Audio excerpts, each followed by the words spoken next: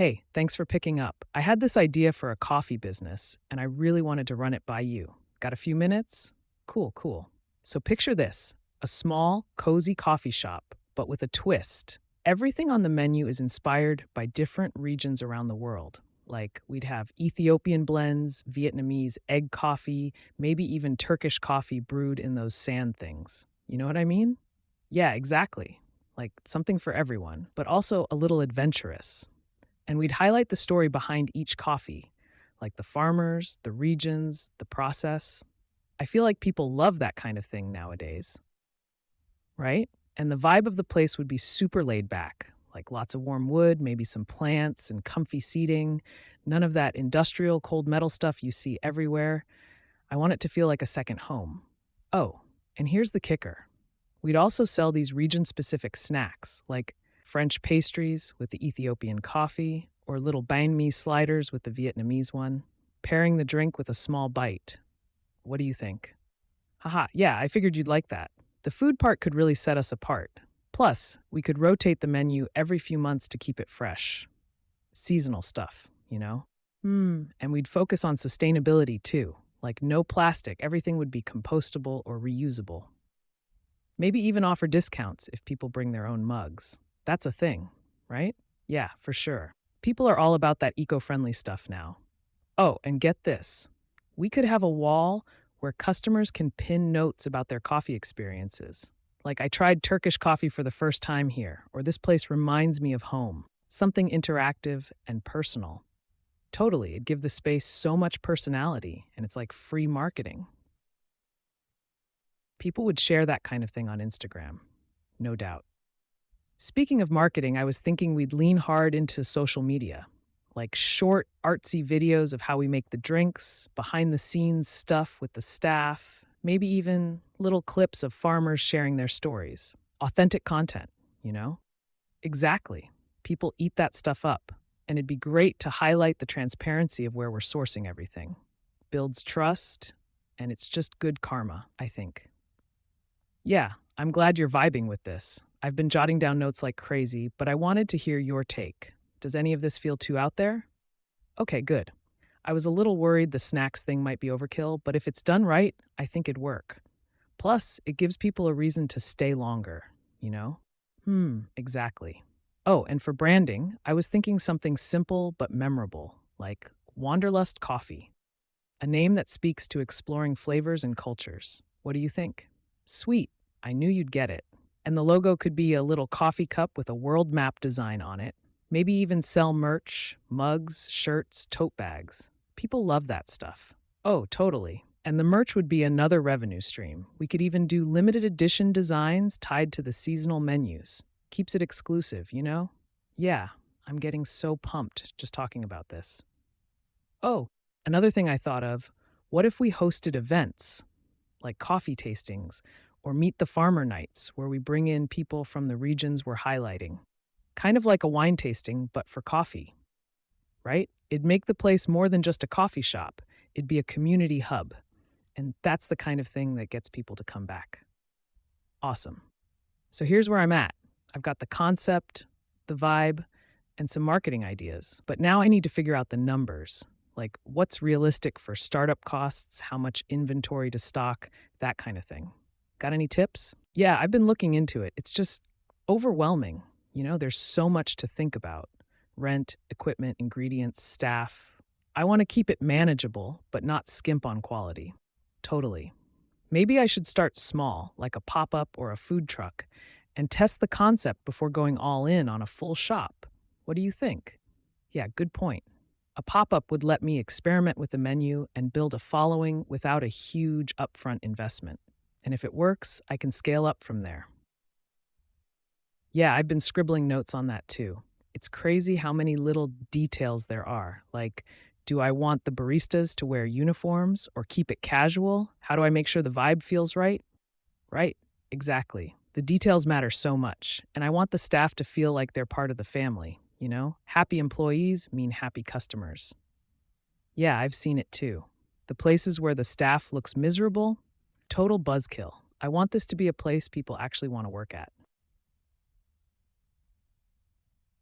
Oh, And one more thing I've been noodling on: loyalty programs. Like not just a punch card, but maybe an app where people earn points for drinks and snacks. Could even have rewards like exclusive merch or invites to those events we talked about, right? And it'd help us gather data too, like what drinks are most popular, peak hours, that kind of stuff. Win win. You know, another thing I've been considering is the music. Like, do we go for a curated playlist vibe or maybe even have live acoustic sets on weekends? Music can really set the tone for a place. Yeah, that's what I was thinking too. Maybe keep it mellow during the day, like indie or jazz, and then something a bit more upbeat for the evenings. And local musicians could bring in their own following. That'd be great for business, right? It's little touches like that which make people remember a place.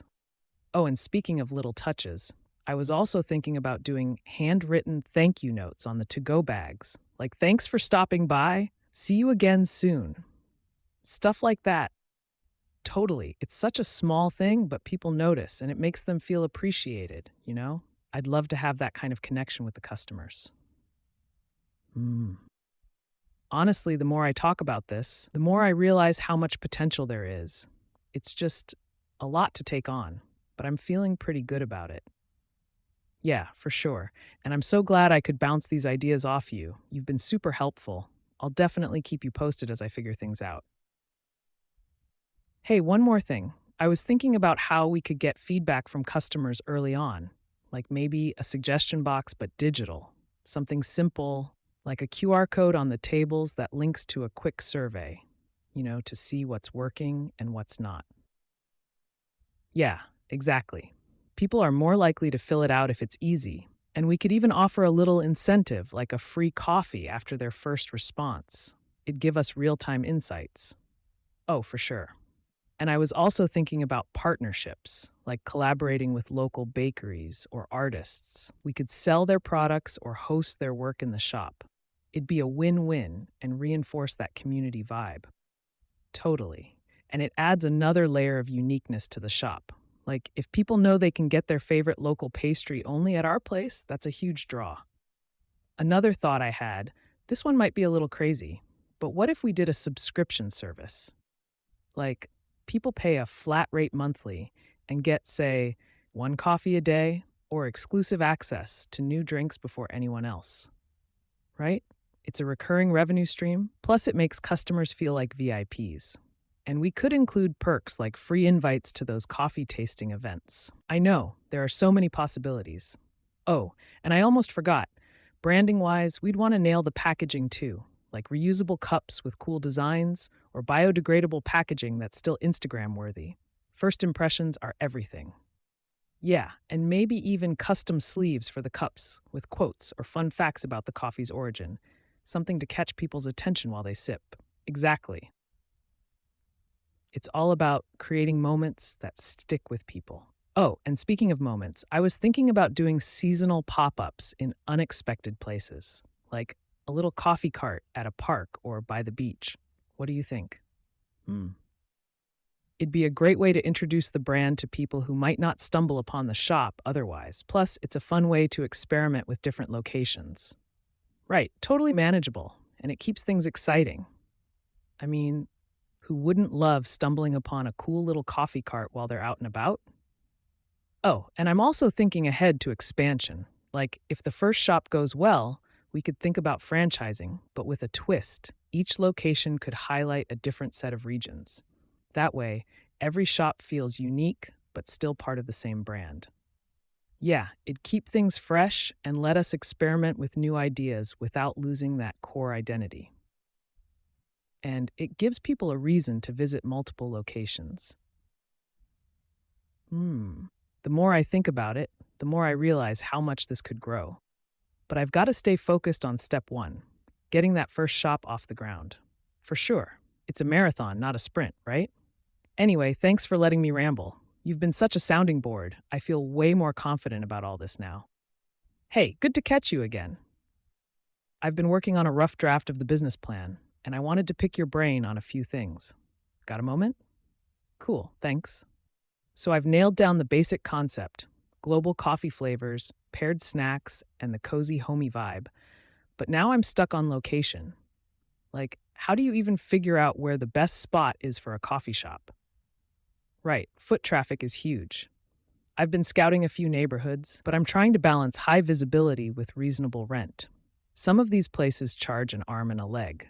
You know? Exactly. I want to make sure we're in a spot where people naturally hang out, like near schools, offices, or even community centers. But I also don't want to drown in overhead before we even get started. Yeah, maybe. A little further out from the city center could work if the vibe is right, especially if it's in an area that's growing. You know? Get in before it becomes the next hotspot. Oh, that's a good idea. A local farmers market could be a great way to test the waters and build a customer base. Plus, I'd get to meet people face to face and talk about the brand. Exactly. And if it works well, I could even do a regular setup there while getting the brick and mortar location ready. It's a low risk way to dip my toes in. Another thing I'm debating is whether to focus on morning coffee drinkers or go all in on the all day crowd. Like, should I try to be a study spot, a lunch break hangout, or stick to the classic morning rush? Yeah, that's kind of where I'm leaning too. If I make it cozy enough for people to linger, but efficient enough for grab and go folks, I could hit both audiences. Exactly. And speaking of efficiency, I've been thinking about the ordering process. Do I stick with the classic counter service or maybe add an app for pre ordering? What do you think? Totally. People love convenience, and it'd help with those busy mornings. Plus, I could add features like saving their favorite orders or sending out promotions. Oh, and another thing, should I aim to hire experienced baristas right off the bat or train a team from scratch? I want to make sure the service feels top notch from day one. That's a good point. Experienced staff could help set the tone early on, but training my own team would let me build the culture I want from the ground up. Yeah, culture is so important. I want everyone working there to feel like they're part of something special, not just punching a clock. If they're happy, the customers will feel it too. Exactly. And I think that starts with fair pay and treating everyone with respect. None of that toxic customer is always right nonsense. We'll back our employees 100%, right? A supportive environment can make all the difference. Oh, and one more thing I've been thinking about. How do I handle slow days? Like, what can I do to keep the place busy during off peak hours? Yeah, promotions could work. Maybe a happy hour for coffee, like half off drinks in the late afternoon, or special deals for students and teachers. Totally. Or even hosting small events like open mic nights or book clubs. Stuff that brings in a crowd but doesn't feel forced, you know? Yeah, I'm glad you think so. It's all about creating a space that feels alive and welcoming, no matter the time of day. Oh, and I almost forgot. Have you ever heard of coffee flights? Like a sampler where people can try mini versions of different drinks? I thought it might be a fun way to showcase the global menu. Jack, exactly. It'd be great for people who can't decide or want to try something new without committing to a full cup. Plus, it's Instagram gold. Haha, yeah, I'm always thinking about the gram. But seriously, it's such a powerful tool for marketing.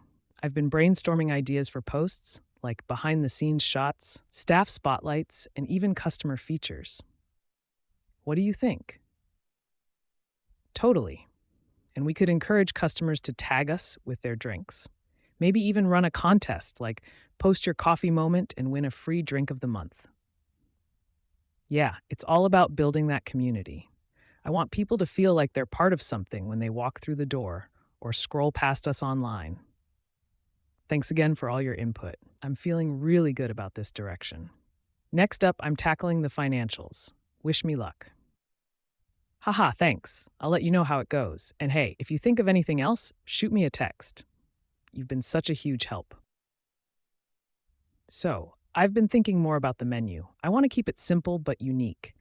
Maybe start with a core selection that has the classics, but then add some quirky options, like a coffee with a hint of lavender or a cold brew infused with cinnamon. What do you think? Right? It's all about that balance. People come for their usual, but it's the unique drinks that get them talking.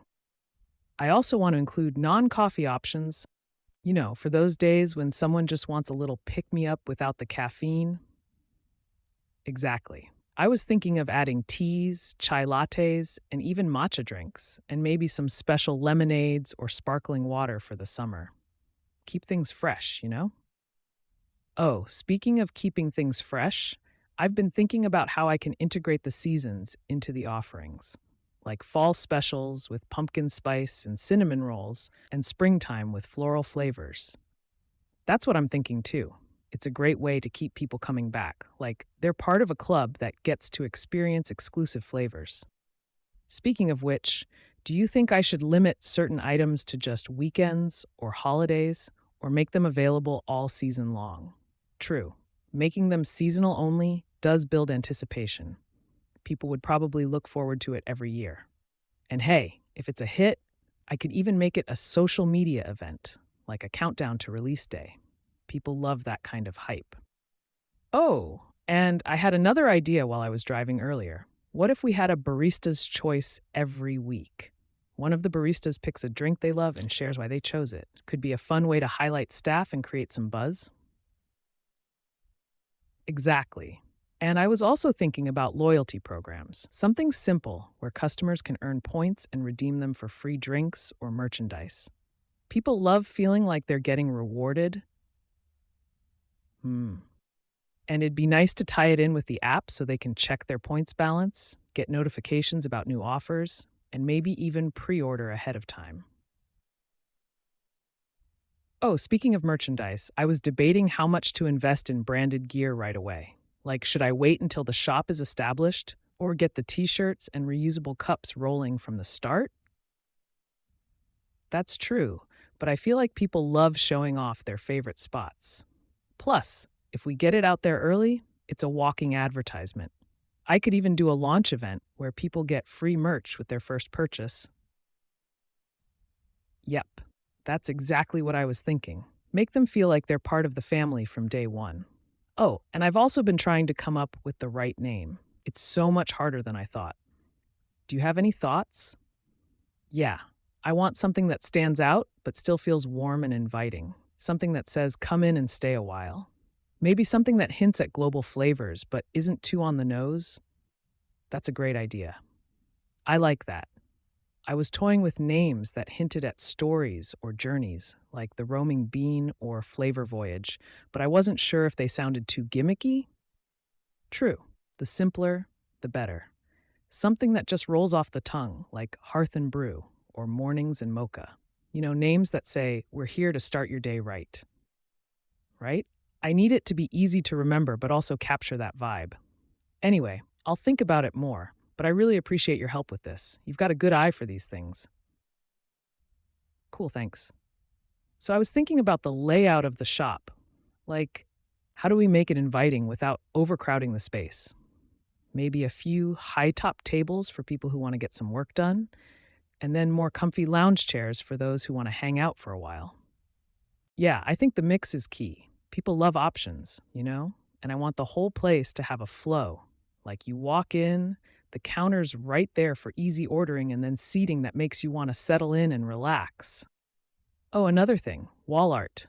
I was thinking of having local artists rotate their work on the walls, like mini art shows. Could be a fun way to support the community and keep the decor fresh. Exactly.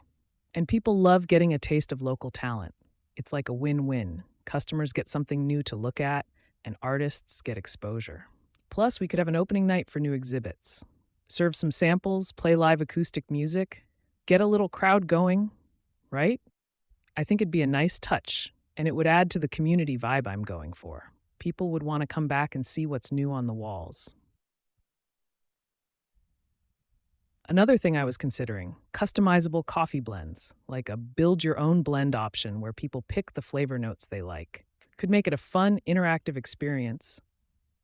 Yeah, exactly. It'd be like a mini coffee experiment. And if we do it right, we could even let people take home small bags of their custom blend. Could be a good selling point. Oh, and speaking of take home stuff, what about branded coffee beans? Like, we sell bags of our own house blends that people can buy and brew at home. Makes for a great gift, too. Yep, totally. And for pricing, I was thinking we could position ourselves as a premium spot, but not so pricey that it alienates regulars. Make it so people can treat themselves, but also come in for an everyday drink, right? It's all about that balance. People need to feel like they're getting good value, but also something they can't get just anywhere. And I think the specialty angle really hits that sweet spot. And hey, if we do this right, we could make partnerships with local businesses, like a local bakery for those pastries, or even a nearby ice cream shop for special coffee floats in the summer. Oh, that'd be awesome. It's those little collaborations that create a buzz. Plus, it's a good way to cross promote and share customer bases. Everyone benefits. Another thought: what if we had a weekly coffee and conversation session? Like a low key event where people can come in, meet each other, and talk about anything from the weather to world events. Makes it feel more like a hangout than just a place to grab a drink. Exactly. And it could be themed, like coffee and art, where people talk about their favorite artists, or coffee and books for book lovers. It'd bring people in who might not usually come by. Yeah, I know it's a lot to manage, but it'd be worth it. And it's the kind of thing that makes a place stand out. People would come for the coffee, but they'd stay for the community, right? I feel like I've been going a million miles an hour with all these ideas, but I'm just so excited. I think this could really work? Yeah, thanks for listening to all this. I feel like I'm starting to piece together something solid. Can't wait to see it all come together. Yeah, I'll definitely be reaching out more. Maybe even get your take on the menu once I narrow it down. Right. And it's funny how bouncing ideas around can bring up stuff you wouldn't have thought of on your own. Like, I wouldn't have considered the live music without you mentioning it.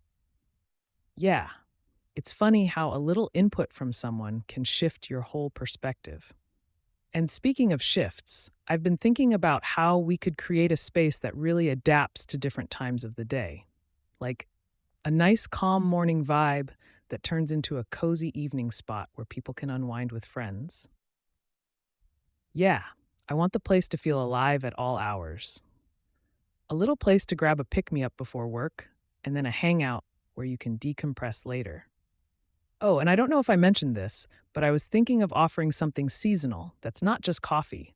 Like, winter might be all about warm spiced drinks, but come summer, we could serve iced drinks with fruit infusions or cold brew floats. Keeps people coming back? Yeah, for sure. And the Instagram worthy factor could be huge for that. People love sharing their drinks when they're unique. Could be the kind of thing that gets people talking and wanting to check it out. I'm thinking of some other small details too. Like, if we do that wall with customer notes, we could even have a coffee story of the month where we pick a customer's story and feature it in the shop. Adds a personal touch and makes people feel like they're part of the story. Yeah, it'd be fun to do that.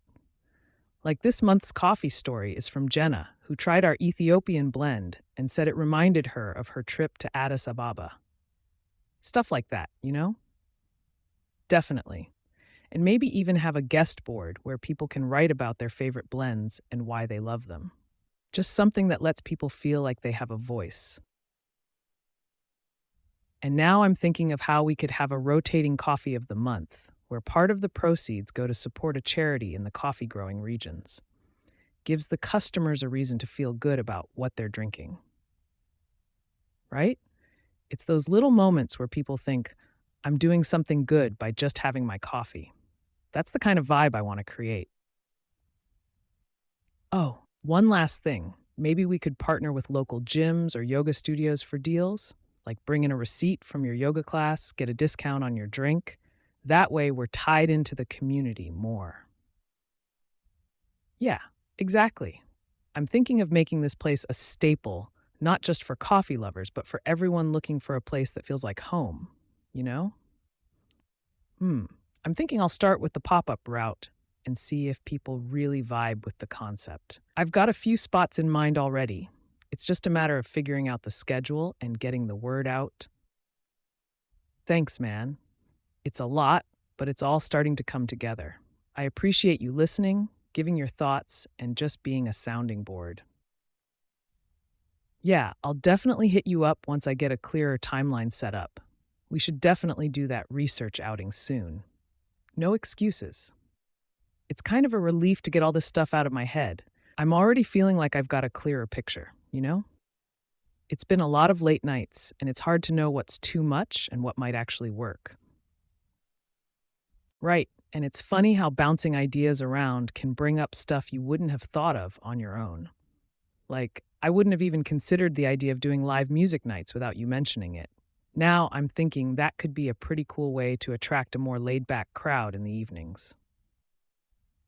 Yeah, it's crazy how a little bit of outside perspective can shift your whole approach. It's like you can get so caught up in the details that you forget about the bigger picture. And speaking of shifts, I've been thinking about how we could create a space that really adapts to different times of the day. I want it to feel totally different in the morning than it does in the evening. In the mornings, I want a nice, calm vibe where people can grab their coffee and head out or just chill for a bit before work. But then by evening, it could transform into a cozy spot where people come to unwind and spend time with friends, you know? Maybe even offer a few small plates or snacks to make it feel more like a late night hangout. Oh, and I don't know if I mentioned this, but I was thinking of offering something seasonal that's not just about coffee. I mean, in the winter, we could go big with all the warm spice drinks like cinnamon lattes and gingerbread flavored options. But in the summer, we could switch it up with iced drinks that have fruit infusions or even cold brew floats. Keep the menu feeling fresh and exciting. That way, people always have something to look forward to. Yeah, for sure. And the Instagram worthy factor could be huge for that kind of thing. People love posting pictures of their drinks when they look cool and unique, right? And if we nail the presentation, we could get a lot of people talking about the place, which would help spread the word. Plus, it could really help build the brand's identity. Now that I'm thinking about it, I was also considering adding some community driven touches, like a space for customers to leave notes or share thoughts about the coffee. Maybe we could have a wall or a bulletin board where people write down their thoughts or leave suggestions. Could be a fun way to get people involved and make the place feel like it's theirs too. Exactly. And I mean, if we get a few regulars, it would give them a chance to feel like they're part of the experience, not just customers, but contributors. I was even thinking we could have a coffee story of the month where we pick one customer's story and feature it in the shop, like someone who's tried a new coffee or someone who just has a cool story about how they found us. It could make the whole vibe a lot more personal. Yeah, it would be a fun way to highlight the community and give people an extra reason to come back. I could see it creating some loyal customers too who'd feel like their voice matters. People love that. Another idea I had was to rotate a coffee of the month where part of the proceeds go to support a charity, especially something related to the coffee growing regions. Like the customers get to know that their money is going towards something good while also trying out a unique coffee they might not have picked otherwise. Right? That's the kind of feel I want. Where customers aren't just sipping their coffee, they're also thinking about the bigger picture and feeling like their choice has an impact. It's all about creating that connection between the product and the customer. Speaking of partnerships, I've been thinking about how we could tie into the local scene even more. What if we collaborated with local yoga studios or gyms for deals? Like people could bring in a receipt from their yoga class and get a discount on their coffee. Or maybe we could have a morning coffee and stretch event with a nearby yoga studio to kickstart the day. Yeah, exactly. It's all about being a part of the community, not just having a place where people get their coffee. If we tie ourselves into that local lifestyle, it'll create more foot traffic and attract a crowd who's into the vibe we're building. Another idea I had was to create a space where people can work or study comfortably. I know it's a bit of a balancing act because we don't want to get too quiet or sterile, But if we make the place comfortable for people who need to work, like offering free Wi Fi and some power outlets, we could become a go to spot for remote workers or students. It could be like a little hidden gem for people who want to get things done outside their house. Yeah, but I don't want it to be too much of a work only place either. It should still feel like a casual hangout for everyone. So maybe have some space for people who want to work, and then some spots where people can just relax with a friend and have a chat. Thanks for talking this through with me. It feels like I'm finally starting to figure out the vibe I want, you know? Like not just a coffee shop, but a space where people feel at home, where they come to get more than just a drink, they get an experience. I'm already getting excited about the possibility of how this could all come together. And the more I talk to you, the more I see how important those little touches are. I don't want this to be just any coffee shop. I want it to be the kind of place people remember and keep coming back to. Yeah, for sure. I'm going to keep fleshing this out and figure out the logistics. I'll definitely reach out again when I'm ready to nail down the details for the menu or the business plan. Maybe we could even meet up and do a little research together, check out a few other spots, and see what's working for them. Haha, I know. No more excuses. We'll make a day of it. I've just been thinking more about all this and wanted to run a few more ideas past you. So, I was thinking about the design of the space and how it could affect the overall feel of the place. I want it to be warm and welcoming, but not so much that it feels cramped. Maybe some plants and wood accents to give it that cozy vibe. People love that, right? Makes them feel like they're in a place that's alive. Yeah, definitely. It's that natural, relaxed atmosphere that seems to make people want to linger. And if we're doing this right, they won't just stay for one drink, they'll want to come back.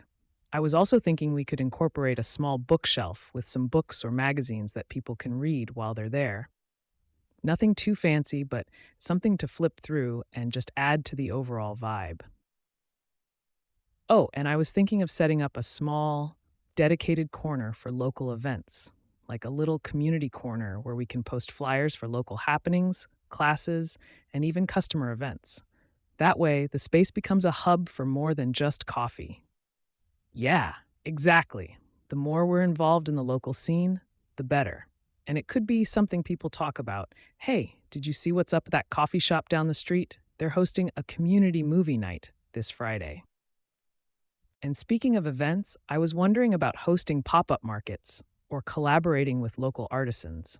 It could be a monthly event where people can come in, grab their favorite coffee, and browse handmade goods or local crafts.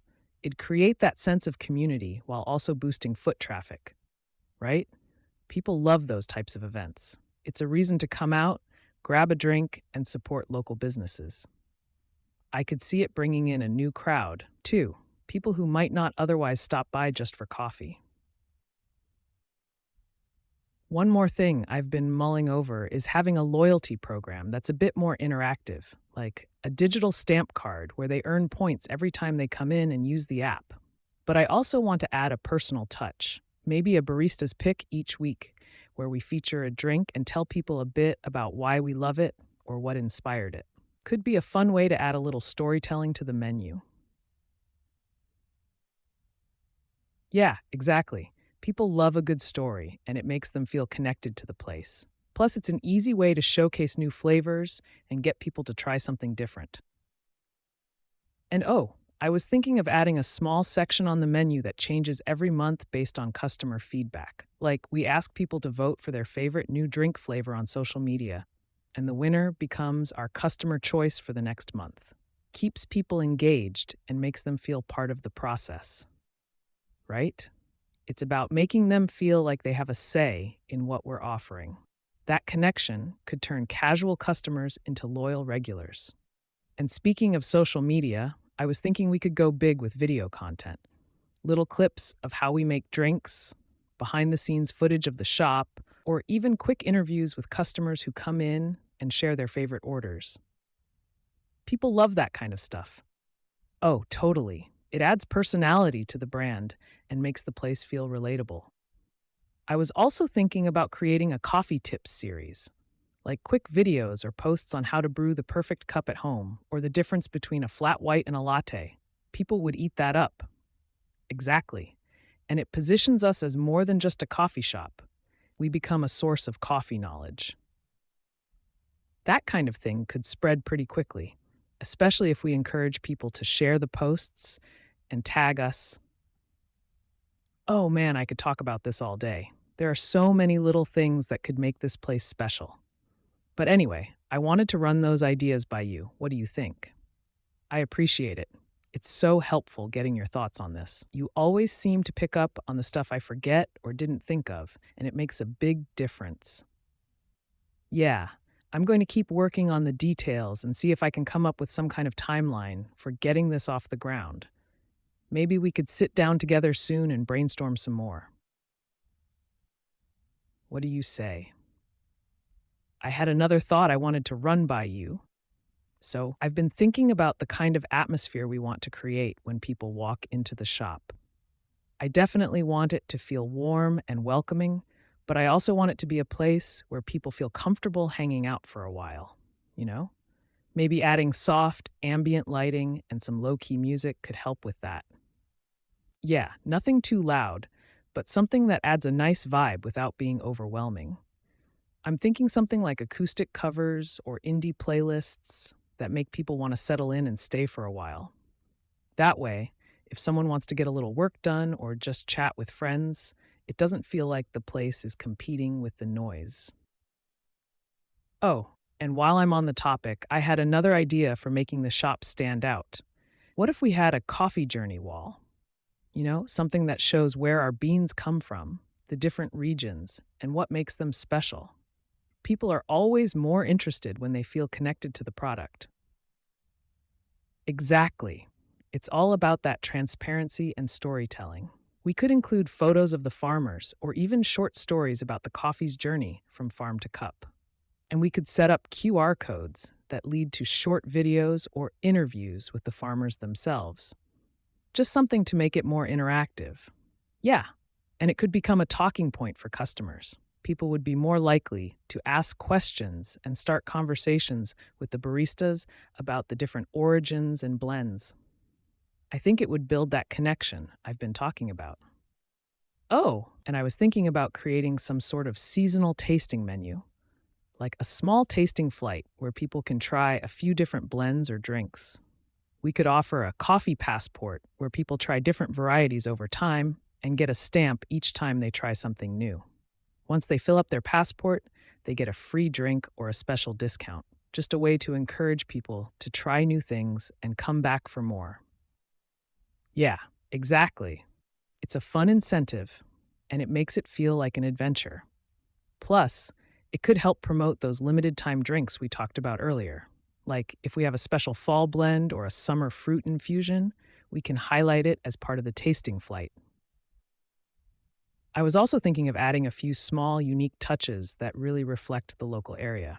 Maybe we partner with local artisans to make custom coffee mugs or sell little handmade items that tie into the theme of the shop. People love buying a little keepsake when they visit somewhere new. Right. And that kind of thing can make the shop feel more like a part of the neighborhood, not just a business. It becomes a place where people go to find something a little different or support local talent. One thing that came to mind was starting a monthly book club or movie night.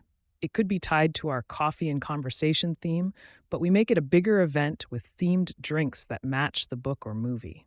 Like if we do a classic film night, we could serve a cinematic mocha or a director's cut cold brew.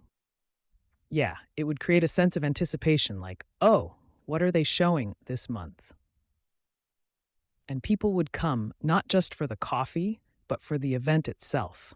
We could even invite local authors or filmmakers to come in and talk about their work. That would add even more of a community feel. Speaking of community, I'm still thinking about partnerships with local businesses. Like if we team up with a bookstore or a local flower shop for a coffee and flowers day, we could create a unique experience where people come in for coffee and leave with a book or a bouquet. A little cross promotion, you know? Right? It's those little collaborations that make the whole area feel like a tight knit community. People would know that when they're supporting us, they're also supporting a bunch of other local spots. It could help build a loyalty that goes beyond just coffee. Oh, and I know we talked about branded coffee beans before, but what about branded merchandise? Like custom tote bags, t shirts, or even reusable coffee cups with our logo and some fun, quirky phrases. People love that kind of stuff, especially when it's practical. Exactly. And it's not just about getting the name out there, it's about creating that sense of pride. People love showing off their favorite local places, and branded gear makes it easy for them to do that. Plus, it's a little extra revenue stream. Man, now that I'm thinking about it, I really need to sit down and start mapping out some of these ideas. But before I get too carried away, I'll let you go. Thanks again for listening and bouncing these ideas around with me. I really appreciate it. Yeah, I'll be in touch soon. We'll get together and go over more details, maybe even take a little tour of some spots to get more inspiration. Sound good? Great? I've been jotting down more ideas and wanted to get your take on them. Hope you don't mind. So, I was thinking about how we could create a unique atmosphere that encourages people to take their time and really enjoy their experience. I want the shop to feel like a place where people can disconnect from the hustle and just chill for a bit. You know, maybe add some comfy seating with different options like armchairs, couches, and a few booths for people who want to settle in for a while. Yeah, it's all about giving people choices. Not everyone wants to sit at a high top table or at the bar. I'm thinking a mix of seating styles could help make it feel more inviting. And if we can do it right, it could even become a little Instagram worthy spot. People love sharing a cozy corner with a nice drink. Oh, and another thing I've been thinking about is adding a rotating mural or artwork from local artists. Like every month or so, we switch it up and showcase a new piece. That way, people will have a reason to come back and check out the new art. Plus, it gives local artists a platform and supports the community. Exactly. It could spark conversation too. Customers would talk about what's featured, and it would give them something to look forward to. And if we post about it on social media, we could even do behind the scenes interviews with the artists to show the process behind their work. Speaking of social media, I was thinking about incorporating more interactive content. Like, we could run a monthly poll where followers vote on the drink they want to see featured or the artist they'd like to showcase. It'd be an easy way to get people involved and excited about what's coming up. Yeah, right?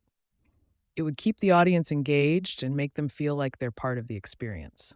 It's kind of like giving them a seat at the table without actually having to be there.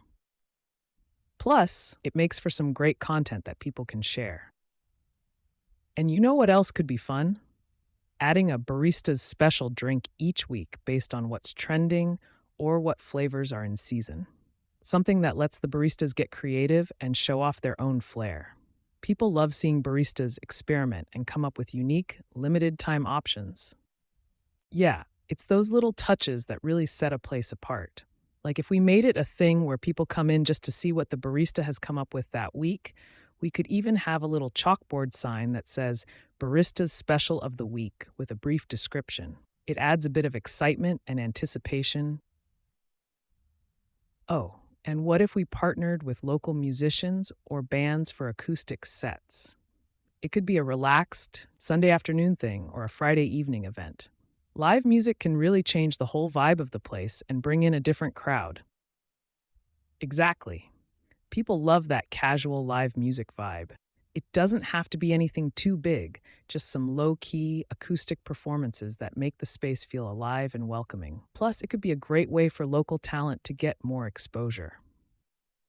I'm also thinking about adding an outdoor seating option if we can swing it. Something with string lights and maybe some potted plants or little fire pits for the colder months. People love sitting outside, especially when the weather's nice. It's a way to make the most of the space and create a vibe that feels a little more laid back, right? It'd be perfect for those days when people want to enjoy their coffee in the fresh air. And it'd be something to draw people in who might not otherwise think about visiting us. That added outdoor element could really help build the whole coffee and community vibe. And what about themed days? Like a throwback Thursday where we play older hits and have retro drink options, or Monday motivation, where we highlight a special drink with a little inspirational quote on the cup. Just little things that make each day a bit more memorable. Yeah, it's those kinds of things that turn a regular visit into an experience. People love little surprises and unique touches that make them smile. It's what keeps them coming back day after day. Thanks for letting me ramble on. I've just been so excited, and talking it out helps me get a better picture. I really appreciate you listening and giving me feedback on all this. What do you think? Am I overthinking it, or do these ideas feel like they could work? Yeah, I know it's a lot to take in. I just get carried away when I start thinking about what could make this place really special. I'm going to keep fleshing out these ideas and maybe sketch out some plans. Let's definitely set a time soon to go over it all together. Sound good? Great. I'll touch base soon and we can start piecing everything together. I had another brainstorm session and came up with a few more things I think could really help set us apart. So, I've been thinking about how we could tie in some local traditions or customs into the shop's vibe. Like if there's a local festival or a cultural event happening, we could do a drink or food special that reflects that. For example, if there's a harvest festival coming up, we could create a seasonal pumpkin spice latte or a fall-themed pastry. Exactly. It would make the place feel like an integral part of the community, and people would love the idea that we're celebrating local culture. Plus, it could be a fun way to introduce people to new flavors or treats they might not normally try. Oh, and what if we started a barista's corner on our website? It could feature recipes, behind the scenes stories, and fun facts about the coffee making process. The idea would be to give people more of an inside look at how we do what we do and why we love it. It could even have guest posts from the baristas themselves talking about their favorite coffee blends or personal brewing tips.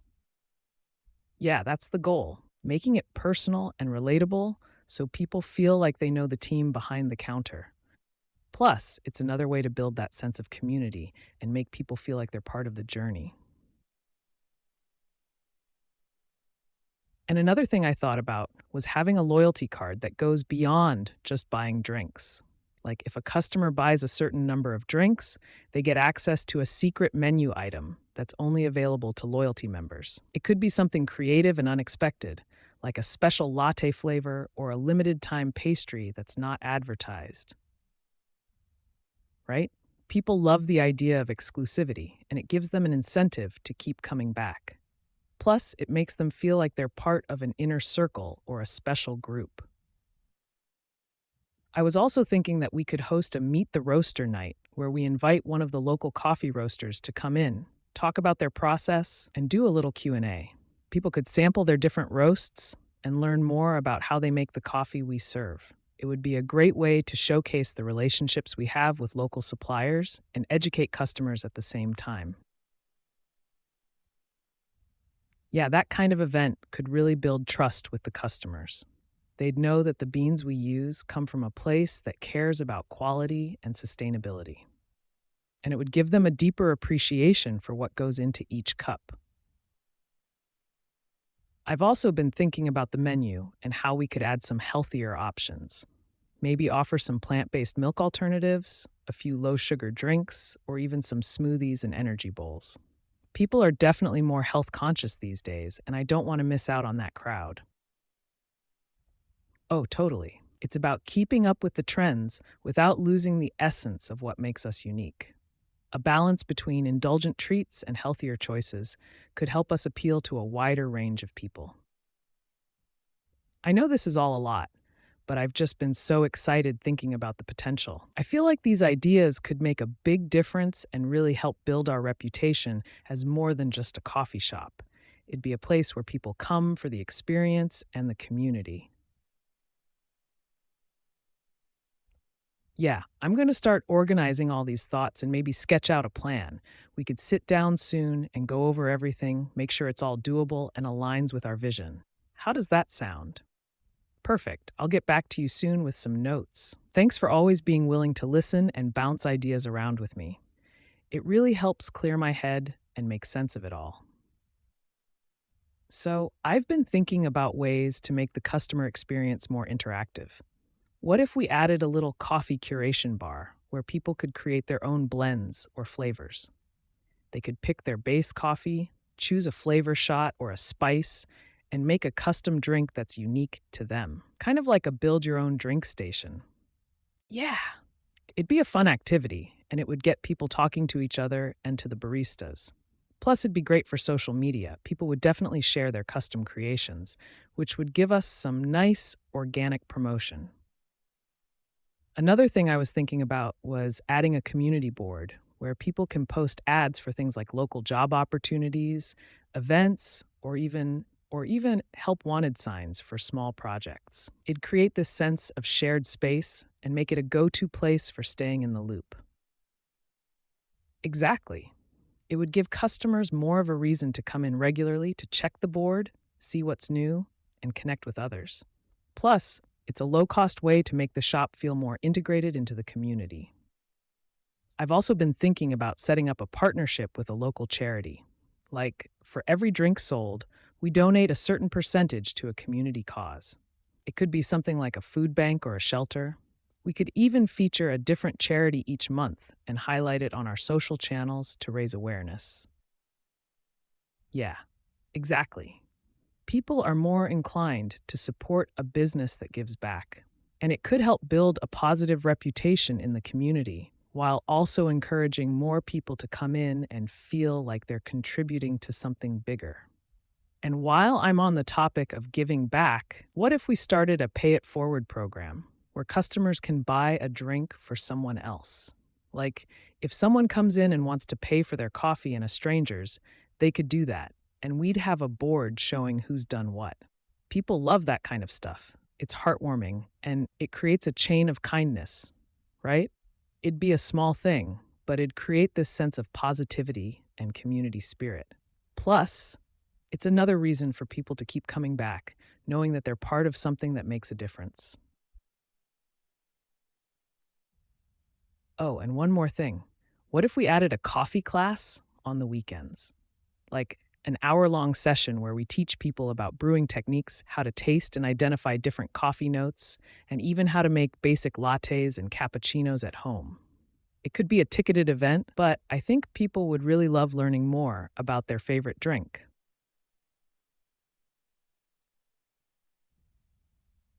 Yeah, and if we do it right, it could turn into a week or monthly ritual for people. We could even bring in guest experts to talk about different brewing methods or coffee growing regions. And those who come could get a little certificate or something that says they completed the class. People love a little achievement like that. Thanks for listening to all this. Seriously, I know I'm throwing a lot your way, but I can't help it when I get so excited. What do you think about these new ideas? Am I going too far, or are we on the right track?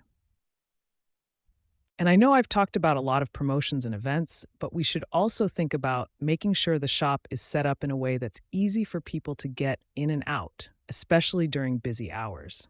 Like better signage for the lines, an ordering app for mobile orders, and maybe even a loyalty program that integrates with our online system. The easier we make it for people to order, the better. Yeah, exactly. People are looking for convenience, and if we can make that part seamless, it could really improve the overall experience. The app could even send out notifications when their order's ready, so they don't have to wait around. And we could include special offers through the app, like a happy hour deal where a specific drink is half off during a certain time window, or exclusive app only menu items. People love feeling like they're getting a little extra. Thanks for listening to all these ideas. It's just been one of those days where everything seems to click, and I want to make sure I get it all down before I forget. What do you think of these recent brainstorms? Any stand out, or am I getting carried away again? I really value your input on this. I don't want to go too big too fast, but at the same time, I don't want to leave any stone unturned when it comes to making this the best it can be. What's your take on it all? Great. It's good to know we're on the same page. I'll keep refining these ideas and make sure they're practical before we move forward. Maybe we can set up a time next week to go through the plans together? Awesome. I'll send over a draft of everything so you can look it over. Thanks again for taking the time to go through this with me. I really appreciate your perspective. So, I was thinking about creating seasonal loyalty cards. Something simple where customers collect stamps for drinks they buy during a specific season, like winter or fall. Once they fill up the card, they get a seasonal treat on the house, like a peppermint mocha or a pumpkin spice latte, right? It's a little twist on the regular loyalty programs and ties it into the time of year. Plus, it gives people an extra incentive to keep coming back, especially during the holidays when things are already feeling festive. Speaking of festive, what if we hosted themed decoration days? Like a weekend event where customers can help us put up holiday decor, and in return, they get a free drink or a discount. It'd be a fun way to get people involved and make them feel like part of the shop's personality. Yeah, imagine families coming in, hanging ornaments, or helping with a little DIY project, and then sitting down for a cup of coffee. It'd be such a feel good vibe and perfect for social media. Oh, and I had this idea for slow days. What if we did pop up specialty workshops in the shop, like a latte art class, or even a Coffee 101 crash course?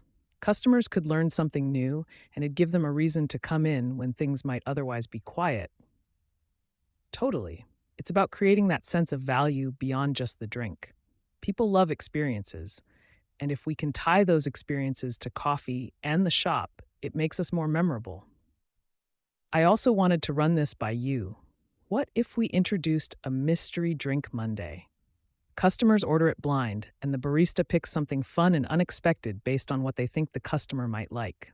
It'd be a great way to introduce people to new flavors or drinks they might not normally try. Yeah, and if someone doesn't love the mystery drink, we could offer to swap it out with their usual order. No problem. It's low risk for them, but high fun and engagement for us. One last thing I've been noodling on is an idea for a little shop mascot, like maybe a quirky character we can incorporate into our branding on coffee cups, signs, or even as a plush toy we sell. It could give us an extra layer of charm and personality, right? It'd be especially great for kids and families, and it could become something people associate with us instantly. Imagine people saying, "Let's go to the place with the little owl on the cups," or whatever the mascot ends up being. Anyway, I know I'm throwing a lot at you again, but I just couldn't keep all this to myself. What do you think? Are these hitting the mark, or do we need to rein it in a bit? Thanks. I really appreciate your feedback. I know it's a lot to consider, but I feel like we're building something that's not just a coffee shop, but a place people really connect with. Awesome. I'll keep polishing these ideas and see which ones make the most sense to roll out first. So, you know how a lot of coffee shops have loyalty programs? What if we took it up a notch and made it more personal? Like, we could have a milestone membership where people get rewards not just for the number of drinks they buy, but also for how long they've been a customer. Imagine sending a free drink or a special thank you on someone's 1 year anniversary with us, right? It'd make people feel like we genuinely value them, not just their transactions. Plus, it builds that emotional connection, which is what keeps customers loyal. And here's another spin-off idea. What if we introduced an insiders club? Members could get early access to new menu items, invites to private tasting events, or even the chance to create and name a drink that goes on the menu for a limited time. Exactly. It's about creating exclusivity, but in a way that feels fun and rewarding. People love feeling like they're part of something special, and this could really help us stand out. Another thing I've been mulling over is a partnership with local musicians. What if we hosted acoustic nights in the shop once a week? It could be a laid-back, cozy atmosphere where people can enjoy their coffee and discover local talent. Yeah, it'd be such a vibe. Plus, it gives the musicians a platform and brings in a crowd that might not normally stop by. It's a win win for everyone. Oh, and while we're on the topic of events, I had this wild idea for a barista challenge night. Customers could challenge the baristas to make specific drinks or try their hand at latte art, and we'd have a little friendly competition. Totally, it'd be so interactive and fun. People would get a kick out of seeing the baristas show off their skills, and it'd give the staff a chance to connect with customers in a unique way. One last idea for today. Promise. What if we created seasonal drink flights? Kind of like beer flights, but with coffee. Customers could try small samples of different seasonal drinks in one order. It'd be perfect for people who want to taste everything without committing to a full cup, right? It's such an easy way to introduce people to new flavors. And who doesn't love the idea of a flight? It makes the whole experience feel more elevated and fun. Anyway, I know I've been bombarding you with ideas lately, but I feel like we're onto something really special here. What's your take? Do these feel like the kind of things that could help us grow and stand out? Thanks. I appreciate that. It's so great to have someone to bounce these off of. I'll put these ideas into a more organized format and see how they fit into the bigger picture. So, I was thinking about how we can make mornings more exciting for our customers. What if we introduced a golden cup promotion? Every morning, we randomly place a special sticker or token on the bottom of one coffee cup, and whoever gets it wins a free drink or a discount for their next visit. Right? It's simple, but it adds a little thrill to someone's day. People love surprises, and it's a great way to make them feel lucky just for stopping by. And while I'm on the subject of fun promotions, what about a Barista's Choice Day? Once a week, we feature a drink created by one of the staff.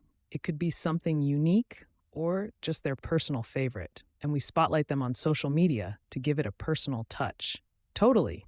It'd give the team a chance to showcase their creativity and personality.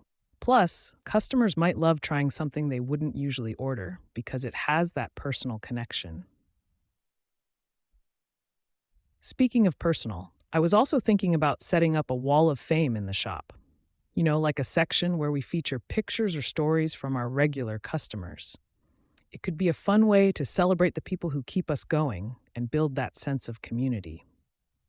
Exactly. People would love seeing their faces or names up there. It's a simple gesture, but it goes a long way in making people feel valued. Another idea. This one's a little different. What if we partnered with a local bakery or dessert maker for a rotating guest pastry feature? Each month, we could showcase something new, like a unique muffin, scone, or cookie that pairs well with our coffee. Right? It's great cross-promotion, and it keeps the menu feeling fresh without us having to expand our kitchen operations too much. Plus, it supports other local businesses, which is always a win. Oh, and one more thing I've been thinking about. What if we created a coffee passport? Customers could get a little booklet with all our different drinks listed, and each time they try one, they get a stamp. Once they fill up the passport, they earn a reward or a special badge of some kind. I knew you'd like that one. It's a fun way to encourage people to explore the menu and try drinks they might not usually consider. And who doesn't love collecting stamps? It's nostalgic and rewarding at the same time. Thanks for always humoring me with these ideas. I know I can get a little carried away, but I just can't stop thinking about how to make this place the best it can be. What do you think? Are any of these standing out as must-tries? Awesome. I'll start sketching out some plans for these, and maybe we can do a little brainstorming session later to nail down the details. So I had this idea while I was driving earlier. What if we introduced a coffee story series? Like every month, we pick a different coffee origin, Ethiopia, Colombia, Sumatra, and highlight it with a special feature. We could offer a single origin brew from that place, share its history, and even talk about the farmers or co-ops we source from, right? It'd be such a cool way to educate people and make them feel more connected to what they're drinking. Plus, it shows that we really care about where our coffee comes from and the people behind it. And here's a thought to tie into that. What if we hosted tasting nights based on those origins? We could brew coffee a few different ways: French press, pour over, cold brew, and let people compare the flavors. It'd be like a wine tasting, but for coffee. Exactly. It's interactive, educational, and fun. People love learning about their favorite things, and it'd give us another opportunity to show off our expertise and passion. Another idea that came to me: I know we've talked about community involvement before, but what if we hosted Coffee with a Cause days? Maybe once a quarter, we pick a local charity, and a percentage of the day's sales goes to them. We could even invite representatives from the charity to come and share their mission with customers. Yeah, it's a win win. It raises awareness for good causes, gets people into the shop, and reinforces the idea that we're not just about selling coffee, we're about making a difference. Oh, and speaking of community, what do you think about a neighborhood discount program? Like if someone lives within a certain radius of the shop, they get a small discount on their orders. It'd be a nice way to reward the locals who keep us going. Right. It's simple, but it shows that we value the people who are closest to us. And it might encourage them to make us their go to spot instead of hitting up one of the big chains. And one last thing for today, I promise. I've been thinking about the holidays coming up, and what if we offered custom gift boxes? We could include a bag of our house blend, a branded mug, maybe some biscotti or chocolate, and package it all up nicely. It'd make for a great gift, and it's a way to showcase our brand outside the shop. Yeah, exactly. It'd be a hit for corporate gifts too. Imagine local businesses ordering them for their employees or clients. It's practical and builds our visibility. All right, I think that's it for now. What do you think? Are these ideas we can start running with, or do I need to slow down and focus on fewer things at a time? Thanks so much. I know I say it every time, but I mean it. Your feedback really helps me stay grounded and make sure these ideas actually make sense. So I was thinking, what if we introduced a Throwback Thursday menu? We could feature drinks that were popular a few years ago, or even bring back some of our old specials for a day. It'd give people a little nostalgia and something to look forward to every week, right? And it's super easy to execute. We don't even need to reinvent anything. Just bring back a favorite and promote it on social media. I think people would love the chance to order something they haven't had in a while. Another thought I had was about creating a coffee lover's starter kit for people who are new to specialty coffee. It could include a bag of beans, a little guide on brewing methods, and maybe a discount on their next purchase. It'd be perfect for gift giving or for customers who want to get more into coffee at home. Totally. It's a way to add value and create a deeper connection with our customers. Plus, it positions us as more than just a coffee shop. We're also a resource for people who love coffee. And while we're talking about connections, I was thinking about setting up a Meet the Farmer event. Maybe we could partner with one of our suppliers and host a virtual or in-person Q&A with the farmers who grow our beans. Exactly. It'd be such a unique experience, and it helps tell the story behind the coffee. People love knowing where their products come from, and it'd really set us apart. Oh, and I've been meaning to ask, what do you think about adding a few more non coffee options to the menu, like herbal teas, sparkling waters, or even seasonal lemonades?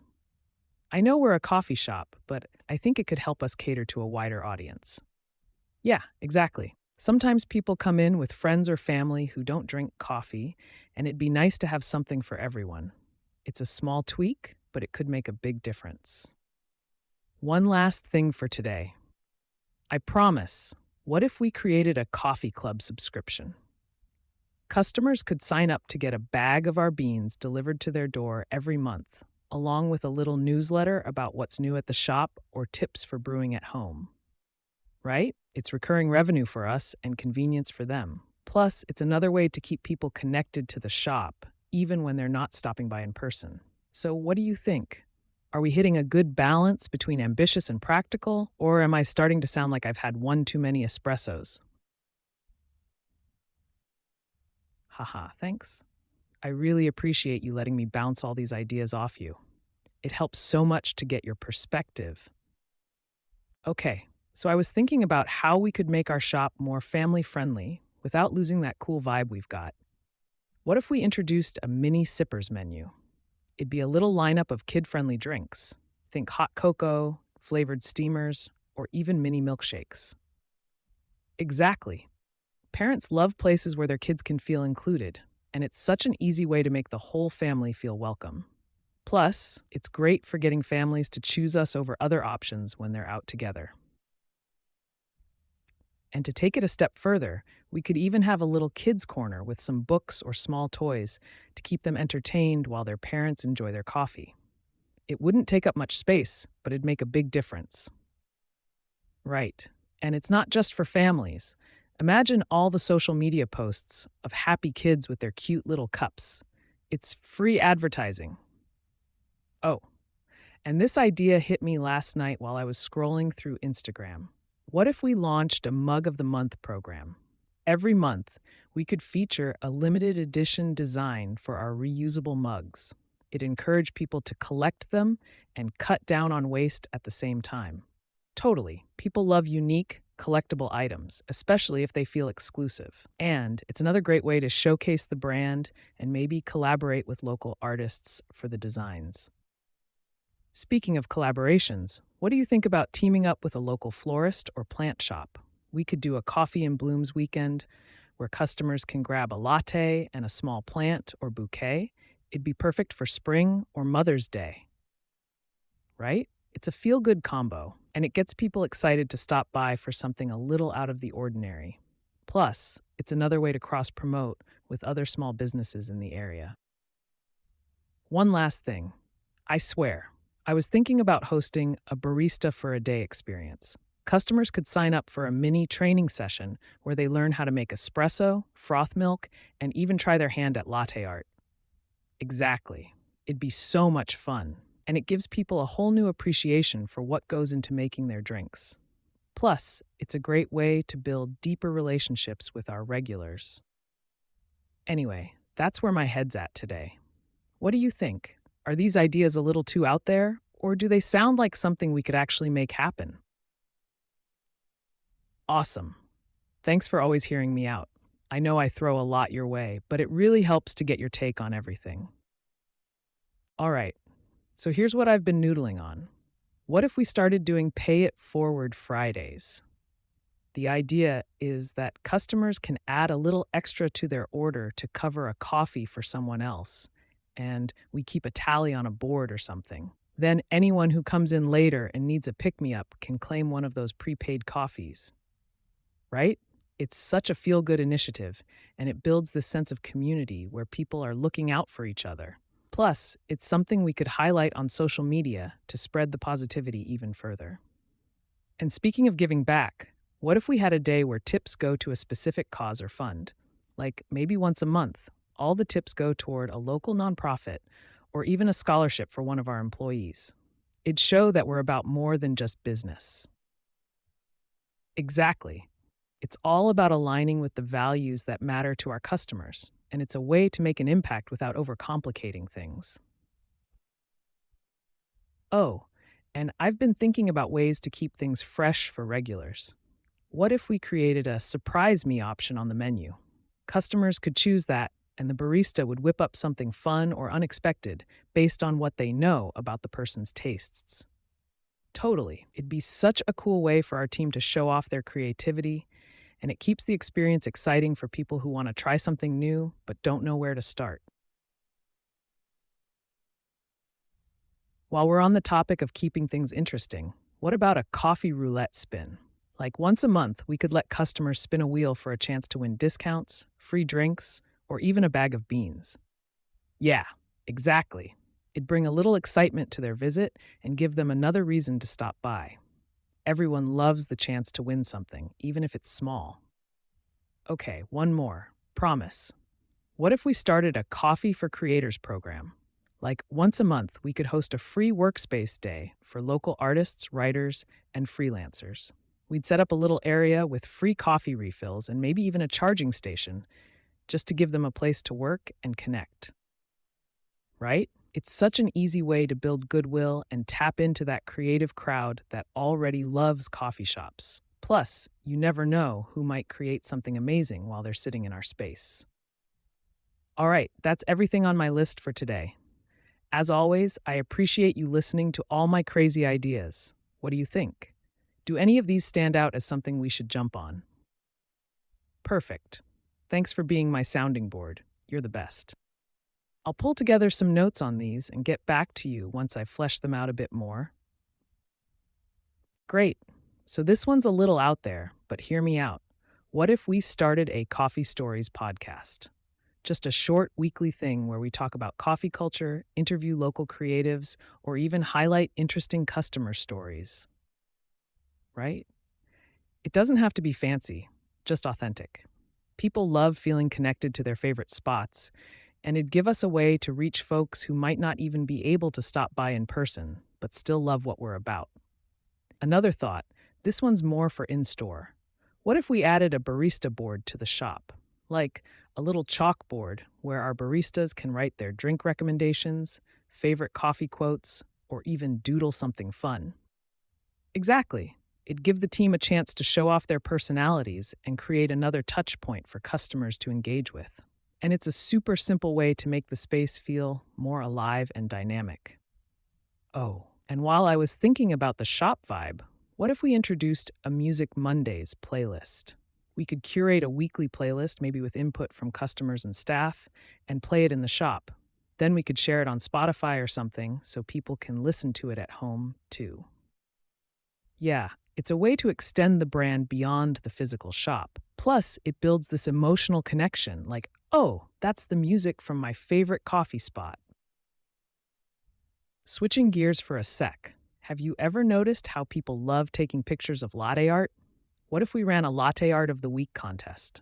Customers could share their photos, tag us, and we pick a winner who gets a free drink or a little discount. Totally. It's free marketing and it encourages people to interact with us on social media. Plus, it shows off our barista's skills, which is always a good thing. Okay, one last idea for now, I promise. What do you think about hosting a coffee shop trivia night? We could do it after hours and have questions about coffee, pop culture, or even local history. Maybe throw in some prizes like free drinks or gift cards. Right?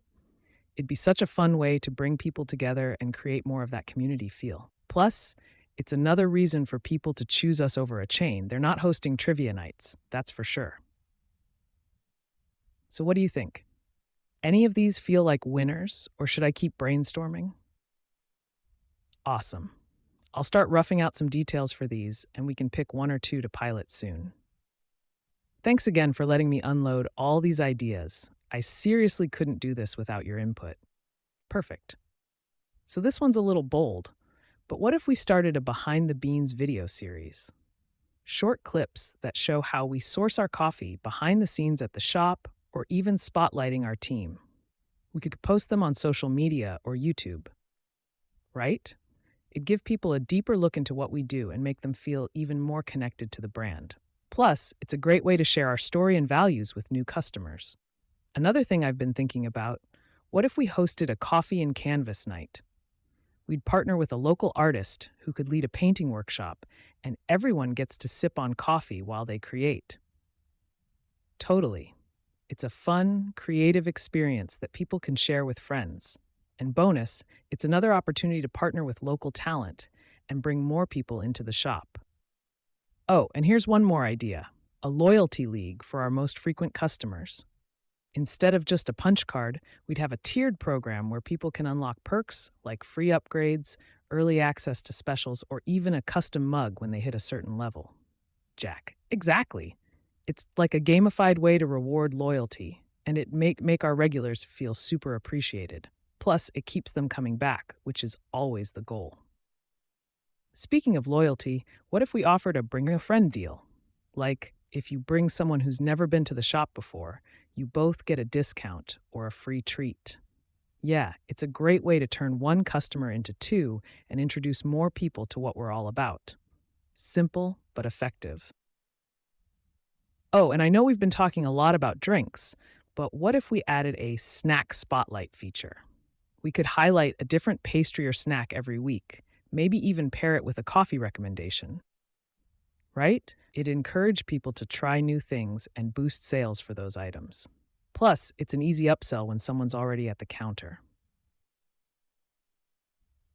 Okay, one last thing. I promise this time. What about a monthly coffee swap? Customers could bring in coffee gear they don't use anymore, like mugs, pour over devices, or grinders, and swap with someone else. It's sustainable, fun, and builds that sense of community. Exactly. It's like a little treasure hunt for coffee lovers, and it gives people a reason to come in, even if they're not buying something that day. So, what do you think?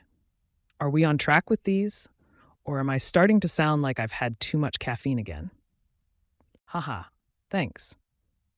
I really appreciate you always letting me run through these with you.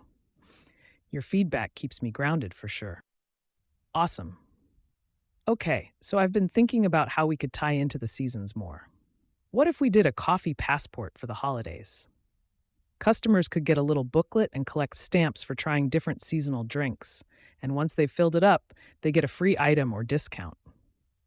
Right? It's interactive, fun, and gives people a reason to try things they might not usually order. Plus, it's a great way to keep them coming back during what's already a busy time of year. While we're on the seasonal train, what do you think about a snow day special? On days when it's snowing, we could offer a deal, like $1 off a hot drink or a free topping upgrade.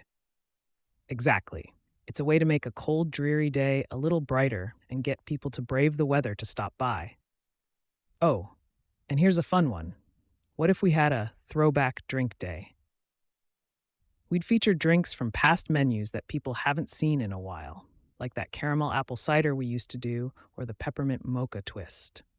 Totally. It's nostalgic for our regulars and gives newer customers a chance to try something different. Plus, it's an easy way to shake up the menu without having to create anything new.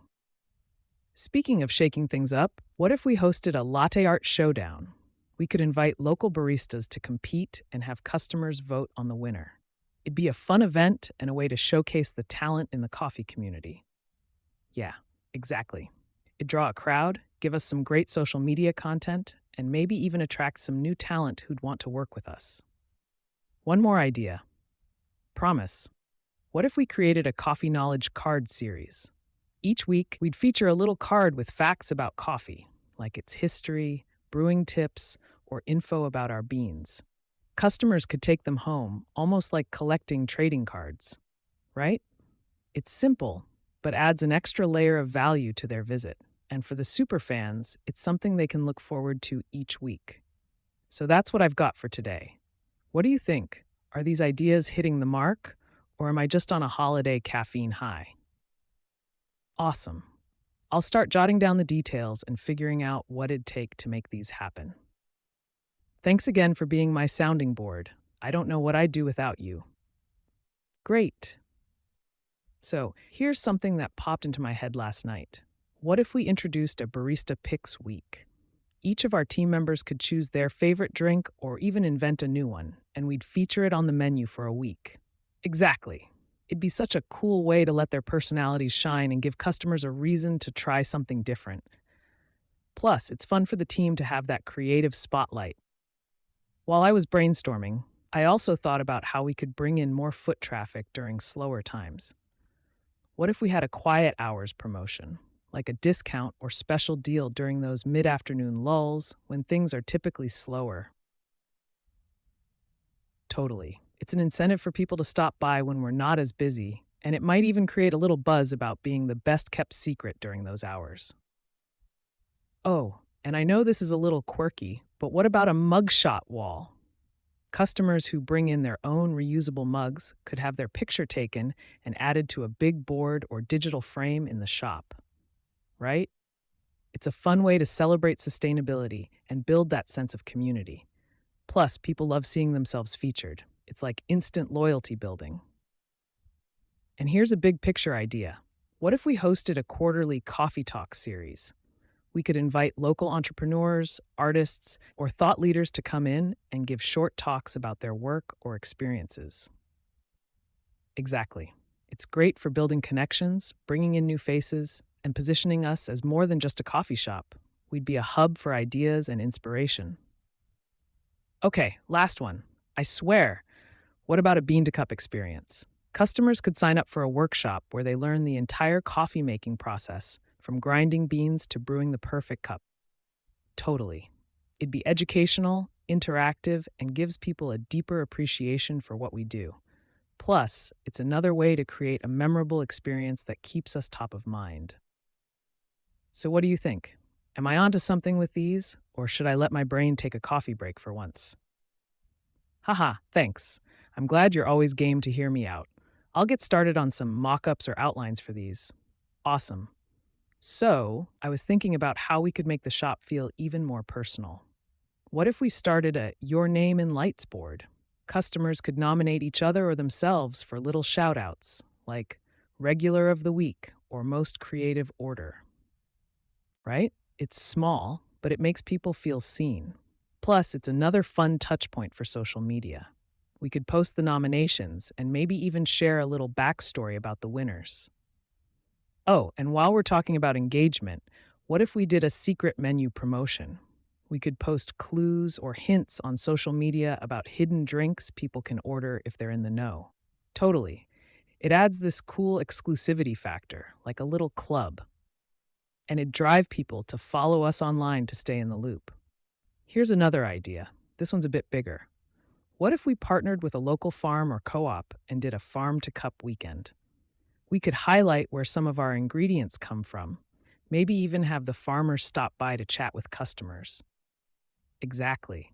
It builds that transparency and connection people love, and it shows we're supporting local businesses. Plus, it's a story that resonates with customers who care about sustainability. Switching gears a bit, what about hosting a coffee tasting flight night?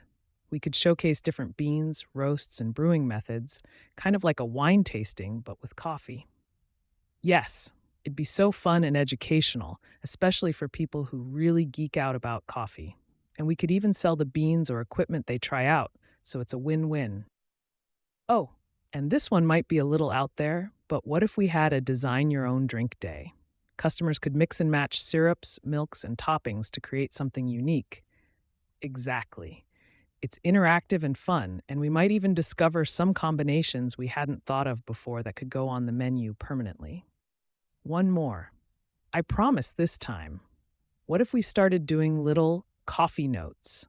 Like every to go cup could have a positive message or quote handwritten on it by the team, right?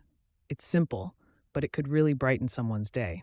Plus, it's one of those little details that makes people feel special and connected to the shop. So, what's your take? Am I still on the right track, or should I finally take a nap and let my brain rest for a bit? Haha, thanks. I knew you'd get it. I'll start fleshing some of these out and we'll see which ones we want to run with. You're the best? Seriously. I actually have a reason this time. Got a moment to go over some more ideas? Great. So, one thing that's been on my mind is how we could make our space more interactive. What do you think about adding a guess the bean jar? We'd fill a big glass jar with coffee beans, and customers would guess how many are inside. The winner gets a free drink or a discount. Exactly. It's simple, but it would get people talking and coming back to check on their guesses. Plus, it's a fun little game that makes people feel involved. And speaking of making people feel involved, how about a barista for a day program? Customers who sign up could shadow a barista and learn how to make their favorite drink. We could even make it a little mini training session with a certificate at the end. Yeah, it'd be such a unique experience, and it's a way for people to really appreciate the skill that goes into what we do. Plus, it could be a great gift idea. I also thought about this idea while I was cleaning up the back room. What if we did a coffee hack series on our social media? Little tips and tricks on how to brew better coffee at home, from the perfect grind size to how to get that microfoam just right. Exactly. It's helpful content that keeps our customers engaged and learning, and it positions us as the experts in the field. And bonus, it might bring in new followers who are into coffee culture. Now, here's a bit of a wild card. But what if we threw a coffee and yoga morning event?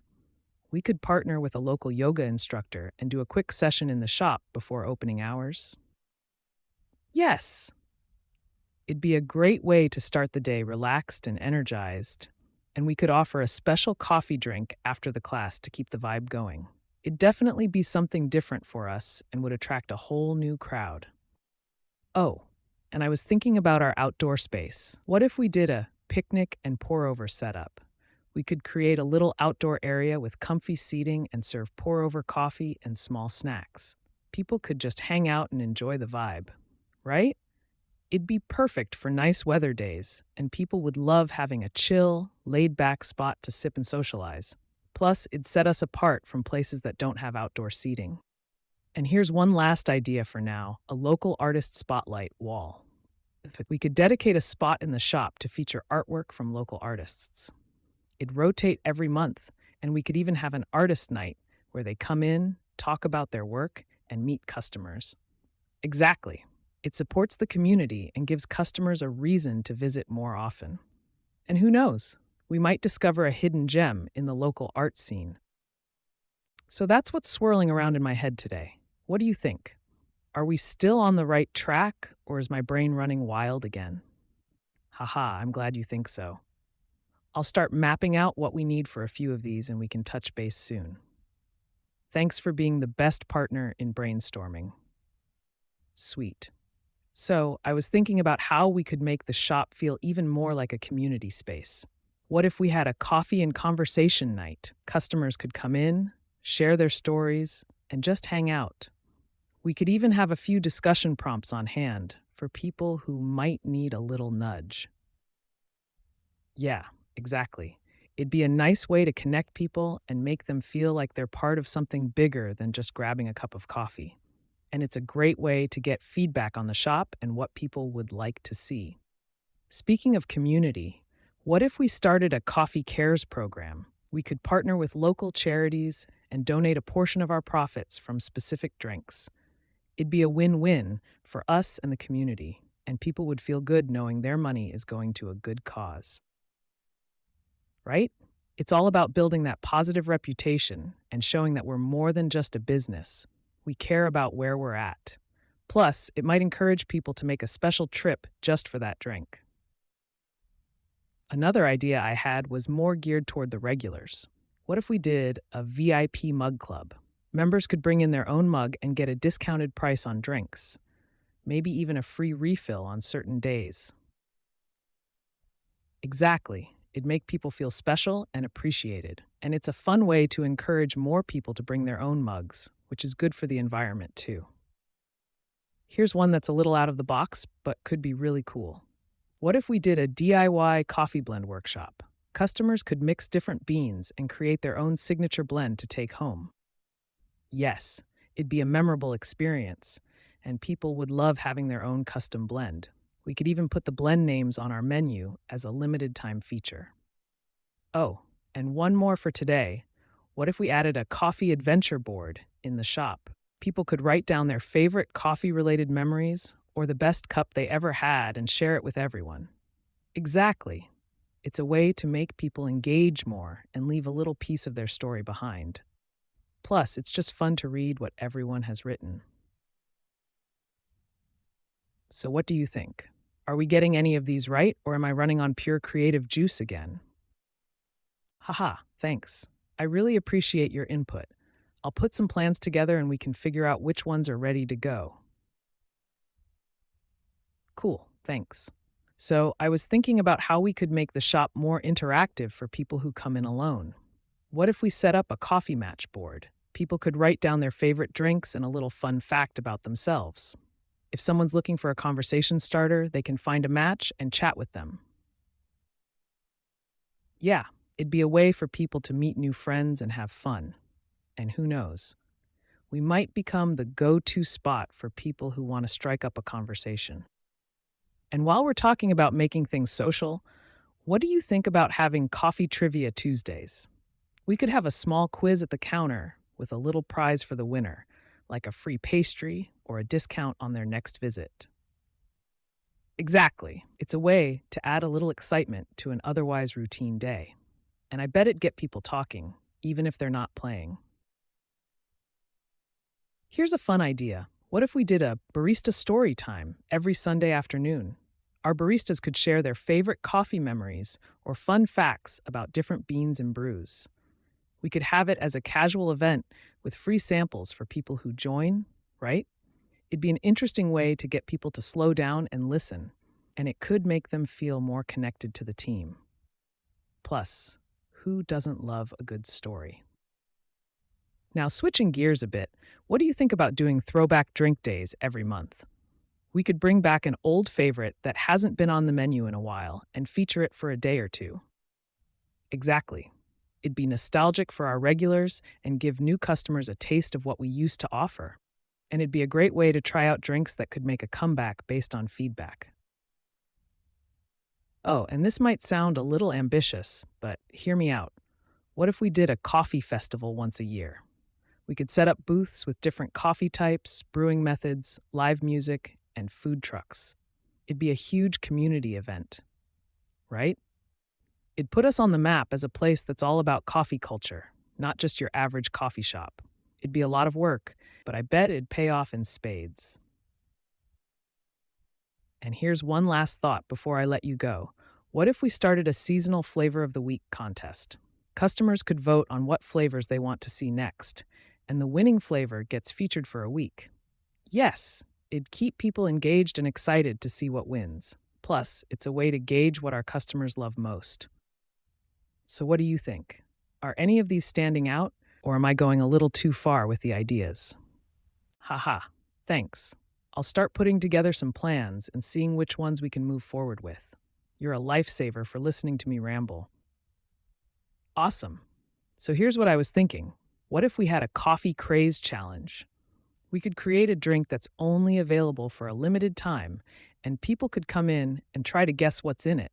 If they guess correctly, they get a free drink or a discount.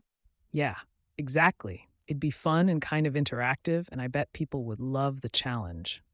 Plus, it'd spark curiosity and make people more likely to come in and try it out. Oh, and speaking of limited time stuff, what do you think about doing flash sale Fridays? We could pick a different drink each Friday and offer it at a special price for a few hours. It'd be an incentive for people to pop in on their lunch breaks, right? It'd create a sense of urgency and keep people on their toes. Plus, it could be a fun way to showcase some of the more unique items on our menu. Here's an idea I had while I was running errands today. What if we did a barista battle event? We could have a friendly competition between our baristas, and customers could taste the drinks they create and vote for their favorite. Exactly. It'd bring some fun energy to the shop and give people a chance to try out new, creative drinks. And we could feature the winning drink for the next week on the menu. And while we're talking about events, how about a coffee and canvas night? We could partner with a local artist who'd teach a painting class, and people could sip on their favorite drink while painting. We'd provide the supplies, and it could be a great date night or group activity. Yes, it's a win-win. It'd get people in the door who might not normally come in, and it'd create a relaxed, creative vibe that people would love. Plus, the photos from the event would be great for social media. Oh, and another thought I had, what if we did a caffeine for a cause event? Once a month, we could partner with a different local nonprofit and donate a portion of the proceeds from a specific drink. Exactly. It'd make people feel like they're contributing to something bigger, and it would show that we're invested in the community. It could even be a good opportunity for us to connect with other local businesses and nonprofits. Okay, I know I've already thrown a lot at you, but hear me out on this last one. What if we started a Customer of the Month program? We could feature a regular customer who's been especially supportive or who has a great story, and they'd get a little perk, like a free drink or a shout out on our social media. Right? It's a small thing, but it could really make people feel appreciated and build that sense of loyalty. Plus, it'd give everyone a reason to come in more often to see if they made the spotlight. So, what do you think? Any of these sounding like a winner, or am I just running on an endless loop of ideas? Haha, thanks. I knew I could count on you to hear me out. I'll start putting some of these into a plan, and we can go over it soon. Awesome. So, I was thinking about ways we could bring some more excitement to our seasonal offerings. What if we did a secret seasonal menu? For 1 week each season, we could have a hidden menu that's only available if customers know the secret password, which we'd announce on our social media the day before. Yeah, it'd be like an exclusive experience that people would talk about and share. It'd add a bit of mystery and create buzz. Plus, it could encourage people to follow us on social media to catch the next password. Speaking of seasonal, what if we did a winter warmers event where we offered a selection of hot drinks paired with cozy snacks like fresh baked cookies or mini cinnamon rolls?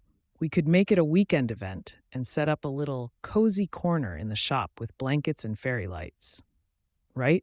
It'd be perfect for the winter months when people are looking for that extra bit of comfort. And who doesn't love a good seasonal treat with their coffee? Now, here's one that's a little unconventional. What do you think about doing a coffee and comedians night? We could invite a few local comedians to come in and do a set while people enjoy their drinks. It'd be a fun way to spend an evening and would attract a different crowd. Exactly. People would come for the laughs, but then they'd get to enjoy a great drink too.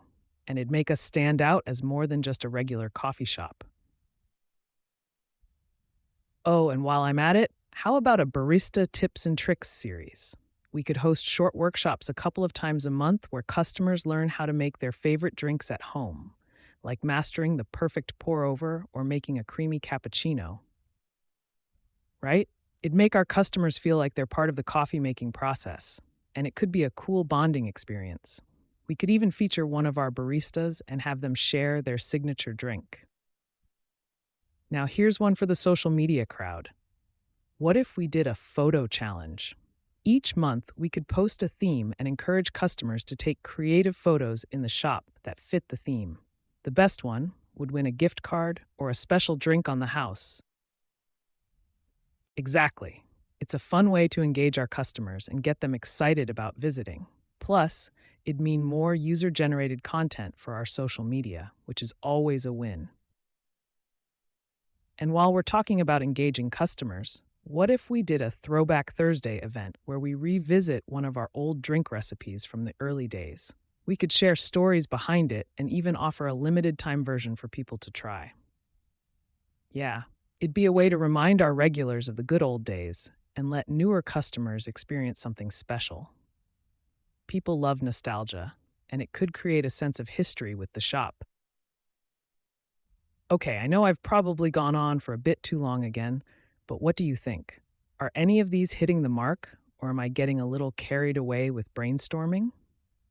Haha, thanks. I know it's a lot to process, but your input is always spot on. I'll start figuring out which ones we could actually try first and put some plans together. Great. So I was thinking about the idea of keeping things fresh and fun for our customers. What do you think about having a barista's choice drink every week? It'd be a surprise drink created by one of our baristas, and we'd share the story behind it on social media. Exactly. It'd give our team a chance to show off their creativity and keep customers on their toes. Plus, it would build excitement. People would come in just to see what the barista's choice is for that week. Speaking of creativity, what if we did a coffee art show? We could invite local artists to display their coffee-themed artwork in the shop for a month, and people could come in, view the pieces, and even vote for their favorite. The winner could get a gift card or a featured spot on our menu for a month. Right? It would bring a whole new vibe to the place and make the space more engaging. It'd also give local artists a platform, which could help build community ties. And you know how we've been talking about building a stronger connection with the community? What if we did a coffee and community spotlight event once a month? We'd invite a local community leader or small business owner to come in, talk about their work, and serve their favorite drink. Exactly. It'd help us connect with people outside of just coffee and show that we care about what's happening in our neighborhood. Plus, it could open up opportunities for future collaborations. Here's one that's more geared toward our loyal customers. What if we started a coffee club? Members would pay a small monthly fee and get perks like early access to new drinks, a free drink on their birthday, and invites to exclusive events. Yeah, I think it'd help build a community of regulars who feel like they're part of something special. And we could offer them small, members only discounts to make it worth it. Now, hear me out on this next idea. What if we had a coffee swap event where people could bring in their favorite coffee beans from home and trade them with others? It'd be like a mini coffee fair, and we could set up a tasting station so people could sample what others brought, right? It'd be a way to bring in people who are passionate about coffee and make the shop a meeting place for coffee enthusiasts. Plus, it could lead to some really fun conversations. And here's one more that could add a bit of excitement. What if we did a Guess the Flavor challenge? We'd create a special drink with a unique flavor profile and have customers try to guess what it is. If they get it right, they win a free drink or a discount. Yes! It'd be a fun way to engage people and keep them coming back to try new things. And we could make it seasonal, so it's always something fresh to guess. So, do any of these sound interesting to you? Or am I just in a brainstorming frenzy at this point? Haha, thanks. I really appreciate you hearing me out and giving me your thoughts. I'll start drafting up some of these ideas to see which ones we can put into action. Thanks. So, here's the next thing on my mind. What if we did a Taste Test Tuesday event? People could come in and try a few different drinks from the menu, vote for their favorite, and the winning drink gets a permanent spot on the menu for a month. Yeah, I figured it'd be a fun way to get people involved in what we're serving and create a bit of buzz. It'd be interactive and give our customers some say in what they want. Now, this one might sound a bit out there, but bear with me. What if we had a coffee and karaoke night? We could have a couple of hours where people could sing, and we'd make a special karaoke latte or something fun to go with it, right? It'd bring a whole new crowd and make the shop feel like more than just a place to grab coffee. Plus, it could be hilarious and a great way for people to unwind. Here's another idea to make things more community focused. What if we did a local business Saturday where we partnered with other small businesses in the area?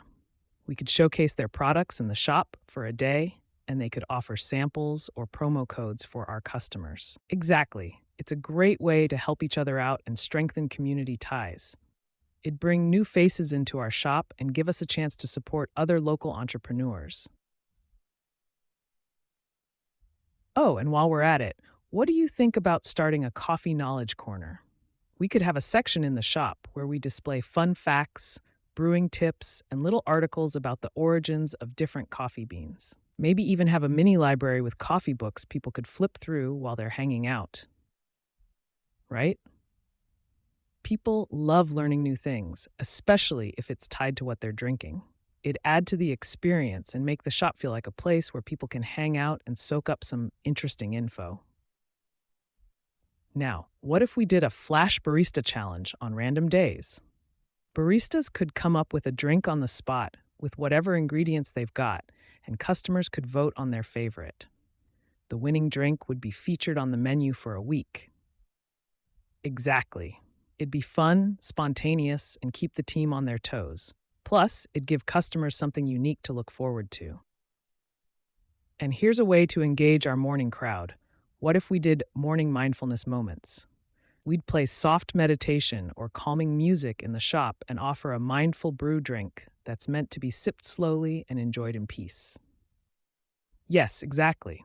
It'd cater to those looking for a peaceful start to their day and give us a way to stand out from other coffee spots. It could become a morning ritual for some of our regulars. So, are any of these ideas catching your eye, or am I just spinning a wheel of endless possibilities here? Haha, thanks. I appreciate you listening and letting me bounce all these thoughts around. I'll put together a list and figure out which ones we could try first. Awesome. So I was thinking, We could start a coffee passport program. Customers would get a small booklet that tracks all the different types of coffee they try at our shop. Once they've tried, say, 10 different drinks, they get a free custom drink on the house.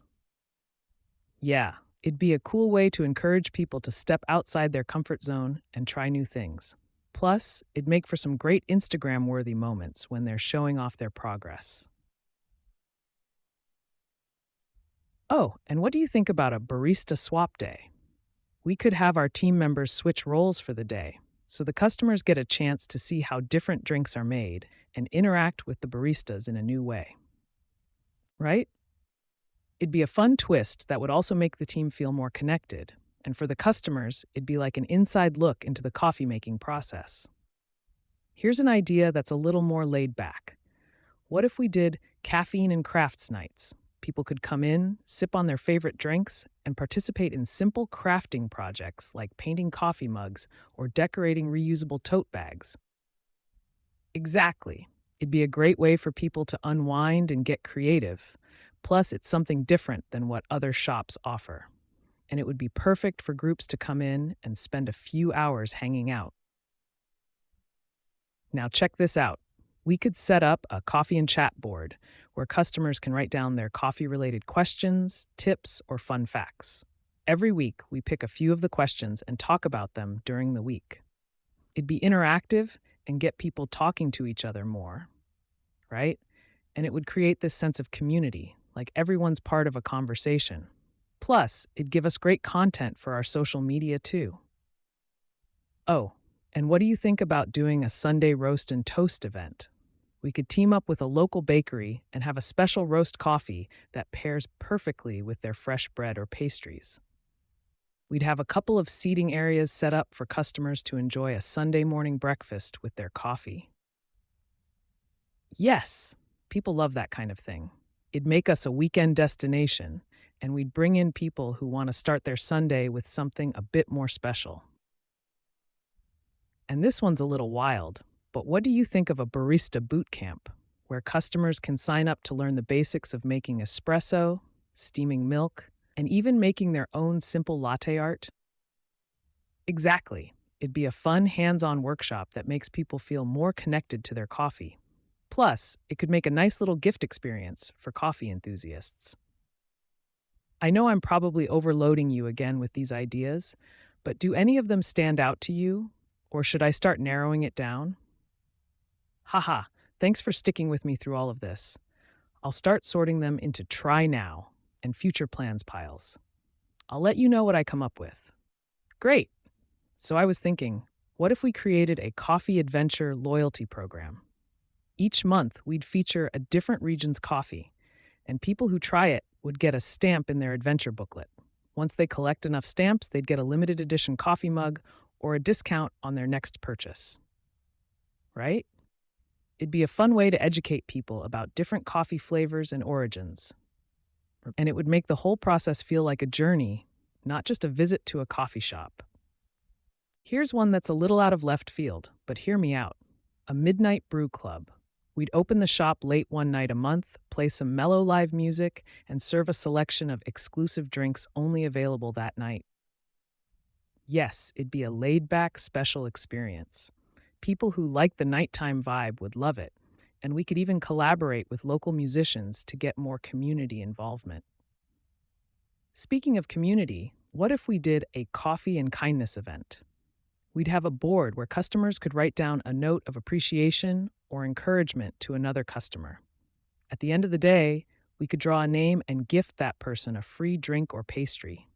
Exactly. It'd create a positive atmosphere and encourage people to connect with each other. Plus, who doesn't love a surprise kindness boost? Now, here's one more idea. We could start a brew and view night where we show classic, feel-good movies on a projector and serve special drinks that match the movie theme. Imagine watching Breakfast at Tiffany's with a breakfast blend, or The Big Lebowski with a White Russian-inspired latte.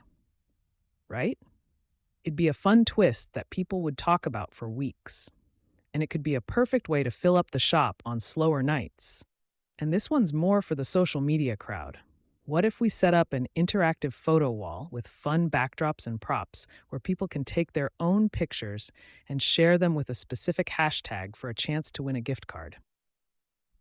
Yes, exactly. It'd be a win win. We'd get more social media engagement and people would have fun doing it. Plus, it'd be a great way to encourage people to come in groups and make memories. Oh, and what if we did a barista spotlight feature where one of our baristas takes over our Instagram stories for the day and shares behind the scenes looks at what goes into making drinks, fun facts, and even some personal touches about their favorite orders? Exactly. People love seeing the personalities behind the counter. It could make our shop feel even more relatable and personal. So, do any of these strike the right chord with you? Or am I just getting too carried away? Haha, I know it's a lot to take in. Thanks for listening and helping me figure out which ones might be worth trying first. I really appreciate it. Great. So, I was thinking we could do a coffee and conversation series where we invite local authors or poets to come and read from their work while customers enjoy their drinks. It could be a monthly or bi-monthly thing, and we could even have Q&A sessions afterward.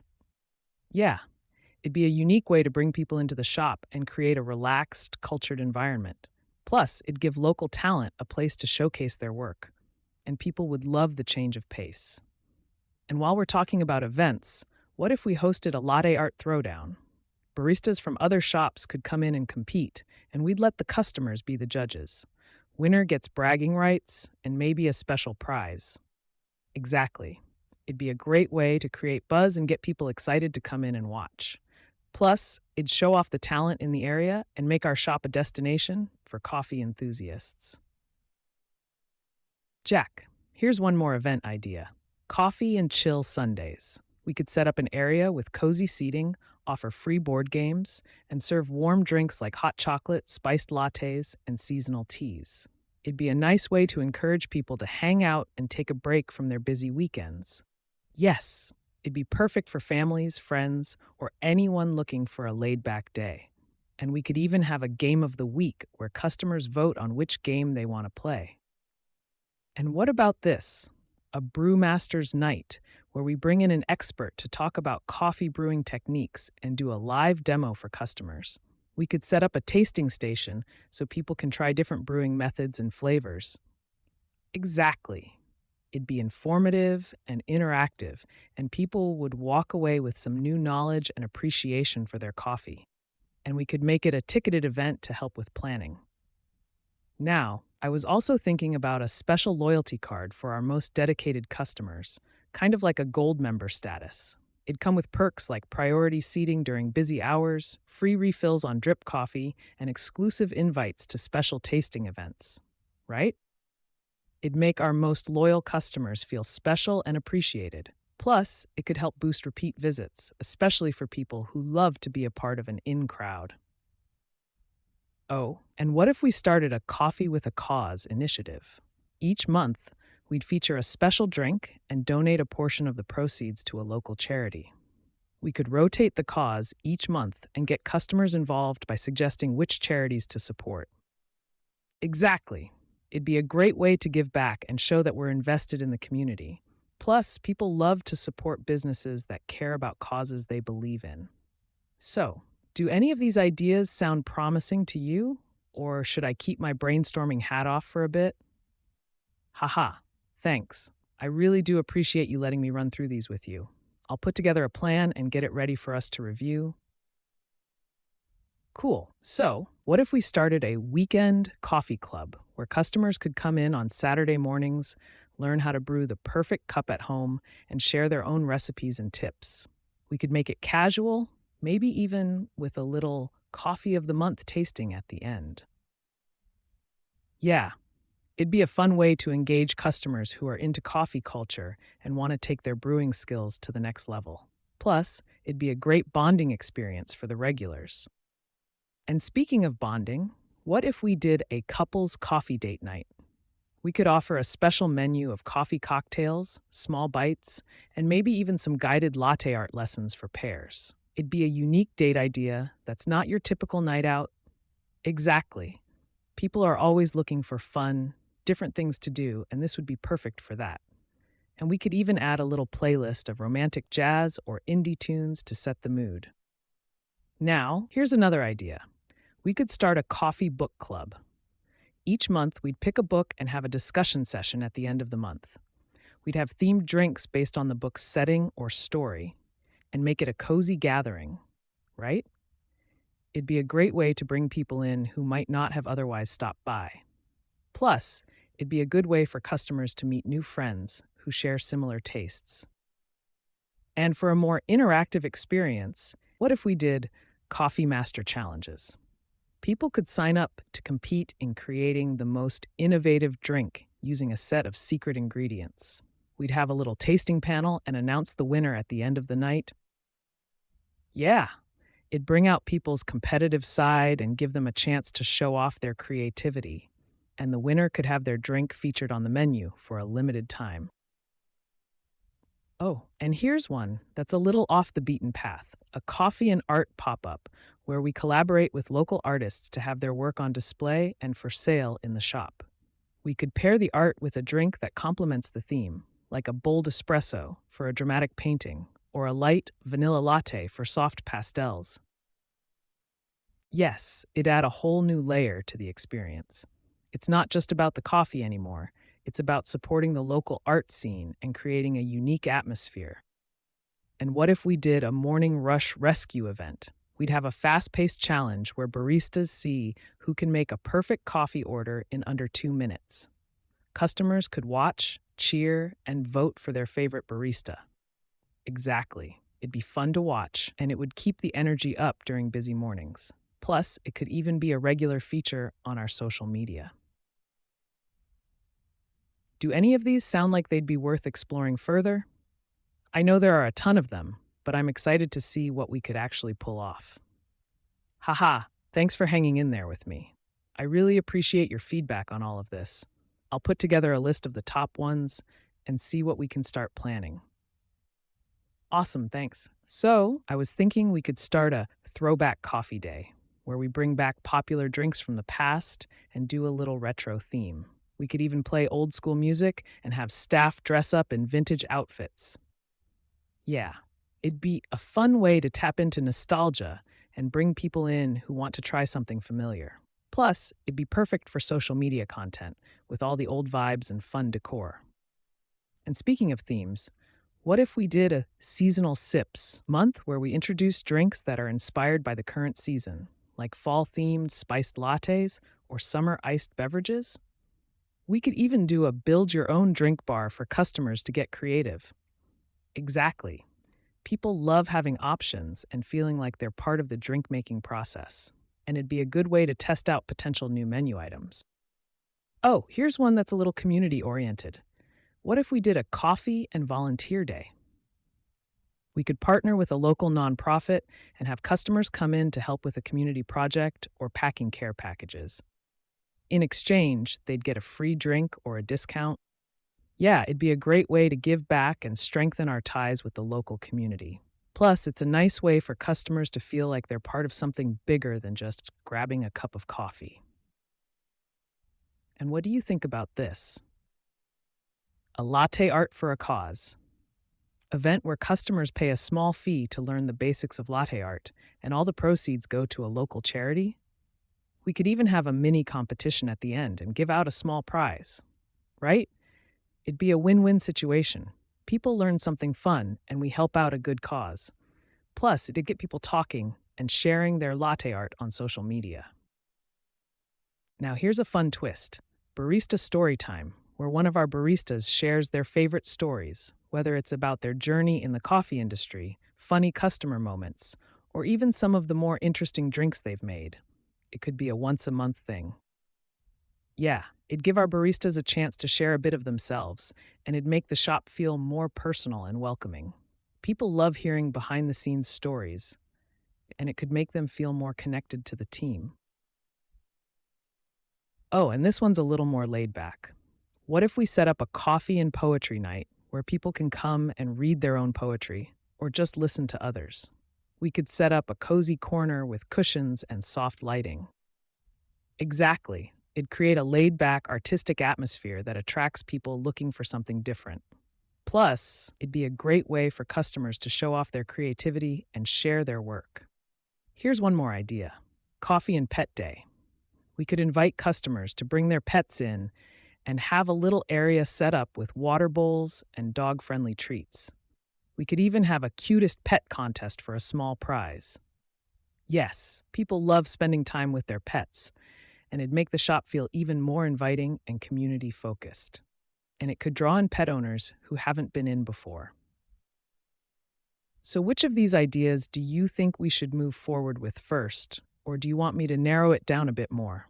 Haha, thanks for sticking with me through all of this. I know it's a lot, but I really appreciate your input. I'll start working on a more detailed plan and get back to you with the top picks. Great. So I was thinking about starting a Coffee Around the World series where each month we highlight a different country's coffee culture and serve drinks inspired by that place. Like, for example, a Brazilian cafe style coffee in one month or Turkish coffee the next. Yeah, people would love that. It'd be like taking a mini vacation every time they come in. And we could even have little cards with fun facts about the country and how their coffee is traditionally made. And it wouldn't just stop at the drinks. What if we did themed decor and music too? Like, the shop could feel like you're stepping into a cafe in Rome one month and then into a bustling market in Vietnam the next. Exactly.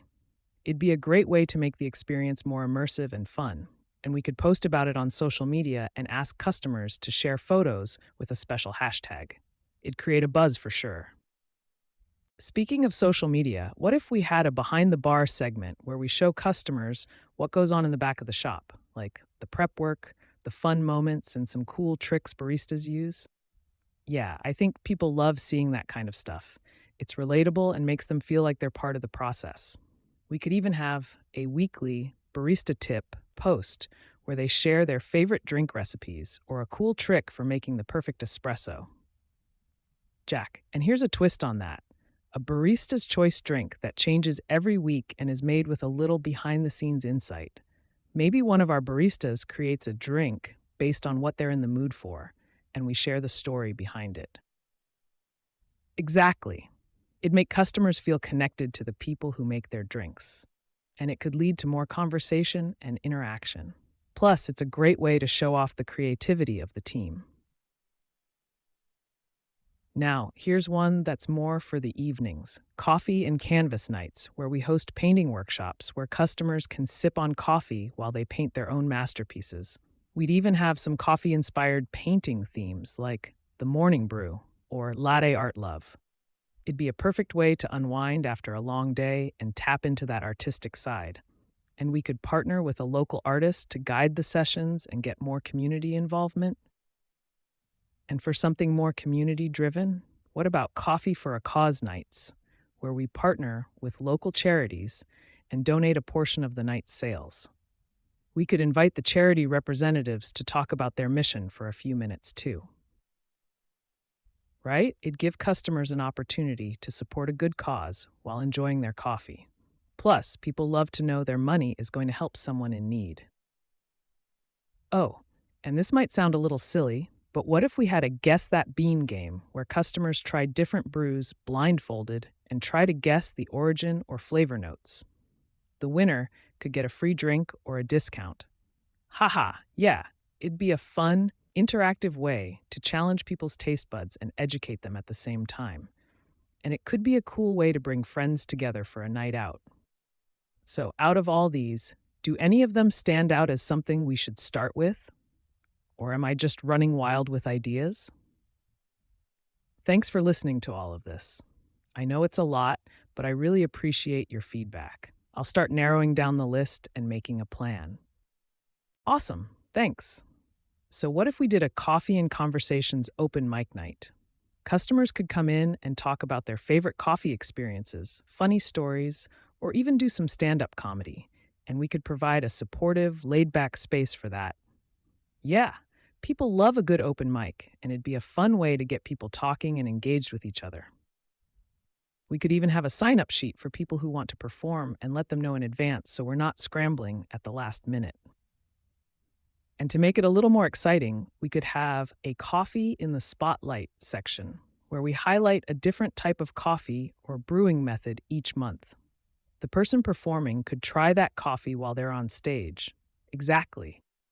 It'd create a whole sensory experience: coffee, stories, laughs. And we could encourage people to come early, grab a drink, and settle in to enjoy the show. Speaking of experiences, what about starting a barista for a day program? Customers could sign up to shadow one of our baristas, learn the ropes, and get a hands on feel for how things work behind the counter. Yeah, people love getting behind the scenes access. It'd make them feel more connected to the shop and might even spark some interest in learning more about the coffee industry. Plus, it'd be a great bonding experience for regulars. And you know how people love the little perks that come with loyalty programs, right? What if we introduced a coffee passport where customers collect stamps every time they try a new drink?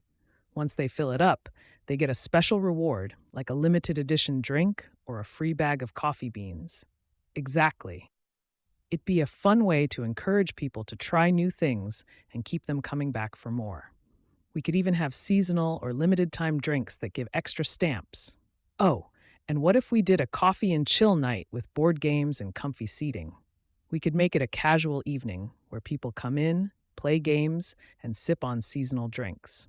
Maybe even throw in a few themed game nights like Scrabble and Sips or Monopoly and Mochas. Yeah, it'd create a fun atmosphere that's a little different from the usual coffee shop vibe. Plus, it'd be perfect for friends to meet up, unwind, and have a good time. And we could even have a few snacks available, like cookies or mini pastries. Oh, and what about this? Coffee and craft workshops where customers can learn how to make their own coffee inspired crafts like mugs, coasters, or even coffee scented candles. We could partner with local artists and makers for this. Yes, it'd give people something to take home, and they'd remember the experience every time they use it. Plus, it'd bring a whole new crowd into the shop. People who might not normally come in just for the coffee, but are into arts and crafts. One more idea that just popped into my head: a coffee and culture series, where we partner with different cultural organizations to host events that celebrate cultural traditions around coffee, like a Latin American music night with traditional drinks or an Ethiopian coffee ceremony with storytelling. Exactly.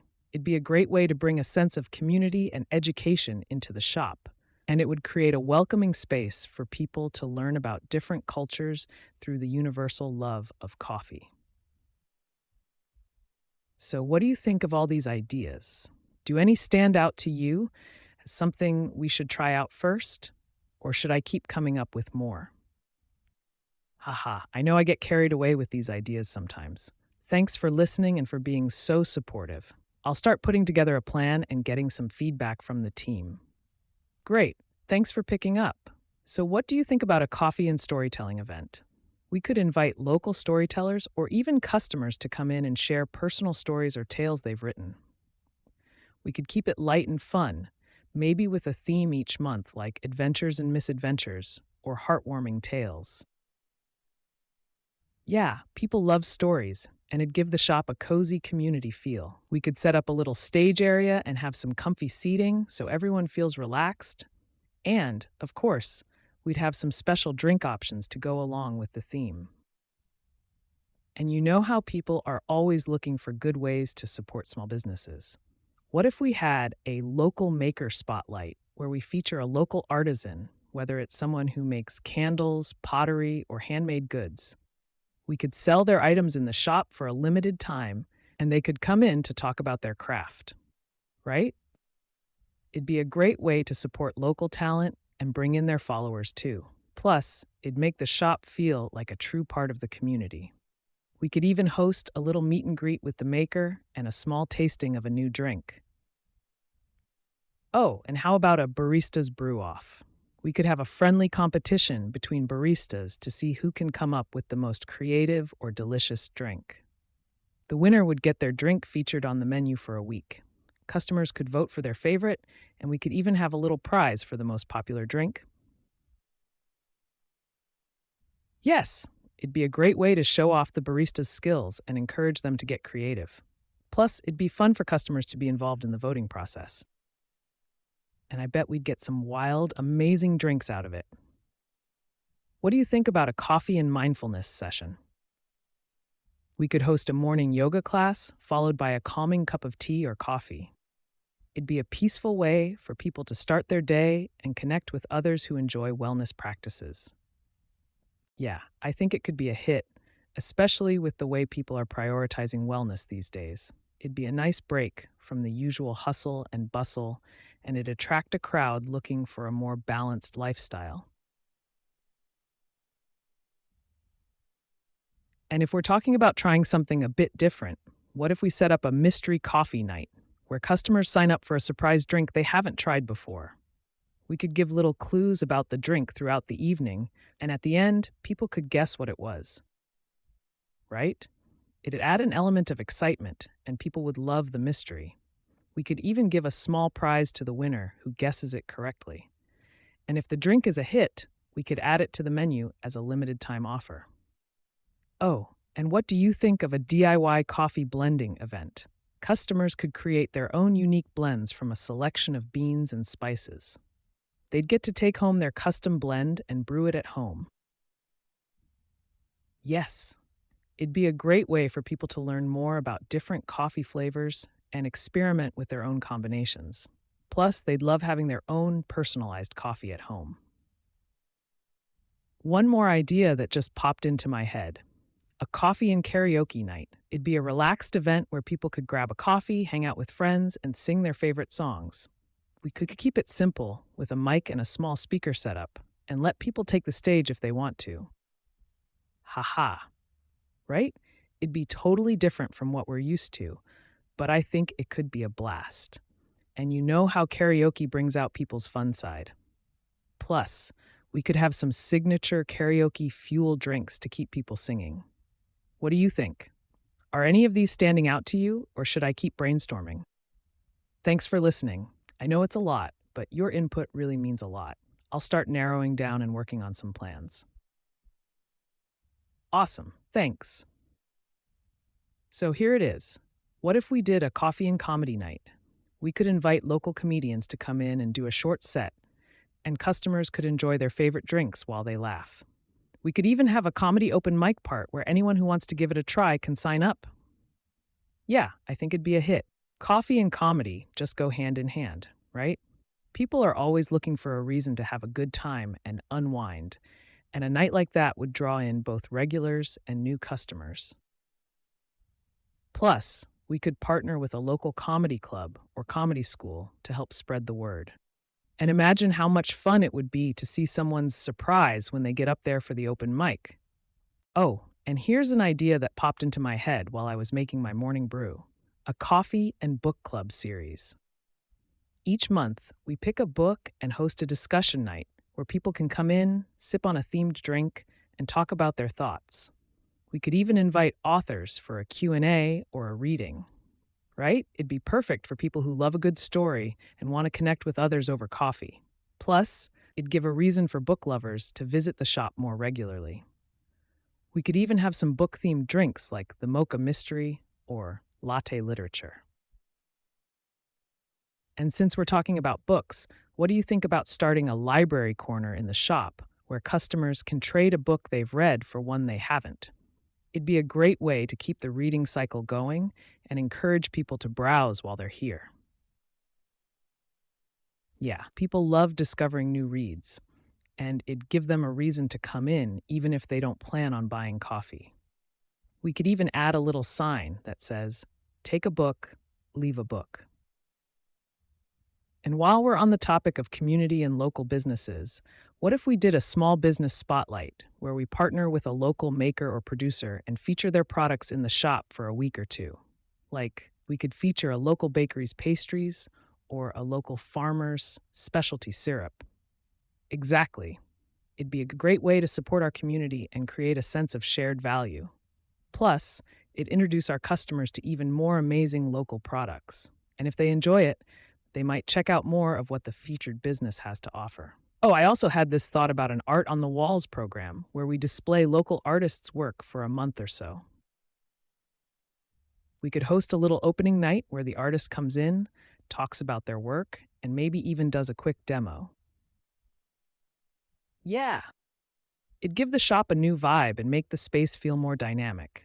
Plus, people love the idea of supporting artists, and it could attract art enthusiasts who might not normally come in just for coffee. One last thing I wanted to ask: how do you feel about doing a coffee and fitness event? Like partnering with a local yoga instructor or fitness coach to do a morning or evening session in the shop, followed by a light, energizing coffee or matcha? Yeah, it'd be a nice way to combine wellness and coffee culture. People could stretch, get energized, and then sip on a healthy drink. It's a win win for those looking to stay active and for those who just want to enjoy their coffee in a relaxing setting.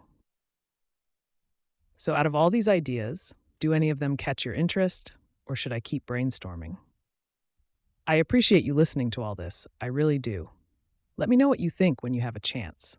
I'm excited to get started and try a few of these out. Thanks. So, here's what I was thinking. What if we started a coffee and connections night? It'd be a casual networking event where people could come in, meet new people, and talk about their projects or businesses. We could provide coffee, light snacks, and even have a board where people could pin up their contact info or business cards. Yeah, people are always looking for ways to network and make connections in a laid back setting. It'd be a great way to support local entrepreneurs and foster a sense of community in the shop. Plus, it would bring in people who might not usually come in but are looking for a space to connect. And if we want to make it even more interesting, we could have a theme night for each event. Like one night could be for creatives and artists, another for tech professionals, and one for writers. Exactly. It'd help people find like minded individuals and make it easier for them to strike up conversations. We could even have a coffee and pitch session where people can get up, share their ideas, and see if anyone's interested in collaborating. Speaking of creativity, what about doing a coffee and DIY night where we teach customers how to make their own coffee related crafts, like custom mugs, personalized coasters, or even DIY coffee scrubs? We could bring in a local artist to lead the session and keep it hands on. Yeah, people love crafting, and it'd be a unique way for them to bond with friends or meet new people. Plus, they'd get to take home a one of a kind piece that reminds them of the shop and the fun they had. And here's an idea for a day event: a coffee and kids workshop. We could set up a kid friendly activity like making simple coffee bean art, creating fun coffee themed snacks, or learning about how coffee is made, without the caffeine, of course. Right? It'd be a hit with parents looking for things to do with their kids, and it'd make the shop feel more family friendly. We could even do a mini coffee tasting for the kids with fun, non caffeinated flavors like vanilla or chocolate. Oh, and what do you think about starting a barista's tips and tricks class? We could have baristas show customers how to make the perfect pour over or the best homebrewed espresso. It'd be a hands on class where they get to learn, ask questions, and taste the results. Exactly. People love learning new skills, and it would make them feel more connected to the coffee culture. And if they know how to make a great brew at home, they might come in more often to get their beans or supplies from us. One more thing I thought of: a seasonal flavor creation contest. Customers could submit their own seasonal drink ideas, and we'd feature the top ones on the menu for a limited time. The winner could even get their drink free for a month or have their name on a special Inventor's Wall of Fame. Yeah, I thought it'd be a fun way to engage customers and make them feel involved in the menu creation. Plus, it'd be exciting to see what creative flavors people come up with, and it'd keep the menu fresh and seasonal. So, out of all these ideas, do any of them catch your eye, or should I keep tossing more your way? Thanks for listening and being so patient with all these pitches. I really appreciate your thoughts on this. Let me know what you think, and we can start planning. Awesome, thanks. So, what do you think about hosting a coffee and charity event? We could pick a different local charity or cause each month and donate a percentage of that day's sales. We could even have a guest speaker from the charity come in to talk about what they do, right? People love supporting good causes, and it'd be a great way to get the community involved in giving back. Plus, it would show that the shop cares about more than just serving coffee. Jack, we could even make it a regular thing, like the last Saturday of every month, and promote it as Sip for a Cause. People would know it's coming up and plan to come in to support it. And speaking of giving back, what if we did a coffee in cans drive where people bring in non perishable food items and get a discount on their coffee? It'd be simple, but effective, and it'd help those in need while bringing more people into the shop. Exactly. It'd be a win win. People get to feel good about contributing to the community, and we get more foot traffic. And if we partnered with a local food bank, they'd help spread the word too. Here's another idea: coffee and music night. We could bring in local musicians to play acoustic sets or even host an open mic for customers who want to showcase their talents. Live music always sets a fun atmosphere. Yeah, I think it'd be great to create an evening where people can unwind with a coffee and enjoy some local talent. It'd also create a relaxed space that encourages people to hang out longer. And if we wanted to make it a weekly thing, we could have open mic Wednesdays or acoustic Fridays. It'd be something for people to look forward to during the week. And you know how people are always talking about the benefits of learning new things? What do you think about starting a barista at home workshop series? We could teach customers how to make lattes, cappuccinos, and even fun drinks like iced mochas or cold brews. Exactly. People would love the chance to learn how to create their favorite drinks at home. It'd also make them feel more connected to the coffee culture and more likely to come back for the real deal. Oh, and I was also thinking of doing a coffee and film night. We could set up a projector and screen in the shop, show an old classic or a fun film, and serve themed drinks that go with the movie, like The Big Lebowski with White Russians or Amelie with French pastries and espresso. Yeah, it'd be a fun way to bring in a crowd that loves movies and wants to enjoy them in a laid back setting. Plus, who wouldn't want to watch a film with a cup of coffee in hand? And you know how people love trivia? How about a coffee and quiz night, where we do a trivia game with coffee related questions and random fun topics? We could have small prizes for the winning teams and make it a regular weekly event. Yes, exactly. It'd create a fun, competitive atmosphere, and it'd get people talking and bonding. And if we did themed trivia nights, we could keep things interesting and bring in a variety of crowds. One last thought: what if we did a coffee and poetry event? People could come in, share their poetry, or just listen to others. We could even have a little open mic section where folks can read their own work. Yeah, poetry nights can be really moving and create a cool, reflective vibe. Plus, we could pair it with a special drink menu like the Poet's Brew or Lyrical Latte. So, do any of these sound good to you, or should I keep brainstorming more ideas? Thanks again for listening to all this. I really appreciate your input. It helps me figure out what could work best. Let me know what you think when you have a moment. Perfect. Thanks. So, how about we try hosting coffee and crafts weekends? We could invite local artisans to come in and do live demonstrations or workshops. Things like pottery, woodworking, painting, or even jewelry making. People could watch, ask questions, and even try their hand at it. Yeah, it'd be such a unique experience. People would love getting to interact with local artists and learn more about their craft. Plus, it'd attract a crowd that might not usually come into a coffee shop, but would love the opportunity to get creative. And think about the potential for collaboration.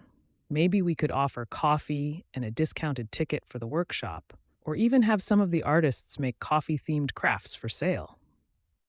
Oh, and on the topic of creating unique experiences, what if we started a coffee and history night? We could invite a local historian or historian group to come in and talk about the history of coffee or the history of our town. People love stories, especially when they're connected to something they enjoy. Exactly. It'd be educational and engaging. We could pair the history talk with a tasting of different coffee blends, or even have a special heritage drink to match the theme of the night. And speaking of flavors, have you thought about offering create your own blend workshops? Customers could pick different beans, mix them, and learn how to roast them to their liking. We could even make it a special event where people leave with their own custom blend. Yes, and if they create a blend they love, they could come back and have it roasted by us.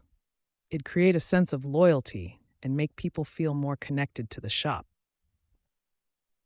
Jack. Another idea I had, what if we did coffee and conversation sessions where we host guided discussions on different topics like sustainability in the coffee industry or the future of small businesses? We could invite experts or even have a panel of customers who are passionate about those topics. Yeah, it'd be a great way to engage people who are curious and want to learn while enjoying their coffee. It'd also give customers a reason to come back regularly for new discussions. And here's a fun one. What about a coffee and pet day?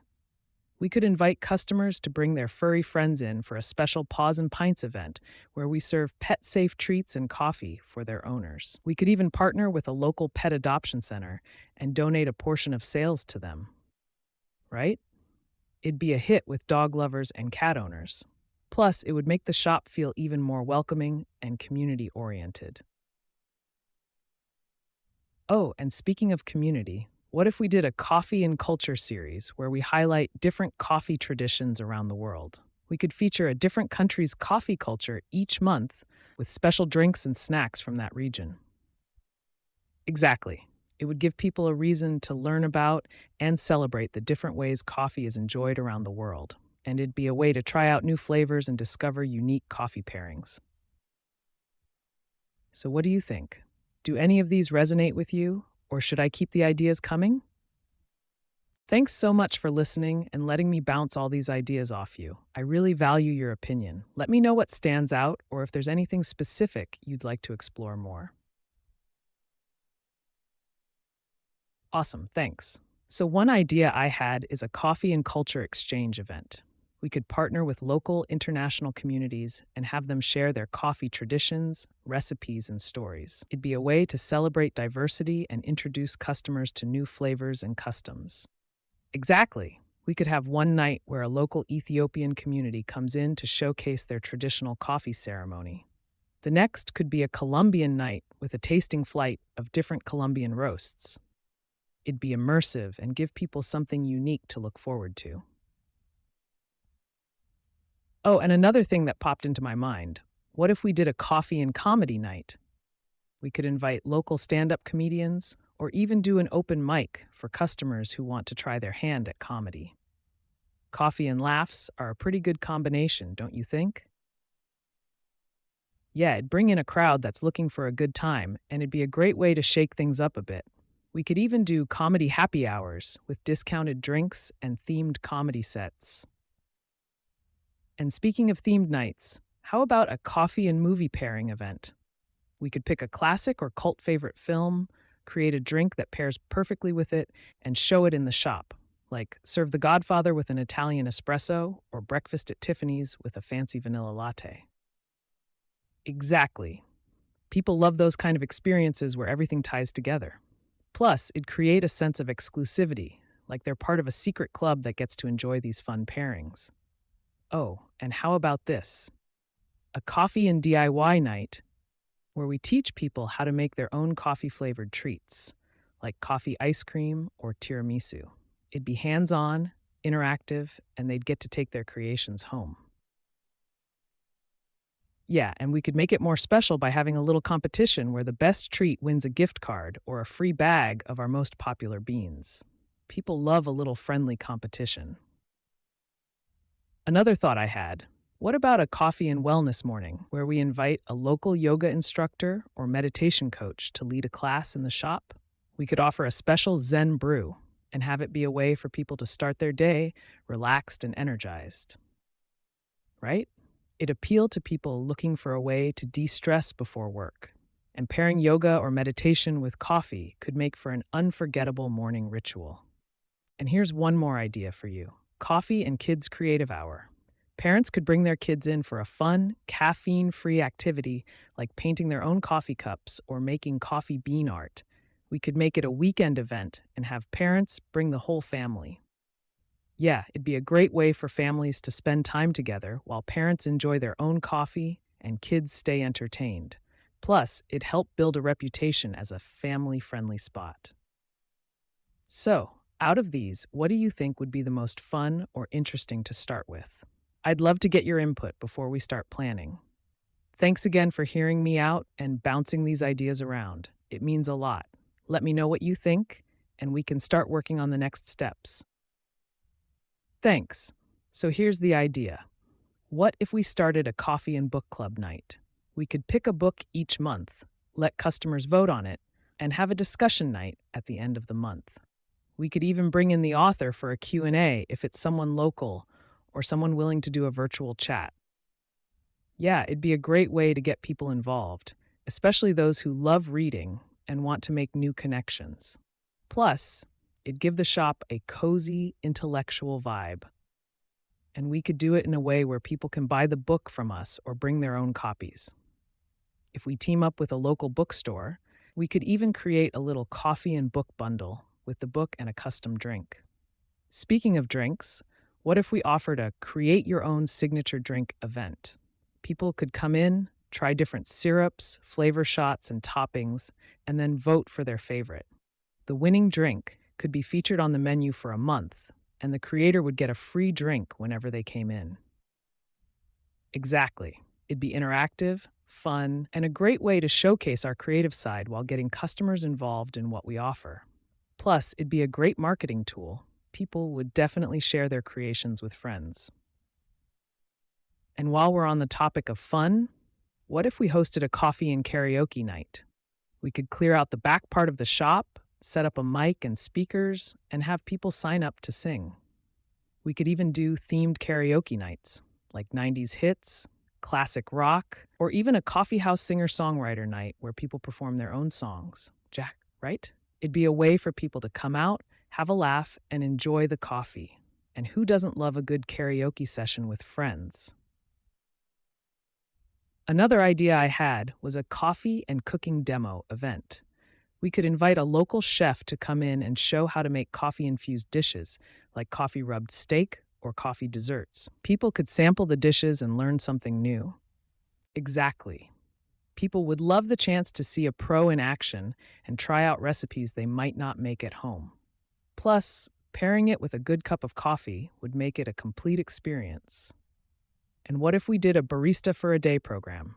People could come in and shadow a barista, learn how to make some of the shop's most popular drinks, and get a little certificate at the end saying they've completed the course. Right? It'd be a cool way for people to learn more about the coffee making process, and it could even inspire them to come back and try their skills at home. Plus, it'd make them feel more connected to the shop. One last idea. How about a coffee and fitness event where we partner with a local gym or personal trainer for a post-workout coffee social? We could have healthy snacks and protein coffee options available for people to enjoy after their workout. Exactly. It'd bring in a health-conscious crowd and give them a reason to stop by for their post-workout boost. And it'd create a positive, energetic vibe in the shop. So do any of these ideas sound like something we should explore? Or would you like me to keep brainstorming? Thanks for taking the time to listen. I really appreciate your input. Let me know what stands out or if there's anything you'd like to dig deeper into. Cool, thanks. So, how about we do a coffee and tech night? We could invite local tech experts to come in and talk about the latest in coffee technology or give tips on how to brew the perfect cup at home using different gadgets. Maybe even demo some of the high-end machines we've got in the back. Yeah, it'd be a great way to attract the tech-savvy crowd who loves gadgets but also wants to learn more about the coffee process. And we could have an interactive part where people get to try out the tech themselves. And if it goes well, we could do a coffee and smart home event where we talk about integrating smart coffee makers, automated grinders, or even making a smart brew schedule. It'd be kind of like a coffee meets the future night. Exactly. It'd be different and attract people who love the idea of using technology to elevate their coffee experience. Plus, it could be a really engaging conversation starter for those who already know a bit or are just getting into it. Oh, and while we're on the topic of tech, what if we hosted a coffee and gaming night? We could set up a few consoles, have a retro gaming corner, and serve coffee and themed snacks. People could play multiplayer games or even have a little friendly competition with prizes for the winners, right? People love gaming and coffee, and the combo could be a hit, especially in the evenings. We could make it a once a month event where we change up the games to keep things interesting. And for those who are more into mobile games, we could have a coffee and app night where we introduce some of the coolest coffee related apps, whether it's a brewing guide, coffee finder, or even a latte art app where people can practice on their phones. Yeah, that way, people get the chance to explore and have fun while enjoying a coffee. Plus, it'd be a fun way to bridge tech and coffee culture. Here's another idea: coffee and art gallery. We could feature local artists' work on the walls and hold a mini art show. Customers could enjoy coffee and pastries while looking at paintings, photographs, or even sculptures. We could do a Meet the Artist event on certain nights to add more interaction. Exactly. And for the artists, it'd be a great platform to showcase their work and gain exposure. Plus, it could create a buzz in the community and make people excited to come in and see what's new each month. And how about coffee and storytelling nights? We could invite local writers or storytellers to come in and share their work, whether it's poetry, short stories, or personal experiences. It'd be perfect for a cozy evening with a warm drink, right? It'd create a relaxed, intimate atmosphere where people can listen, connect, and feel inspired. We could also have a sign up for open mic storytelling for anyone who wants to share. Oh, and we could do something seasonal, like a coffee and campfire night during fall or winter, where we have a mock campfire set up and tell spooky stories or share fond memories. People could bring blankets and get that cozy feel. Exactly. It'd be unique and draw in those who want a little extra warmth in the colder months. We could even offer s'mores flavored coffee or hot chocolate to go with it. So, what do you think? Do any of these stand out to you, or should I keep the ideas coming? Thanks again for hearing me out and letting me share these. Your feedback really helps me figure out what would work best. Let me know what you think when you have a chance. All right, thanks. So, here's what I was thinking. What if we did a coffee and charity event where a portion of our sales goes to a local cause or charity each month? We could change the charity every month and promote it on social media to draw in people who care about giving back. Yeah, and we could make it interactive by having a charity spotlight night where we invite a representative from the organization to come in and talk about what they do. People would get to learn more, ask questions, and see how their coffee purchase is making a difference. And if we get a good turnout, we could even add a twist, like a raffle or a silent auction, where people can bid on donated items or experiences. All proceeds could go directly to the charity of the month. Jack, exactly. It'd be a win-win. People get to enjoy their coffee, have a good time, and support a great cause. And it show that we're more than just a coffee shop. We're part of the community. Speaking of community, what if we hosted a coffee and networking event for local entrepreneurs and small business owners? They could come in, have a cup of coffee, and chat with other business-minded people. We could set up an area for people to pitch ideas or collaborate on projects, right? It'd be a place where people can form partnerships, find new clients, or just share ideas. And it could help build relationships that last beyond the event. And maybe we could do a coffee and career night where we offer resume workshops, interview tips, and career advice from local HR professionals. We could even partner with a job placement service to make it even more valuable for attendees. Jack, exactly. It could be especially helpful for college students or people looking to change careers. Plus, everyone loves a good opportunity to network and learn something new. I've also been thinking about seasonal events. How about a coffee and craft fair during the holiday season where local vendors can sell handmade goods, crafts, and holiday treats? We could have music, festive decorations, and, of course, holiday themed drinks. Yeah, it'd turn the shop into a little winter wonderland. People would come in to shop, hang out, and enjoy some warm coffee. We could even donate a portion of the proceeds to a holiday food drive or other charity. And for something more low key, what if we did coffee and chill movie nights where we show popular films or documentaries in the back of the shop? People could bring their own pillows and blankets and just hang out. We could make it even more fun with themed drinks based on the movie. Exactly. It'd be a relaxed vibe, perfect for unwinding at the end of the week. And people would love the chance to have a unique movie night experience with a specialty coffee to go with it. One last idea: a coffee and music open mic. We could have local musicians come in, perform, and showcase their talent. It'd be a great way to support local artists and attract customers who love live music, right? Plus, it'd give people a chance to discover new music and share the experience with friends.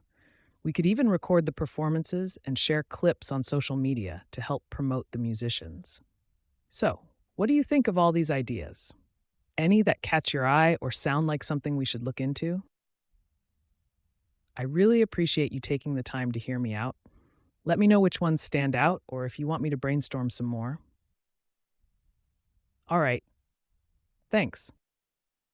So here's what I was thinking. We could do a coffee and craft beer collaboration night with a local brewery. We'd team up to create unique coffee infused beers or even just serve craft beers alongside our specialty coffees. People could try flight samplers of both, and we could have a tasting event where they vote on their favorite pairings. Yeah, it'd bring in a different crowd, people who love both coffee and beer, and it'd show that we're open to mixing it up. Plus, it'd be a great way to support local businesses and draw in a fun, laid back crowd. And on that note, what if we did a coffee and whiskey tasting event? We could partner with a distillery and have whiskey flights that pair with different coffee roasts. Maybe even throw in some cocktails that use coffee as an ingredient. It'd be a great way for people to try new flavors and discover new drink combinations. Exactly. And it'd appeal to people who enjoy the finer things in life, you know? We could make it exclusive by requiring reservations or offering a VIP ticket that includes a coffee and whiskey pairing guide. Oh, and while we're on the topic of drinks, how about a DIY cold brew kit class?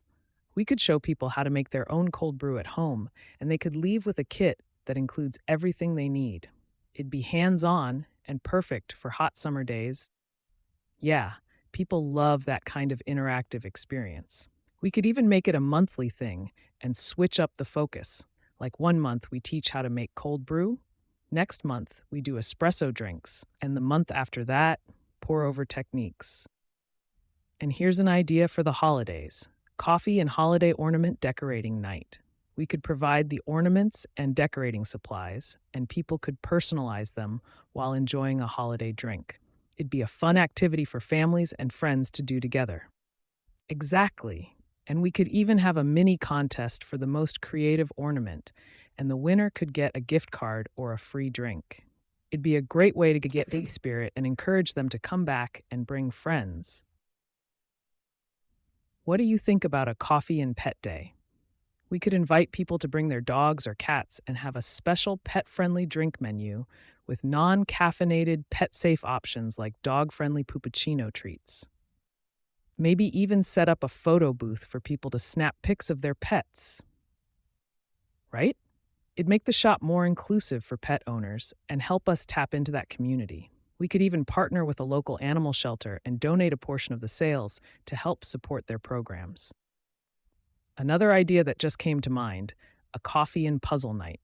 We could have a few different types of puzzles: crosswords, Sudoku, jigsaw puzzles, and people could work on them with friends over coffee.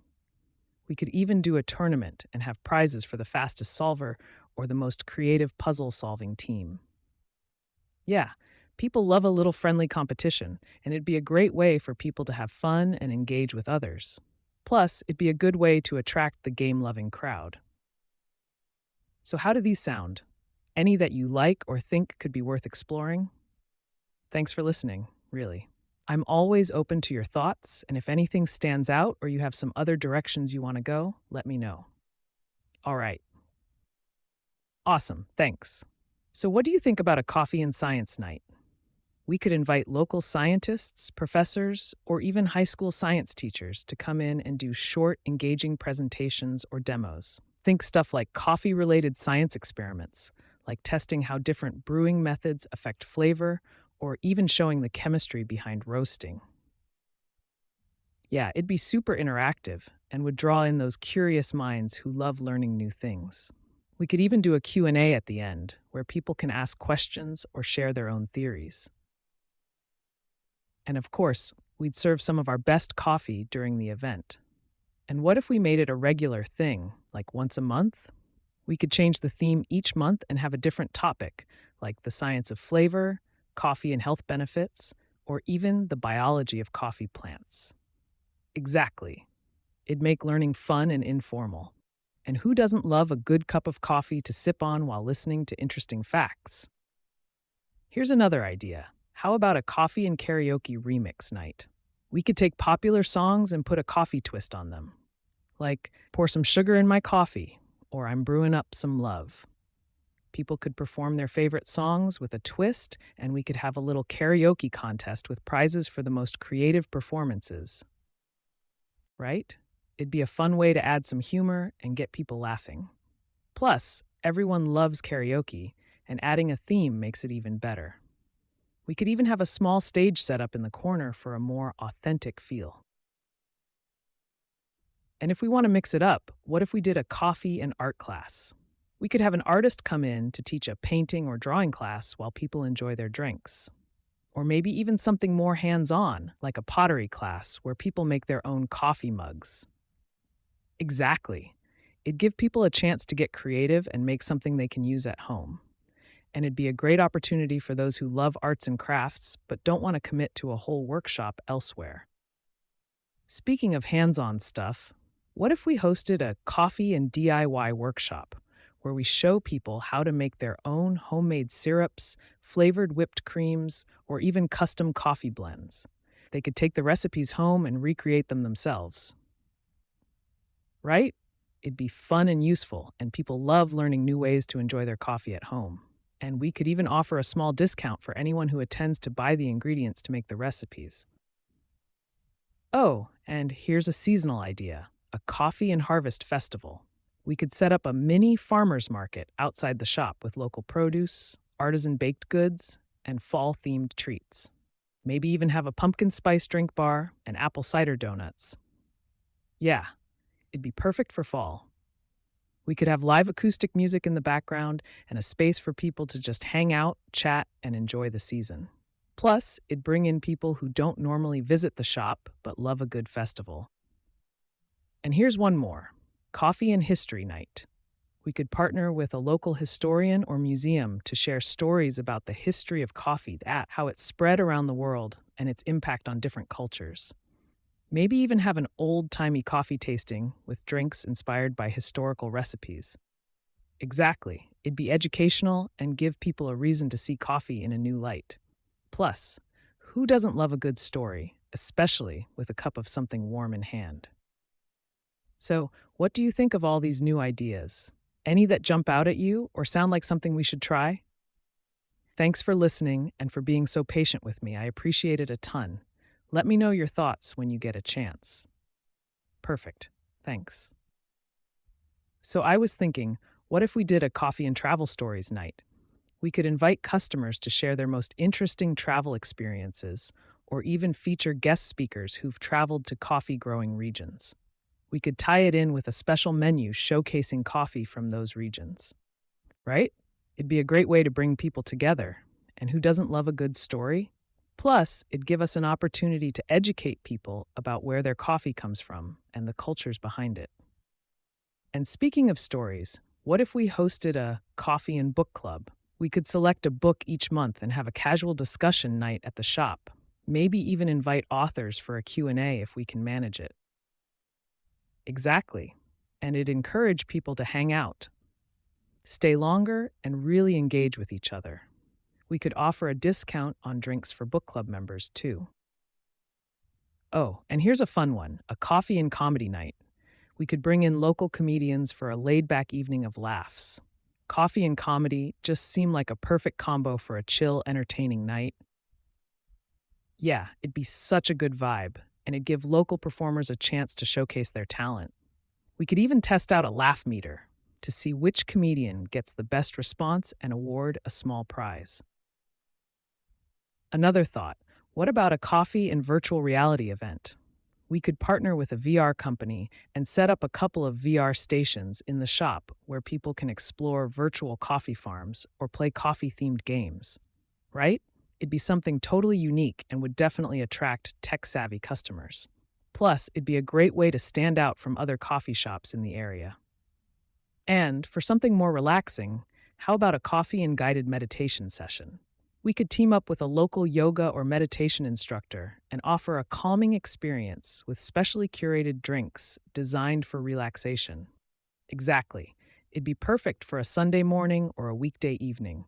People could come in, unwind, and leave feeling refreshed.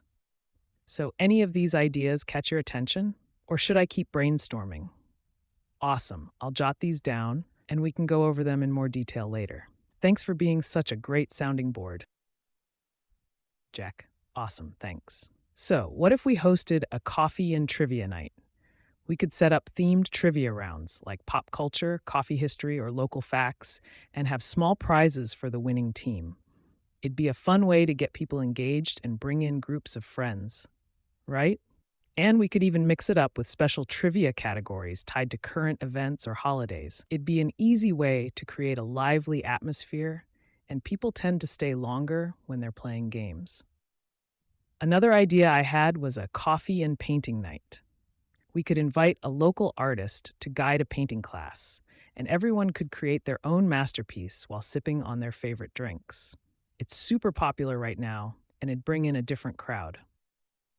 Exactly.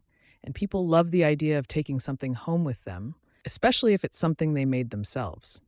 We could even theme the paintings based on the seasons or upcoming holidays. Oh, and what about a coffee and tech workshop? We could partner with someone who teaches basics like how to edit photos for social media or how to use apps for productivity. It'd appeal to freelancers or students who might already be using the shop as a workspace. Yeah, and it also position us as a community hub where people can not only enjoy coffee, but also learn and grow. It'd be like adding extra value to their experience with us. Another thought, how about a coffee and game night? We could set up board games or card games and let people hang out and play while they sip their drinks. Maybe even host a small tournament with a grand prize, right? And we could keep it casual or go big with themed nights, like a classic board game night or something more modern like strategy games. It'd be such an easy way to foster community and get people to stay longer. So, what do you think about these? I feel like they could all bring something fresh to the shop, but I'd love to hear your take. Last one, I promise, coffee and music jam session. We could set up a casual night where musicians bring their instruments and just jam together. No pressure, no stage, just a fun, collaborative vibe. Totally. It'd be such a cool atmosphere, and people who just want to listen could still enjoy it while sipping their drinks. Anyway, that's all I've got for now, at least until the next idea hits me. What do you think? Anything here worth pursuing? Great. So, I was thinking, what about a coffee and yoga morning? We could partner with a local yoga instructor and host a class either in the shop or outside if there's a good spot nearby. Afterward, everyone could enjoy a refreshing iced coffee or a light breakfast, right? It'd be such a calming way to start the day, and I think it'd really resonate with the wellness crowd. Plus, it's something different that not every coffee shop is doing. Another thought, how about a coffee and local makers market? We could invite local artisans and small business owners to set up booths or tables to showcase their goods. We'd bring in foot traffic and it'd give our shop a boost as a community hub. Exactly. And we could even have a featured coffee of the day to highlight during the event. Maybe something locally roasted or a special blend just for the market. Oh, and here's a fun one, coffee and speed friending. Kind of like speed dating, but for people who just want to make new friends. It could be great for newcomers to the area or anyone looking to expand their social circle. Yeah, and it'd be super low pressure. We could even have icebreaker questions on the tables to make it easier for people to strike up conversations. And while we're on the topic of socializing, what do you think about a coffee and board game league? People could sign up in teams or as individuals, and we'd host a series of game nights over a month or two, leading to a final championship night. Totally. It'd keep people coming back regularly, and we could offer discounts or perks for league participants. Maybe even a free drink for the winners at the end of the season. One last thing. What about a coffee and language exchange? We could invite people who want to practice a second language to come in and pair up with native speakers. It'd be casual, fun, and something a little different from your typical study group. Exactly. It'd attract a really diverse group, and I think it could become a regular event if it takes off. So, there you have it, another round of ideas to consider. I'd love to know if any of these feel like a good fit, or if there's one you think we should focus on first. Thanks for always hearing me out. I really appreciate having someone to brainstorm with. Awesome. Thanks. So, what do you think about a coffee and local history night? We could invite a local historian or storyteller to share interesting facts or forgotten stories about the area. It'd be a great way to connect with the community, right? Everyone loves a good story, and it'd give people a deeper appreciation for the town and its roots. Plus, we could tie it in with a special menu inspired by historical recipes or drinks. Another idea that popped into my head: coffee and creative writing workshop. We could invite an author or a writing coach to lead a session for people interested in storytelling or poetry. Imagine a group sipping coffee while working on their next masterpiece. Totally, and it'd be a way to attract a more artistic crowd. We could even collect some of the work and publish a little zine or booklet to distribute in the shop. Oh, and speaking of creativity, what if we did a coffee and DIY night? We could host workshops for making things like candles, coffee-themed decor, or even custom mugs. It's hands-on, fun, and perfect for small groups. Exactly. People love making something they can take home, and we could brand it as a unique experience they can't get anywhere else. Another one I've been mulling over is a coffee and puzzle night. We could have crossword challenges, Sudoku, or even jigsaw puzzles for teams to complete. It'd be a chill, fun way to spend an evening. Yeah, it'd be great for families or even just groups of friends who want to hang out in a more relaxed setting. And here's a random one: coffee and stargazing. We'd host it at night, maybe at a park or somewhere with a clear view of the sky, and provide blankets, telescopes, and hot coffee. Pair it with an astronomy expert to guide the evening, right? It'd be such a memorable experience, especially for couples or families. We could even serve galaxy-themed desserts to make it extra special. Anyway, I've got these swirling around in my head, but I'd love to know if any of these resonate with you. Think any of them are worth exploring? Cool. I'll start drafting some notes and plans for the ones you like most. Thanks for always listening. I really appreciate having someone to bounce this stuff off of. Great, thanks. So, this time, I was thinking about a coffee and book swap event. We could invite people to bring in books they've already read and trade them with others. It'd be a low-key way to build community and bring in book lovers. Exactly.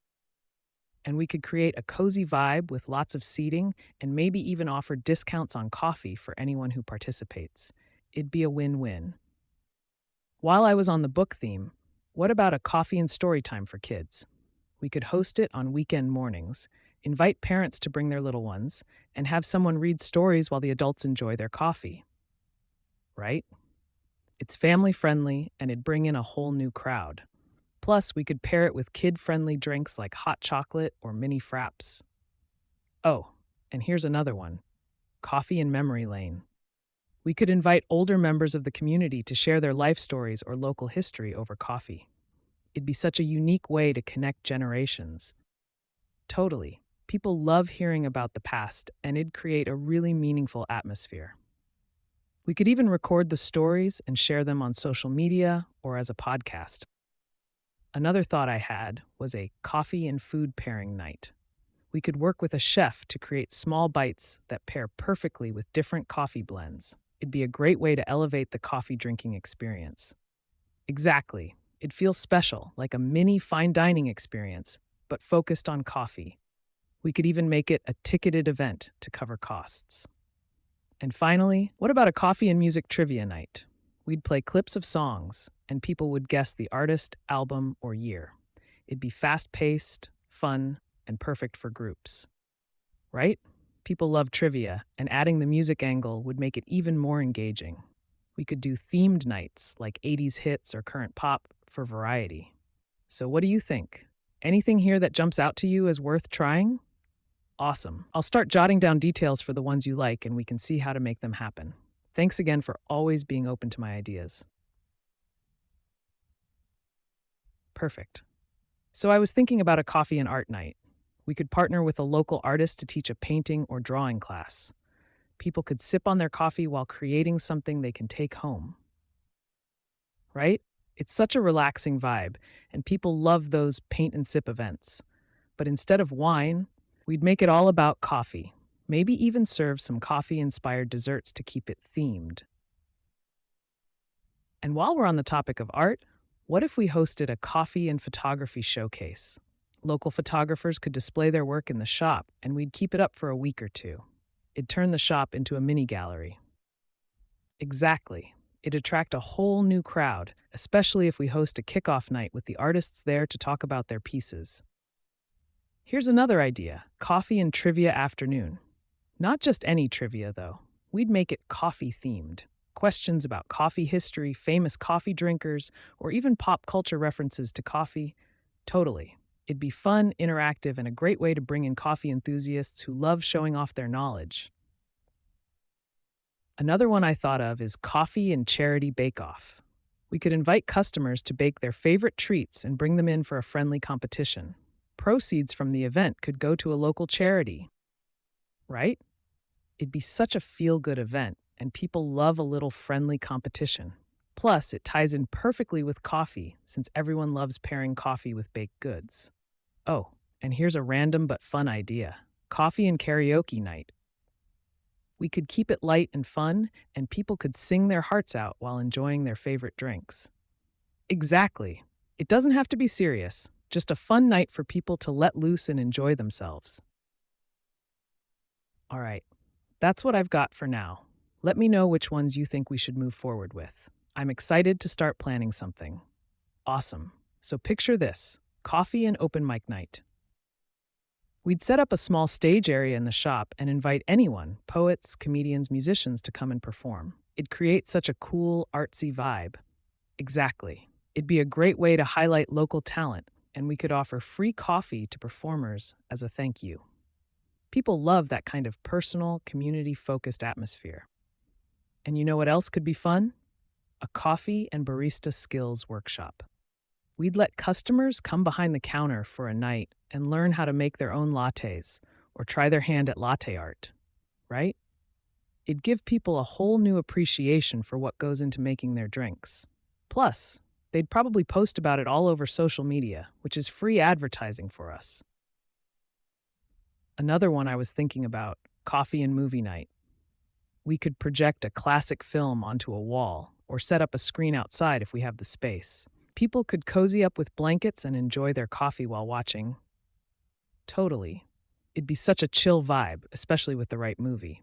We could even tie the drink specials into the theme of the film. Oh, and this one might be a little quirky, but how about a coffee and plant swap? People could bring in plants they want to trade, and we could serve coffee while they mingle and swap greenery. Yeah, plant people are so passionate, and it's a great way to bring a niche community into the shop. Plus, plants and coffee just go together aesthetically, don't you think?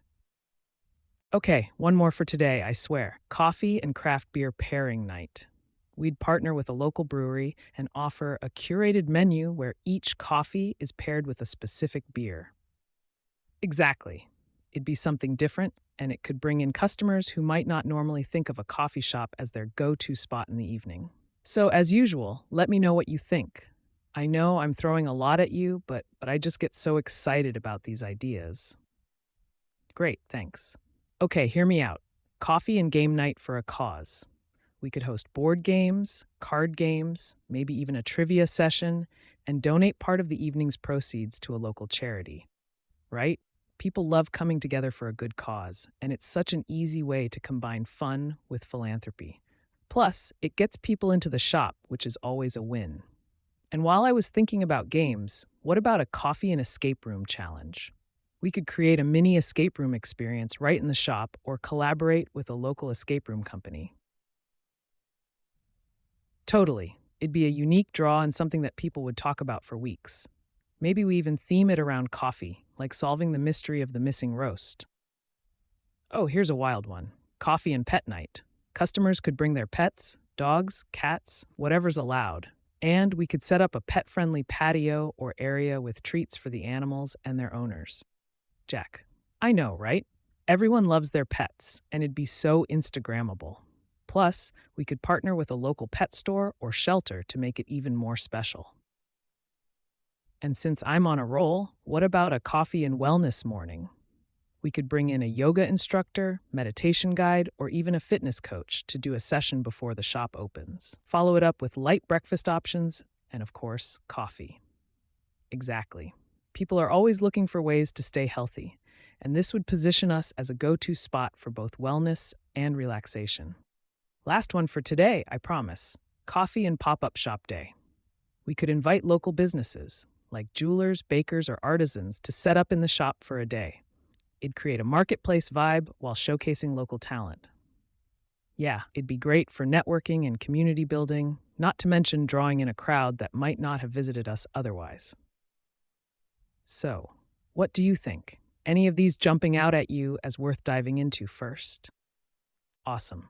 I'll start drafting some details for the ones you're excited about, and we'll see where we can take it. Thanks again for being my go-to sounding board. Thanks, I appreciate it. So this time, I was thinking about coffee and community gardening.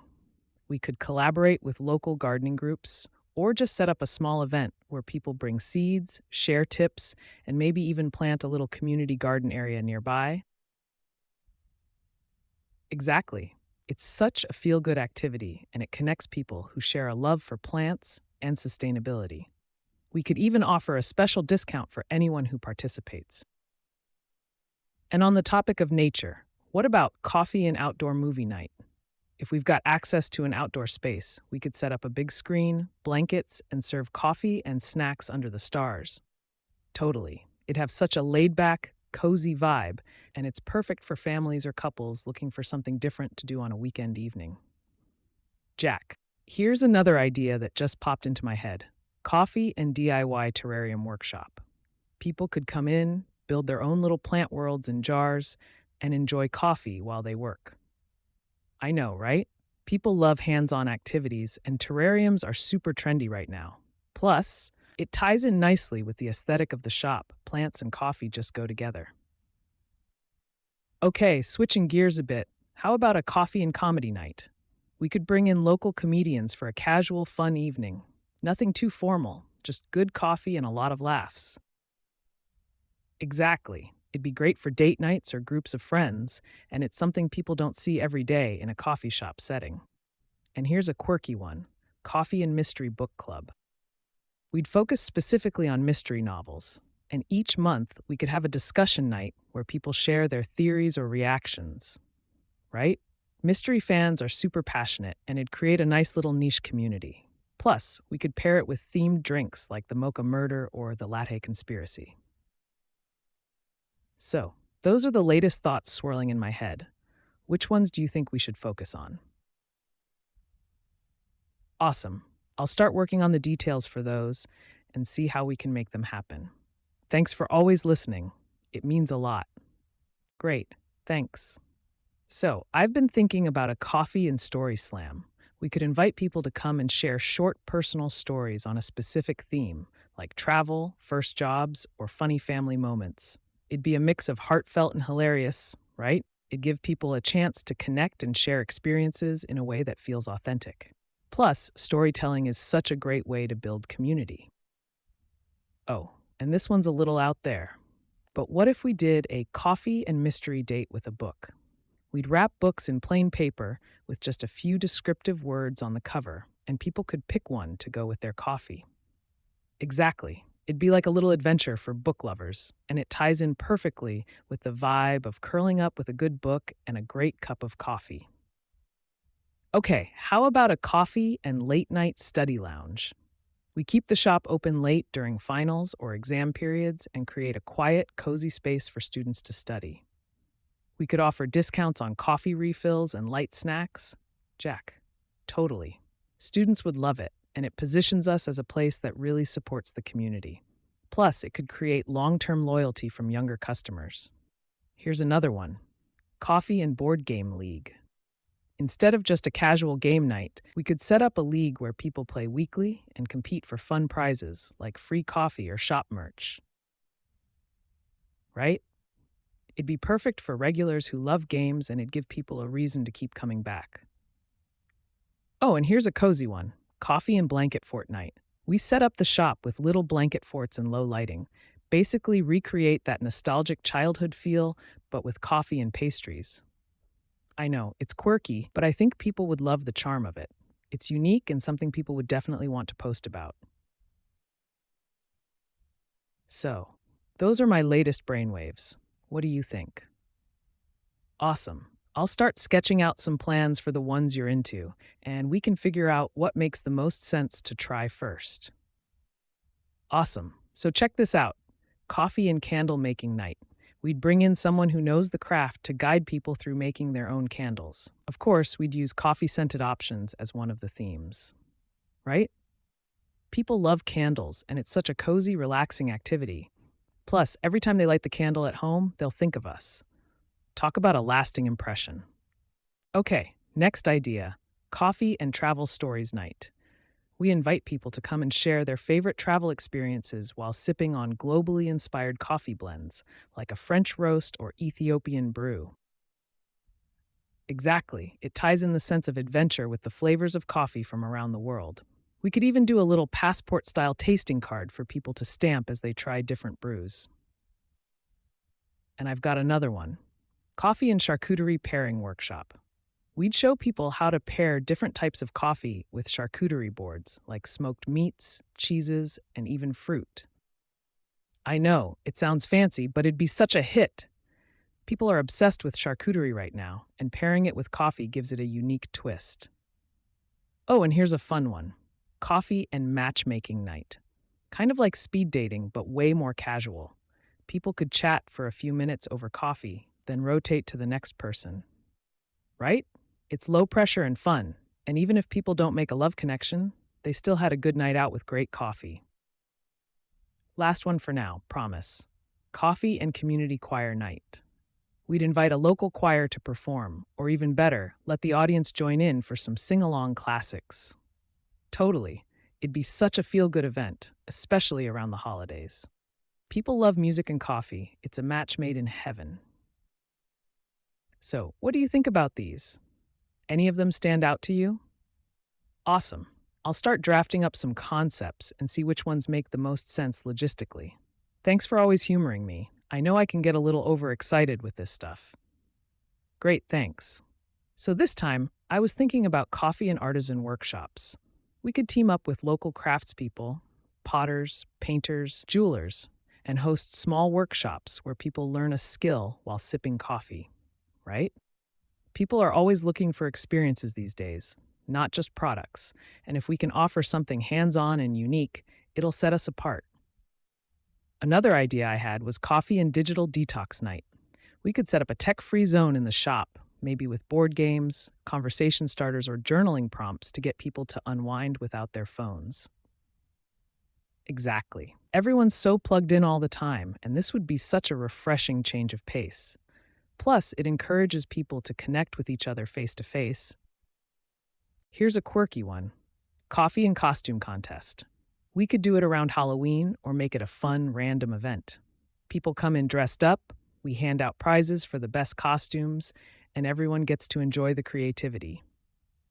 I know, it'd be such a blast, and it's the kind of thing people would definitely share on social media, which is a nice bonus. Oh, and what about a coffee and late night open studio? We'd keep the shop open late for artists, writers, or anyone who needs a quiet place to work. We could even play some mellow music to set the mood. Exactly. It's perfect for the creative crowd, and it positions us as a space that supports art and creativity. Last one for today, I swear. Coffee and trivia tournament.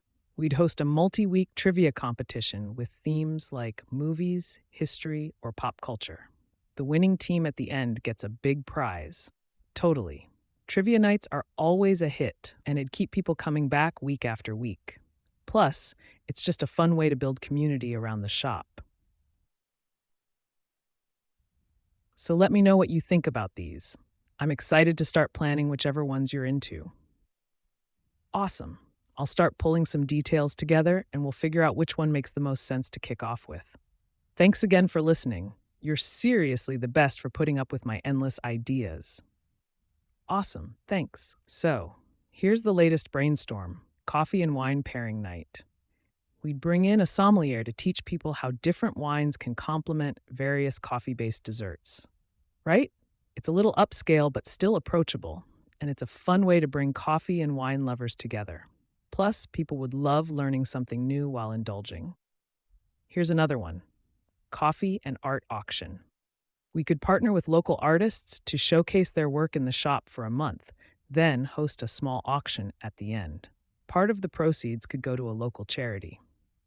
Exactly. It supports the art community and gets people into the shop multiple times, once to see the art and then again for the auction. Oh, and I was also thinking about a coffee and cookie decorating party. Especially around the holidays, we could set up a station with frosting, sprinkles, and pre baked cookies. Families and friends could come in and make a mess while having fun. Totally. It'd be a hit with kids, but I think adults would secretly love it just as much. Okay, one more idea: coffee and memory lane night. We'd create a throwback event where people bring in old photos, write down memories, and share stories from their past. Right? It'd be nostalgic and heartwarming, and it gives people a chance to connect over shared experiences. So, what do you think? Any of these sound like something we should explore further? Awesome. I'll start sketching out plans for the ones you're excited about and see how we can make them work. You're seriously the best for letting me bounce all this off you. Great. So, here's one I think could be really fun: coffee and live acoustic night. We'd invite local musicians to perform stripped down acoustic sets in the shop. It'd create such a chill, intimate atmosphere, right? It's a win win. The musicians get exposure, and we attract a crowd that's looking for a relaxed, live music experience. Oh, and I was thinking about a coffee and origami workshop. We could bring in someone to teach people how to fold cool designs from simple to advanced. Coffee and creative hands on activities always go well together.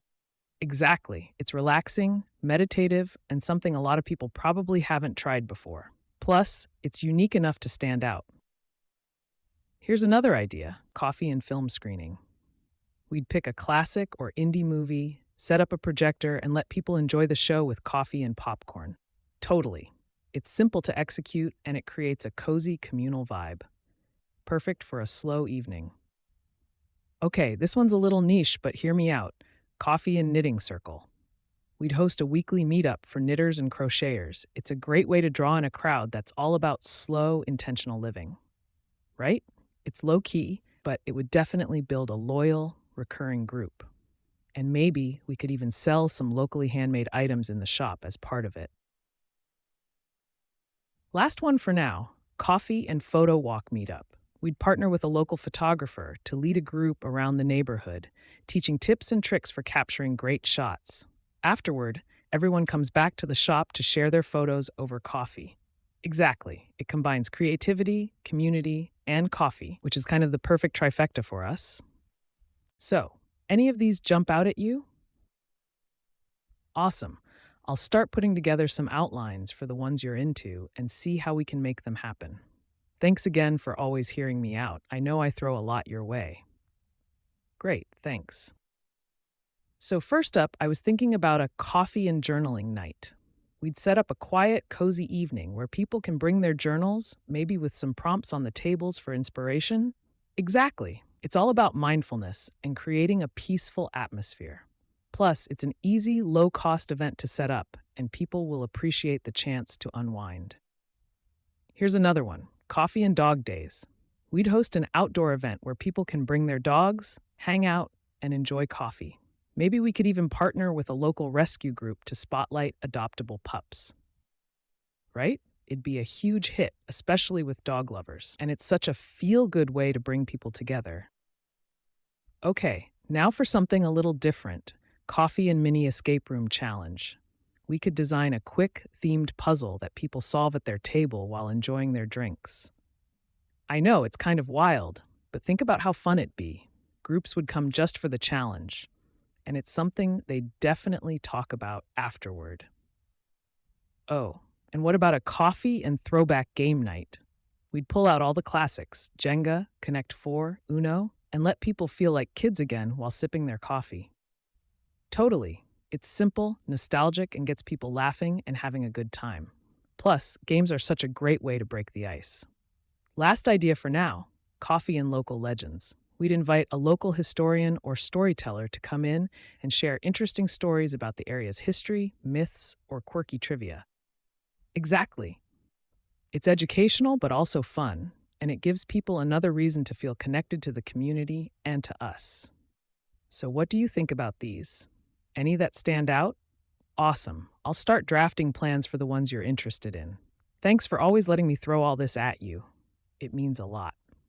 Awesome. So, first off, Coffee and Mystery Book Club.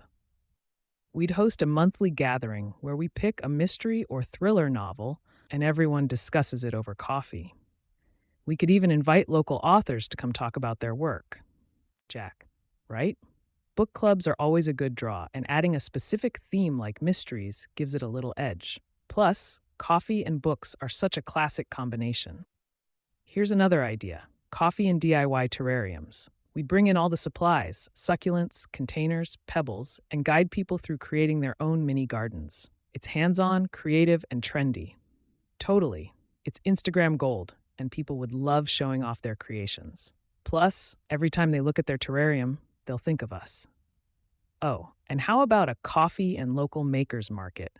We dedicate a weekend to hosting small vendors, handmade soaps, jewelry, prints, right in the shop or out front if space allows. Exactly. It's great for community connections, and it brings in foot traffic. People come for the market and stay for the coffee, or vice versa. Okay, switching gears: coffee and spoken word night. We'd invite local poets and storytellers to perform their pieces in an open mic format. It'd be raw, emotional, and really engaging, right? It's such a unique vibe, and it creates a space for people to share and connect. I think it could be really powerful. Last one for today, I swear: coffee and retro karaoke. Picture it: all the 80s, 90s, and early 2000s hits. People get up, belt their hearts out, and we all have a laugh. Exactly. It's lighthearted and fun, and it gives everyone a reason to let loose. Plus, who doesn't love some nostalgic tunes? So, what do you think? Any of these resonate with you? Perfect. I'll start working out some logistics for the ones that sound good. Thanks for always being game to hear me out. I really appreciate it.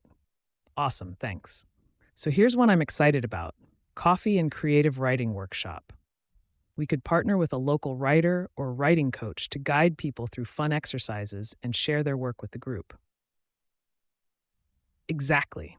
It'd be perfect for anyone who's ever wanted to try writing but didn't know where to start. And it adds that community feel where people can share and get feedback. Oh, and I was thinking about coffee and paint night. We'd set up easels and paint supplies, pick a theme or guide, and have people create their own art while enjoying a cup of coffee. Right? People love the chance to try something new, and it's another way to make the shop a space for creativity. Plus, they'll want to come back to show off their next masterpiece.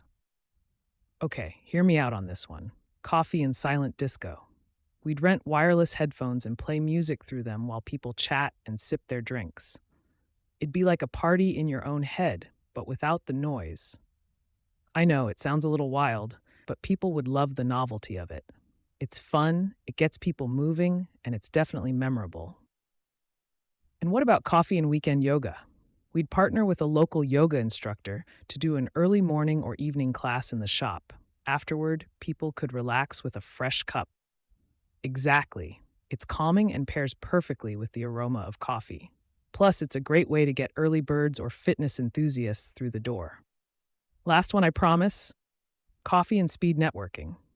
We'd set up a series of short conversations where people can meet others, share what they do, and make connections. It'd be great for freelancers and small business owners, right? It's quick, it's social, and it could really help build a community of like minded people. So, what do you think?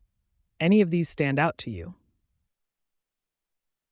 Great, I'll start sketching out plans for the ones that sound promising. Thanks for being patient with me and all my ideas. It really means a lot. Thanks. So, this one's a little out of left field, but what do you think of a coffee and comedy night? We'd bring in a local comedian or two for a set, and people could laugh while sipping their favorite drinks. Exactly. Everyone loves a good laugh, and it'd bring a fun, lively vibe to the shop. People would come back just for the memories. Here's another one: coffee and DIY candle making. We could set up a station with all the supplies, wax, wicks, scents, and teach people how to make their own candles. Right? It's hands on, and people love taking home something they made themselves. Plus, a custom scented candle could be a great keepsake. Oh, and I've been thinking about a coffee and trivia night. We could pick different themes each week: music, movies, history, and have people compete in teams. Winners could get gift cards or free drinks. Yeah, it's interactive, it gets people talking and laughing, and it's another way to make the shop a destination for something unique. And what about coffee and charity drive? We could partner with a local charity or organization and have people bring in donations like food, clothes, or toys. We could offer a discount or a free drink as a thank you. Exactly. It's great for building community goodwill and bringing in people who care about giving back. Plus, it gives us a good reason to spread the word on social media. What about coffee and book swap? People can bring in books they've already read, trade them for something new, and chat with others about what they've been reading, right? It's a win-win. People get to discover new reads, and it keeps things fresh and interesting. It could also attract people who might not normally come in, but love books. So what do you think? Any of these sound like a good fit? Perfect. I'll start putting some plans together for the ones you like best. Thanks for listening to me run through all these. You're the best for being so supportive. Thanks. So picture this: coffee and DIY mug art. We'd provide plain white mugs and ceramic safe markers, and people could design their own custom coffee mugs. Exactly. It's creative, simple, and something people can take home and actually use. Plus, it'd make for some fun social media moments with people showing off their designs. Oh, and here's another one: coffee and local art exhibition.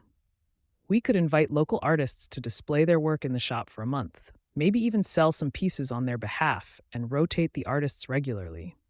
Right? It turns the space into a mini gallery, gives local talent some exposure, and gives us some beautiful decor.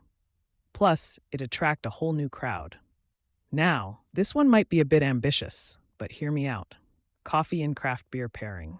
We could team up with a local brewery and host an event where we pair different coffees with complementary craft beers. I know it's a little different, but it's unique. It appeals to both coffee lovers and beer enthusiasts, and it could create some buzz. No pun intended. Another thought: coffee and guided meditation. We'd have a professional guide a short meditation session, and afterward, everyone could enjoy a mindful cup of coffee.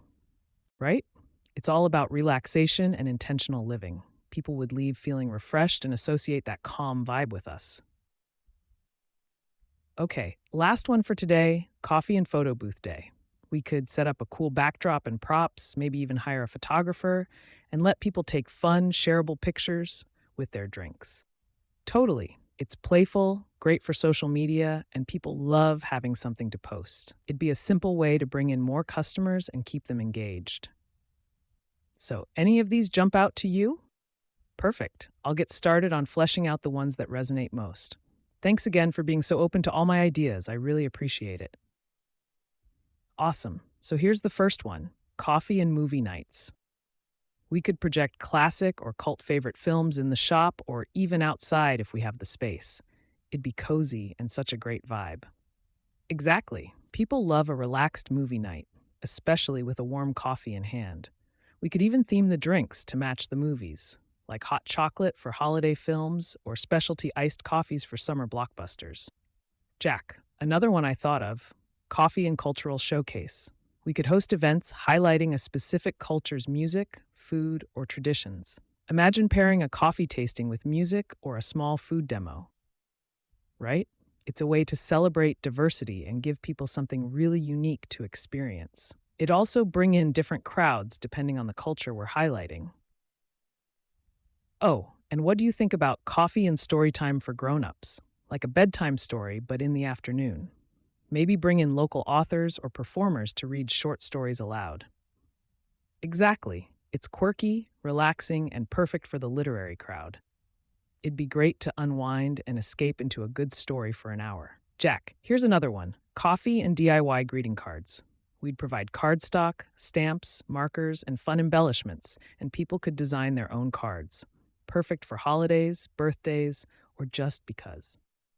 Totally. It's creative and personal, and it's something people can use. Plus, handmade cards have that extra charm you just don't get with store-bought ones. Lastly, coffee and open mic for creatives. Not just music or poetry, but anything: comedy, storytelling, even quick pitches for ideas. It'd be a stage for everyone to share what they're passionate about.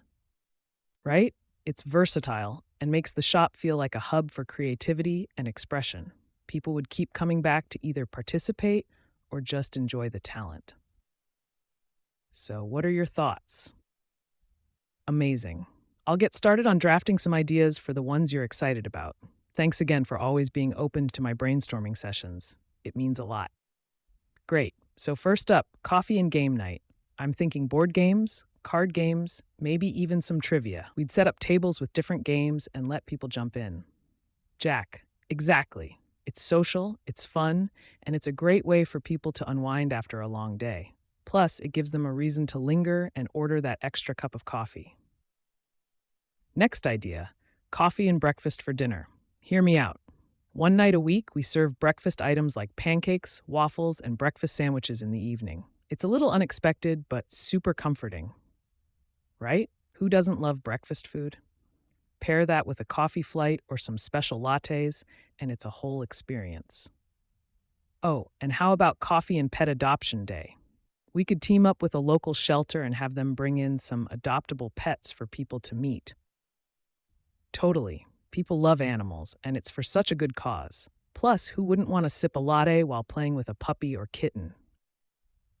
Another one I thought of: coffee and local history night.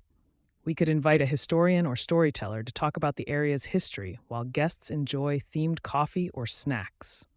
Exactly. It's informative, unique, and gives people a sense of connection to the community. And here's a fun one: coffee and costume contest. We could do it around Halloween or even for no reason at all. People come dressed up, we give out prizes, and everyone gets into the spirit.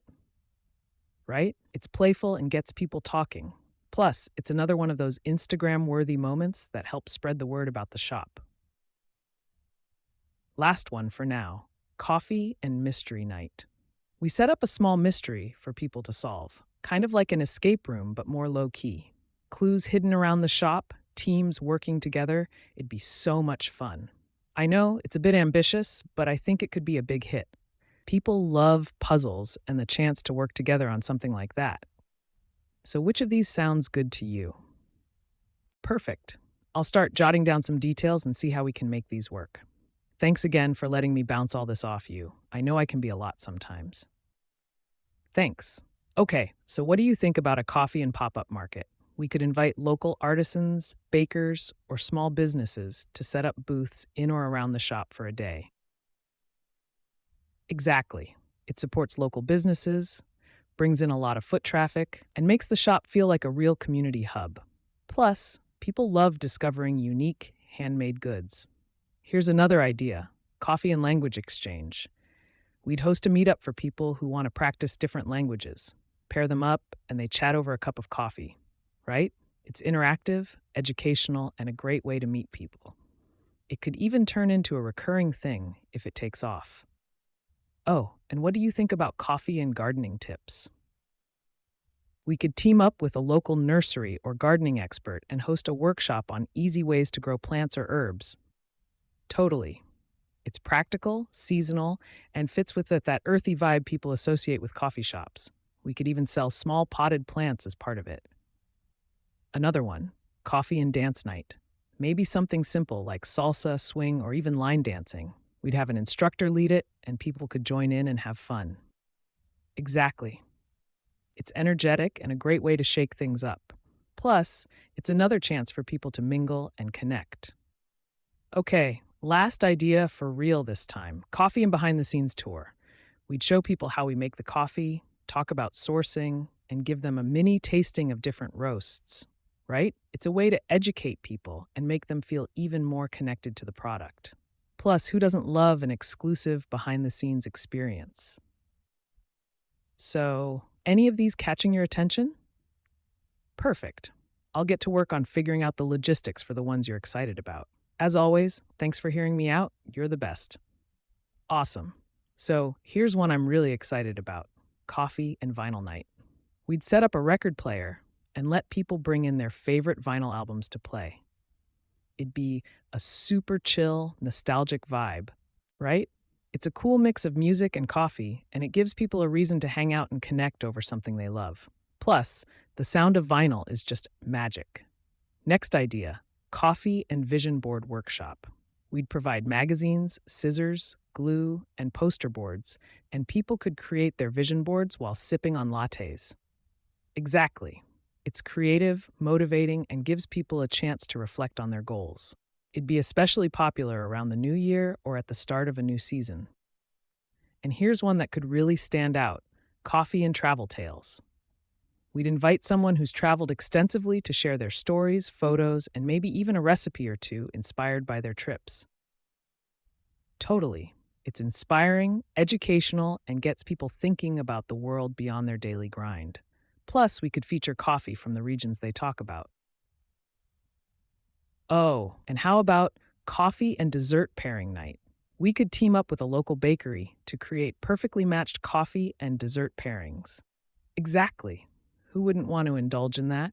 It'd be a treat and something that feels a little more special than your average coffee outing. Okay, here's a wild card: coffee and karaoke. People love singing, right? We could set up a small stage and let folks belt out their favorite tunes while enjoying their drinks. I know it's a bit out there, but it'd be a ton of fun and definitely memorable. It'd turn the shop into a mini party for the night. And last one: coffee and book launches. Partner with local authors to host their book signings or launch events. We could even feature a drink inspired by their work. Totally, it's intimate, supports the arts, and creates a unique event for the community. It'd bring in a crowd that loves storytelling and creativity. So, what do you think of these? Awesome. I'll start sketching out the plans and see what we can make happen. Thanks again for being such a great sounding board. You're the best.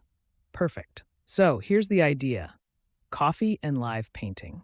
We invite a local artist to come in and create a piece in real time while customers watch. They can ask questions, enjoy the process, and maybe even purchase the finished work. Exactly. It's mesmerizing to watch. It supports local talent, and it brings a kind of artsy vibe to the shop. Plus, people would love sharing something like that on social media. Next up, Coffee and Crafters Corner. We'd set up a small area with materials for simple crafts like making friendship bracelets, macrame keychains, or even small paintings. Totally. It's hands-on, fun, and something people of all ages could enjoy. Plus, they'd leave with something they made themselves, which adds a nice personal touch. And how about coffee and comedy night? We could invite amateur stand-up comedians or improv groups to perform. It'd be lighthearted, fun, and a great way to end the day, right? Everyone loves a good laugh, and it'd be a fantastic way to bring the community together. Oh, and this one's a bit niche, but hear me out: coffee and stargazing. We could partner with an astronomy club and set up telescopes outside for people to look at the stars while enjoying warm drinks. Exactly. It's unique, magical, and something people would remember for a long time. Plus, it'd be perfect for cooler evenings when coffee just hits differently. Another idea: coffee and cook-off challenge. We invite locals to participate in a baking or cooking competition, and the shop serves as the venue. Winners get a small prize or feature. Totally. It's competitive, engaging, and makes the shop feel like a community hotspot. And who knows, we might even discover a new recipe to add to the menu. Last one for today: coffee and gratitude wall. We set up a big board or wall where people can write things they're grateful for on sticky notes. It's simple but meaningful, right? It's positive, uplifting, and a little interactive element that could become a regular feature in the shop. So, what do you think of these? Amazing. I'll start putting together more detailed plans for the ones you liked. Thanks, as always, for being patient with my nonstop brainstorming. You're seriously the best. Awesome. So, I've been thinking about coffee and DIY mug painting. We could set up a station with plain mugs, paints, and markers for people to design their own coffee mugs while they hang out. Exactly. People love personalization, and it's such a simple yet engaging activity. Plus, every time they use the mug at home, they'll remember the shop. Here's another one: coffee and open mic poetry. We could host a night where people can come in and share their poems, spoken word, or even short stories. It's cozy, creative, and sets a really cool vibe, right? It's intimate and creates this really soulful atmosphere. Plus, it gives local artists a platform to express themselves. Oh, and this one's fun: coffee and trivia night. We could have themed trivia evenings, like pop culture, history, or even coffee knowledge, and give small prizes to the winners. Totally. It's interactive, people get competitive in the best way, and it's perfect for groups or even solo participants who want to join a team. And what about coffee and kids' story time? We could do a Saturday morning thing where someone reads books for kids while parents relax with a coffee. Exactly. It's family friendly, draws in a whole new crowd, and creates such a wholesome atmosphere. Okay, one more: coffee and silent disco. We rent headphones, set up different music channels, and let people dance it out while sipping their coffee. I know, it sounds a bit wild, but it's such a unique experience. People would absolutely talk about it and bring their friends next time. So, which of these are you feeling the most? Perfect. I'll start drafting some plans and see how we can make these happen. Thanks, as always, for being my go to for these ideas. You seriously keep me motivated. Great. So, I've been toying with the idea of a coffee and pet meetup. People could bring their pets, hang out, and we'd even have a little station with treats for the animals, right? It's cute, it's fun, and it would totally attract pet lovers. Plus, who doesn't love sipping coffee while meeting adorable dogs or cats? Another thought: coffee and movie night. We set up a projector and screen, maybe outdoors or in a cozy corner, and play a classic or indie film. Totally. It's relaxed, easy to set up, and perfect for evenings when people just want to chill with a latte and a good movie. Oh, and how about coffee and candle making? We could partner with a local candle maker and host a workshop where people create their own scented candles. Exactly. It's interactive, trendy, and ties in nicely with the cozy vibe of coffee. Plus, people would love taking home a candle they made themselves. Here's a fun one: coffee and board game night. We set out a bunch of board games, from classics to newer ones, and let people play while they enjoy their drinks. Yeah, it's a great way for friends to bond, or even for strangers to meet. It's simple but super engaging. And get this: coffee and music jam. We invite local musicians to bring their instruments and have an impromptu jam session. Right? It's raw, it's lively, and it gives local talent a space to shine. The energy would be incredible. Okay, last one for real: coffee and journaling club. We'd provide prompts or themes, and people could sit, write, and share if they want to. Totally. It's introspective and relaxing, and it gives people a chance to unwind while being a little creative. So, any of these standing out to you? Awesome. I'll get started on the logistics for those. Thanks again for always hearing me out. You're seriously my favorite person to brainstorm with. So, what do you think about coffee and plant swap? People could bring in plants or cuttings they're looking to trade, and we'd host a little event where they can exchange with others. Exactly. It's eco friendly, community focused, and perfect for plant lovers. Plus, it could bring in a lot of new faces who wouldn't usually stop by. Another idea: coffee and retro gaming night. We set up old school consoles like the NES or Sega, and people can play classic games while enjoying their coffee, right? It's nostalgic and something unique. Everyone loves a good round of Mario or Sonic, especially with friends. Oh, and this one could be fun: coffee and mystery book club. We'd choose a mystery or thriller book each month and then have a discussion night over coffee. Totally. It's engaging, gets people thinking, and could even lead to some lively debates. Perfect for a group activity. Jack, what about coffee and charity bake sale? We could invite customers to bring baked goods to sell, and the proceeds could go to a local cause or nonprofit. Exactly. It's heartwarming and shows the shop is invested in the community. Plus, who doesn't love an excuse to bake? Here's one I'm really excited about: coffee and travel planning night. People could come in to learn about budget travel tips, destination ideas, or even meet others to plan trips with. I know, right? It's inspiring and gives people a reason to dream big while sipping on their favorite coffee. And get this: coffee and sketch night. We'd provide paper and pencils, and people could draw, doodle, or just let their creativity flow. Totally. It's low pressure, fun, and a great way to unwind after a long day. Okay, last one for the day: coffee and local history night. We could invite a historian or storyteller to share interesting facts or stories about the area, right? It's fascinating, educational, and would give people a deeper connection to the community. So, what do you think of these? Perfect. I'll start piecing together the details for the ones you're most excited about. Thanks again for always being my sounding board. I really appreciate it. Great. So, I was thinking about coffee and night market. We could invite local vendors to set up small booths in the shop or just outside, selling handmade crafts, snacks, or other unique items. Exactly. It's vibrant, it supports local entrepreneurs, and it would create this amazing, bustling energy. People could sip coffee while browsing. It's a win win. And how about coffee and language exchange night? We could create a casual environment for people who want to practice different languages with native speakers. Totally. It's a fantastic way to connect people, and it adds a cultural flair to the shop. Plus, it's educational and fun at the same time. Here's another one: coffee and seasonal crafting, like making DIY holiday decorations in December or flower crowns in the spring, right? It's festive and ties in perfectly with the seasons.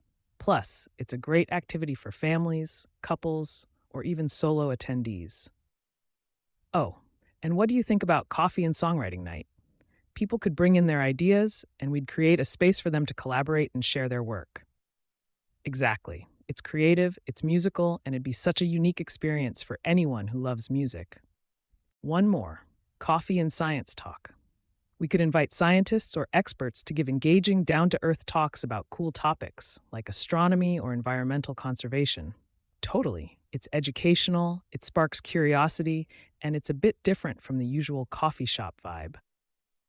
And lastly, coffee and mini art gallery. We could feature a local artist each month, displaying their work on the walls for customers to admire or purchase. Exactly. It's visually appealing, supports local creatives, and makes the shop feel like a cultural hub. So, which of these do you think has the most potential? Awesome. I'll add these to the list and start working on how we can implement them. Thanks again for listening. You're seriously the best at helping me bounce these ideas around. I mean, it's trendy, right? People love plants, and terrariums are such a fun, hands-on activity. We could sell all the materials, and folks could create their own little green worlds while sipping on some coffee. Plus, it's a perfect way to make our space feel more inviting. You could walk in and see all these cute little plants around. Could totally be a vibe. Ooh, another idea. How about coffee and open mic night? People could come in and share their talents, whether it's poetry, comedy, or live music. Could be a cool way to showcase local talent and have a fun night out, right? I mean, everyone loves a little entertainment while they sip on their favorite coffee. And it'd be a nice way for the community to come together, share, and support each other. Okay, hear me out. Coffee and couples night. Like, we could host a night where couples come in and do something fun together, like a coffee tasting class or making custom mugs, something that gets them interacting and bonding over coffee. Yeah, it'd be perfect for date nights. Plus, it's a great way to mix things up for people who are looking for a unique experience with their significant other. I was also thinking, what if we hosted a coffee and charity night? We could partner with local nonprofits and donate a portion of the sales from the evening to a good cause. It's a great way to give back to the community while doing what we love. You know, everyone loves a good cause, and it's a win win. People get their coffee fix, and they feel good about supporting a charity. Plus, it'll probably bring in new faces. Another fun idea: coffee and fitness morning. People could come in after a morning workout, grab their coffee, and relax while chatting about fitness or nutrition. We could even team up with a local gym or yoga studio for extra promotions. It'd be a great way to tap into the fitness community and get some fresh faces in the shop. Plus, people would appreciate a little post workout hangout spot. Okay, last one for today, I promise: coffee and pop up shops. Local artisans, creators, and small businesses could set up shop in the coffee shop for a day. It'd be a fun way to bring in new people and support small businesses at the same time.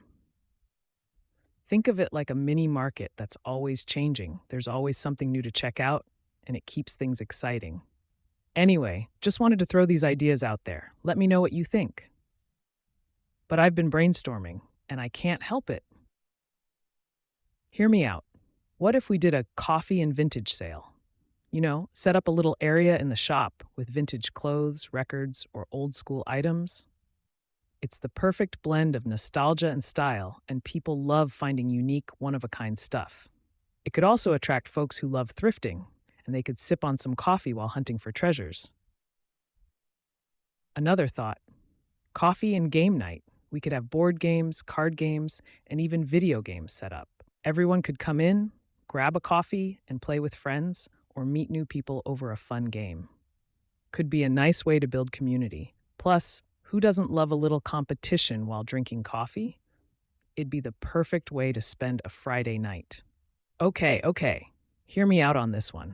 Coffee and dance class. We could partner with a local dance instructor and host something low key, like a salsa or swing dance class.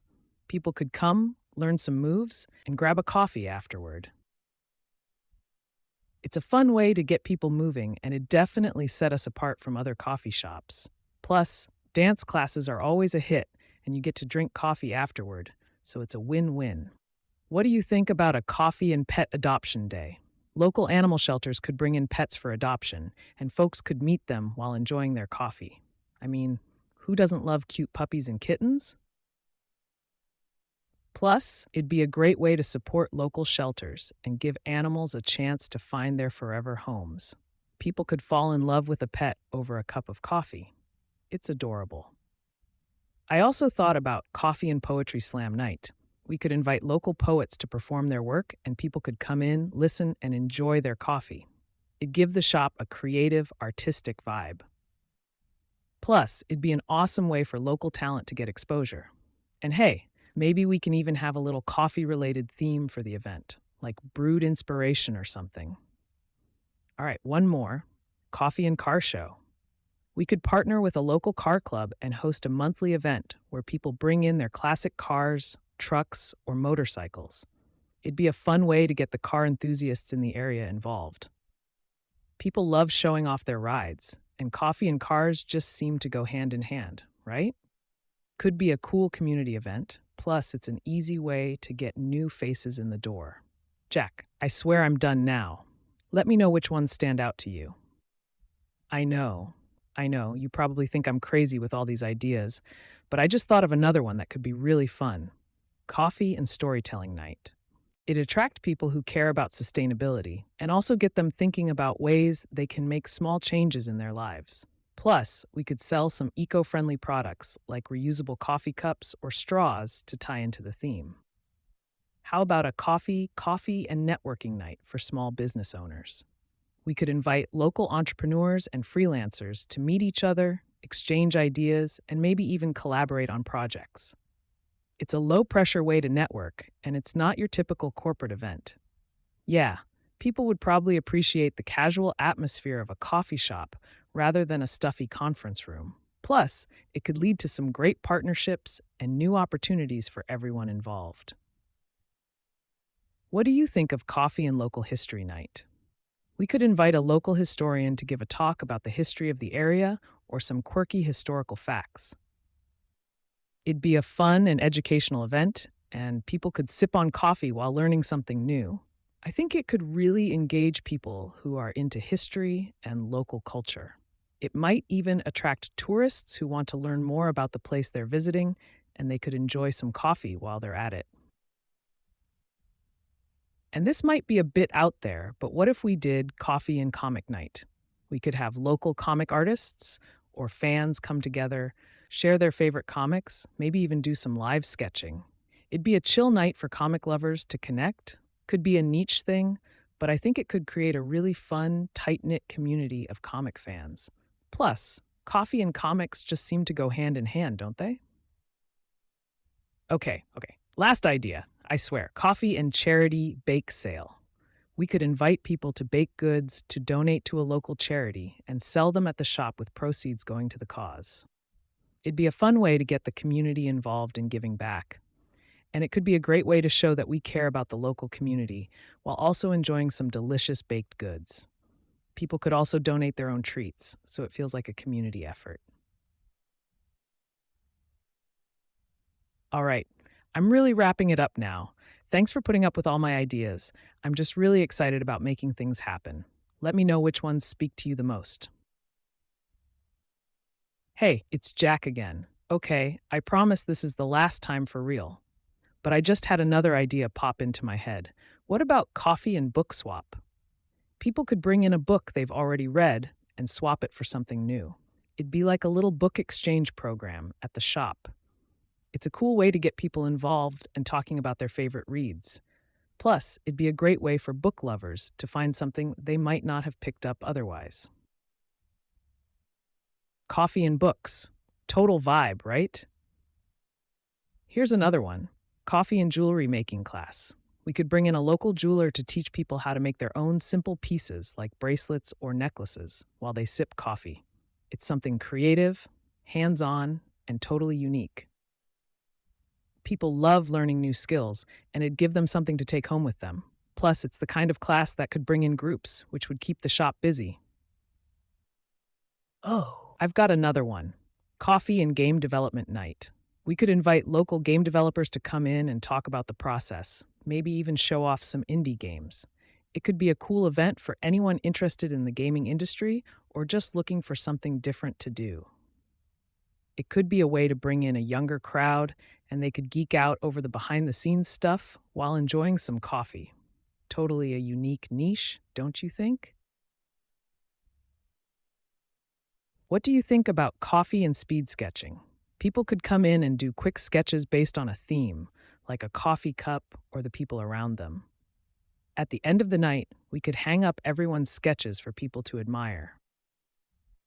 It'd be a fun, interactive way to get creative without too much pressure. Plus, people love showcasing their work, and we could even give out prizes for the best sketches or funniest interpretations. Another idea: coffee and DIY candle making. We could have a candle making class where people pick their scents, colors, and maybe even design their own labels. Coffee and candles go hand in hand, right? People love making their own candles. It's relaxing, fun, and it's a perfect gift idea. Plus, it could bring in people looking for a creative and therapeutic activity. How about coffee and local music showcase? We could invite local musicians to perform acoustic sets, jazz bands, or any kind of local talent. It could be a great way to support the local music scene while people enjoy a cup of coffee. It'd also give people something new to experience at the shop. And you never know, it could even become a go to spot for discovering new artists. And if I'm going all out with ideas, what about coffee and vintage arcade night? We could set up a couple of vintage arcade machines like Pac Man, Space Invaders, or Pinball and let people play while they sip on their coffee. Could be a fun throwback. It's a nice mix of nostalgia and entertainment. Plus, people love a little bit of friendly competition, and the coffee would just add to the vibe. I've got one more idea, I promise. Coffee and garden party. We could host an outdoor event where people bring their own plants or garden supplies, and we could set up a little garden center in the shop. They could grab their coffee and talk about gardening tips, maybe even trade plants. It'd be a great way to attract green thumbs and create a chill, laid back event that still promotes community engagement. Plus, people love talking about their plants. All right, I think I'm finally out of ideas for now. Let me know which ones stand out to you. I'm really looking forward to seeing what we can make happen. But I couldn't stop thinking about it. How about coffee and DIY pottery night? We could partner with a local pottery studio, and people could try their hand at making mugs or small pots while sipping on coffee. It's a great way to get people involved in something hands on and creative. Plus, it ties in with the whole coffee theme. People would love making their own mugs, and it's something they'd use every day. Okay, next idea, coffee and cooking class. We could have a chef come in to teach people how to make coffee inspired dishes like coffee rubbed steaks or coffee desserts. It'd be a fun way to get people experimenting with coffee in new ways, beyond just drinking it. People love learning how to cook, and coffee is such a versatile ingredient. It'd be a great way to offer something new and flavorful for your regulars, and it could be a big draw for foodies. All right, here's another. How about coffee and farmers market? We could invite local farmers and produce vendors to set up shop outside the coffee shop so customers could grab their coffee and pick up fresh produce at the same time. It'd be a nice way to support local agriculture and get people excited about fresh, local food. It could also create a nice community atmosphere, bringing in regulars who are interested in supporting local businesses and eating healthy. And who doesn't love fresh fruits and veggies?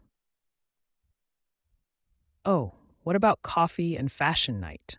We could host a local boutique or fashion designer where they could showcase some cool outfits while people sip coffee. It could be a fun, laid-back runway show where the focus is just on style and creativity. I think it could attract people who are into fashion and want to get an up-close look at what's trending locally. Plus, coffee and fashion are a classic combo, don't you think? Another one I had, coffee and volunteer night. We could team up with local charities and have a night where people can come in and learn about volunteer opportunities in the area. It's a great way to give back and inform the community while enjoying coffee. It could bring in a crowd that's passionate about social causes, and it gives people a chance to do something good in the community. Plus, it's just a great way to highlight the importance of giving back. I also thought about coffee and creative writing night. People could bring their stories, poems, or ideas and do a little reading. It'd be a laid-back space for budding writers to share their work, maybe even get feedback from others. It'd be a great way to bring together people with a shared interest in writing, and it could even give them some inspiration for future projects. Plus, everyone's a little creative when they have a good cup of coffee, right? Okay, one last idea before I finally stop. Coffee and tech talk. We could invite local tech experts to give talks or workshops on things like social media marketing, website building, or even the latest gadgets. It'd be super relevant for entrepreneurs, small business owners, or anyone interested in tech. It's a great way to provide value and education to the community while giving people a chance to network. And of course, they could enjoy a great cup of coffee while learning about the latest in tech. All right, I'm really wrapping up now. Thanks for listening to all of this. Let me know which ones stand out to you. and we'll start making them happen. Awesome. I'm glad you liked them. I think they really capture the vibe we're aiming for. Yeah, I agree. A clean, modern look, but still cozy, you know? By the way, I've been thinking about what kind of events we could host to draw in more customers. Like maybe a coffee and canvas night where people can sip and paint, right? It seems to be a hit at other places, and it could really showcase our space. And for the opening, we should think about doing some kind of community giveaway or raffle. Totally. It would be a great way to generate excitement and get people talking. Plus, if we partner with other local businesses, it could mean more exposure for all of us. Exactly, a win win. The more we can collaborate, the stronger the community support will be.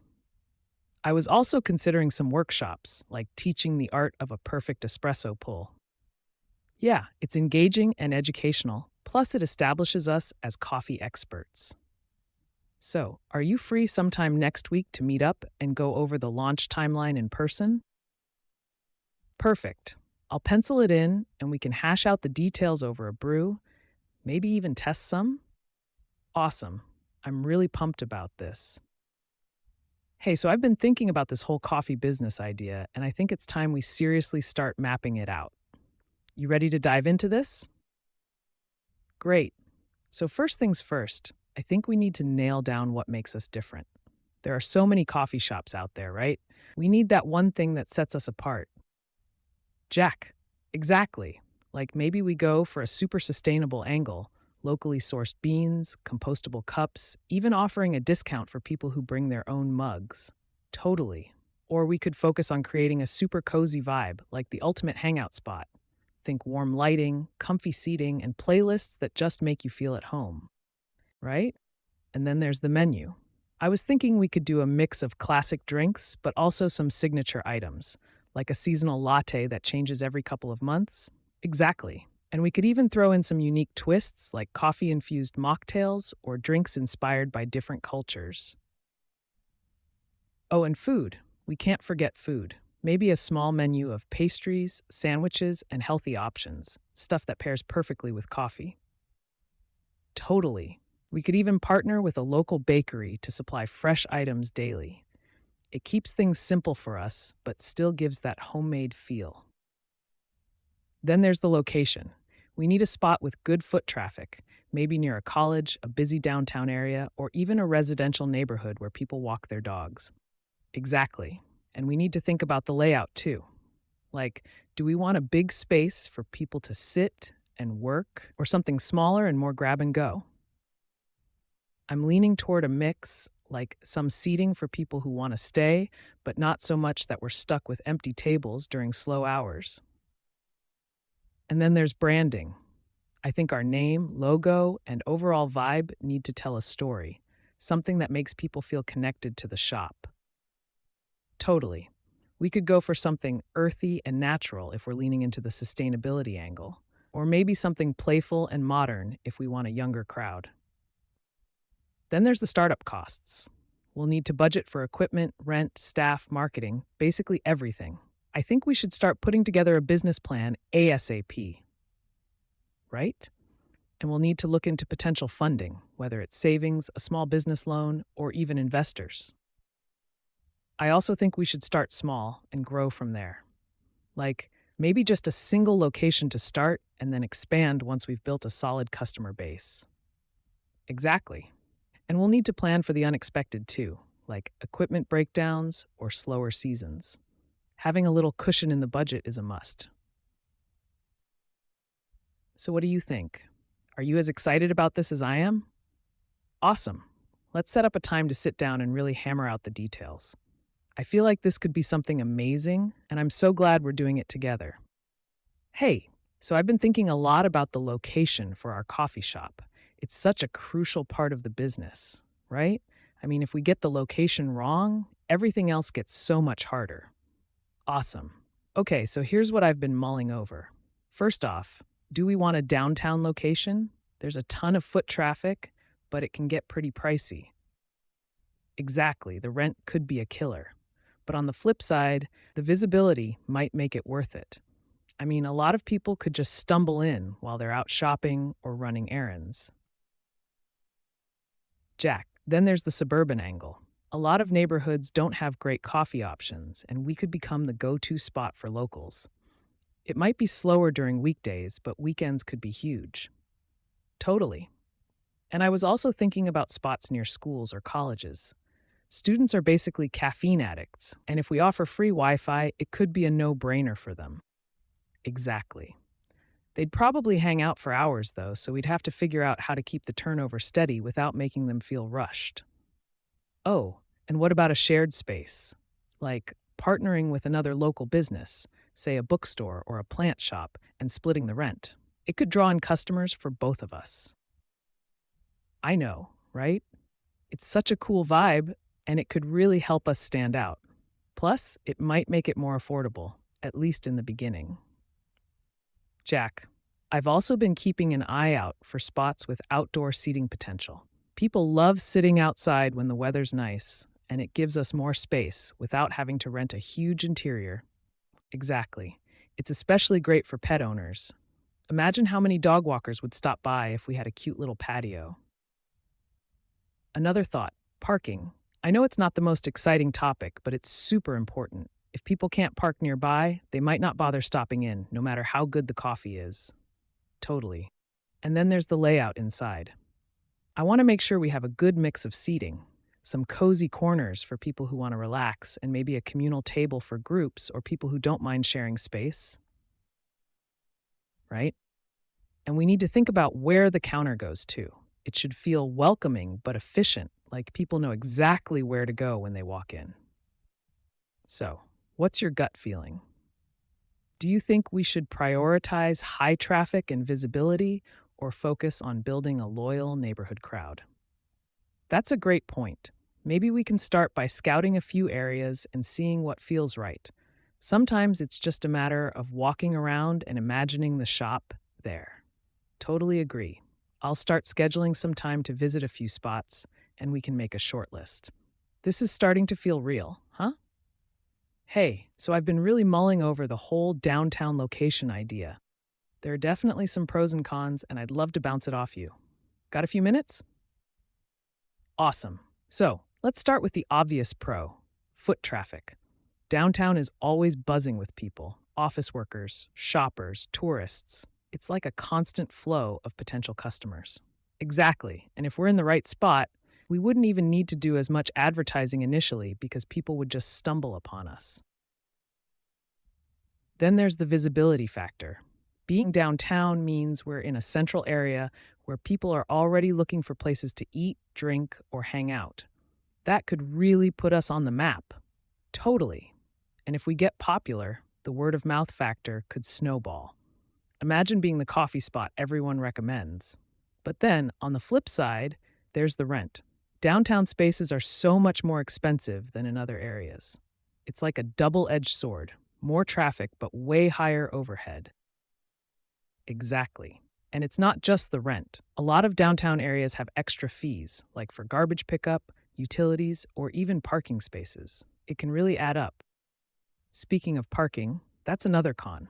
A lot of downtown spots don't have much parking, and if customers have to hunt for a spot or pay for one, it might turn them off. Right? And then there's competition. Downtown is packed with other coffee shops, cafes, and chains. We'd have to work extra hard to stand out. Totally agree. It'd push us to be really unique, which is great in the long run, but it's definitely a challenge. Another thing I thought about is the vibe. Downtown might not have that cozy neighborhood feel. It's more fast-paced, which could work against us if we want to build a loyal, regular crowd. Exactly. We'd probably get more one-time customers than regulars. Tourists and office workers are great for volume, but they might not create that steady, dependable base. But then again, if we crush it downtown, the exposure alone could help us build a brand that people recognize beyond just the area. It's like a showcase location. Totally. It's a gamble, but it could pay off big if we play it right. So, what's your gut feeling? Do the pros outweigh the cons? Or is this something we should approach cautiously? Right? Maybe we should go check out a few downtown spaces in person, see the vibe, and get a feel for the foot traffic at different times of the day. Exactly. It's one thing to talk about it, but actually standing there and imagining our shop in the space might give us some clarity. All right, I'll start looking up some listings and set up a few walkthroughs. Let's keep weighing the options though, because this is a big decision. Cool. I'll update you once I have some spaces to check out. Hey, so let's shift gears and talk about the suburban angle for the coffee shop. There are definitely some pros and cons to this idea, and I want to make sure we think it through. Cool. So here's the first big pro. We could become the go to spot for the neighborhood. You know, the kind of place where people know your name and come back again and again. Exactly, that steady crowd of regulars. People in suburbs tend to stick to places they love, so once we build that trust, we'd have a super loyal customer base. Another thing is rent. Compared to downtown, suburban spots are usually way more affordable. That means less pressure on the budget, especially in the beginning, right? And it's not just rent, utilities and other costs might be lower too, which gives us more wiggle room for other expenses, like marketing or hiring great staff. And parking. Suburban spots often have dedicated parking lots, so customers don't have to stress about finding a spot or paying for one. That's a huge convenience. Totally. People are more likely to swing by if they know they can park easily, grab a coffee, and head out without hassle. Now, on the flip side, the foot traffic isn't as consistent as downtown. Suburbs can feel a little sleepy during weekdays, especially mid-morning to mid-afternoon. Right. We'd probably see a big rush in the mornings and then a lull until school lets out or people get off work.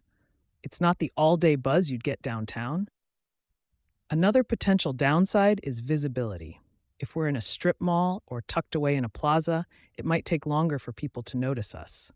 We'd have to work harder on advertising and word of mouth. And there's also the question of competition. Some suburbs already have established spots that locals love, so we'd have to figure out how to win them over. Totally agree.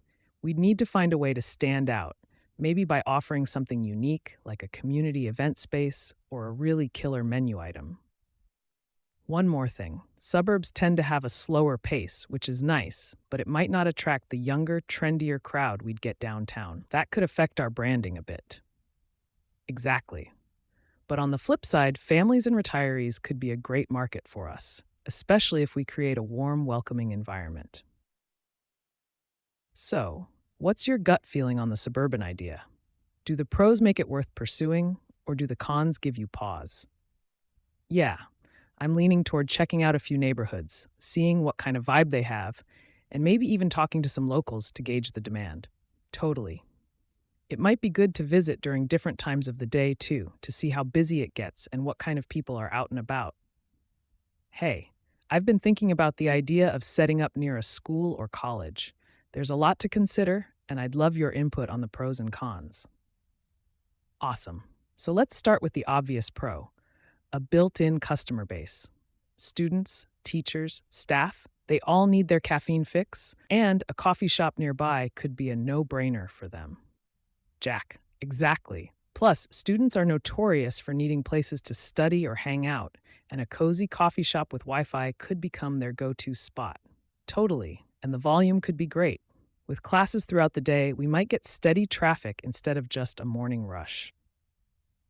Another thing is that schools and colleges often host events, sports games, open houses, or parent-teacher conferences. Those could bring in even more customers. Exactly. And if we're near a college, there's a chance to build a following with younger people who are super into social media. That could be great for free promotion if they post about us. On the flip side, though, students aren't exactly known for having deep pockets. They might go for the cheapest items on the menu or just camp out with one drink for hours. Right? And we'd need to balance being a welcoming spot with making sure we're actually turning a profit. Too many lingering customers could hurt turnover. Another thing to think about is seasonality. Schools and colleges have breaks. Winter, spring, summer, when a big chunk of our customer base could just disappear for weeks. Exactly. That downtime could really hurt, especially if we're relying heavily on the school crowd. We'd need to plan for ways to draw in locals or other customers during those slower periods. Parking might be another issue. If we're near a college with limited parking, students might not want to deal with the hassle, especially if they're already walking everywhere. Totally. And we'd also need to think about competition.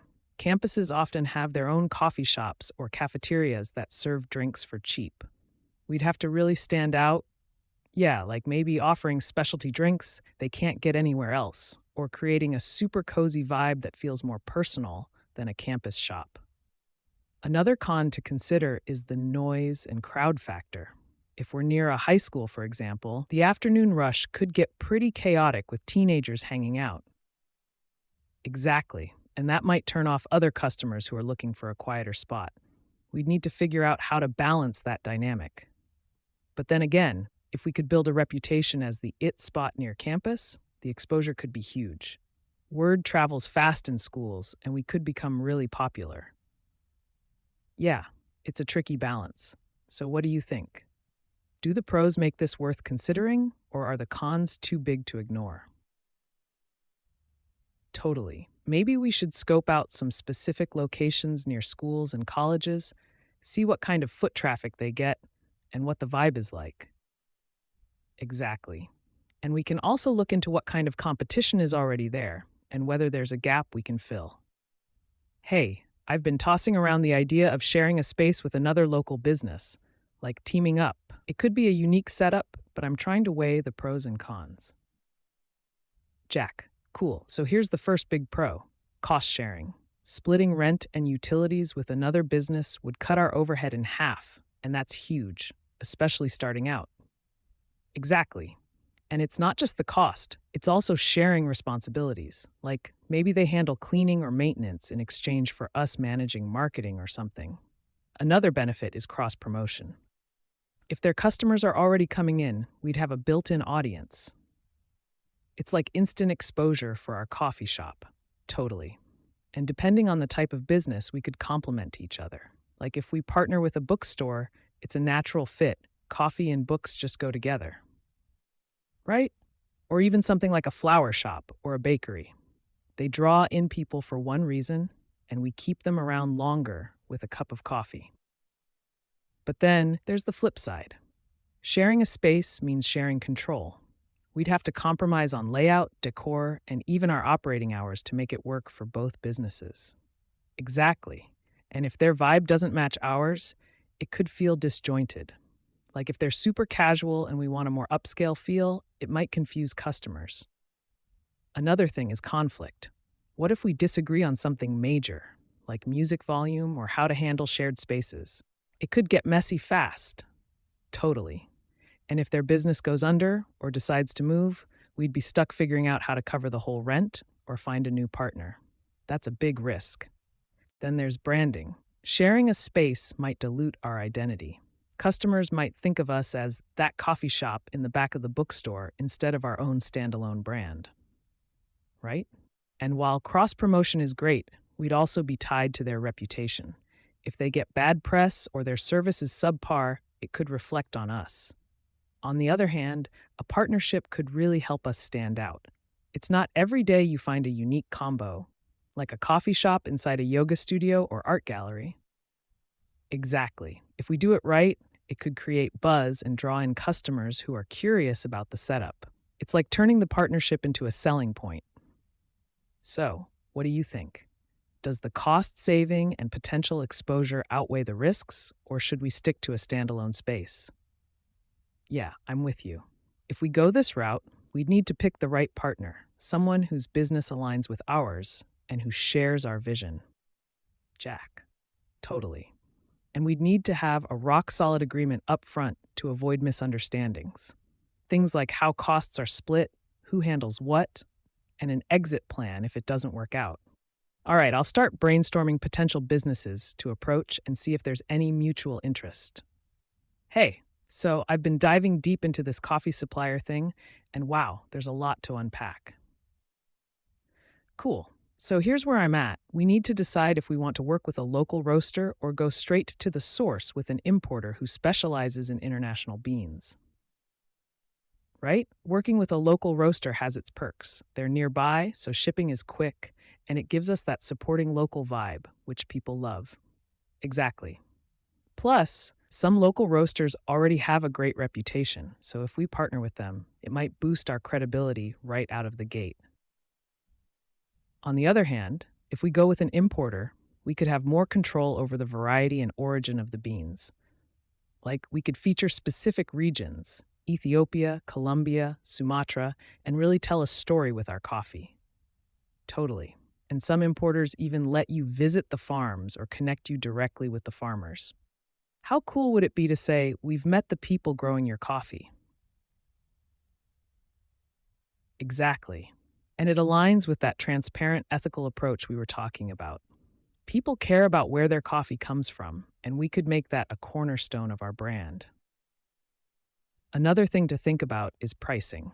Local roasters might be a bit more expensive since they're handling the roasting and logistics, but importers could have bigger minimum orders, which might stretch us at the start,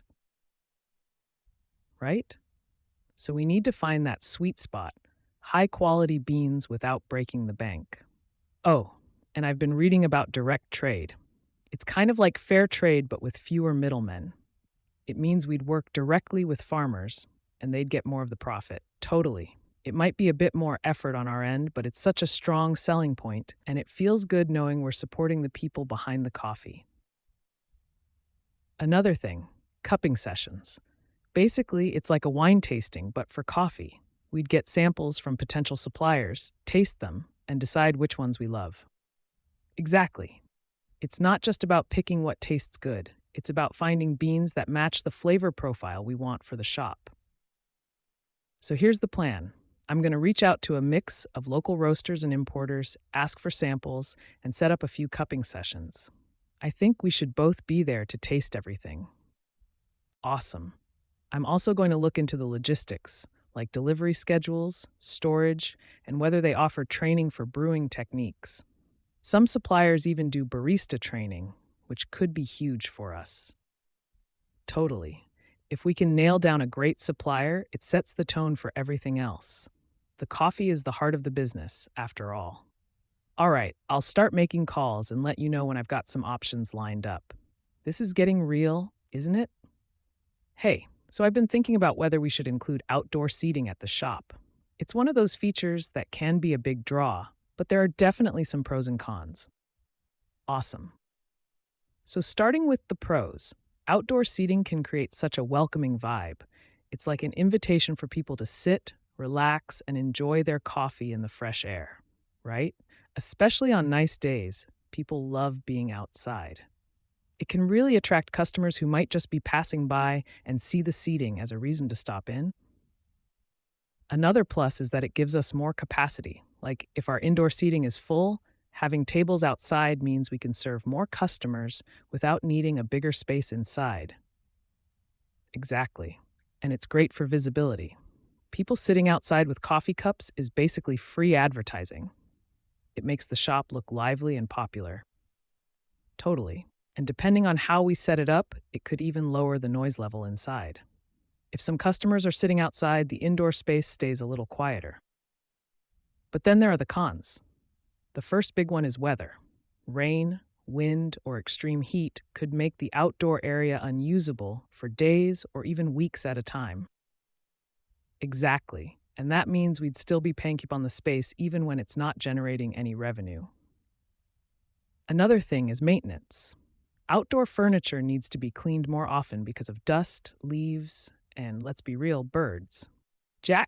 And security is another issue. If we leave the tables and chairs out, there's always a chance they could get stolen or vandalized. Totally. And if we're in a busy area, we'd also need to think about noise and distractions from traffic or nearby businesses. It might not be the relaxing vibe we want. Then there's the question of permits. Some cities require special permits for outdoor seating, especially if it's on the sidewalk or in a public space, and that can add extra costs. Right. And depending on the layout, It might even limit parking or create congestion around the shop, which could frustrate some customers. But on the flip side, outdoor seating could really set us apart. Not every coffee shop offers it, so it could become one of our unique selling points. Jack, exactly. And if we get creative with the design, like adding planters, umbrellas, or string lights, it could turn into a major feature that draws people in.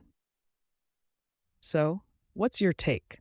Do you think the benefits outweigh the challenges, or is it too much hassle to make it worth it? Totally agree. Maybe we start small, just a couple of tables, and see how it goes. If it works out, we can always expand later. Yeah, yeah, and I'll look into what permits or approvals we'd need to make it happen. Hey, I've been digging into where we can find coffee equipment suppliers. It's kind of overwhelming with so many options out there, and I wanted to get your thoughts on how to narrow it down. Awesome. So, the first thing I'm thinking is to start with local suppliers. If we can find someone nearby, it'd be easier to get quick deliveries or replacements if something breaks down. Exactly.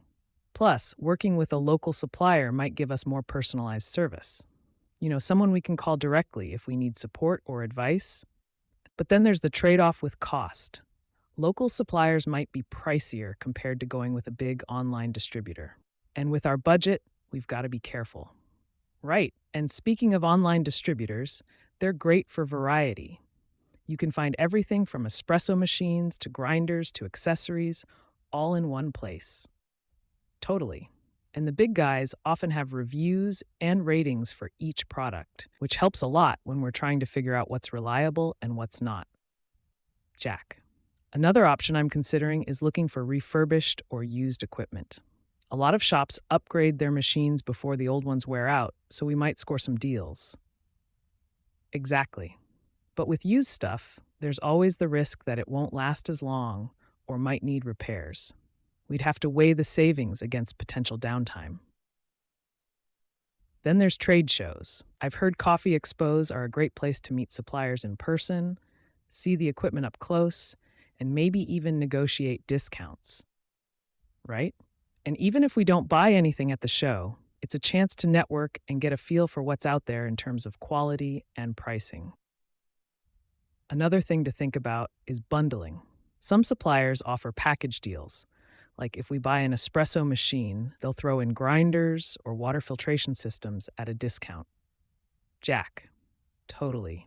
And some suppliers also offer maintenance contracts or training for staff, which could be a huge help for us starting out. But we need to be careful about being locked into one supplier.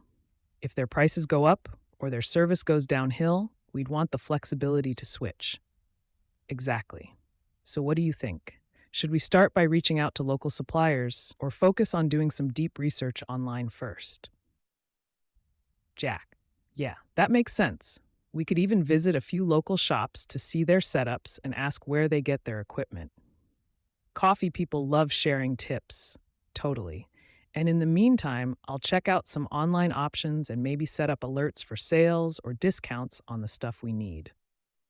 Hey, I've been thinking a lot about how we're going to fund this coffee shop, and finding investors is at the top of my list. It's not exactly my area of expertise, though, so I wanted to bounce some ideas off you. Great.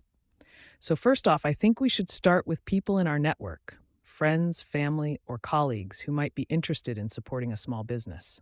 It feels less intimidating than pitching to strangers. Exactly.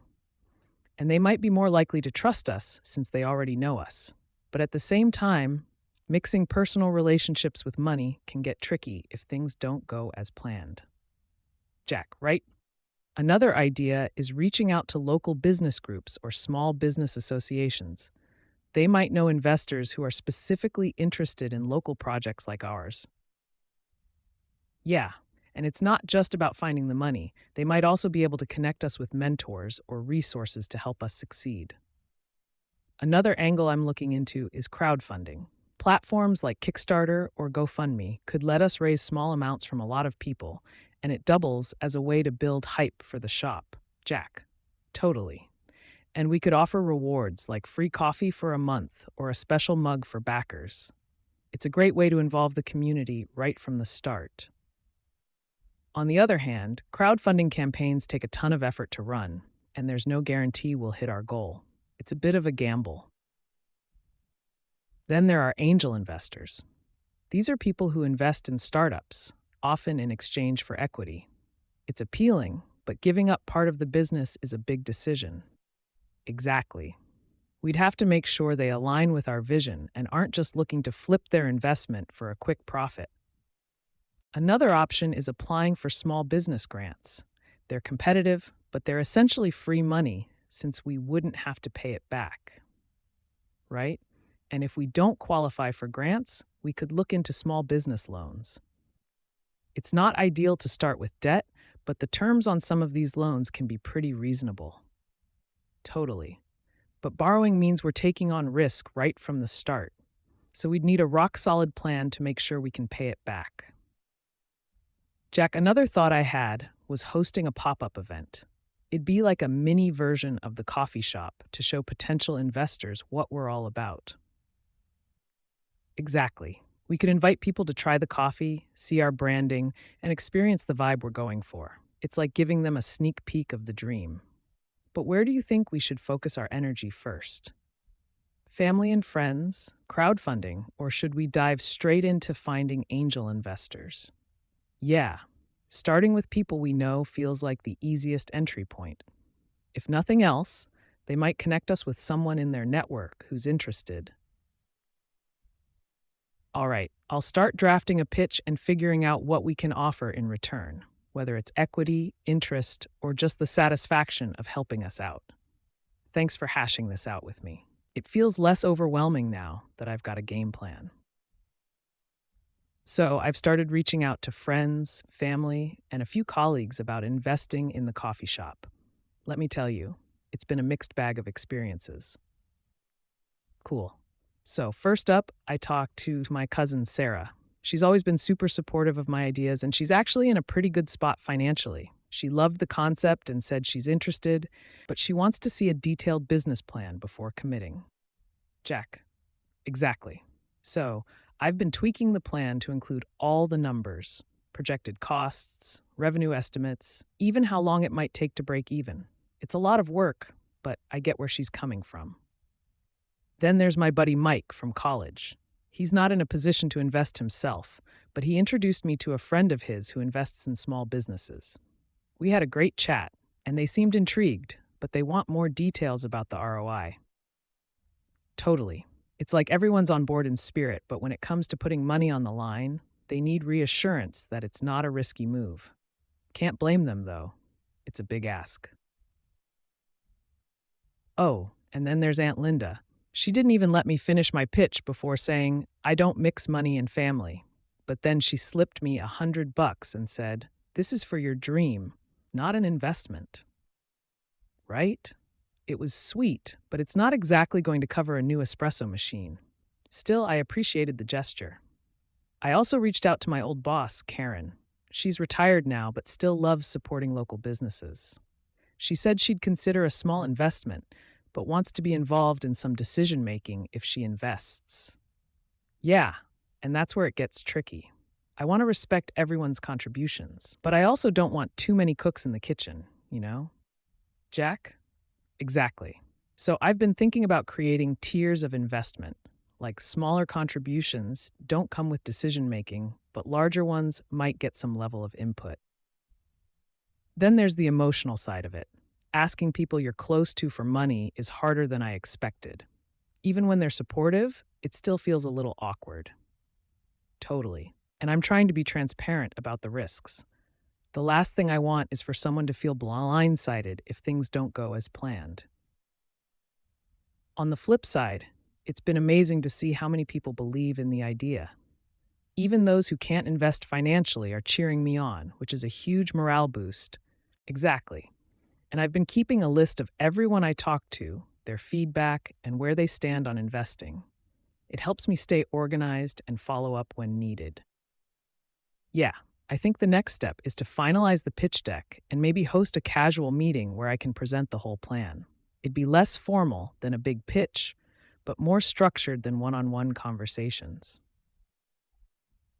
Right. And maybe I can offer some sample coffee at the meeting, just to give them a taste of what they'd be investing in. Literally. Thanks for letting me vent about all this. It's been a roller coaster, but I'm feeling more confident with every step. Fingers crossed this all comes together. So, about Sarah, my cousin who's interested in investing, I had another conversation with her the other day, and I think we're making progress. Great. So, she had a ton of questions, which I expected. She's super detail oriented, so she wanted to dive into the business plan. Like, she asked about everything: costs, projected sales, even how many cups of coffee we'd need to sell per day to hit our break even point. I know, right? I mean, I've been crunching numbers, but she's on a whole different level. She even pulled out a calculator at one point to double check some of the figures I gave her. Exactly. But honestly, I kind of appreciated it. She wasn't just grilling me, it felt like she really wanted to understand the business and make sure it's a solid idea. One thing she pointed out was the importance of cash flow. She said, even if you're profitable on paper, if you run out of cash, you're done. That hit me hard, but she's so right. Totally. And she suggested I set aside a portion of any investment as a buffer, like for unexpected expenses or slow months. It's a smart move, but it also means we need to raise a bit more upfront. Another thing she brought up was scalability. She asked, what's the plan if the coffee shop takes off? Are you thinking of opening more locations or maybe franchising someday? Right? I hadn't even thought that far ahead yet. I was like, let's get the first shop up and running before we talk about a second one. But it's good to think long term. Then she asked about our unique angle, like what's going to make our shop stand out in a sea of coffee places. She really pushed me to think beyond just great coffee and good vibes. Yeah, and I told her about some of the ideas we've tossed around, like locally sourced beans, seasonal drinks, and maybe hosting community events. She seemed impressed, but she said we need to make it crystal clear in our branding.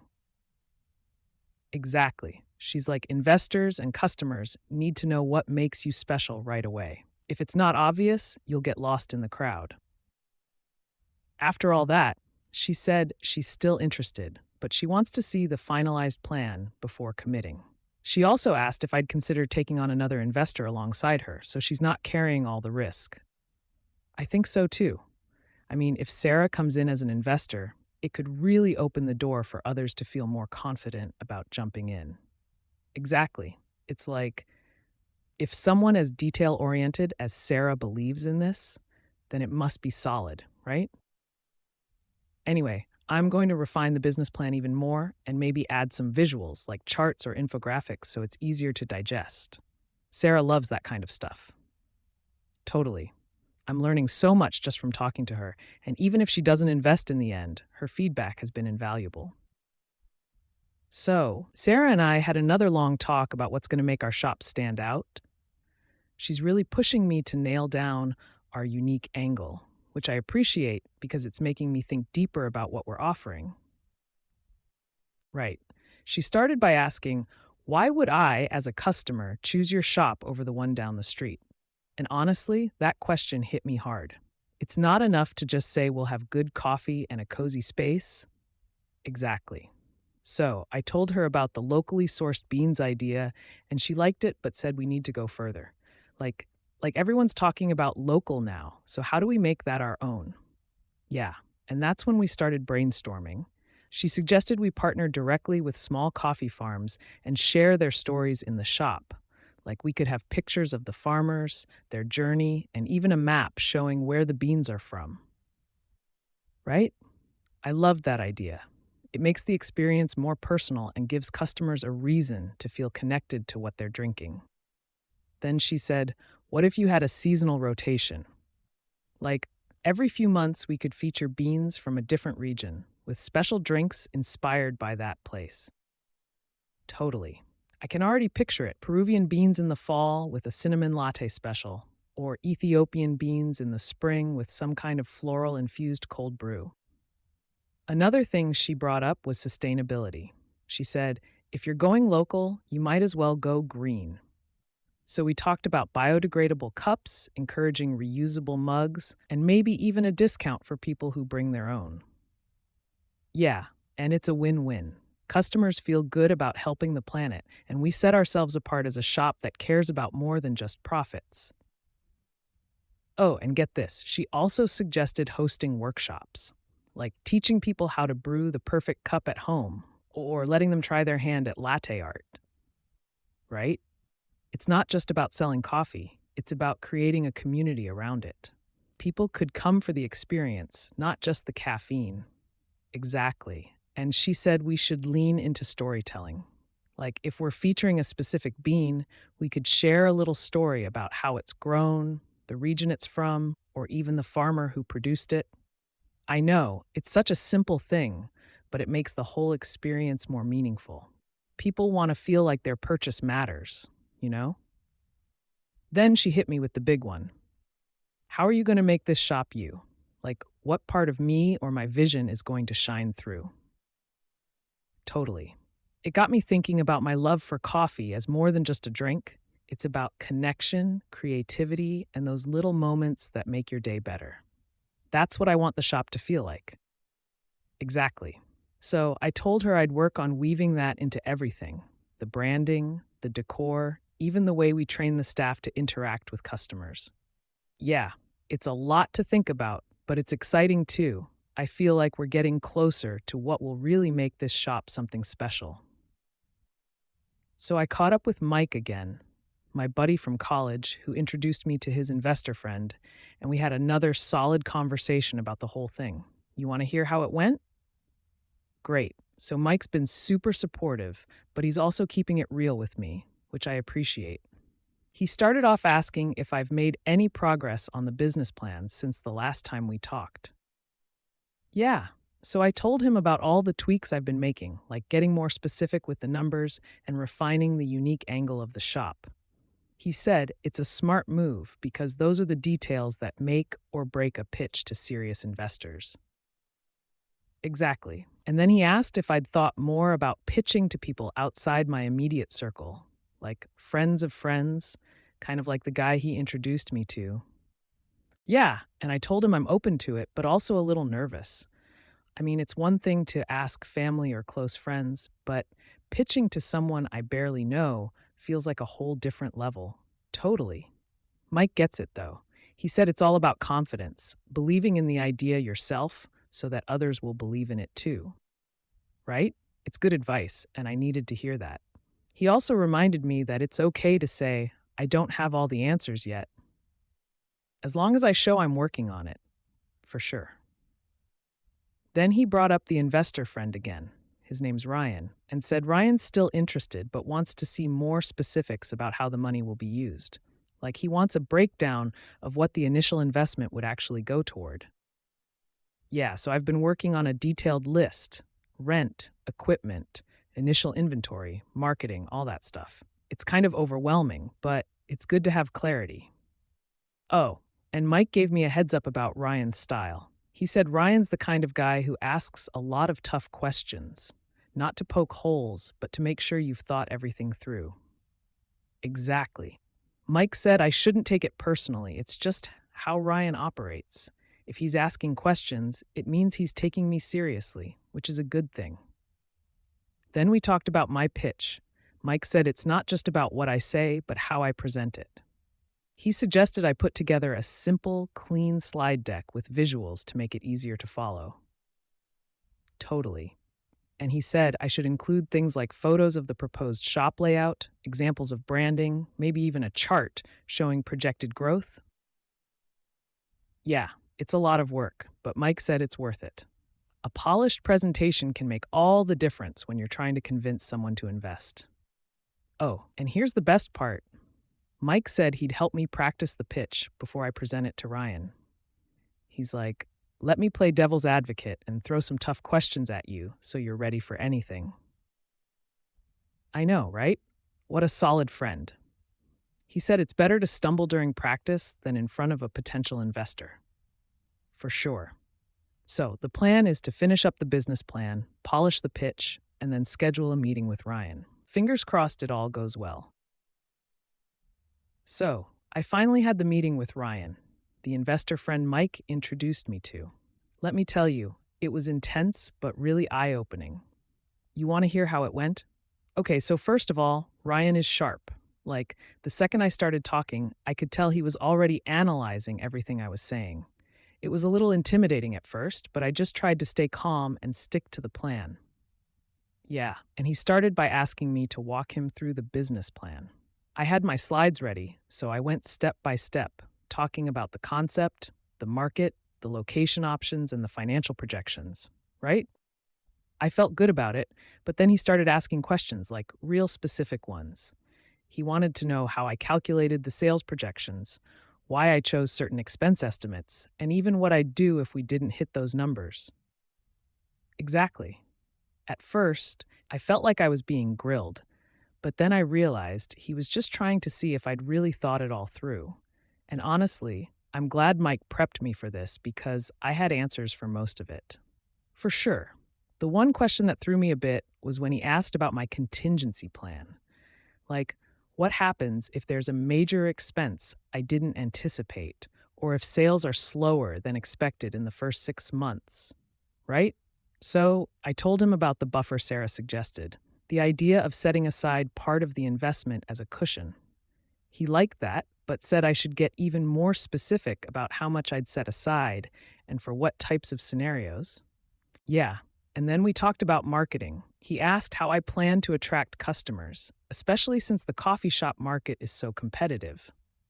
Totally. So, I explained the ideas Sarah and I came up with, like partnering with local farms, seasonal offerings, and hosting workshops. He thought those were good, but wanted to know how I'd promote them. Exactly. I told him I'd focus on social media, local events, and maybe even a loyalty program to keep people coming back. He said that sounded solid, but reminded me that marketing costs can add up, so I need to budget for that too. For sure. Then we got into the financials. He wanted a super detailed breakdown of how the investment would be used. I showed him my list: rent, equipment, inventory, marketing, and the buffer, and he seemed impressed with how organized it was. Yeah, but he also pointed out a couple of things I hadn't considered, like the cost of hiring and training staff. He said I should include that in the budget, even if I'm planning to start small. I know, right? It's stuff like that that makes me realize how important it is to talk to experienced people. They see things you might overlook. Oh, and then he asked about the timeline. He wanted to know how long it would take to get the shop up and running after the investment came through. Yeah, so I told him I'd aim for 3 to 4 months, enough time to secure the location, get the permits, set up the equipment, and train the staff. He said that sounded realistic, which was a relief. Exactly. By the end of the meeting, he said he's interested but wants to see a revised version of the plan with all the additional details we discussed. He also said he might bring in another investor to share the risk. For sure. And honestly, I feel good about it.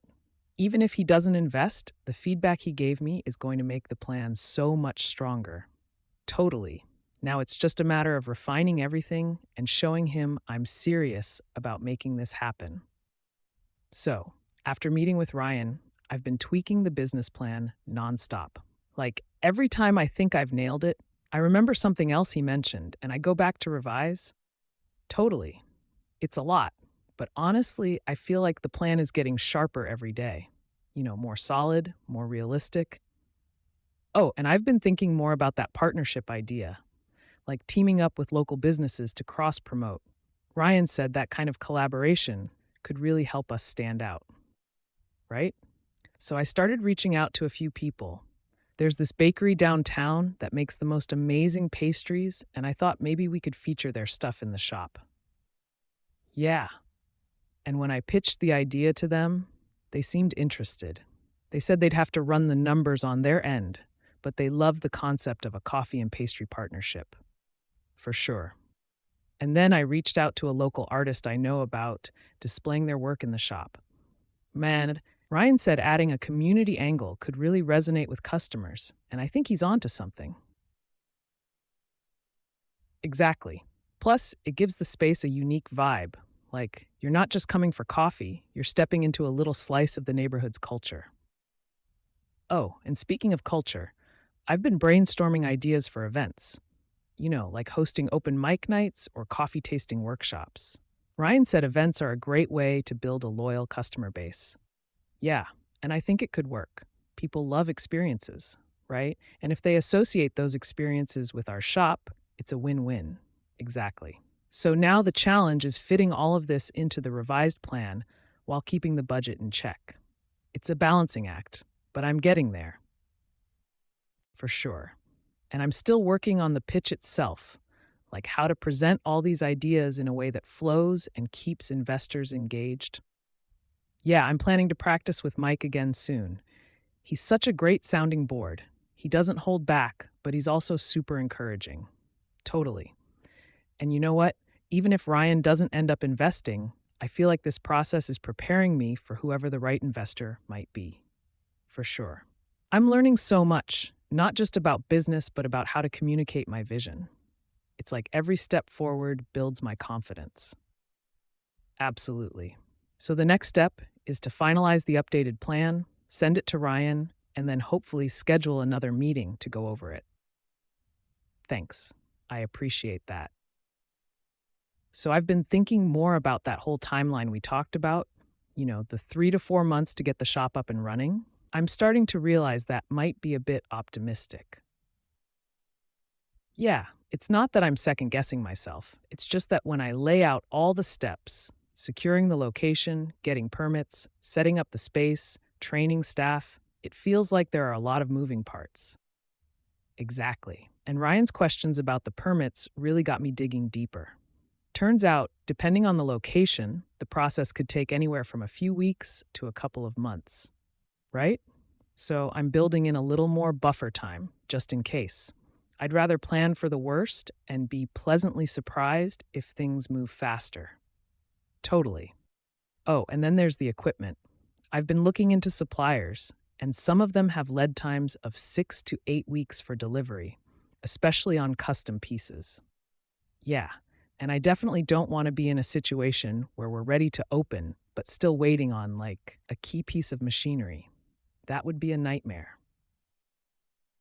Exactly. So I'm prioritizing that now, making sure I've got quotes, timelines, and backups in case the primary supplier can't deliver on time.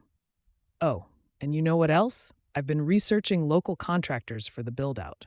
Ryan mentioned that finding the right team is crucial because delays can eat into your budget fast. For sure, I've got a few recommendations from friends, so I'm planning to start reaching out this week. I want to get a sense of their availability and how long they think the work will take. Totally. And then there's the hiring process. I know I said I wanted to keep the team small at first, but even with just a few people, it's going to take time to find the right fit. Exactly. And I want to make sure we have enough time to train everyone, especially if we're going to focus on customer service and creating that welcoming vibe. For sure. So, yeah, the timeline might stretch a bit, but I think it's better to be realistic now than to overpromise and stress later. Absolutely.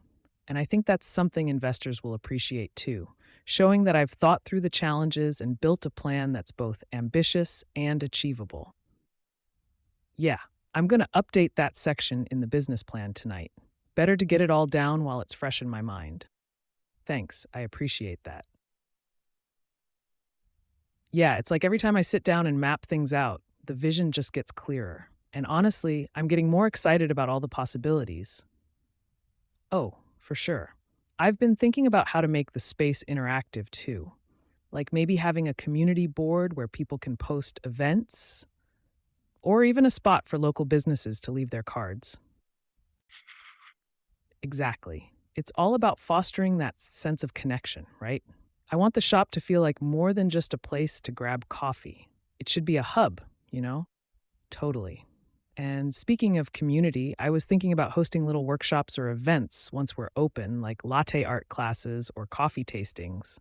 Yeah, and it's a great way to showcase the specialty drinks we come up with, too. Plus, it's something unique that sets us apart from just another chain coffee shop. Oh, and I've been looking into eco friendly options for the shop, like reusable cup discounts or compostable packaging. I feel like that's important, especially for younger customers who care about sustainability.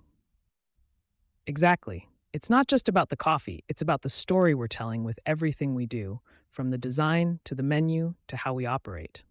For sure. I've been reading about other successful shops, and one thing they all seem to have in common is that they focus on building loyalty early on. Like I'm thinking of doing a loyalty card program or even a digital rewards app, right? Something simple like buy 10 drinks, get one free, but presented in a way that feels premium, not just a punch card. Totally. And I've been brainstorming slogans or taglines too. Something short and catchy that really captures the vibe we're going for. Yeah, like your daily escape or coffee crafted with care. Nothing's set in stone yet, but I want it to feel warm and memorable, for sure. And I'm thinking about how we'll launch the whole thing too. Like, should we do a soft opening first or just go all out with a grand opening event, right? I like the idea of inviting friends, family, and maybe some local influencers for the soft launch. It's a good way to test the waters and get some early feedback. Exactly. And then for the grand opening, we could do something fun like giving out free coffee for a day or hosting live music, something that makes a splash. Yeah, I think it's all about creating buzz and getting people to talk about us. If we can get a solid group of regulars early on, I feel like we'll be in a good spot. Totally. It's a lot to think about, but I'm feeling more confident every day. So I've been diving into the whole permits and legal side of things. And let me tell you, it's like a whole other world. There's so much red tape I didn't even know existed. Exactly. I mean, it's not just about getting a business license. There's health permits, zoning permits, fire safety inspections. It's like a checklist that never ends. Totally. And the thing is, every city has different requirements. So I've had to spend hours just figuring out what applies to us. Yeah. And then there's the whole thing with food handling certifications. I knew we'd need one, but it turns out everyone on staff has to get certified too. Exactly. It's good though. I want us to be compliant from day one. The last thing we need is to get shut down over something we could have handled up front. Oh, and then there's the liquor license. I wasn't planning on selling alcohol at first, but then I thought, what if we did wine or beer pairings with desserts in the evenings, right? It's a whole different process, though, and it takes months to get approved. I'm still debating if it's worth tackling now or waiting until later. Totally. And speaking of timing, I've been trying to figure out how early we need to apply for everything. Some of these permits can take weeks or even months to process. Exactly. I've started making a timeline so we don't miss any deadlines. It's just one of those things where being proactive now will save us headaches later. Oh, and I had to look into the lease agreement too. It turns out some landlords have really specific rules about what you can and can't do in their space, like putting up certain signage or making changes to the layout. Totally. I'm trying to negotiate as much flexibility as I can, but it's a balancing act. I don't want to scare off a good landlord by being too demanding. Yeah, and then there's the insurance. I knew we'd need general liability, but now I'm hearing about workers' comp, property insurance, and even specific coverage for the coffee equipment. Exactly. It all adds up, but it's one of those better safe than sorry things. I'd rather have peace of mind, especially with how unpredictable things can get. Totally. It's a lot to handle, but I'm glad I'm learning all this now instead of running into problems down the road. Yeah, I'm going to double check everything with a lawyer too. I just want to make sure we're crossing all our T's and dotting all our I's, you know? Exactly. It's a lot of work, but I feel like we're making real progress. Each step gets us closer to opening day. So, I've been going back and forth about the name for the coffee shop. It's such a big decision, you know? Like, this is what people are going to remember us by. Exactly. I want something that feels unique, but still welcoming. Nothing too trendy that it'll feel dated in a few years. Right? It needs to have that balance of being catchy, but also meaningful. I've got a short list, but I keep second guessing myself. Yeah, like there's Harvest and Brew, which I love for its warm, earthy vibe. But then there's also Daily Grind, which feels fun and relatable. Totally. Daily Grind has that clever play on words, but I wonder if it's too common. I want to make sure we stand out, you know? Exactly. And then there's this other one I've been toying with, Rome Coffee Co. It feels modern and kind of adventurous, but I'm not sure it matches the cozy vibe we're going for, right? It's tough because I feel like the name sets the tone for everything, the decor, the logo, even the menu design. Yeah, Sarah suggested we pick something that ties into the local community, like maybe something with the city's name or a landmark people associate with the area. Totally. Something like Elm Street Roasters if we end up on Elm Street, or Riverbend Coffee if we're near the river. It gives it that local charm. Exactly. I just want it to feel authentic, like something people in the neighborhood can connect with. Oh, and Ryan said we should test out the names with a few people, like friends, family, and maybe even a small focus group. Get a sense of what resonates. Jack, right? Sometimes what sounds great in my head might not land the same way with others. A little feedback could go a long way. Yeah, and then there's the whole trademark thing. Once we pick a name, I've got to make sure it's not already taken. I don't want any legal surprises later. Totally. I'll probably run a quick search online and maybe even talk to a trademark lawyer just to be safe. Exactly. It feels like a lot of pressure, but I know once we find the right name, everything else will start to click into place. Yeah, I'm hoping to make a decision soon. It's one of those things I don't want to rush, but at the same time, I feel like it's holding up some of the other planning. Totally. Once we've got the name locked in, we can move forward with the logo, the signage, and even setting up our social media accounts. Yeah, it's all connected. But honestly, I'm excited. I feel like we're getting closer to bringing this whole vision to life. All right, so after all that brainstorming and back and forth, I think we've finally got the name locked in. Yup, we're going with Harvest and Brew. It just feels right, you know? It's warm, inviting, and kind of earthy. Exactly the vibe we want. Exactly. It has that timeless feel, but it's still unique enough to stand out. And everyone I ran it by seemed to really like it too. Totally. It's funny, once we decided on it, everything else started falling into place. Like I could actually picture the sign, the menu, even the coffee cups with the name on them, right? And now I feel like we can really dive into the branding.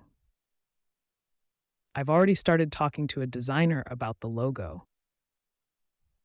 Yeah, I'm thinking something clean and minimal, but with a little rustic touch, like maybe some wheat or coffee branch elements. Totally. I want it to look great on everything, from the shop sign to social media posts to merchandise if we go down that route. Oh, and speaking of the sign, I've been looking into different materials. I'm leaning towards a wood and metal combo to match the whole Harvest and Brew aesthetic. Exactly. Something that looks handcrafted and cozy but still polished. It's all about creating that first impression when people walk by. And now that we have the name, I've started setting up our social media accounts. Ryan was right. It's never too early to start building buzz. Totally. I've been thinking about some teaser posts, like behind the scenes shots of us setting up the space, or maybe even a poll about what drinks people want to see on the menu. Exactly. It's a great way to get people involved and excited before we even open. Oh, and I'm going to get the domain name registered too. Can't have someone else snatching it up now that we've settled on the name. Totally. It feels so good to have this piece of the puzzle figured out. Now we can really focus on bringing Harvest and Brew to life. Yeah, it's like one step closer to opening day. Every little win like this makes the whole thing feel more real. So, guess what? We've officially locked in the location for the coffee shop. Yup, we're going with the spot downtown, right on the corner of Maple and 3rd. It's perfect, great foot traffic, and a nice mix of businesses around. Exactly. It's one of those areas where people are always walking by, whether they're on their way to work, grabbing lunch, or just out shopping. Totally. And the best part? The space has these huge windows, so there's tons of natural light.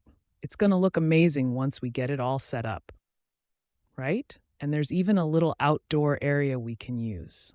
I'm thinking we can add some tables and maybe a couple of planters to make it feel welcoming. Exactly. I can already picture people sitting out there with their coffee on a sunny morning. It's going to add so much charm to the place. Oh, and the landlord was really cool. He's even letting us customize the interior as long as we don't mess with the structural stuff. Totally. It's an older building, so it's got a lot of character already, exposed brick, high ceilings, that kind of thing. We just need to put our own spin on it. Yeah, I'm thinking of a layout that's open but still cozy, like a mix of communal tables and smaller ones for people who want to work or just relax, right? And then there's the counter. I want it to be a focal point where people feel welcome as soon as they walk in. Totally. And now that we've got the location sorted, I can start working with the contractor to figure out the timeline for renovations. Exactly. I'm hoping we can keep it simple and stick to the budget, but I know there will probably be a few surprises along the way. For sure. I've already started making a list of everything we'll need, like the espresso machines, furniture, and even the little things like outlets for charging stations. Oh, and parking. There's a public lot just a block away, so I think that'll help a lot, especially for people who want to grab coffee on their way to work. Totally. I feel like we've got a great balance with this location. Lots of walk ins, some room for outdoor seating, and it's close enough to offices and apartments to draw a good crowd. Yeah, locking this in feels like such a big step forward. It's really starting to come together now. For sure, every decision like this gets us closer to opening day. Big news. We've officially locked in our investors. Yup, it's a mix of family, friends, and a couple of connections that Ryan helped set up. Everyone's on board, and the funds are good to go. Exactly. It feels like a huge weight off my shoulders, knowing we've got the financial backing to really make this happen. Totally. And the best part is, everyone seems really excited about the vision for the shop. They're not just throwing money at it, they believe in what we're building. Right? Sarah was actually the first to commit, and that really set the tone. Once she was in, it was a lot easier to approach other people. Exactly. And then Mike and Ryan really came through with their networks. Ryan introduced me to a couple of small business owners who loved the concept and wanted to get involved. Yup. And one of them even had experience investing in another local cafe, so they brought some great insights to the table. Totally. They've been through the process before, so they've got a good sense of what works and what to watch out for. It's like having a built-in advisor. For sure. And we've set everything up pretty cleanly. Equity shares are clearly outlined, and we've got a solid good agreement in place. Exactly. I wanted to make sure everyone felt confident about where their money was going and how they'd see a return. Transparency is key. Oh, and Sarah had this great idea about hosting a little investor preview once we're closer to opening. To show them the space and let them try some of the menu items. Totally. It's a nice way to say thank you and keep everyone excited and involved. Plus, who doesn't love a little sneak peek? And now that we've got the funding locked in, I can really focus on the next steps, finalizing the equipment, starting renovations, and getting the branding out there. Exactly. It feels like we're hitting our stride now. Every piece is falling into place, and I'm starting to see the full picture come together. Totally. Having the investors on board makes everything feel more real. It's like, okay, this is really happening. Yeah, it's a big milestone for sure, and it's just the beginning. Now it's time to take all this momentum and keep pushing forward. Guess what? We finally locked in all the permits and legal stuff for the coffee shop. Yup, it's all official now. Business license, health permits, occupancy certificates, everything. Oh, for sure. It was a lot of back and forth, let me tell you. The city office definitely keeps you on your toes with all the requirements. Jack, exactly. And the health department had a whole list of things we had to tweak for compliance, especially with the kitchen area and storage. Totally. I mean, it's a good thing in the end. You want to make sure everything's up to code. But man, it's not a simple process. For sure. I'm just glad we started early. Some of those permits take way longer than you'd think, especially the zoning stuff. Yup, and luckily, the downtown area is already zoned for mixed use, so we didn't have to deal with any big hurdles there. Oh, and the signage permit, that was another one. We had to submit a design and make sure it followed all the guidelines for size and placement.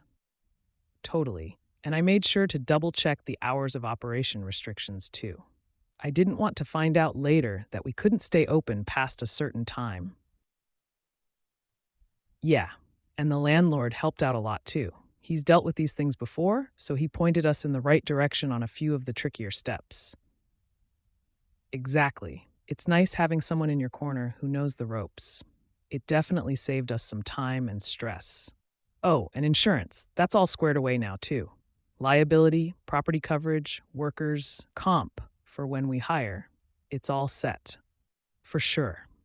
It's not the most exciting part of starting a business, but it's one of the most important. You've got to protect yourself and the shop. Yeah.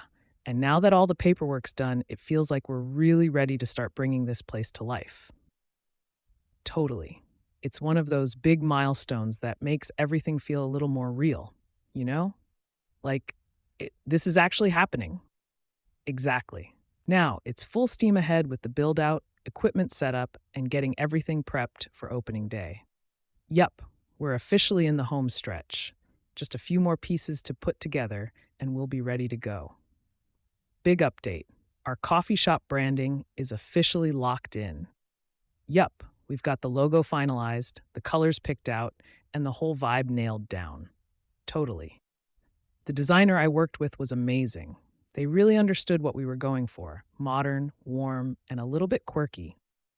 Jack, exactly. The logo is clean but still has character. It's simple enough to work on a sign, a coffee cup, or even a t shirt. Oh, and the color palette. We went with earthy tones, soft browns, muted greens, and a touch of cream. It's super cozy but still fresh. Totally. It's got that inviting feel that makes you want to hang out and sip a latte. And the name looks perfect with the logo. The font we picked has this hand-drawn vibe, but it's still super legible.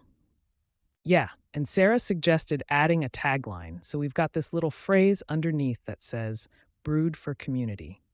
Right?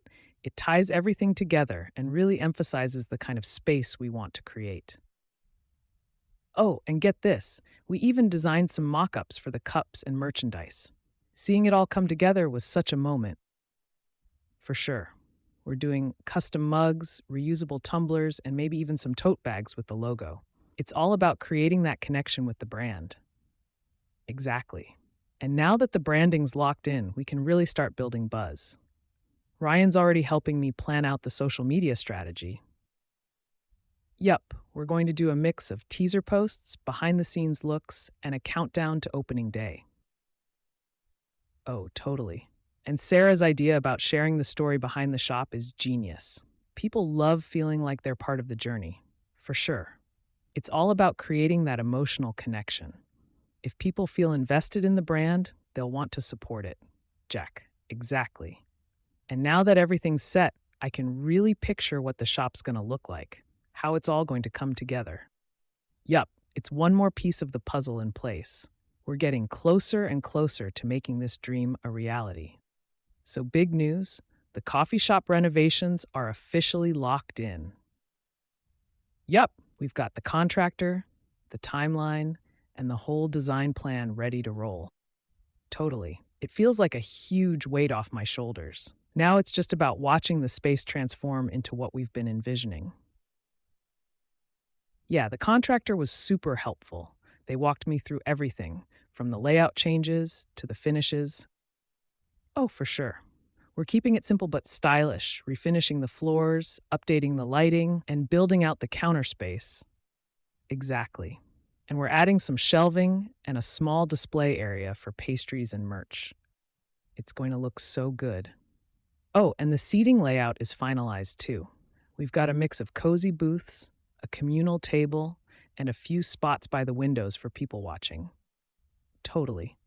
And we're putting in a couple of power outlets by the seating areas because, people love working on their laptops in coffee shops. Yup. And we're also carving out a little nook for a bookshelf, kind of like a mini library vibe. I think it'll add to the charm. Oh, and we're redoing the bathroom too. Nothing fancy, but clean and modern with a little touch of character. For sure. The contractor said it'll take about 6 to 8 weeks to get everything done. Not too bad, right? Totally. And we've got a buffer built into the timeline, just in case there are any delays with materials or inspections. Yeah, speaking of inspections, we've already scheduled the mid-Reno check-ins to make sure everything's up to code. Exactly. I want to avoid any surprises later. It's all about staying on top of the details. Oh, and get this. The contractor found a way to repurpose some of the old wood from the space. We're turning it into a feature wall behind the counter. Right? It's such a cool way to add some character and tie in a bit of the history of the space. Totally. Once the Reno is done, it's going to look and feel like a whole new place, but still have that warm, welcoming vibe we want. Yep, one more big step checked off the list. We're getting closer and closer to opening day, and I can't wait to see it all come together. So guess what? We've locked in all the coffee shop equipment. Yep, the espresso machines, grinders, brewers, everything. It's all set and ready to be delivered once the renovations are done. Jack, oh, totally. It took a bit of research, but we found this supplier who really knew their stuff. They helped us pick the best options for our setup. Exactly. I mean, the espresso machine alone is like the heart of the shop, so we made sure to go with something reliable but also top of the line. Yup, it's this dual boiler model that can handle high volume without breaking a sweat. Plus, it's super consistent, which is key for quality. For sure. And the grinders? Oh man, we went with these precision ones that adjust super easily. Perfect for dialing in the coffee to get the flavor just right. Totally. Then there's the batch brewer for the drip coffee. It's programmable so we can tweak it for different roasts and blends. Oh, and the milk frothers. We got these steam wands that are super smooth to use. It's going to make latte art a breeze. Exactly. And then, for the back of the house, we've got all the practical stuff too. Storage bins, refrigeration units, you name it. Yup, even the dishwasher. It's one of those high-efficiency ones that can do a quick cycle, so we're never stuck waiting for clean cups. Oh, and the POS system. Got that sorted too. It's touchscreen, integrates with inventory tracking, and even has customer loyalty features built in. Right? It's all about making things run smoothly, both for the team and the customers. Oh, and we're even getting this little cold brew system. It's small but mighty, perfect for testing out cold brew recipes before we scale them up. Totally.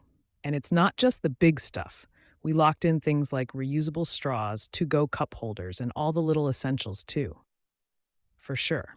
And now that everything's ordered, I can breathe a bit easier knowing we've got exactly what we need to open on the right foot. Jack? Yep, it's another big milestone checked off. Every step like this just makes opening day feel more and more real. Totally. Now it's just a matter of waiting for the equipment to arrive and putting it all in place once the space is ready. We're so close. So, day one of renovations is officially in the books? Yep, the crew showed up bright and early this morning, ready to get to work. Totally. First thing they did was clear out all the old fixtures and furniture. It's like a blank slate now. It feels weird, but exciting. Exactly. It's kind of surreal seeing the space stripped down like this, but it's also cool because you can start to really imagine what it's going to look like. Oh, and they started prepping the floors too. Turns out the original wood underneath wasn't in as bad shape as we thought, so we're refinishing it instead of replacing it. Right?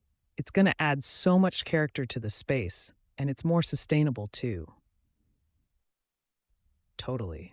They also took some measurements for the counter area, so we're on track to start building that next week. Yup, and I had a quick chat with the contractor about the timeline, and so far, everything's looking good. No unexpected hiccups yet, for sure. I'm trying to stay as involved as possible without getting in their way. You know me, I'm tempted to micromanage, but I'm holding back. Oh, and I found out they're going to start on the walls tomorrow. They'll be patching up some of the rough spots and prepping for paint, right? I can't wait to see the color go up. That's when it's really going to start feeling like our place. Totally. But just seeing the progress already has me so pumped. For sure. I keep thinking about how this is just the beginning, and every day is a step closer to opening.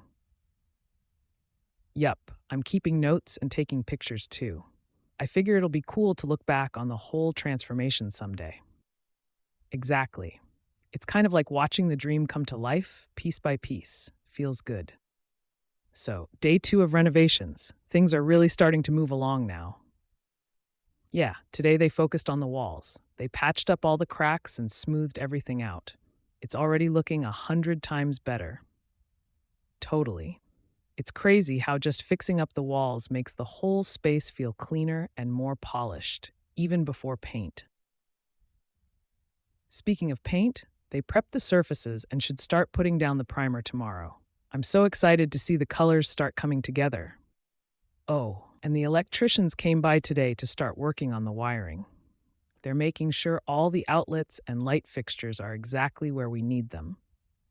Yup, we had a quick walkthrough to double-check placement for the pendant lights above the counter and the recessed lighting for the seating area. Exactly. Lighting makes such a big difference in setting the mood, so I'm glad we're taking the time to get it just right. Oh, and the floor guys came back to do some more sanding. The wood's starting to look amazing. I can already tell it's going to be a highlight of the space. Right? There's just something about natural wood that makes a place feel warm and welcoming. Totally. And they brought in some samples for the finish: matte, semi-gloss, and high gloss. I'm leaning toward matte for that modern but cozy vibe. For sure. I'll probably make the final call once we see it in the actual space with the lighting. Oh, and the plumber stopped by to check the water lines for the sink and espresso machine. Everything's good to go, so no surprises there, thankfully. Exactly. I've heard horror stories about plumbing issues causing delays, so I'm relieved we're in the clear on that front. For sure. It's only day 2, but I feel like we're making solid progress. Every little thing feels like a step closer to opening.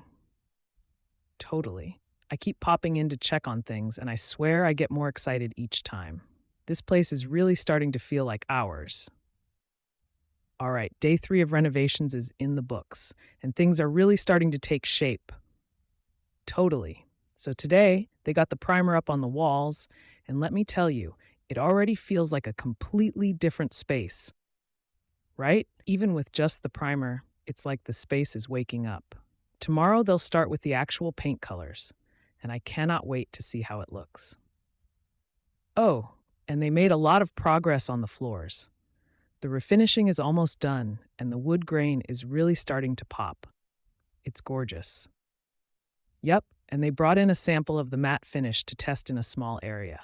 It looks perfect, just the right amount of texture without being too shiny. For sure. It's got that natural vibe, but it still feels polished and professional. They also started framing out the counter area today. You can finally see where the baristas will be working and where customers will line up. Totally. It's one thing to see it on paper, but now that the framing is up, it's easier to picture how the flow will work. Oh, and the electricians were back today too. They installed the wiring for the overhead lights, so those should be ready to go once the fixtures come in. Yup, and I double-checked the placement for the sconces we're adding near the seating area. I think they're going to add a really nice touch of warmth. Exactly.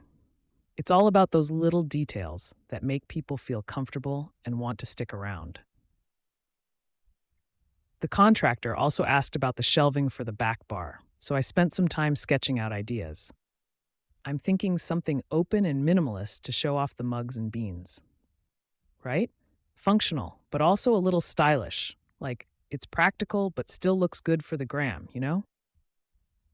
Oh, and we talked about the timeline again. So far, we're still on track, but the contractor said the counter build might take a day or two longer than planned. Yeah, nothing major. Just a little extra work to make sure everything's sturdy and up to code. I'd rather they take their time and get it right. For sure. It's better to catch those things now than have issues later on. Overall, it was a productive day. It's like every little thing they do makes the place feel more real. Wow, today was a game changer. Yup, they started painting the walls, and it looks amazing. The colors we picked are absolutely perfect. Yeah, so the main walls are this warm, soft beige, kind of like the foam on a latte, and we did an accent wall in this deep, rich coffee brown. Totally. It feels so cozy, but also modern, you know? It's exactly the vibe we were going for. Oh, and the floors are officially finished. They put down the matte finish today, and it's stunning. The wood grain just pops, and it has such a nice, smooth feel to it.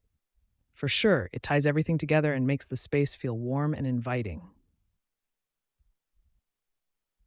They also made progress on the counter build. The framing is done, and they started putting up the panels. It's starting to look like an actual coffee bar now. Exactly. It's a nice balance between rustic and sleek, kind of like the whole concept of the shop. The electricians were back again, too. They installed the overhead light fixtures, and wow, those pendants over the counter look so good. Yup, and the recessed lighting in the seating area is perfect. It's soft but bright enough for people who want to sit and work or read. Totally. Lighting is such a big deal. It can make or break the atmosphere, and I'm so glad we nailed it. Oh, and they started prepping the space for the shelving. I finalized the design for those today. Simple black metal brackets with light wood planks, right? It's clean, it's functional, and it fits the aesthetic perfectly. The contractor also brought in a sample for the counter surface. It's this gorgeous white quartz with subtle veining. I think it's going to look incredible. Exactly. It's durable, easy to clean, and it adds just a touch of elegance without being too much. Overall, it was such a productive day. Every time I walk in, it feels more and more like the coffee shop we've been dreaming about. Totally. They're finishing up the painting and starting on the seating area layout. All right. This renovations is in the books, and let me tell you, things are moving along so well. It's actually starting to feel like a coffee shop now. Yeah, so they finished all the painting today. The accent wall looks even better now that it's dry, and with the lighting hitting it just right, it's it's giving the space so much character. Exactly. It's got that cozy, inviting vibe we wanted. You walk in and it's like, yeah, I want to hang out here. They also brought in the first set of furniture today. Not everything, but enough to start placing pieces and testing the layout, right? So we started with a mix of tables and chairs for the seating area.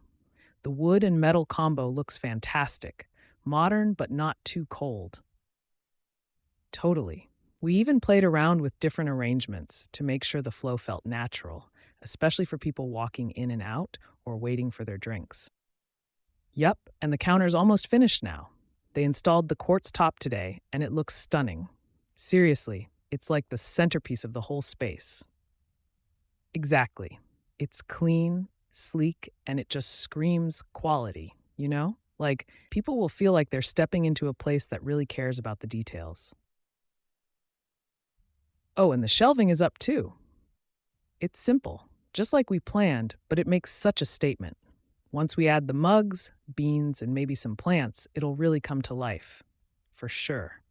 Little touches like that will make the space feel personal and thoughtful. The contractor also started framing the outdoor seating area today. It's still just the basics, but you can already see how it's going to extend the space and add that extra charm. Jack, totally. It's going to be great for the warmer months. Just a nice little spot for people to sit with their coffee and enjoy the day. The electricians were in again, too.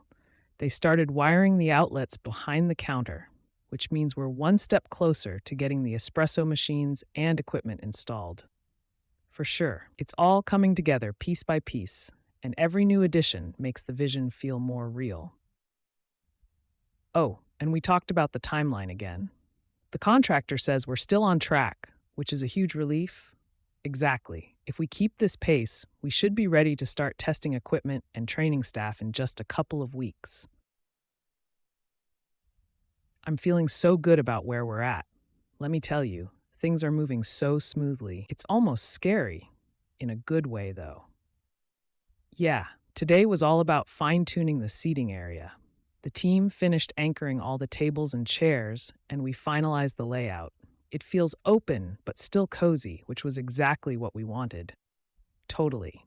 There's enough space for people to move around comfortably, but it doesn't feel like a big empty hall, you know? They also brought in the banquettes for the wall seating.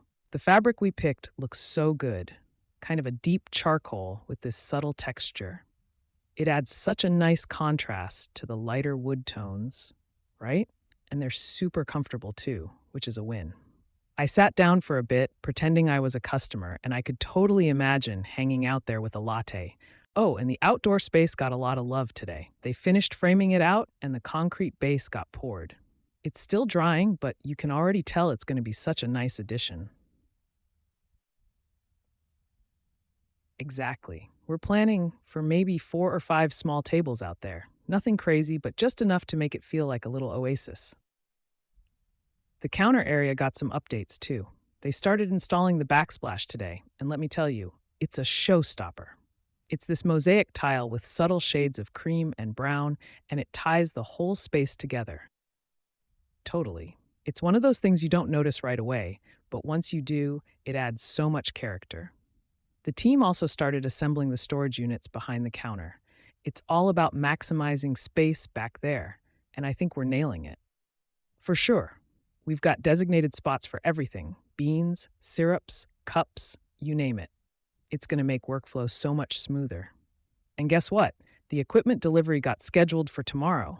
Espresso machines, grinders, refrigerators, all of it. Exactly. Once that stuff's in, it'll really start feeling like a coffee shop, not just a renovation project. The team also started prepping the space for the menu board. We're going with this cool chalkboard style setup, classic but with a modern twist. Yep, it's customizable too, which is great for seasonal drinks and specials. Jack, overall, today was a lot of finishing touches and prep work for the next big steps. It's so exciting to see everything falling into place. All right, 1 full week into this renovation journey, and today was a game changer. The equipment arrived, and wow, does it make a difference? Yeah, the delivery guys brought in everything: the espresso machines, grinders, refrigerators, and even the blenders for smoothies. Seeing it all set up just makes the whole thing feel so real now. Totally. The espresso machines are absolute beauties. We went with the ones that have that retro modern look, you know? Sleek, but with a little nod to the old school vibe.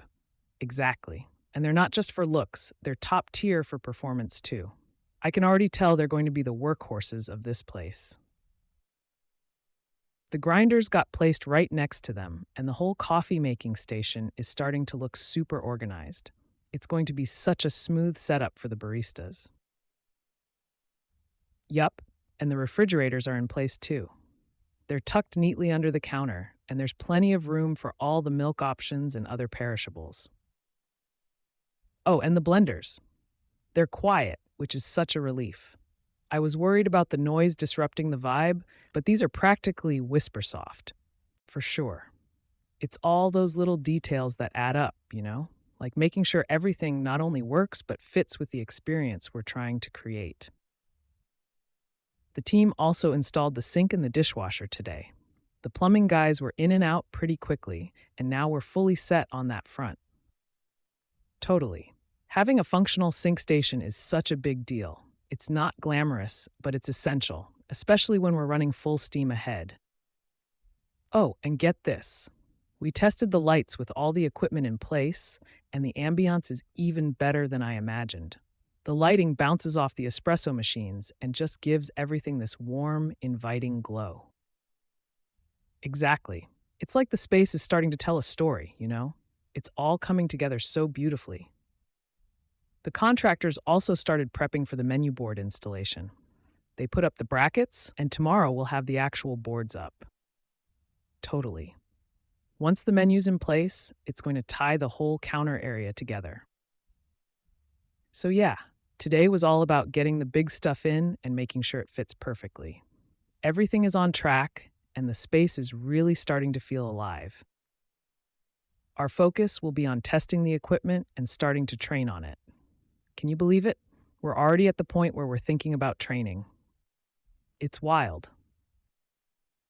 Today was all about getting hands-on with the equipment. Let me tell you, seeing those machines in action is a whole different level of excitement. Yeah, we spent the morning testing everything. The espresso machines are working like a dream. Smooth pulls, consistent shots. It's like they're begging to be used. For sure, we tried different grind settings on the grinders too, just to see how fine we can go without clogging things up. It's all about dialing it in, you know? Oh, and the blenders. Those things are beasts. We tested a couple of smoothie recipes just to see how they'd handle frozen fruit, and they crushed it, literally. Exactly. It's reassuring to know the equipment can handle the volume we're planning for. The team also ran some water tests on the sink and dishwasher. Everything's working perfectly. No leaks, no hiccups. It's one less thing to worry about. Totally. And the refrigeration units are a dream. They're holding temp like champs, and there's so much space for storage. I feel like we'll never run out of room.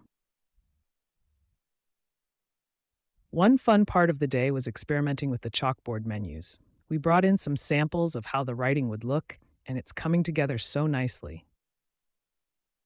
Yup, we're going with a mix of handwritten specials and some printed elements for consistency. It's got that artisan vibe without looking too cluttered.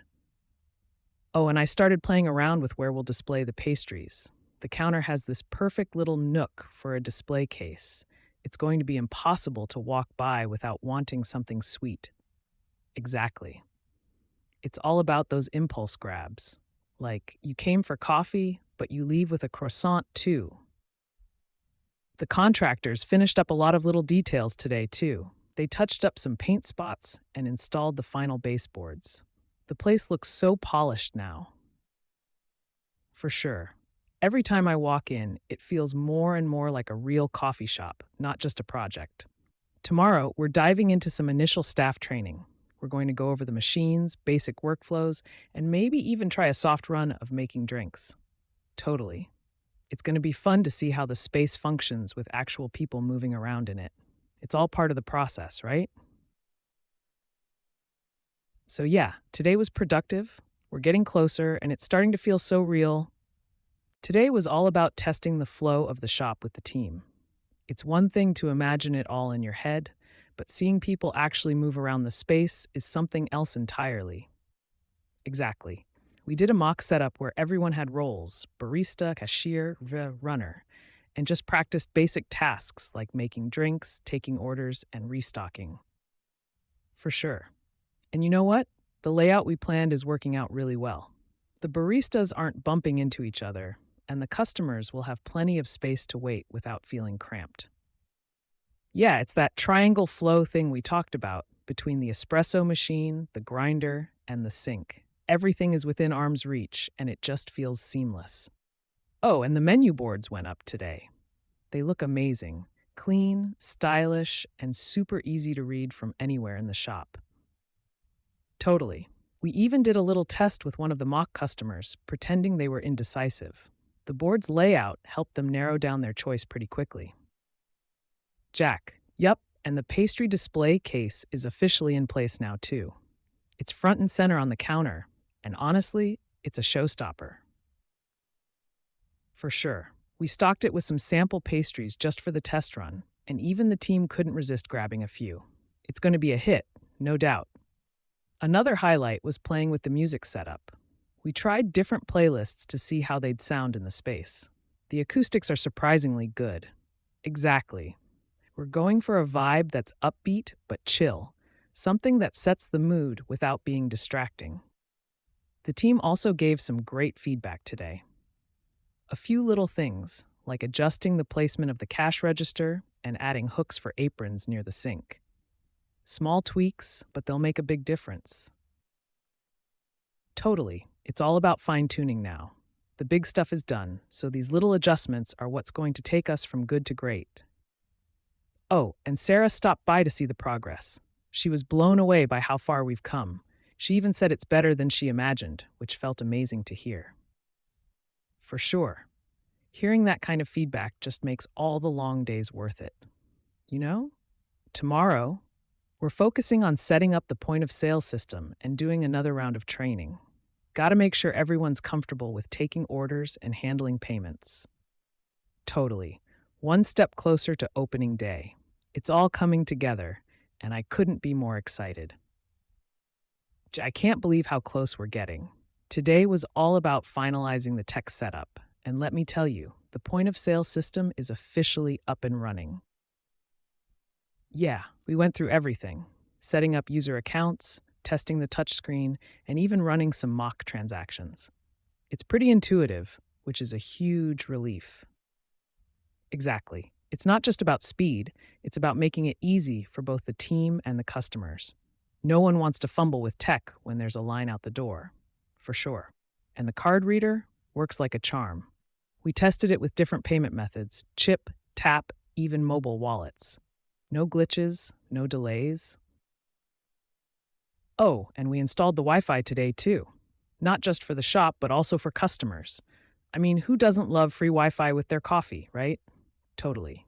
We set up a guest network that's separate from the business one, so it's secure but still convenient for people. And here's the fun part. Sarah suggested a clever Wi-Fi password.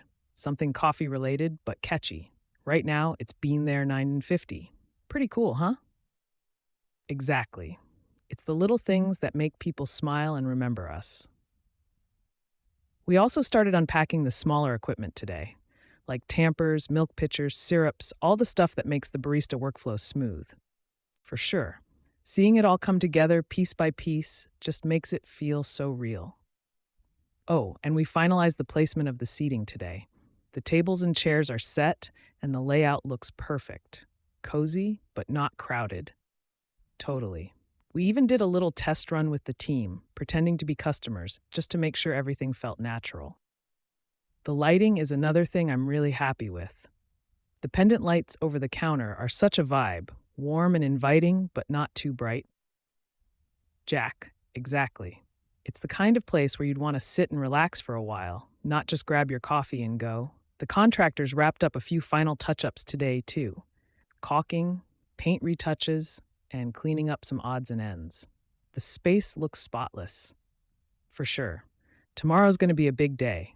We're doing a full walkthrough with the team, running through opening and closing procedures, and maybe even hosting a little friends and family preview.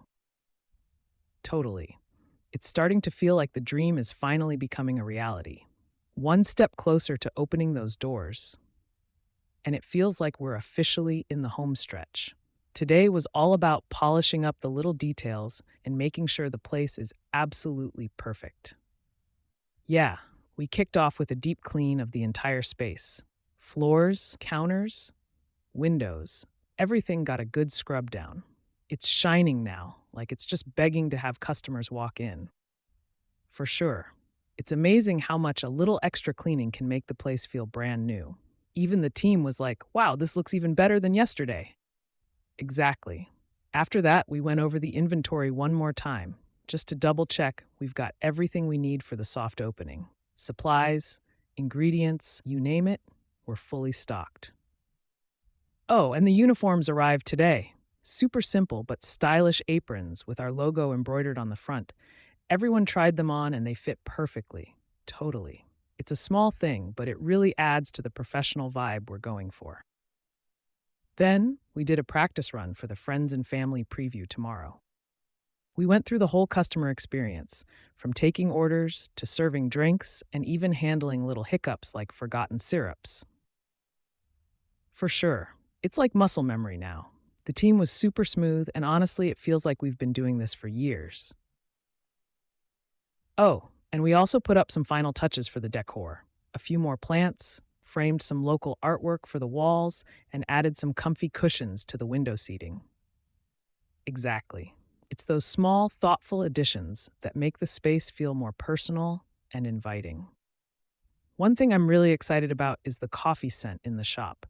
We ran the espresso machine for a while, and now the whole place smells amazing, like exactly what a coffee shop should smell like. Totally. It's such a sensory thing. You walk in, smell the coffee, and you're instantly in a good mood. Sarah stopped by again today to check everything out, and she was blown away. She even said it looks like something out of a magazine. For sure. Hearing that from her just confirms we're on the right track. Oh, and Ryan suggested we do a little behind the scenes video for social media tomorrow during the preview. Give people a sneak peek and build the hype. Exactly. It's all about making people feel like they're part of the journey. The final thing today was going over the opening day checklist. I've got everything printed out: schedules, procedures, even a plan for handling a rush. Totally. It's all coming together so well. We hosted the Friends and Family preview, and honestly, it couldn't have gone better. Totally. The turnout was amazing, more than I expected. It was such a good vibe having people in the space, sipping coffee, and just enjoying the atmosphere we've been working so hard to create. Yeah, we started the day by making sure everything was set. The team came in early, and we walked through the opening process one more time. Everyone was so on point, like a well oiled machine. Exactly. And when people started arriving, it felt so natural. Sarah was there greeting everyone, Ryan jumped in to help explain the menu, and Mike even helped out with the music playlist. Oh, the menu? It was a hit. People loved the signature drinks we came up with. The seasonal latte was a standout. Everyone was raving about the flavor. Totally. And it was awesome? Seeing people post about it on social media right there in the shop. It's already getting buzz, and we haven't even officially opened yet. For sure. It was great to see how everything flowed, too. The layout worked perfectly, and there wasn't a single bottleneck, even when it got a little busy. Oh, and the feedback. Everyone had such great things to say, but they also gave us a few helpful suggestions, like adding a sign for the pickup area and tweaking the lighting in one corner. Exactly. Little adjustments that'll make a big difference. I'm taking notes on everything so we can make those changes before the grand opening. The best part, though, just seeing people genuinely enjoying the space. Like, there were moments where I just stepped back and soaked it all in. It felt so real, you know? Totally. And the team crushed it. They were friendly, efficient, and just so professional. You'd never guess it was their first time running the show. Oh, and Sarah? She got emotional at one point. She said it was so amazing to see this idea we talked about for years actually come to life. For sure. It was one of those moments that makes all the late nights and hard work feel completely worth it. Tomorrow, it's back to fine-tuning. We'll fix those little things people mentioned, restock supplies, and make sure we're ready to go. Totally. We're so close now. I can practically hear the register ringing on opening day. We're officially in the tweaking and perfecting phase now. After yesterday's preview, it's all about addressing those little bits of feedback and making sure everything is absolutely flawless. Totally. First thing this morning, we adjusted the lighting in that one corner. It was a little dim, so we swapped out the bulbs for something a bit brighter, but still warm. Now the whole space feels balanced. Exactly. And we added a small sign at the pickup area, just like someone suggested. It's crazy how such a tiny thing can make the flow even smoother. Oh, and we restocked everything. We went through way more supplies than I expected during the preview, which is a good sign, right? But yeah, now we're fully loaded for opening day. For sure. I also had a quick meeting with the team to go over yesterday. We talked about what went well and what we could do even better. They had some great ideas, like simplifying how we present the menu specials. Jack, totally. One of the baristas suggested a small chalkboard near the counter where we can write the day's featured drinks. It's such a great idea, and it'll give us that personal touch. Oh, and Ryan came by again today. He brought his camera and took some professional photos of the space. The lighting was perfect, and the shots are going to look amazing on our socials. Exactly. It's all about building that buzz and getting people excited before we open the doors. One of my favorite things today was testing the sound system again. We've got a playlist ready, but I wanted to make sure the volume was just right. Loud enough to set the mood, but not overpowering. Totally. It's those little details that people might not notice outright, but they'll feel it when everything comes together. And Sarah stopped by this afternoon with a surprise. She brought this gorgeous bouquet of flowers for the front counter, just as a little good luck gesture. It really adds a nice pop of color. For sure. It's such a thoughtful touch, and it reminds me of how much support we've had along the way. Tomorrow, I think we'll do another mini run through, just to make sure every single detail is locked in. Then it's just countdown mode to opening day. Totally. It's hard to believe we're almost there. Every time I walk into the shop now, it feels like it's ready to welcome people. It's all coming together piece by piece. And man, it's like the shop is breathing on its own now. Every piece feels like it's settling into place, and I can actually see it all coming alive. Totally. We started the day by doing another walkthrough with the team. It wasn't anything major, just checking the flow one more time and making sure everything is exactly where it needs to be. Yeah, the little tweaks we made yesterday already make such a difference. The chalkboard for the specials, people loved it during the test run today. It's going to be a staple for sure. Oh, and we got the final shipment of mugs this morning. They're even better than I imagined. Super sleek, but with a little personality. Seeing our logo on them, it gave me chills. For sure. And we're putting together some gift sets with the mugs and our house coffee blend for the grand opening. Sarah said they'd make great holiday gifts, and I think she's right on the money. Exactly. Speaking of Sarah, she came by again, and we finalized the schedule for the opening week. We're doing extended hours for the first few days just to accommodate the buzz we're expecting. Totally. And Ryan has been killing it on social media. The photos he took yesterday are already getting so much traction. People are commenting, tagging friends. It's like the hype is really starting to build. Oh, and Mike came by too. He helped me do one last sound check. We tested a new playlist, and honestly, I think this one is the winner. It's got just the right mix of upbeat and chill. For sure. The vibe is everything, right? And we also tried out the outdoor lights tonight. They look so good. Just enough glow to make the patio feel cozy, but not overdone. Totally. And the flowers Sarah brought yesterday, we decided to make it a thing. Fresh flowers on the counter, switched out every week. It's such a small touch, but it adds so much warmth. Yeah, and tomorrow we're running one last soft opening, but this time with a few local influencers and business owners. It's a great way to introduce ourselves to the community. Exactly. The goal is to get feedback, build connections, and hopefully have them spread the word. Plus, it's a chance for the team to get one more practice round before the big day. Totally. It's surreal, you know? 2 weeks ago, this place was just a construction zone, and now it's home. I can't wait to see it full of people. And it feels like we're crossing the finish line, but in the best way possible. The soft opening today with the influencers and local business owners, huge success. Totally. They loved it. I mean, there were a couple of small suggestions like adding an extra outlet by the back seating area, but overall, the feedback was glowing. Yeah, a few of them even started posting photos and tagging us while they were still here. The latte art we've been practicing really paid off. People were all about those designs, for sure. And one of them actually mentioned how much they loved the vibe. Like it wasn't just another coffee shop, but a space they could see themselves coming back to regularly. That's exactly what I wanted to hear. Oh, and Sarah came through with the finishing touch.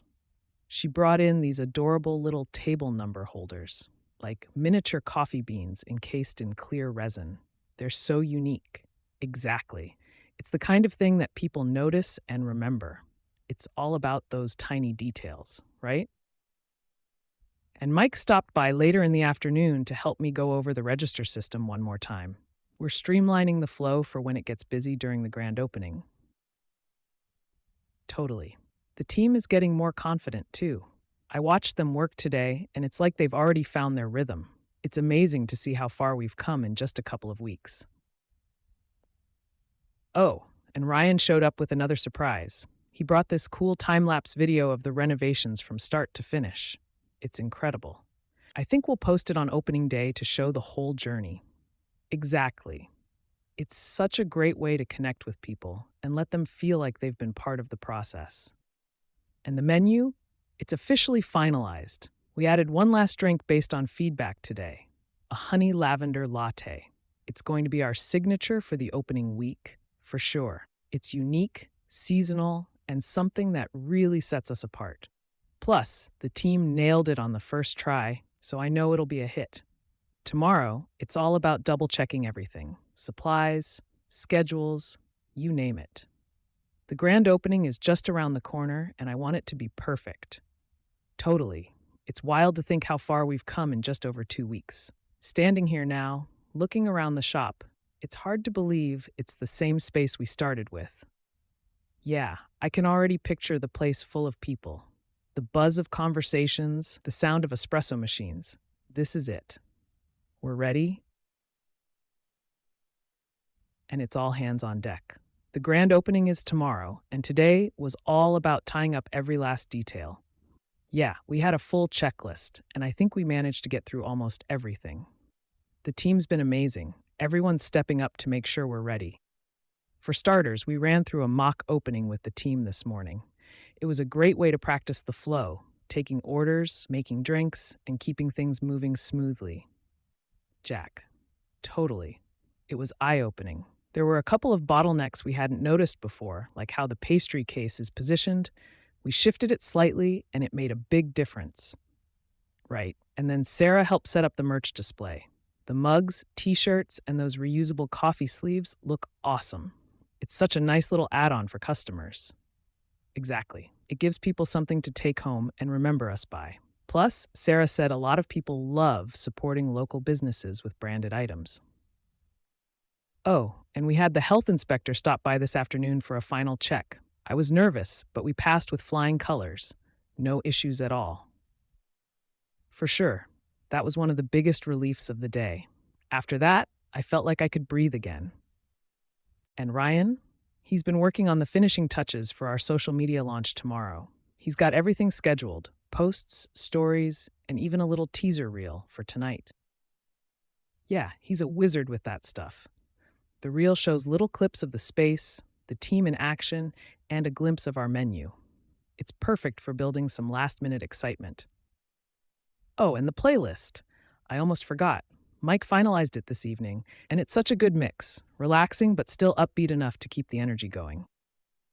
Totally. I tested it out while we were cleaning up tonight, and it really sets the mood.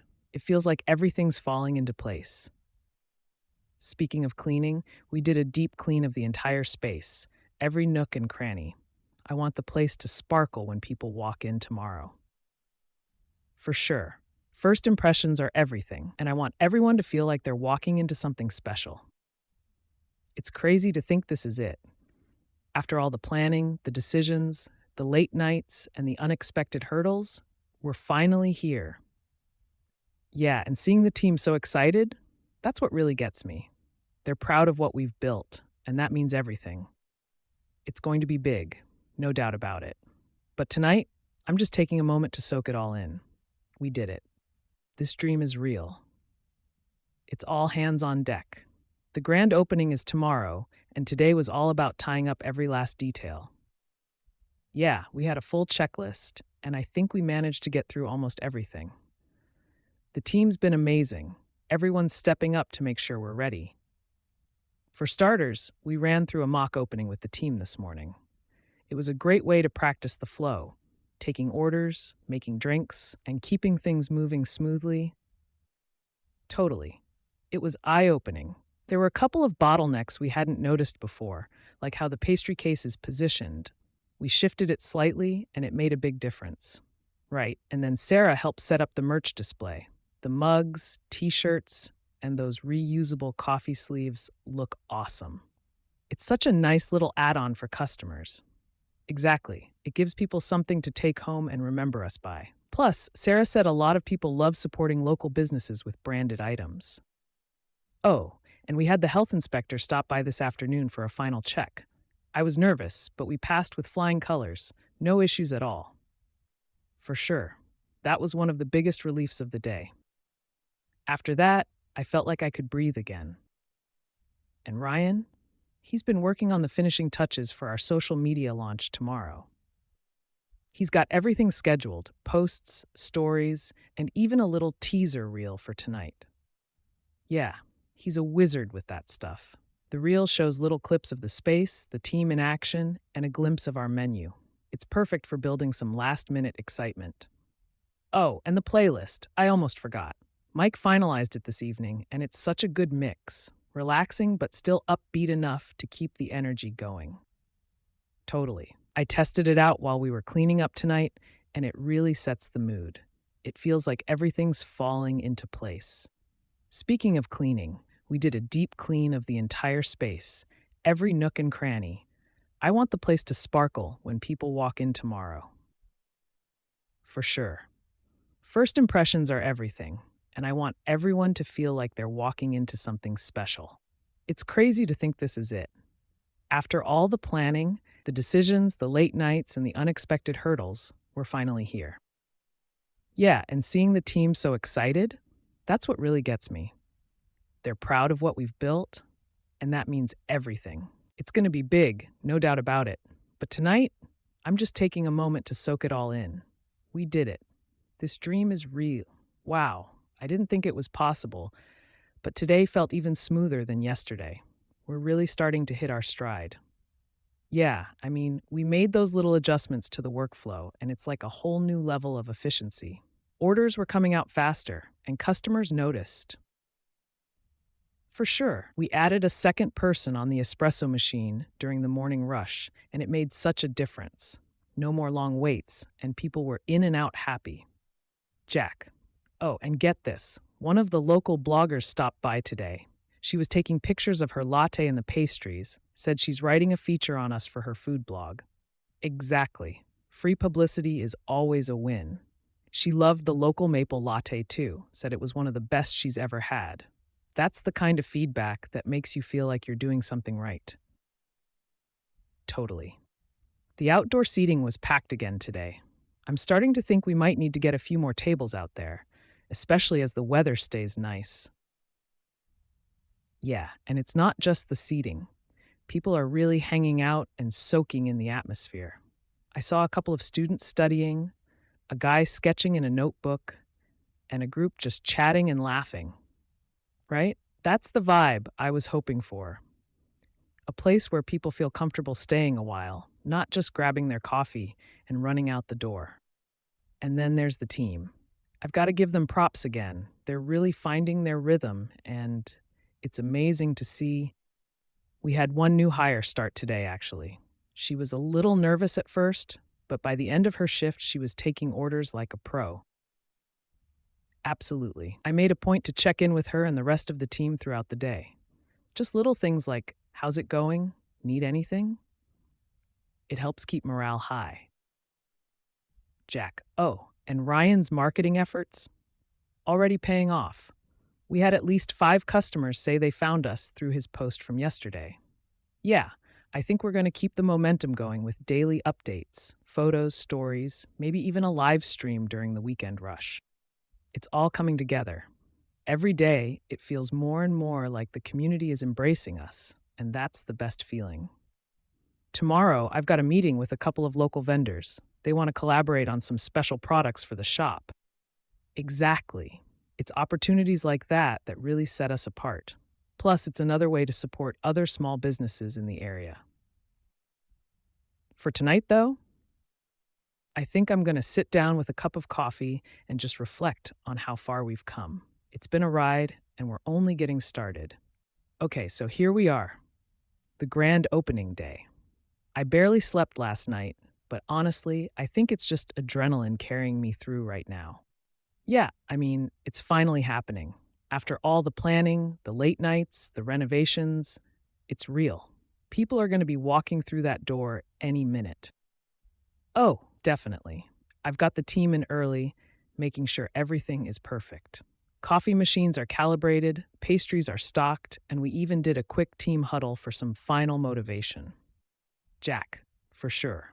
Ryan came through with some killer social media posts this morning, pictures of the shop, some behind the scenes shots, and a countdown to the opening time. The comments are already blowing up.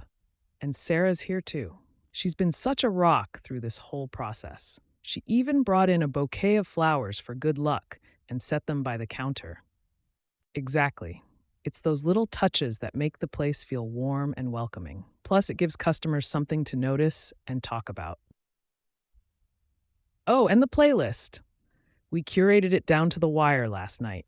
It's upbeat, chill, and just the right vibe to keep people feeling good while they're here. Totally. The outdoor seating looks great too. We added some potted plants and string lights for a cozy feel, and I think it's going to be a hit, especially as the sun goes down later. And get this, our first customer was already waiting outside when we unlocked the doors. A regular from the pop-up days. She said she wouldn't have missed this for anything, right? That kind of loyalty just blows me away. I made sure she got her coffee on the house. It felt like the least we could do. Oh, and we've got a local band coming in later this afternoon. Just a small acoustic set, but it's going to add a really nice vibe to the day. Yeah, and we've got a few special promotions running too.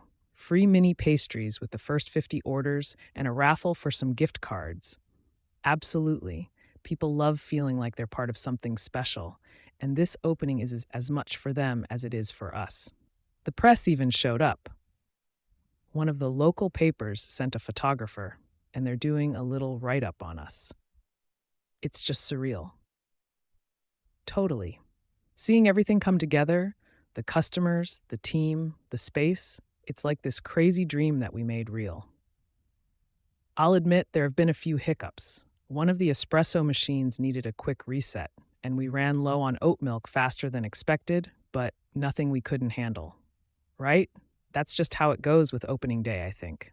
You've got to roll with it and keep moving forward. But you know what? Seeing the smiles, hearing the compliments, it makes all the stress and hard work worth it. Jack, tonight, once the doors are closed, we're going to have a little toast with the team.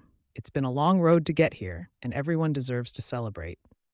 Yeah, and this is just the beginning. If today's any indication, I think we're off to an amazing start.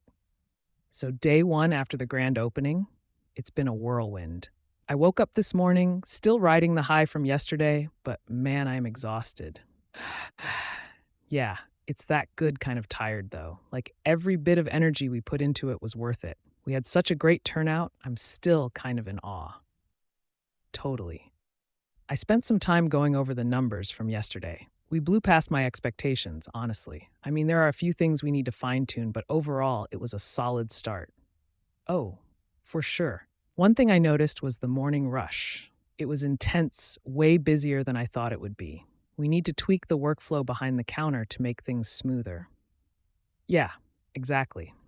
I was talking with the baristas, and they had some great suggestions. Like rearranging where we keep certain items and maybe adding a small prep station for cold brews. Right? It's all about those little changes that'll add up over time. The last thing we want is for people to get frustrated waiting too long in line. And the team, they were rock stars yesterday. Seriously, everyone stayed on their toes, kept the energy up, and made sure the customers felt welcome. I couldn't have asked for a better crew. Totally. I'm planning to have a team meeting later this week to go over feedback and just make sure everyone feels supported. It's important to keep the momentum going. Oh, and the feedback from customers was so encouraging. People loved the space, the drinks, the vibe. It felt good hearing that all the things we worked so hard on were appreciated. Yeah, one guy even came up to me and said he's been to a lot of coffee shops, but ours already felt like his favorite. That hit me right in the feels, you know? Exactly. It's those moments that make the long nights and tough decisions feel totally worth it. Oh, And remember the acoustic set we had yesterday? A few people actually asked if we'd be doing more live music events. That's definitely something to think about. For sure. I could see us making that a regular thing, like once a month or something. It'd be a great way to keep the community engaged. Also, I've been checking out the social media buzz. People have been tagging us left and right, sharing photos, writing reviews. It's like free marketing. Totally. I even saw a couple of bloggers post about us. One of them called us the coziest new spot in town. That's exactly the vibe I was hoping to create. For today, though, I'm trying to keep it low key, just taking some time to reflect, catch up on sleep, and make a game plan for the rest of the week. Yeah, I mean, there's still so much to do. Restocking, fine tuning the menu, and making sure we keep building on this momentum. But for now, I'm just soaking it all in. Absolutely. This is just the beginning, and if day one is any indication, I think we're in for an amazing journey. And we're already seeing some familiar faces coming back. It's wild to think that we've only been open for 2 days, and we've already got what feels like regulars. Yeah, like there's this one guy who came in yesterday and tried the signature latte. Today, he was back, and he brought a couple of friends with him. Word's already spreading. Exactly. And you know what else? We're getting a lot of morning walkers and joggers stopping by for coffee. I didn't realize we'd have so much of that early crowd. Totally. I think we should consider adding a grab and go counter at some point. Something quick for people who just want to pick up their coffee and head out. And you know what was cool? A teacher from the school down the street stopped in during her lunch break. She said she's been telling her colleagues about us. Yeah, she tried the seasonal special and said it was dangerously good. That's the kind of feedback I love hearing. For sure. I've been making notes all day, like little things we can tweak or ideas to try out. For instance, the music playlist. A couple of people mentioned it, saying it really set the mood, right? I'm thinking of curating a few different playlists, one for mornings, one for afternoons, and maybe something more chill for the evening crowd. Oh, and we had our first complaint today. Nothing major, just someone saying their drink wasn't hot enough. It's a good reminder to double check everything before it goes out. Exactly. I had a quick chat with the baristas about it, and they were super receptive. We're all on the same page about keeping the quality top notch. And the pastries? Man, those are flying off the shelves faster than we anticipated. I've already called the bakery to increase tomorrow's order. Totally. I'm also thinking we might need to start experimenting with some in-house baked goods down the line. That could be a game changer. The vibe today felt more settled, you know? Like yesterday was this crazy chaotic energy, but today it felt like we were finding our rhythm. For sure. It's still early days, but I can already see the team gelling and figuring out their flow. It's a good feeling. Oh, and social media is still buzzing. We got tagged in another post, this time from a local foodie account with a ton of followers. That's going to help a lot. Exactly. The post was all about how we're the perfect mix of cozy and trendy. It's so validating to see people getting what we're going for. Overall, day 2 felt solid. We're still working out some kinks, but the energy is there and the response has been amazing. Definitely. I'm already looking forward to tomorrow and seeing how we can keep building on this momentum. You won't believe it. We had a line out the door this morning. I'm talking like 15 people deep at one point. I know, right? It was mostly the morning rush crowd, commuters, a few joggers, and a couple of parents dropping kids off at school. It was nonstop for about 2 hours. Yeah, the team handled it like pros. I mean, we had a couple of moments where things got a little backed up, but overall, I think we kept the flow pretty smooth. Totally. I'm starting to see some patterns too, like when we get our busiest surges and which drinks are the top sellers. Right now, that signature latte is still reigning supreme. And guess what? The local newspaper sent someone over today. They're doing a feature on new businesses in the area, and they said we caught their eye because of all the buzz. Seriously, it's such great timing.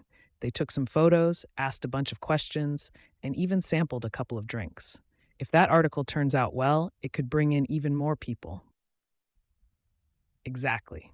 And speaking of new faces, we had a family come in today who just moved to the neighborhood. They said they found us through one of those foodie Instagram accounts that tagged us, right? It's amazing how social media is working for us already. I'm thinking we should start posting more behind the scenes stuff, like the baristas making latte art or something, for sure. Oh, and I had this one guy come in and ask if we do catering or if we'd consider selling our coffee beans wholesale. That's something we might want to explore down the line. Exactly. I told him we're still new and focusing on getting the shop running smoothly, but I took his info just in case we're ready to go there in the future. The pastries were a hit again today. We sold out by noon, so I called the bakery to bump up tomorrow's delivery even more. And we had our first musician stop by. You remember how we talked about maybe hosting some live music on weekends? Well, this guy offered to play an acoustic set. Totally. I told him to leave his info and maybe we can set something up once we're a little more established. It'd be cool to add that kind of vibe, though. Oh, and the team is starting to bond more. I caught them laughing and joking during the slower afternoon stretch. It's great to see them building that camaraderie, right? It makes such a difference. I think happy employees create a happy space, and customers can feel that energy too. Speaking of which, one customer left a note in our suggestion box saying how much they appreciated the friendly service. It's little things like that that keep me motivated. Exactly. Day 3 felt like a big step forward. We're not just surviving the rushes, we're starting to thrive in them. Totally. I'm going to make a few notes tonight about some ideas to keep this momentum going. But honestly, I feel really good about how things are shaping up. So, it's officially been a week since we opened. And wow, it's been a ride, let me tell you. Yeah, the energy's been unreal. We've had steady traffic every single day, and we're starting to see some familiar faces, which is really cool. Exactly. It's wild how quickly people are making us part of their routine. There's this one guy, Mike, who's come in every morning for his double espresso. Today, he told me he's ditching his old coffee spot for us. Right? And then there's this group of moms who come in after school drop off. They're always chatting and laughing in the corner by the window. It's like they've claimed that spot as their own. Totally. It's moments like that that make all the hard work feel worth it, you know? And we've been getting some great feedback too. A lot of people are loving the seasonal drink menu. The pumpkin spice latte has been flying off the counter. Yeah, it's almost time to start brainstorming for winter drinks. I want to keep that excitement going with something festive but not overdone. Oh, and guess what? We had our first big catering order inquiry today. Someone's hosting a corporate brunch and wants us to provide coffee and pastries for like 50 people. For real. It's a little daunting since we're still finding our rhythm, but it could be an amazing way to expand our reach. Yeah, and the team's been incredible. They're starting to anticipate each other's moves during the rushes, which makes everything so much smoother. Totally. I even took a couple of them aside today to thank them for their hard work. You should have seen their faces. They were so grateful. Right? Positive reinforcement goes a long way. And speaking of the team, one of the baristas suggested adding a tip jar with a little sign. I thought it was a great idea, so we put one out this afternoon. Oh, it's already working. Customers seem happy to throw in their spare change, and the staff loves it too. It's a win-win. For sure. And the renovations we put so much thought into, people are really noticing. I've had several comments about how warm and inviting the space feels. Yeah, and the local artwork on the walls has been a conversation starter. One customer even asked if the pieces were for sale. I hadn't thought about it before, but maybe we could partner with local artists to sell their work. It'd be a great way to support the community while adding something unique to the shop. Jack, exactly. I want this place to feel like more than just a coffee shop. I want it to be a hub for creativity and connection. Oh, and speaking of connections, Sarah stopped by today to check in. She's thrilled with how everything's going and said she might host her book club here next month. Totally. It's all about building those relationships and creating a space people want to be part of. So, yeah, 1 week in, and I'm feeling really good about where we're headed. There's still a ton to learn and refine, but I can already see the vision coming to life. So, we're still riding that opening week wave. It's been nonstop, but in the best way possible. Yeah, we had another steady flow today. Mornings are our bread and butter, people grabbing their coffee before work or school. But we're seeing a little uptick in afternoon traffic too. Jack, totally.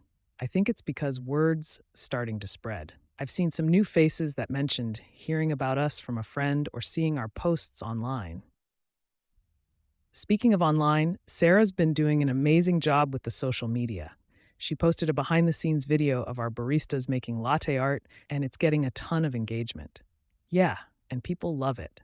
It's simple, but it gives them a glimpse into the personality of the shop, for sure. And you'll love this. We had another local blogger come in today. She ordered a pour over and said she's planning to feature us in her next article. Right? It's such great exposure, and it's coming naturally, which feels even better. Oh, and I've been keeping an eye on the feedback. I'm starting to notice little patterns, like people loving our signature drinks but wanting a few more non dairy milk options. Jack, exactly. So I've already reached out to a supplier about adding oat milk and maybe coconut milk to the mix. It's all about listening and adjusting. And then there's the pastries. Man, I didn't realize how big of a hit they'd be.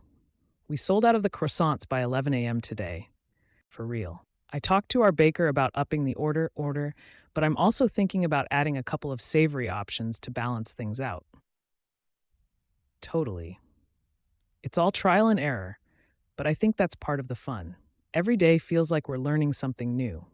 Oh, and today was the first time someone brought their dog to the patio. It was this little golden retriever pup. Completely stole the show. Right? The customer joked that we should add a puppuccino to the menu. I laughed at first, but now I'm actually considering it. Exactly. People love little touches like that, and it's not hard to implement. For sure. And the staff is really starting to hit their stride. We had a couple of hiccups early on, but today felt smooth. It's like they're settling into their roles and getting more comfortable. Yeah, and it's fun to see their personalities come through. One of the baristas, Liz, started doing little doodles on the coffee sleeves, just small things like smiley faces or flowers, but customers are loving it. Totally. It's those personal touches that make the experience memorable. Oh, and Ryan stopped by today. He grabbed a cappuccino and sat for a while, just soaking in the vibe. He said he's proud of how far we've come, which meant a lot, right? It's nice to have those moments where you can step back and see that all the hard work is paying off. So, yeah, and things are feeling good. There's still plenty to tweak and refine, but I feel like we're on the right path. It feels like we're finding our rhythm, you know? The rushes are starting to feel manageable, and the team is clicking more with each shift. Yeah, it's a good kind of busy. We had this morning rush that was wild, but somehow everyone stayed calm and we kept the line moving. Totally. I think the key has been communication. Sarah suggested this new order flow system, and it's been a game changer. Exactly. We've got one person on register, one prepping drinks, and the others rotating between tasks. It's simple, but it works. Oh, and today we had our first customer use the loyalty card, enough to get a free drink. It was so cool to see someone that excited about it, right? It's the little things. And it made me think, maybe we should highlight that program more in the shop or on social media. For sure. People love feeling like they're getting something extra, even if it's just a free coffee after a few visits. Speaking of extras, we rolled out the oat milk today, and it's already a hit. We had a couple of regulars who were thrilled about it.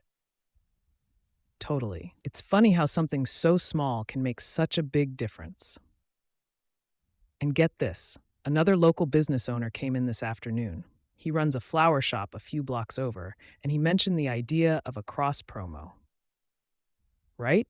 He was saying we could do something like free flowers with a coffee purchase around Valentine's Day or Mother's Day. It sounds like a win win to me. Exactly. Plus, it's another way to connect with the community, which is what we're all about. Oh, and the patio is getting more love too. We had a group of students come in, grab drinks, and hang out there for a couple of hours. It's nice to see it being used, for sure.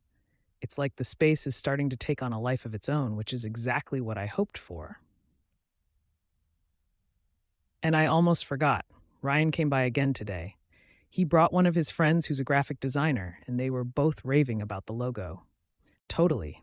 It's reassuring to hear that from someone who knows design, you know?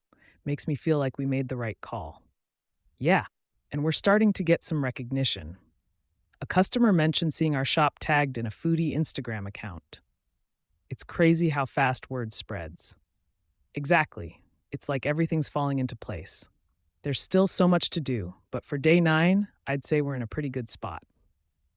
Can you believe it? Double digits since we opened the doors. It's flying by. Yeah, today had a different vibe. It wasn't as crazy as the first few days, but it was steady, which I think is even better. Right? The team's starting to feel more confident too. I can see it in how they're handling things. Even when it gets busy, there's less panic and more focus. Exactly. Oh, and we had another milestone. Our first online order through the website. Someone ordered a latte and a pastry for pickup. Totally. It's just one order, but it shows that the system works, you know? Plus, it's another layer of convenience for our customers. Speaking of customers, there's this woman who's come in every single day since we opened. She orders the same thing, an Americano with a splash of almond milk, and always sits by the window. Yeah, she's super nice. Today, she told me she loves the energy of the place and that it's already her favorite spot to work. That kind of feedback is everything, for sure. And then there was this group of teachers who came in after school let out. They said they've been meaning to check us out and finally made it in. Totally. They seemed really into the seasonal menu. One of them got the spiced maple latte, and she couldn't stop raving about it. Oh, and we had a little hiccup with the espresso machine this afternoon. It started acting up, but thankfully Ryan was around and he managed to fix it. Right? I owe him big time. He said it was something simple, but still I'd rather not deal with equipment issues this early on. For sure. It's a reminder to stay on top of maintenance, though. I'm thinking we should set up a regular checkup schedule for all the machines. Exactly. Preventive care is way better than scrambling when something breaks. Oh, and I almost forgot. We got our first big catering inquiry today. A local business wants us to provide coffee and pastries for a morning meeting next week. Right? It's not huge, but it's a start. I'm thinking if we do a great job, it could lead to more opportunities like this. Totally. And it's another way to get our name out there, which is always a good thing.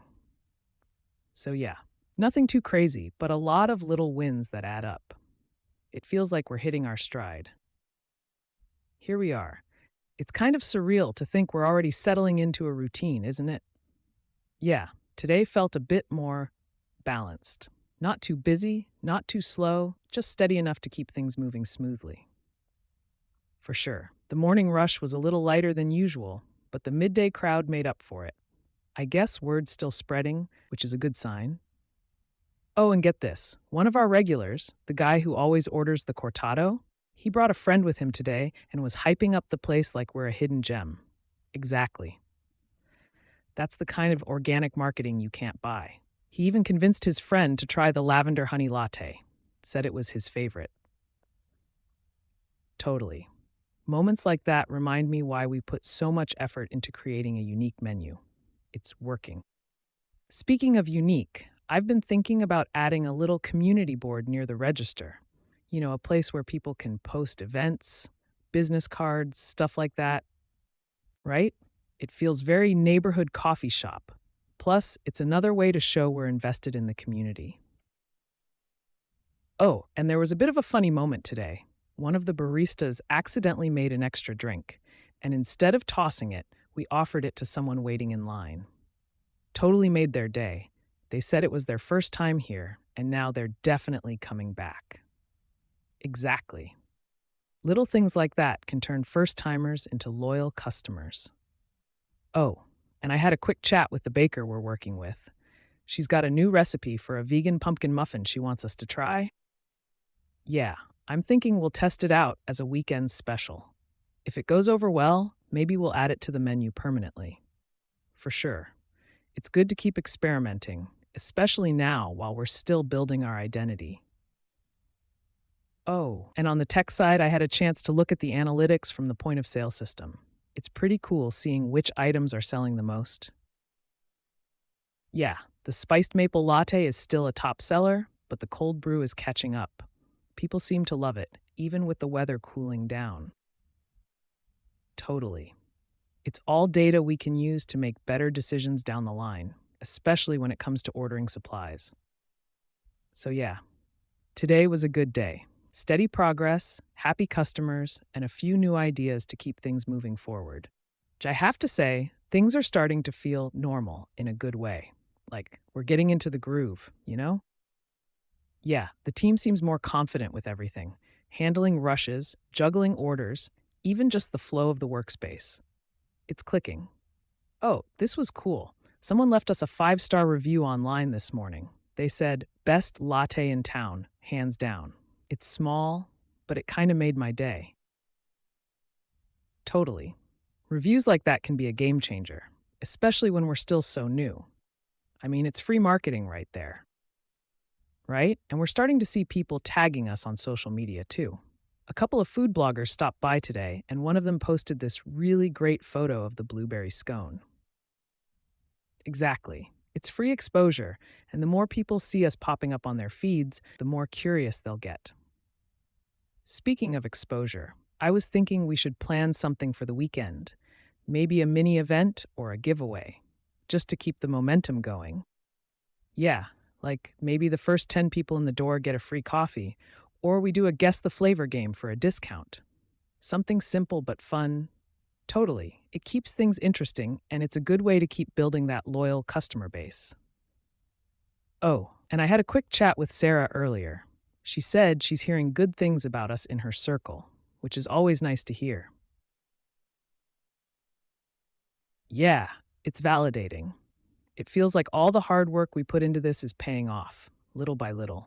On a different note, I was watching the team during the lunch rush today, and I think we might need to tweak the counter setup a bit. Just small things, like moving the pastry display a little closer to the register. It'll make it easier for people to grab something on impulse while they're ordering.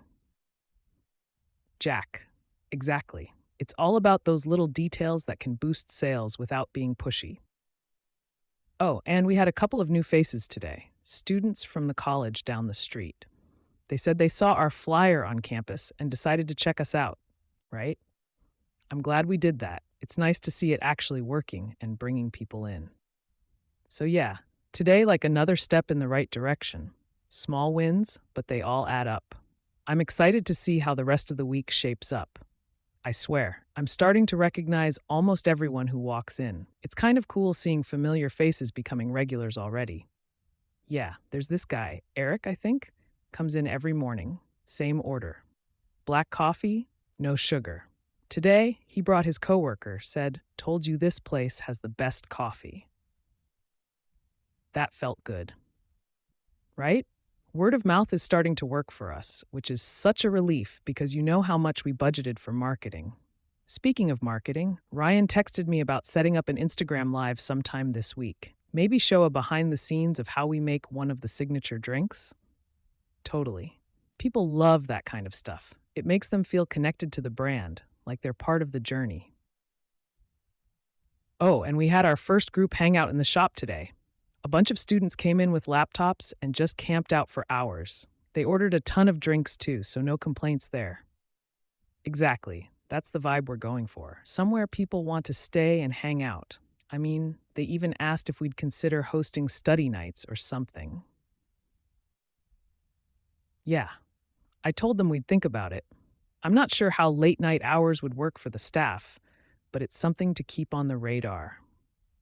And get this, Sarah texted me today saying her friend who runs that bakery downtown might want to partner with us for some pop up events. Like, we feature their pastries and they promote our coffee, right? It's a win win, and it gives us an excuse to try out a wider range of baked goods without committing to a permanent change in the menu just yet. Oh, another thing. I think we need to look into hiring a part time barista. The weekend rush is just too intense with the current team size.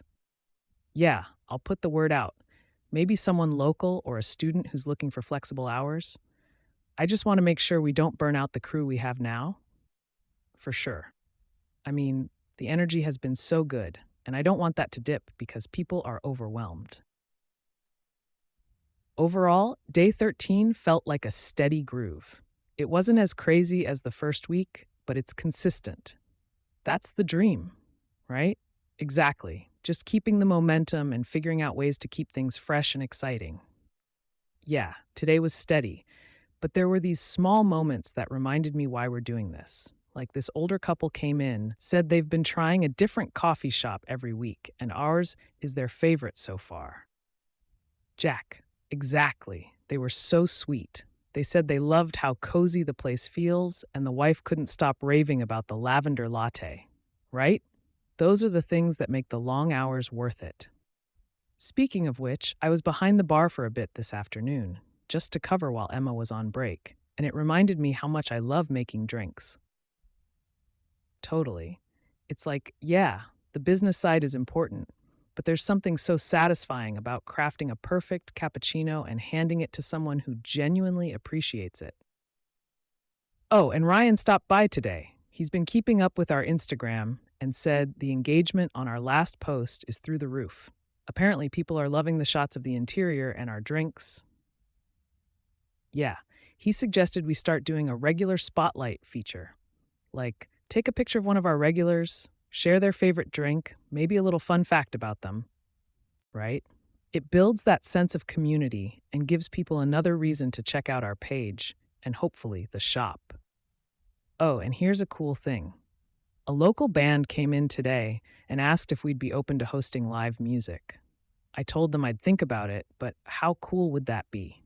Exactly. I mean, we'd have to figure out logistics like sound equipment and seating, but it could be a great way to draw in a crowd, especially on slower nights.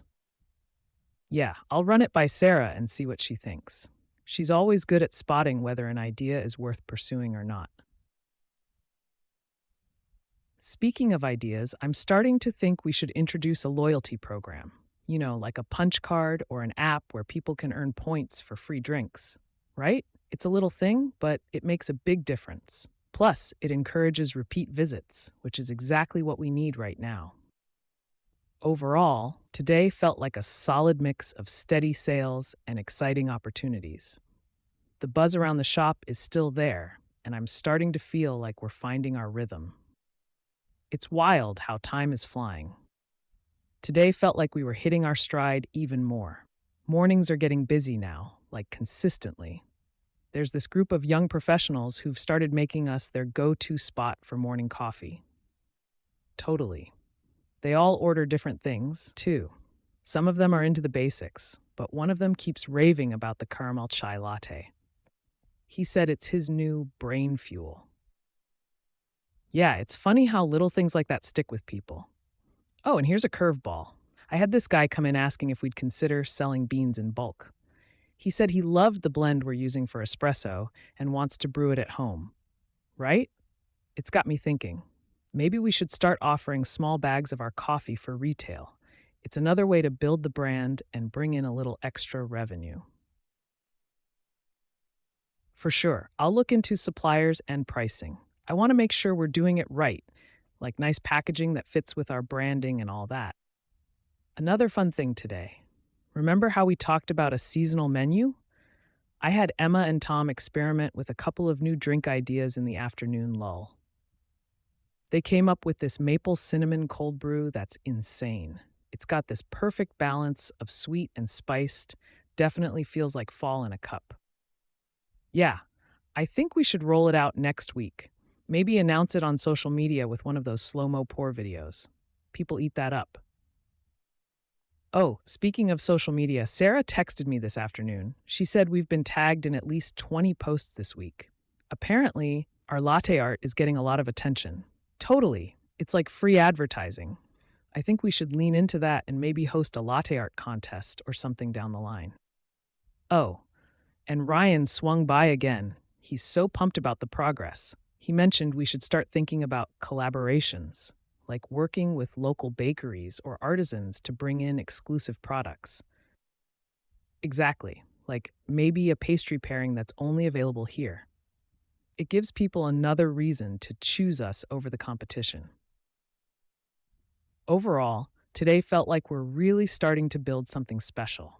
The regulars are settling in, word of mouth is spreading, and the team is getting into a good rhythm. And you know what? Today had a totally different energy. It was a little slower in the morning, but lunch hit like a wave. Yeah, it was almost like everyone decided to grab coffee and a quick snack at the same time. Our sandwiches and pastries flew off the shelves. I actually had to call the bakery for an emergency restock. Right? It's a good problem to have, but it made me realize we might need to tweak our inventory a bit. I don't want to run out of the crowd favorites too early in the day. Totally. And it's not just about having enough, but managing the balance so we're not wasting anything either. I'm going to have a chat with the bakery tomorrow and see if we can work out a flexible restocking plan. Oh, and get this, there was this couple who came in for their first visit today. They said they'd heard about us from a coworker and wanted to check it out. They loved it, even asked about hosting a small event here.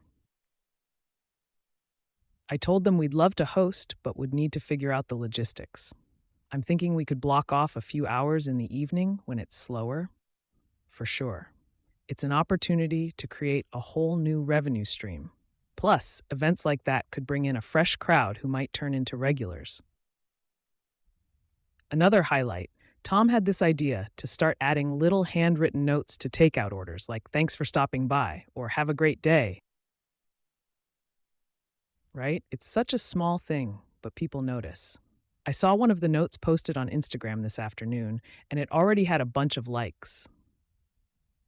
Oh, and I finally had a chance to test that new maple cinnamon cold brew idea. It's a winner for sure. I think we'll launch it officially on Friday. Definitely. I'm thinking of doing a buy one, get one deal on the first day to really draw people in. I'll run it by Sarah to see if she can help us design a quick promo flyer. Yeah, she's so good at that stuff. Honestly, having her and Ryan on board has made such a difference. They've really helped me see the bigger picture. Overall, today was another solid step forward. It's cool to see how much people are responding to what we're building here. Totally. Every day feels like we're getting closer to being that place, the one people think of when they want great coffee and a welcoming atmosphere. Let me tell you, today was a roller coaster. I mean, it started off super quiet, like eerily quiet for a Tuesday morning. I was starting to wonder if maybe people were still recovering from the weekend or something. Exactly. But then, out of nowhere, it picked up around mid morning. A group of students from the local college showed up, and suddenly the place had this buzzing energy. Totally. They were studying, chatting, and get this, taking tons of pictures for Instagram. By the time they left, I'd already seen 2 or 3 stories tagging us. It really is. I think the natural light near the window seating has become a bit of a hot spot for people who want to snap those aesthetic coffee shots. I mean, who knew sunlight and latte art could work so well together? Speaking of which, we had our first issue with the Wi Fi today. Apparently, it started getting spotty around noon, and a couple of people mentioned it to Tom. Yeah, so Tom reset the router, but I'm thinking we might need to upgrade our plan or look into a better provider. I don't want the Wi Fi to become a reason people don't want to stay. Exactly. It's one of those little things that can make or break the experience, especially for folks who come here to work or study. On a brighter note, the new maple cinnamon cold brew, it's already a hit. We launched it this morning, and I think we sold out of the first batch by early afternoon. I know, right? People were raving about it. One guy even said it reminded him of a drink he had on a trip to Vermont, and he loved the nostalgic vibe. Oh, and I've been noticing something interesting with our regulars. They're starting to build relationships with the baristas. Like you'll hear things like, "Hey Sam, I'll take the usual," and it just feels so community driven. Totally. That's exactly what I wanted, a place where people feel connected, not just to the space, but to the people who work here. Another cool thing, a customer suggested we start offering gift cards, especially with the holidays coming up. I think it's a brilliant idea, right? I'm going to look into some customizable options tonight. Maybe something with our logo that feels premium, but still approachable. All in all, today was a mix of challenges and wins, but the energy is shifting in a good way. It's like we're starting to find our rhythm. Totally. It feels like every day we're learning something new and making little tweaks that bring us closer to the vision I had when we started this whole journey. I feel like we're really settling into a groove now. I mean, there's still so much to figure out, but today felt smoother somehow. Exactly. It's like the team is getting into sync. I barely had to step in for anything operational today. Tom and Rachel had it under control, and it gave me a chance to just observe for once.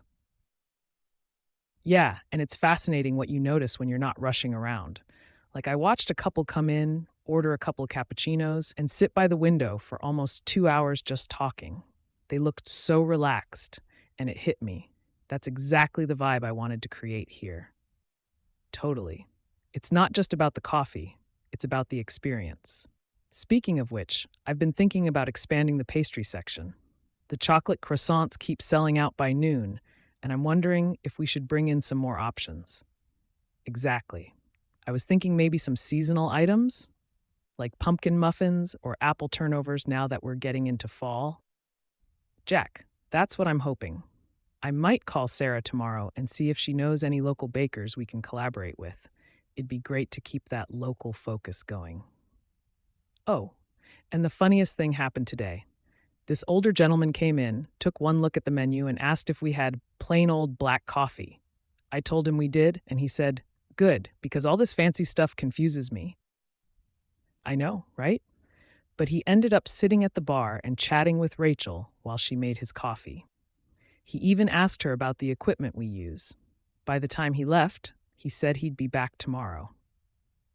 That's what I'm hoping for. Regulars who feel like they're part of the place, you know? Oh, and speaking of regulars, one of the students from yesterday's group came back today. She brought 2 friends and ordered that maple cinnamon cold brew again. It's definitely a keeper on the menu. Exactly. I'm already thinking about what the winter menu could look like. Maybe a peppermint mocha or some kind of spiced chai latte? Yeah, I'll run it by Ryan and Sarah. They always have great ideas for keeping things fresh. One thing I do need to figure out, though, is the music situation. We've been sticking to a chill acoustic playlist, but I overheard someone say it's starting to feel repetitive. Right? I'm thinking of creating a few different playlists so we can rotate them. Maybe mix in some light jazz or indie tracks to switch it up. Exactly. It's all about keeping the environment dynamic.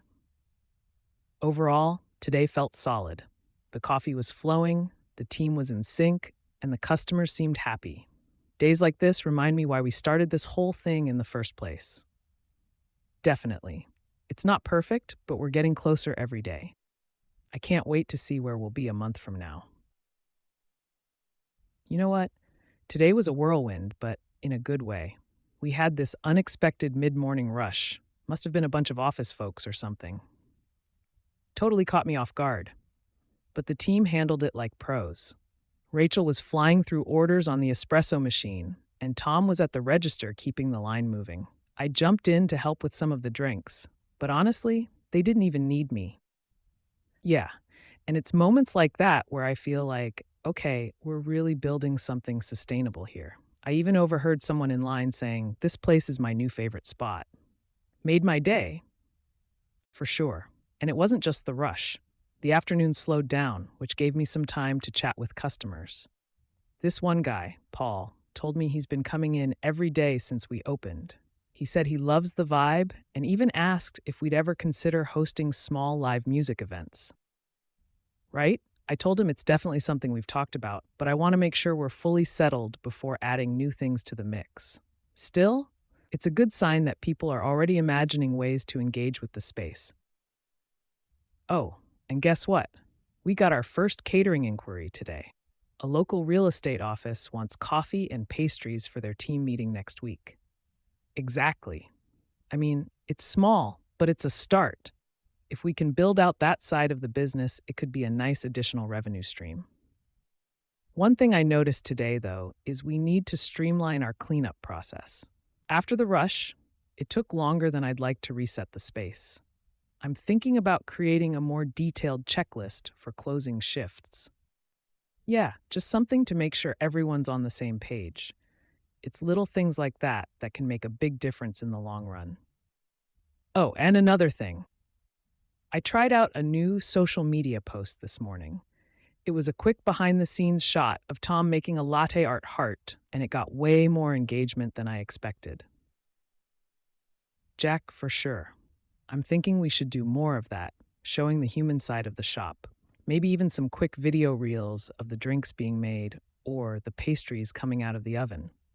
Definitely. People seem to love feeling like they're part of the process. Plus, it's fun for us too.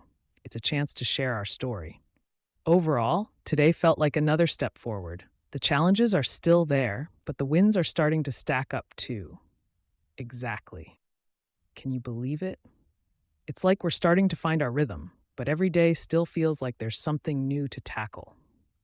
This morning was steady, not as crazy as yesterday's rush, but still a good flow. I noticed a lot of regulars coming in, which is awesome. I'm starting to recognize faces and remember names. It feels like we're building a real community here. Yeah. And speaking of regulars, this one woman, Margaret, came in with her dog again. She's been stopping by almost every morning, grabbing a latte and sitting outside with her golden retriever. She told me today that she looks forward to it because it's the calmest part of her day. Right? It's little moments like that that remind me why we're doing this.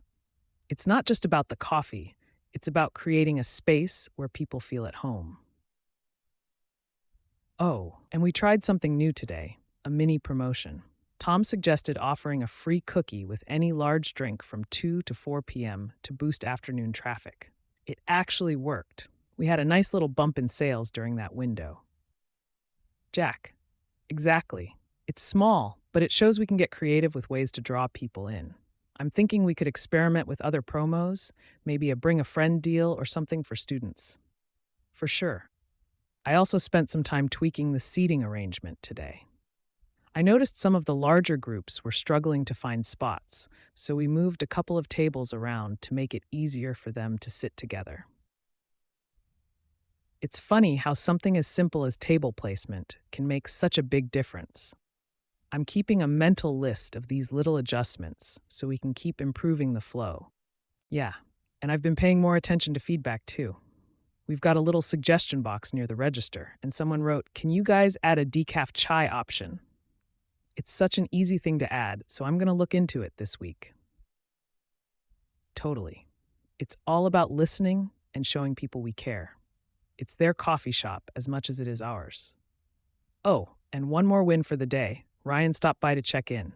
He was thrilled with how everything's going and even said he'd heard some of his colleagues talking about us. Right? It's good to know the buzz is spreading.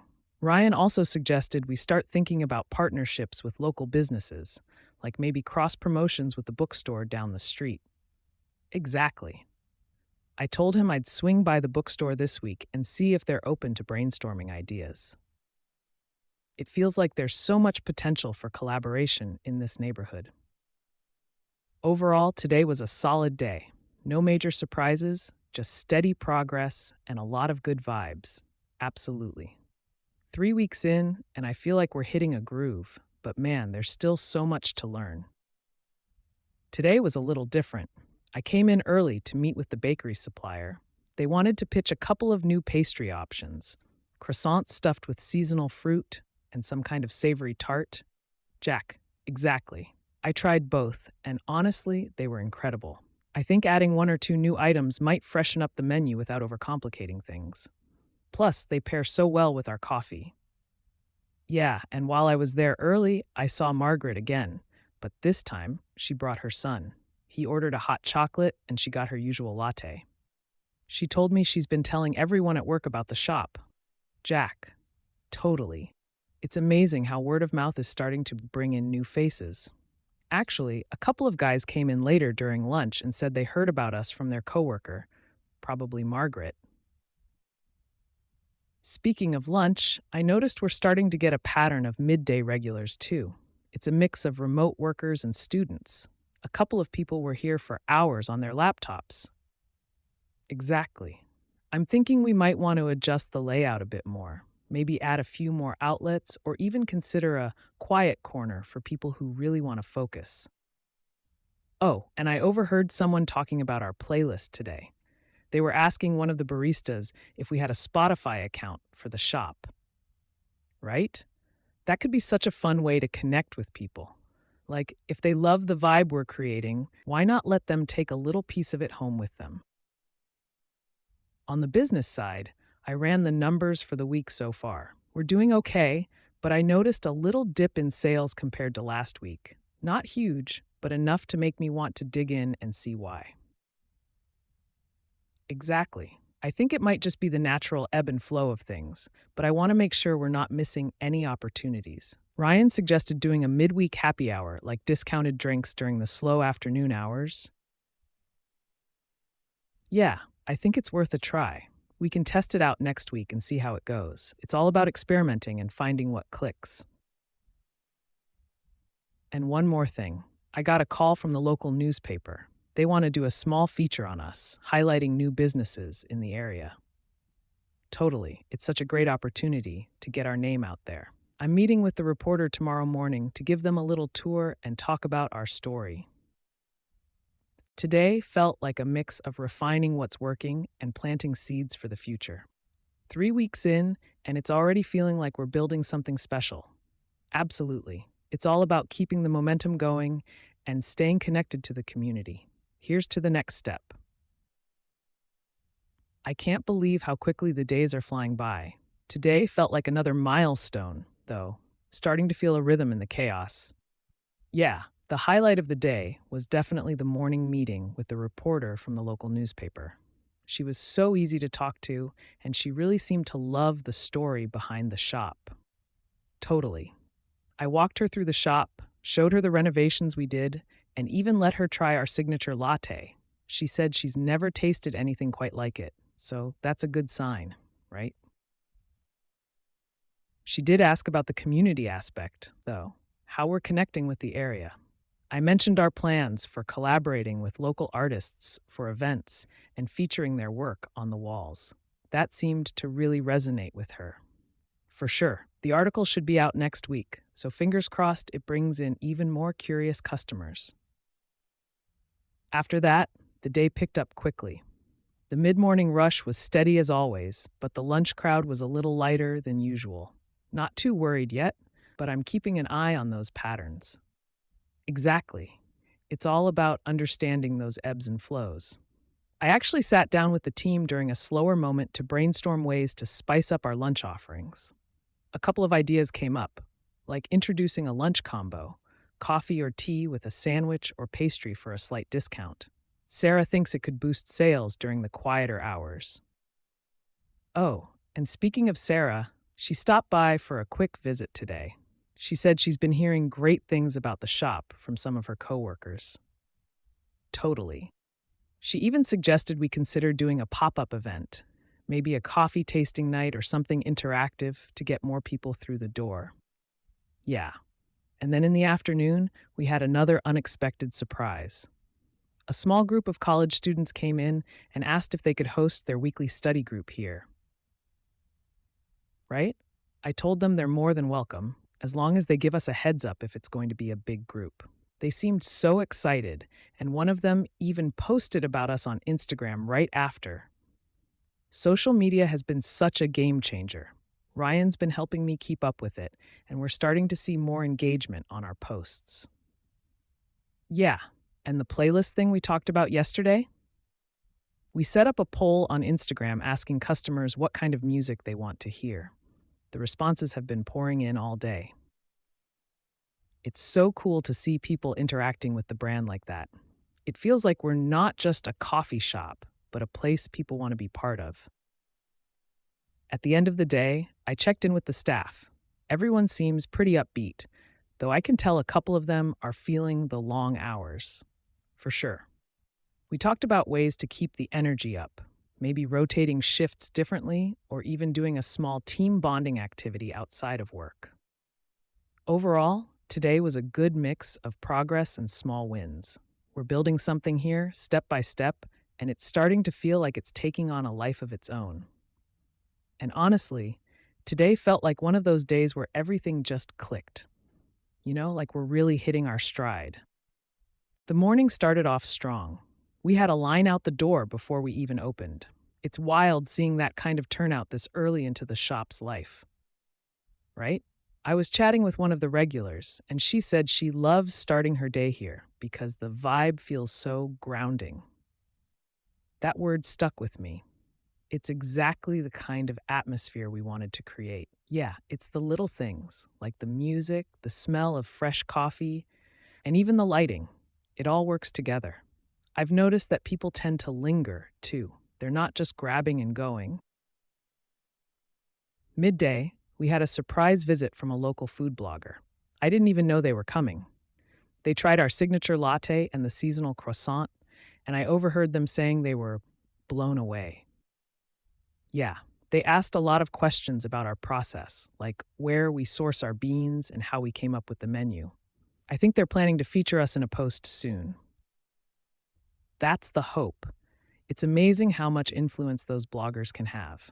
If we can keep getting attention like that, we'll be in a really good place. Oh, and here's a fun update. Remember those college students who wanted to host their study group here? They came back today and they brought even more friends. It was so cool seeing them spread out across a couple of tables, laughing, working, and just being part of the space. One of them said, "This place feels like home." I mean, how awesome is that? Exactly. I even floated the idea of putting together a loyalty program for groups like theirs. Like if they keep coming back, they could earn discounts or free drinks. Then there's the staff. I can't say enough good things about them. They've really stepped up, especially during the busier rushes. Everyone's got each other's back. Totally. I made a point to thank each of them individually today. It's important to let them know how much I appreciate the effort they're putting in. Jack, and you'll love this. Sarah called me later in the afternoon with a crazy idea. She suggested hosting a latte art competition as a weekend event. Right? She said it could bring in a mix of coffee enthusiasts and people just looking for something fun to do. Plus, it would give our baristas a chance to show off their skills. I told her I'm 100% on board. We just need to figure out the logistics, but I think it could be a huge hit. Closing out the day, I took a moment to just sit in the shop after everyone left. It's starting to feel like it's not just a business, it's a community hub. Yeah, and that's the part that gets me most excited. Seeing people connect here, whether it's over coffee, work, or just conversation, makes all the hard work worth it. Jack, it was another packed day. I mean, I'm grateful for the foot traffic, but wow, we barely had a second to breathe during the morning rush. Yeah, it's a good problem to have, but it's definitely pushing us to figure out how to handle the volume better. I was thinking we might need to tweak the layout behind the counter. Exactly. Maybe add an extra prep station or reorganize how supplies are stocked. I noticed a few bottlenecks today, especially when we had 3 baristas working side by side. I'll talk to the team tomorrow and get their input. They're the ones in the thick of it, so I'm sure they've got ideas on how we can streamline things. Midday was a little calmer, and I got a chance to chat with a couple of customers. One of them mentioned how much they loved the seasonal latte we added. said it was the perfect pick me up for this cold weather. It feels so good to hear feedback like that, especially since we spent so much time perfecting those recipes. It reminds me why we're doing this. Oh, and you'll never guess who walked in today. Ryan. He brought a couple of friends from his office to check out the place. Totally. He said they'd been meaning to come by but got swamped with work. He seemed impressed, though, which means a lot since he helped get this off the ground. Right? It's like a little validation that we're on the right track. And his friends said they'd be back for their next coffee meeting. In the afternoon, we had a group of local artists stop by. They were checking out the artwork we've got on the walls and started talking about maybe hosting a small gallery night here. Yeah, I told them I loved the idea. It would tie in perfectly with the whole community vibe we're building. I told them to send me their proposals and we'd figure something out. And speaking of community, I noticed a couple of familiar faces who've been here almost every day since we opened. I made a point to thank them personally. Exactly. It's those loyal customers who will help keep us afloat in the long run. I even floated the idea of a rewards card, and they seemed really into it. Closing out the day, we had a little hiccup with one of the espresso machines. It started acting up during the evening rush, but luckily we were able to get by with the second one. Yeah, I've already got a repair guy coming tomorrow morning. It's a reminder that even with all the excitement, there's always going to be something to fix or improve.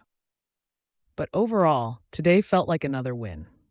It's crazy to think we're only a little over 3 weeks in and already seeing so much growth and support. Totally. I've got a list of things to tweak and ideas to explore, but for now, I'm just going to soak it all in. It was a roller coaster, to say the least. We started off strong with another packed morning rush, but halfway through, the repair guy for the espresso machine showed up, and of course that threw the flow off a bit. Jack. Yeah, it wasn't too bad. The team handled it like pros, though. I think I underestimated how quickly they'd adapt to curveballs like that. They just shifted everything over to the other machine and kept it moving. The repair took longer than expected, about 2 hours, but the good news is the machine's back to working like new. He said it was a minor issue with the pump, nothing too serious. Totally. It was a reminder that having a maintenance plan in place is key. I'm thinking we should schedule monthly checkups just to avoid surprises during the rush. While all that was going on, we had another surprise. A blogger stopped by. She runs a local foodie blog and had heard about our seasonal menu. Jack, right? She ordered the spiced maple latte and a croissant, and I noticed her taking notes and pictures. She didn't say much, but she left with a smile, so I'm hoping that's a good sign. If she posts about us, it could be huge. I'll keep an eye out for it online. Speaking of which, I was thinking we might want to start an email list for regulars, maybe offer a small discount for signing up. Exactly. It'd be a great way to keep people in the loop about new drinks, events, and any specials we're running. I'll put that on the list for next week. Oh, and here's a fun one. A guy came in today who works for a local radio station. He asked if we'd be interested in sponsoring a segment or maybe even doing a live feature from the shop. Yeah, I told him I'd think about it. It sounds exciting, but I want to make sure we're ready for something like that. The last thing we need is to bring in more people before we've streamlined operations. Jack. The afternoon was calmer, so I took some time to review our inventory. We're flying through beans faster than I expected, which is great, but it means we might need to adjust our ordering schedule. Exactly. I called our supplier and they said they can accommodate weekly deliveries if needed. It's a bit pricier than the bi-weekly option, but I think it's worth it to keep things fresh. Closing out the day, we tried out a new closing checklist to help the team get out on time. It seemed to work well. Everything was cleaned and stocked in record time. Totally. It's all about finding those small ways to improve efficiency. The smoother things run, the more energy we'll have for the big picture stuff. So, yeah, today had its challenges, but it also had some big wins. Every day feels like another step toward making this place everything I dreamed it could be. Jack, and it feels like we're really starting to hit our stride. The morning rush went smoother than ever. No hiccups, no delays, just a steady flow of happy customers. Yeah, and it seems like word is getting out about the shop. I noticed some new faces today, which is always exciting. A couple of them even mentioned they heard about us from friends. Definitely a good sign. One of the regulars, Lisa, brought her coworker, and they stayed for almost an hour just chatting and working on their laptops. It's exactly the kind of vibe I wanted to create here. Oh, and remember that local blogger from yesterday? She already posted about us. A glowing review with pictures of her latte and the croissant. She even called the shop a cozy gem in the neighborhood. Totally. I saw a few comments from people saying they can't wait to visit. It's amazing how much impact a single post can have. I'm thinking we should lean into that a bit more. Maybe invite a few more bloggers or influencers to come by and feature the shop. It could be a great way to keep building buzz. Right? I'll draft a plan for outreach and see if Sarah can help with it. She's got a good eye for social media strategy. Speaking of strategy, today was also our first attempt at a midday promo. We offered a small discount on iced drinks between 2 and 4 p.m., and it actually worked. We had a solid uptick in traffic during what's usually a quiet time. Exactly. It's a great way to keep the energy up and make the most of the whole day. I'm thinking we could rotate the promos, maybe feature a different drink or pastry each week. On the operational side, I noticed a few things we can tweak. For one, the back counter is getting a little cluttered during rushes. I'm going to talk to the team about reorganizing it tomorrow. Yeah, little changes like that can make a big difference in how smoothly things run. It's all about keeping the flow as efficient as possible. Another win for the day. We officially sold out of the maple pecan scones by lunchtime. That's the third day in a row. Totally. I called the bakery to double the order for tomorrow. If they keep selling like this, we might need to make them a permanent item instead of just seasonal. Closing time was smooth again. That new checklist is really working. We even wrapped up early enough for the team to have a quick debrief before heading out. For sure, it's nice to end the day on a positive note and talk through what went well and what we can improve. Everyone seems motivated, which is such a great energy to have around. So yeah, today felt like another step forward. There's still so much to learn, but it's exciting to see progress every single day. Absolutely. I've got to say, today was a whirlwind in the best way possible. We had our busiest morning yet. Lines out the door for almost 2 straight hours. Yeah, the team handled it like pros. I was running drinks to tables just to keep things moving, and even then, I could barely keep up. But the customers were patient, and a few even commented on how much they loved the energy in the shop. Totally. It's one thing to have people like the coffee, but when they love the atmosphere, it feels like we're hitting the mark on both fronts. Speaking of the coffee, I tried something new with the espresso shots this morning, dialed in a slightly finer grind.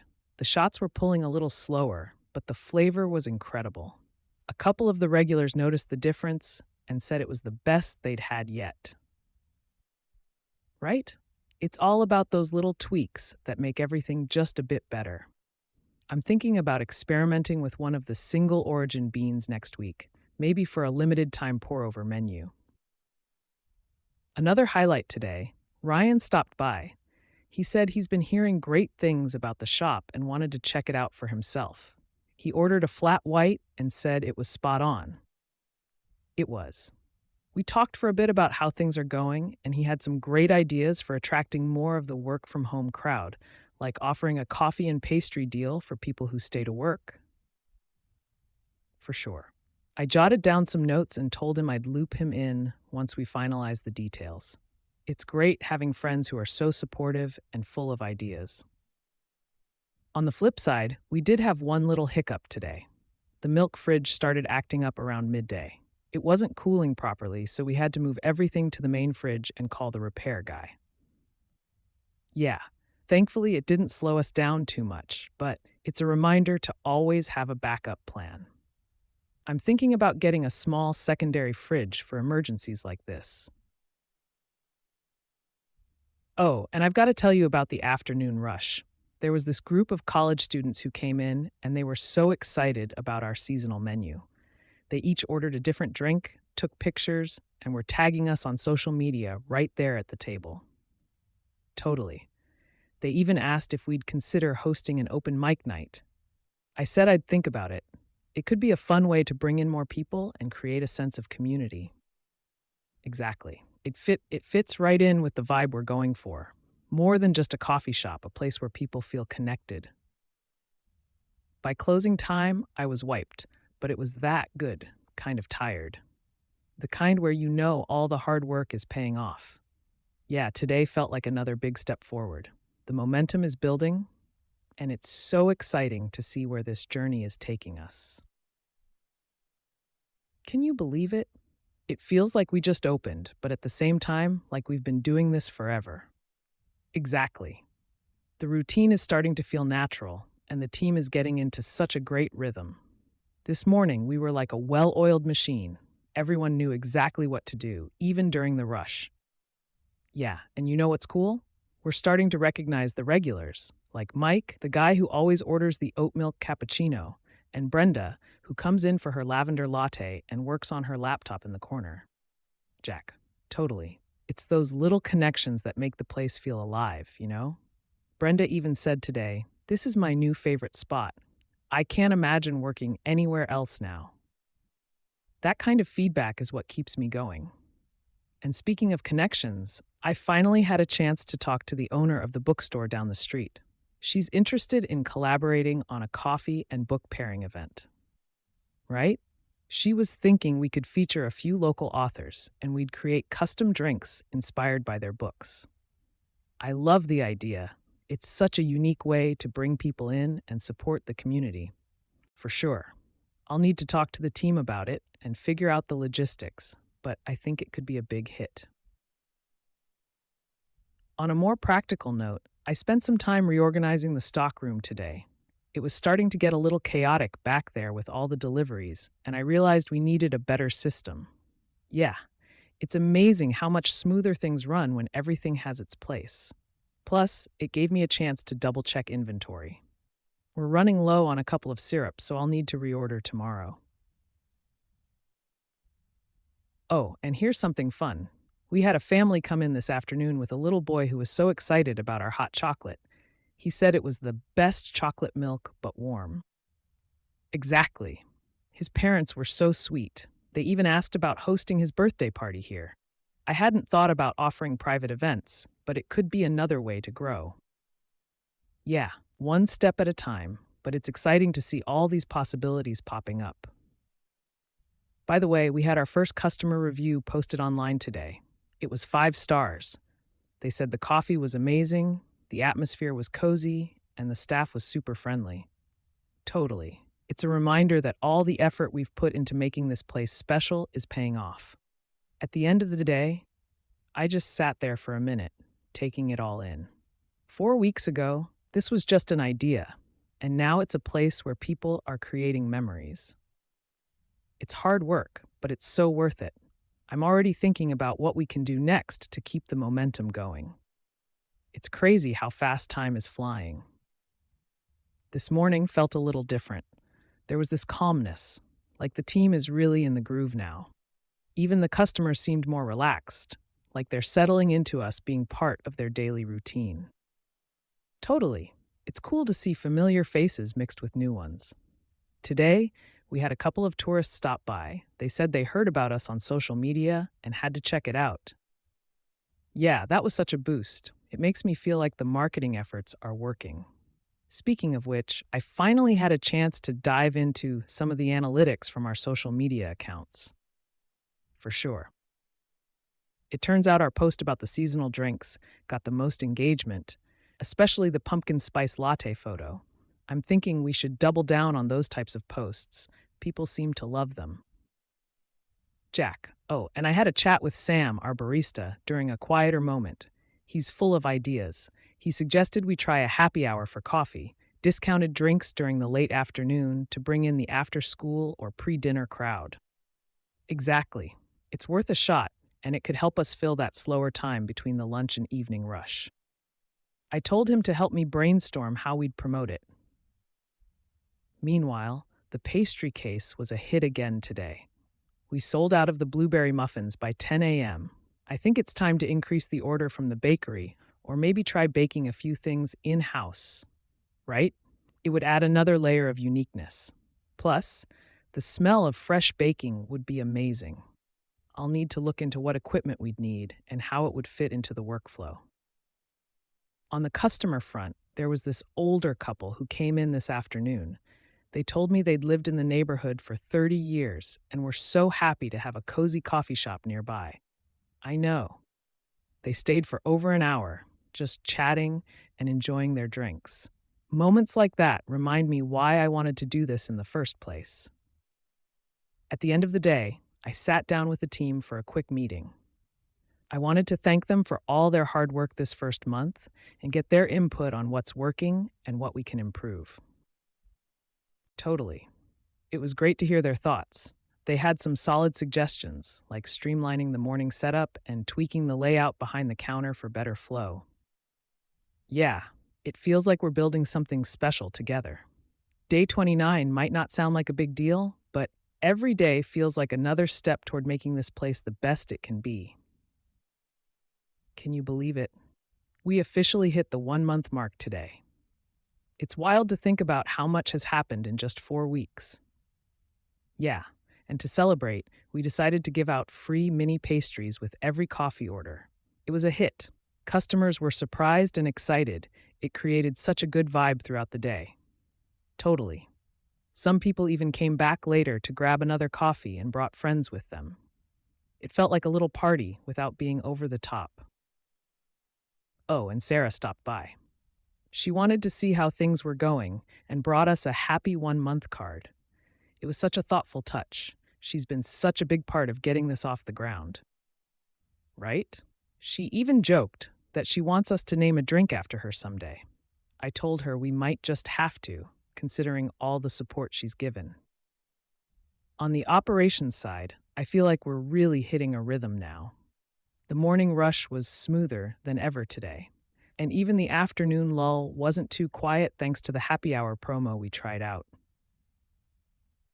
Jack, definitely. The team seems more confident, and you can see it in how they interact with customers. Sam even nailed this tricky latte art request that got the whole shop talking. Exactly. It's those little things that make people feel connected to us and want to come back. Speaking of which, a regular customer brought us flowers today. She said, "Just a little thank you for being my go-to spot now." I know, it was such a sweet gesture. Moments like that make all the hard work worth it. It's not just about serving coffee, it's about being part of people's lives in a meaningful way. To wrap up the day, I took some time to reflect on everything we've accomplished this past month. From the stress of renovations to locking in permits, investors, and branding, it's all led to this. For sure. And you know what? This is just the beginning. We've got so many ideas we haven't even explored yet, like hosting events, expanding the menu, and maybe even opening a second location someday. Absolutely. But for now, I'm just soaking in this milestone. I told the team that tonight's on me. We're heading out for dinner to celebrate. They've been incredible, and I couldn't have done this without them. Yeah, and today had this unexpected energy to it. We had a couple of new faces come in, which is always exciting. They mentioned they'd heard about us from friends, so the word of mouth thing is definitely happening. Oh, and guess what? A local food blogger stopped by, totally unplanned. She said she's been hearing buzz about our place and wanted to check it out herself. I know, right? She ordered one of our signature drinks and a pastry. I made a point to say hi, and we ended up chatting a bit. She seemed really into the vibe of the shop, and I think we made a great impression. Exactly. If she writes about us, it could bring in a whole new wave of customers. It's amazing how things can snowball when you're creating a positive buzz. Speaking of buzz, I've been thinking about refreshing our social media. I want to start posting more behind the scenes content, like how we make our signature drinks or introduce the team to our followers. Totally. I think people love seeing the human side of a business. It makes them feel connected, like they're part of something special. Oh, and on a more practical note, I spent some time today going over inventory. After a month, I'm starting to see some patterns, like which pastries sell out the fastest and which drinks are consistently popular. Exactly. I'm thinking about tweaking the order quantities and maybe even rotating in some new items to keep things fresh. I'm also keeping an eye on customer feedback. It's been super helpful. For sure. It's a balance, though. I don't want to change too much too soon, but I also want to keep evolving, so we're always offering something exciting. Oh, and Sarah called today. She had this idea about partnering with a local artist for a mini exhibit in the shop. I think it could be a fun way to draw people in and add even more character to the space. Yeah, and it aligns with the whole community vibe we're going for. I told her to go ahead and connect me with the artist. It could be a win win for both of us. So, all in all, it was a solid day. Nothing major, but those small, steady steps feel just as important as the big milestones. Exactly. Building momentum, staying consistent, and always looking for ways to improve. That's the plan moving forward. I've got to say, it's starting to feel like we're really settling into a rhythm. The initial craziness has died down a bit, and we're finding our flow as a team. Yeah, today had this smooth pace. It wasn't as hectic as the first week, but it still felt steady, you know? Like we're hitting our stride. Oh, and something cool happened. One of our regulars from week one brought in a friend today. It's so rewarding to see that people are already recommending us to others. Totally. It's a small thing, but it really shows that we're doing something right. Plus, the new customer ended up staying for a while, working on their laptop and sipping on one of our signature lattes. Yeah, I'm starting to see a pattern with the laptop crowd. I think our Wi Fi and cozy vibe are working in our favor. I'm even thinking about adding a couple more charging stations. What do you think? Exactly. It's those little touches that can make a big difference for people, especially if we want to be the go to spot for remote workers and students. Another highlight today was a surprise delivery. Remember that coffee equipment supplier I was telling you about? They sent us a complimentary set of premium filters for the pour overs, right? It's like they're investing in us too. I'm thinking of using them for a new small batch special this weekend, something exclusive to test out, for sure. And speaking of exclusives, Ryan dropped by today with some ideas for the next social media post. He thinks we should highlight the story behind our signature drink names. Yeah, I love that idea. People love a good story, and it adds that personal touch that makes the drinks more memorable. I think I'll write up something for each drink and have him work his magic on the visuals. Oh, and one last thing. A couple came in this afternoon and told me they found us through the food blogger's post from yesterday. They were so excited to try the place they'd read about. Yeah, it was such a good reminder of how important those connections are. It's like everything's starting to ripple outward in ways we couldn't have planned for. So, all in all, it was a solid day. Not too crazy, but productive and full of those little moments that remind me why we're doing this. Exactly. It's about building relationships, one cup at a time. It felt like the calm after the storm today. Steady traffic, but not overwhelming. I actually got to sit down for 10 minutes and just observe the shop. Yeah, it was nice. I got to really see how people interact with the space we've created. There was this group of three friends chatting in the corner by the local art wall, and a guy in the window seat sketching. Looked like he was drawing the shop, right? I wanted to ask him about it, but he seemed so focused. I might approach him if he comes back tomorrow, though. It'd be cool to see how he captured the space. Oh, and speaking of capturing moments, we had our first online review go viral today. Someone shared their experience on Instagram, and it's already got over 500 likes. Totally. It was all positive, too, raving about the seasonal drink and how friendly the staff was. Sarah showed me, and we both just kind of stood there like, wow, this is happening. For sure, it's little wins like that that make the long hours worth it. Plus, it's great exposure, and we didn't even have to ask for it. Oh, and guess what? We had a surprise visit from one of the local newspaper columnists this afternoon. I had no idea they were coming, but they were asking all these great questions about the shop and the inspiration behind it, right? I gave them the rundown. Our focus on community, the local ingredients, and the unique vibe we're creating here. They seemed really into it, so I'm hoping we'll see something in print soon. Yeah, I feel like every day is bringing new opportunities, but it's also making me realize how important it is to stay consistent. Like, we can't slack off just because we're getting some good buzz. Exactly. It's a marathon, not a sprint. But still, today felt like one of those days where everything just clicked. And one last thing. Remember that idea about the punch cards for repeat customers? I got them designed and ordered today. They should be here by the weekend. Totally. It's a small gesture, but it shows people we appreciate their loyalty. Plus, it gives them a reason to keep coming back. Day 33, and it's feeling like we're not just running a coffee shop anymore. We're building something bigger, a community, a place people want to be. Yeah, and that's the goal, right? More than just coffee, it's about connection. Today was interesting. We had our first big rush in the morning that completely caught us off guard. I mean, I knew mornings were busy, but this was next level. Oh, yeah.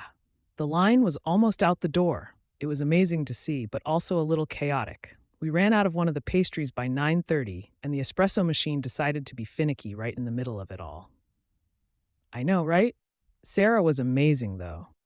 She jumped in to help keep things flowing while I tried to troubleshoot the machine. We got through it, but it was definitely a wake-up call. Totally. I made a note to double-check the pastry order for tomorrow and to call the technician to give the machine a quick once-over. Better safe than sorry. The rest of the day was a little smoother, thankfully. We had this couple come in who said they've been wanting to visit ever since they saw us mentioned in the local paper. They stayed for over an hour, just chatting and soaking up the vibe. That's exactly it. It's not just about the coffee. It's about creating a space where people want to linger and connect. It's cool to see that actually happening. Oh, and here's a fun one. A customer left us a suggestion card. They wrote that they'd love to see a trivia night or some kind of evening event at the shop. I'm not sure how feasible it is yet, but it got me thinking about ways to bring more life to the space during slower hours. Jack, right? Maybe a monthly event to start, something manageable. It could be trivia, live music, or even a book club. I'll run it by the team and see what they think. Yeah, and speaking of the team, I've been thinking we should do a little appreciation thing for them soon. They've been working so hard, especially with how busy it's been. Maybe something simple, like a pizza night after closing, or even just a gift card to say thanks. I want them to know I see their effort and that it matters. For sure. A happy makes for a better experience all around, for us, for them, and for the customers. Overall, today was a mix of challenges and wins. It's a reminder that we're still figuring things out, but also that we're moving in the right direction. Jack. Absolutely. It's about learning from every day and finding ways to make tomorrow even better. Speaking of which, I should probably go finalize that pastry order before I forget again. I think I finally got ahead of the morning rush. Well, almost. The extra pastries I ordered came in just in time. And guess what? They still sold out by 10:15. I know, right? It's a good problem to have, but I'm wondering if we should start experimenting with larger orders or even consider bringing in a second supplier as backup. Definitely something to think about. I don't want to overdo it and end up with waste, but I also hate turning people away. There were a couple of disappointed faces when they found out we were out of the almond croissants. Oh, and here's something cool. I had a brief chat with this guy who said he's a local food blogger. He didn't make a big deal about it, but he mentioned he's planning to write a little feature on us. Yeah, it's not a guarantee, of course, but the fact that people are noticing us in that way feels like a big step. Word of mouth is so powerful, especially in a community like ours. Speaking of the community, a group of students from the college nearby came in after their morning lecture. They said they'd heard about our place through their friends, and they were so excited to try our signature drinks. Totally. It's wild to think about how quickly the buzz is spreading. I mean, we're only a little over a month in, and it feels like we're becoming a part of people's routines. Oh, and the suggestion jar strikes again. Someone wrote that they'd love to see more plant based options on the menu. I'm thinking it's time to have a team meeting to brainstorm some additions. I agree. We're already seeing a good response to the oat milk lattes and vegan muffins, so it might be worth expanding that lineup a bit. The afternoon was steady, but not overwhelming, which gave me some time to work on updating our inventory system. It's not the most exciting task, but keeping everything organized now will save a ton of headaches later. Exactly. Plus, I realized we've been flying a little blind on how quickly certain items are selling out. With better tracking, we can make smarter decisions moving forward. The team was in good spirits today, too. I think they're really starting to hit their stride. It's awesome to see them laughing and working together so seamlessly, right? A strong team dynamic makes everything smoother, even when things get hectic. I'm thinking about maybe doing a quick check-in meeting with them tomorrow just to get their feedback and see how they're feeling. Overall, today was a win. It's not perfect yet, but we're finding our rhythm. Each day feels like a step closer to where we want to be. Absolutely. And now, I think I've earned a quiet moment to enjoy one of those lattes we've been serving all day. Gotta remind myself why we're doing this in the first place. Jack, I swear the weather brought everyone out today. It's the first warm, sunny day we've had in a while, and the outdoor seating was packed all morning. Right? It's days like this that make me so glad we invested in the patio space. People seem to love sitting out there with their coffee and pastries, just soaking up the sun. Yeah, and it's also great for visibility. I noticed a couple of people walking by looking curious and then deciding to come in. One group even said, "We saw your patio and it just looked so inviting." For sure. It's like free advertising, and it creates this lively, welcoming vibe around the shop. Definitely something we'll have to maximize in the spring and summer months. Speaking of maximizing, I've been thinking about getting umbrellas or some kind of shade for the outdoor tables. Some folks mentioned it would be nice to have a little more cover as the sun gets stronger. Jack, exactly. I'll add it to my ever growing list of ideas. It feels like every day there's something new to consider or improve, but I kind of love that about this whole process. Inside, things were steady but manageable. I noticed our seasonal latte, the spiced honey oat, has been a big hit. I'm already thinking about what we could roll out for the next seasonal menu. Jack. Yeah, maybe something floral or citrusy for spring. I'll have to sit down with the team and do some taste testing soon. Oh, and here's a fun surprise. Sarah stopped by today. She said she just wanted to see how everything was going and grabbed her usual cappuccino. She also had some cool ideas for promoting the shop. Totally. She was saying we should look into hosting some kind of community event, like a coffee and art night, or maybe live acoustic music on weekends. Yeah, I love the idea of creating more reasons for people to come here and hang out. Plus, it reinforced that sense of community we're trying to build. The team is really on board with these ideas, too. It feels like everyone's starting to see this as more than just a job. It's like they're invested in the vision. Right? I even had one of the baristas suggest a cool latte art competition as an idea for an event. I think it could be fun and bring in some coffee enthusiasts. For now, though, I'm keeping my focus on the day-to-day. The afternoon rush was solid, and we're still getting new faces almost every day.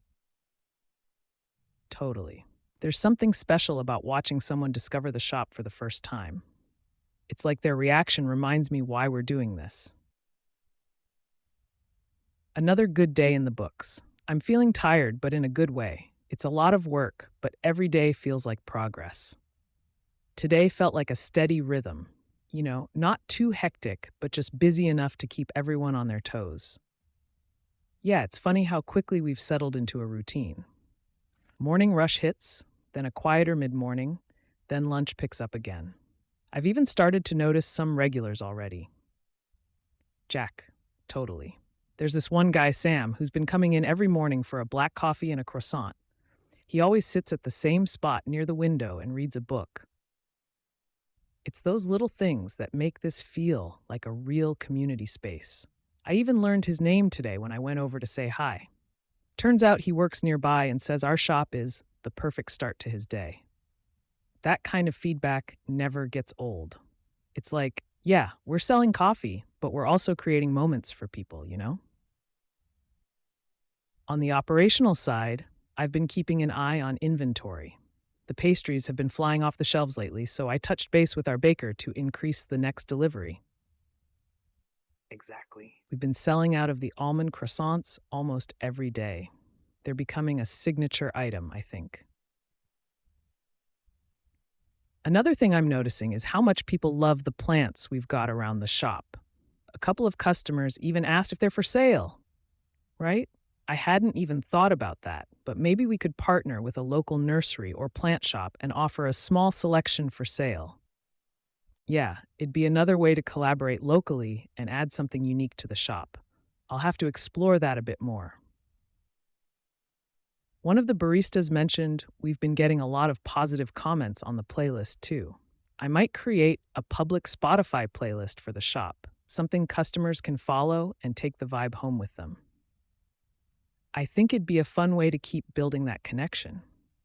Plus, it's another little branding touch that makes us stand out. Overall, it was a solid day. No major surprises, just a lot of little moments that added up to something great. Totally. It's days like this that remind me the shop is starting to find its groove. There's still a lot to learn, but it feels like we're on the right track. Today was one of those days where you really start to feel the rhythm of the business. It's like the shop has its own heartbeat now. Yeah, the morning rush was solid as usual. We had a couple of new faces, which is always a good sign. Word of mouth must be spreading because one of them mentioned they heard about us from a friend. Exactly. That organic buzz is what we're aiming for. Plus, one of the regulars, Lisa, said she's been telling her coworkers about us, so I wouldn't be surprised if we see more of them soon. Mid-morning was steady, but I've started to notice that around 11 a.m., there's a bit of a lull. I'm wondering if we could use that time to test a mid-morning promo, maybe a discount on pastries or a coffee refill deal. That's what I was thinking. It'd be a nice incentive to pull people in and keep the energy going before the lunch crowd picks up. Speaking of lunch, our savory options have been a hit. The spinach and feta quiche sold out again. I'm starting to think we need to double that order. Definitely. It's great to see what's resonating with people, so we can lean into those items more. I'll give the baker a call later to adjust the order for next week. On another note, Ryan swung by today to check in. He said he's been keeping an eye on our social media and thinks we should do another post featuring the team, something casual and behind the scenes. Totally. People love seeing the faces behind the business.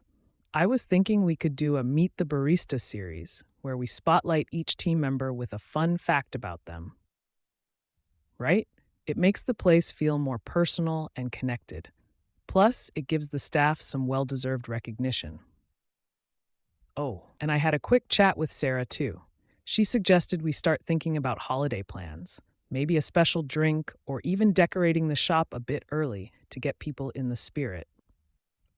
Exactly. It's never too early to start planning, especially since the holidays can be a big time for coffee shops. I'll brainstorm some ideas tonight and see what the team thinks. One last thing, our evening crowd is starting to grow, which is interesting. I noticed a couple of people working on laptops, and one of them mentioned they appreciate how quiet it is compared to other places. I think we should keep an eye on that. If the evening crowd keeps building, maybe we consider adding a late-night drink special or extending hours on certain days. For sure, it's all about adapting and seeing what works. Overall, today felt productive, and the shop is settling into a nice groove. It felt like the universe was testing us today. You know those mornings where one little hiccup snowballs into a dozen? Yep, it started with the espresso machine acting up right during the morning rush. The steam wand just wasn't working right, so it slowed us down a bit. Luckily, Ryan had warned me to have a backup service guy on speed dial, so I called them right away. They came out mid morning and fixed it, but we had to hustle with the pour overs in the meantime. Exactly. The team handled it like champs, though. I've got to give them credit. They stayed calm, kept the customers happy, and even made a joke about it being Manual Coffee Appreciation Day. And believe it or not, the customers were understanding. One guy said he'd been meaning to try a pour over anyway, so he saw it as a win. Yeah, it was a little reminder to always be prepared. I'm thinking we should have a more detailed checklist for these kinds of scenarios, like what to do if equipment goes down, or even just a short script for handling customer questions during delays. Definitely. It's all part of the learning curve, right? Anyway, the rest of the day smoothed out after the repair. Lunch was steady, and we got some great feedback on the new turkey and brie sandwich we added to the menu. A couple of customers even suggested pairing it with a specific tea blend, so I might try that as a combo next week. That's what I love about this business. You get these little moments of inspiration from the people you serve. It keeps things interesting. On the social media front, Sarah posted a photo of the shop during the morning rush, and it's already getting some good traction. Someone even commented asking if we do catering, which got me thinking. Exactly. It could be a great revenue stream, especially for office meetings or small events. I'm going to research what that might look like for us. Oh, and one of the regulars, Lisa, brought her dog by again and sat on the patio. It's becoming her routine, and other people have started to join her with their pets. Totally. I'm wondering if we should make the patio a bit more pet-friendly, like adding water bowls or even a small doggy treat jar. It could be a fun touch. The evening crowd was light, but I noticed something interesting. A couple of students were studying, and one of them said they love how peaceful the space feels. I'm starting to think we should lean into that a bit more. Maybe add a quiet zone during certain hours or promote the shop as a study-friendly spot. Jack, exactly. Little tweaks like that can make a big difference. All in all, today was a roller coaster, but we ended on a high note. Today started off strong. The morning rush was steady, and the espresso machine worked perfectly.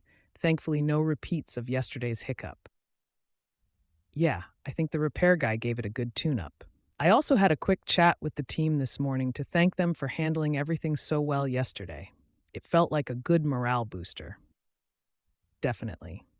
Keeping the energy positive makes a difference, especially on busy days like today. So funny thing, we had a new customer come in today. Turns out they're a food blogger. She was snapping photos of her latte art and the sandwich she ordered. Totally. I asked her how she found us, and she mentioned the social media post Sarah put up the other day. It just proves how important it is to stay active online. Exactly. I'm thinking we could invite a few more local bloggers or influencers for a small tasting event. It could help us reach an even wider audience. Lunch was another hit, especially with the turkey and brie sandwich combo we tested. People loved the tea pairing suggestion. Oh, and remember Lisa with her dog?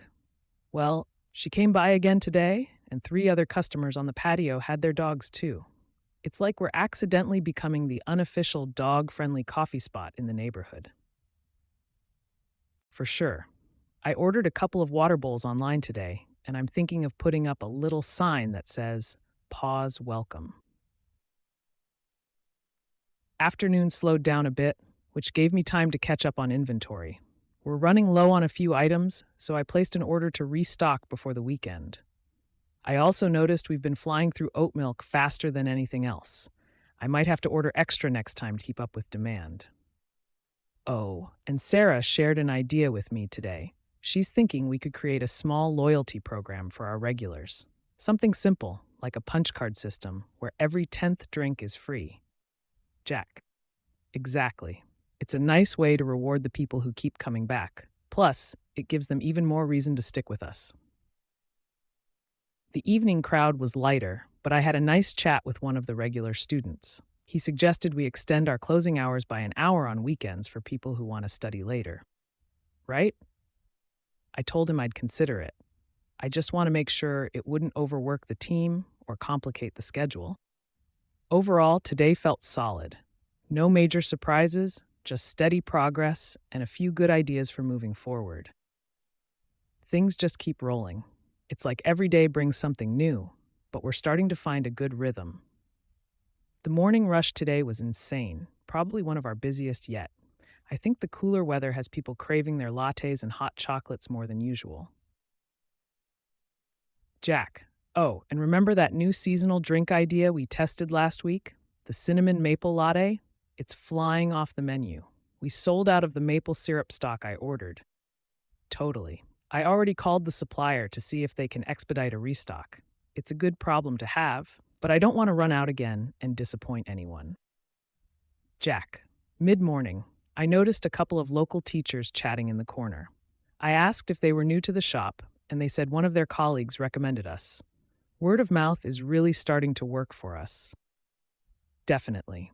It feels good to know people are talking about us in a positive way. Around lunch, Mike stopped by to check in. He said the patio area looks great now that we added the new planters. It's small touches like that which make the space feel more welcoming. Exactly. He also suggested we could string up some fairy lights for the evening crowd. I think that could be a nice vibe, especially now that it's getting darker earlier. The afternoon was steady but manageable, which gave me a chance to catch up on some admin work. I started mapping out the logistics for that influencer tasting event we talked about yesterday. Sarah called to say she found a couple of local influencers who'd be perfect for it. She's going to reach out to them and coordinate. She's really on top of it. I'm grateful to have her handling the marketing side. It frees me up to focus on the day-to-day. Evening was slower, which gave me time to chat with the team about the loyalty program idea. They're all on board, so I think we'll roll it out next week. Yep, simple punch cards to start. If it takes off, we can always look into a more digital option later.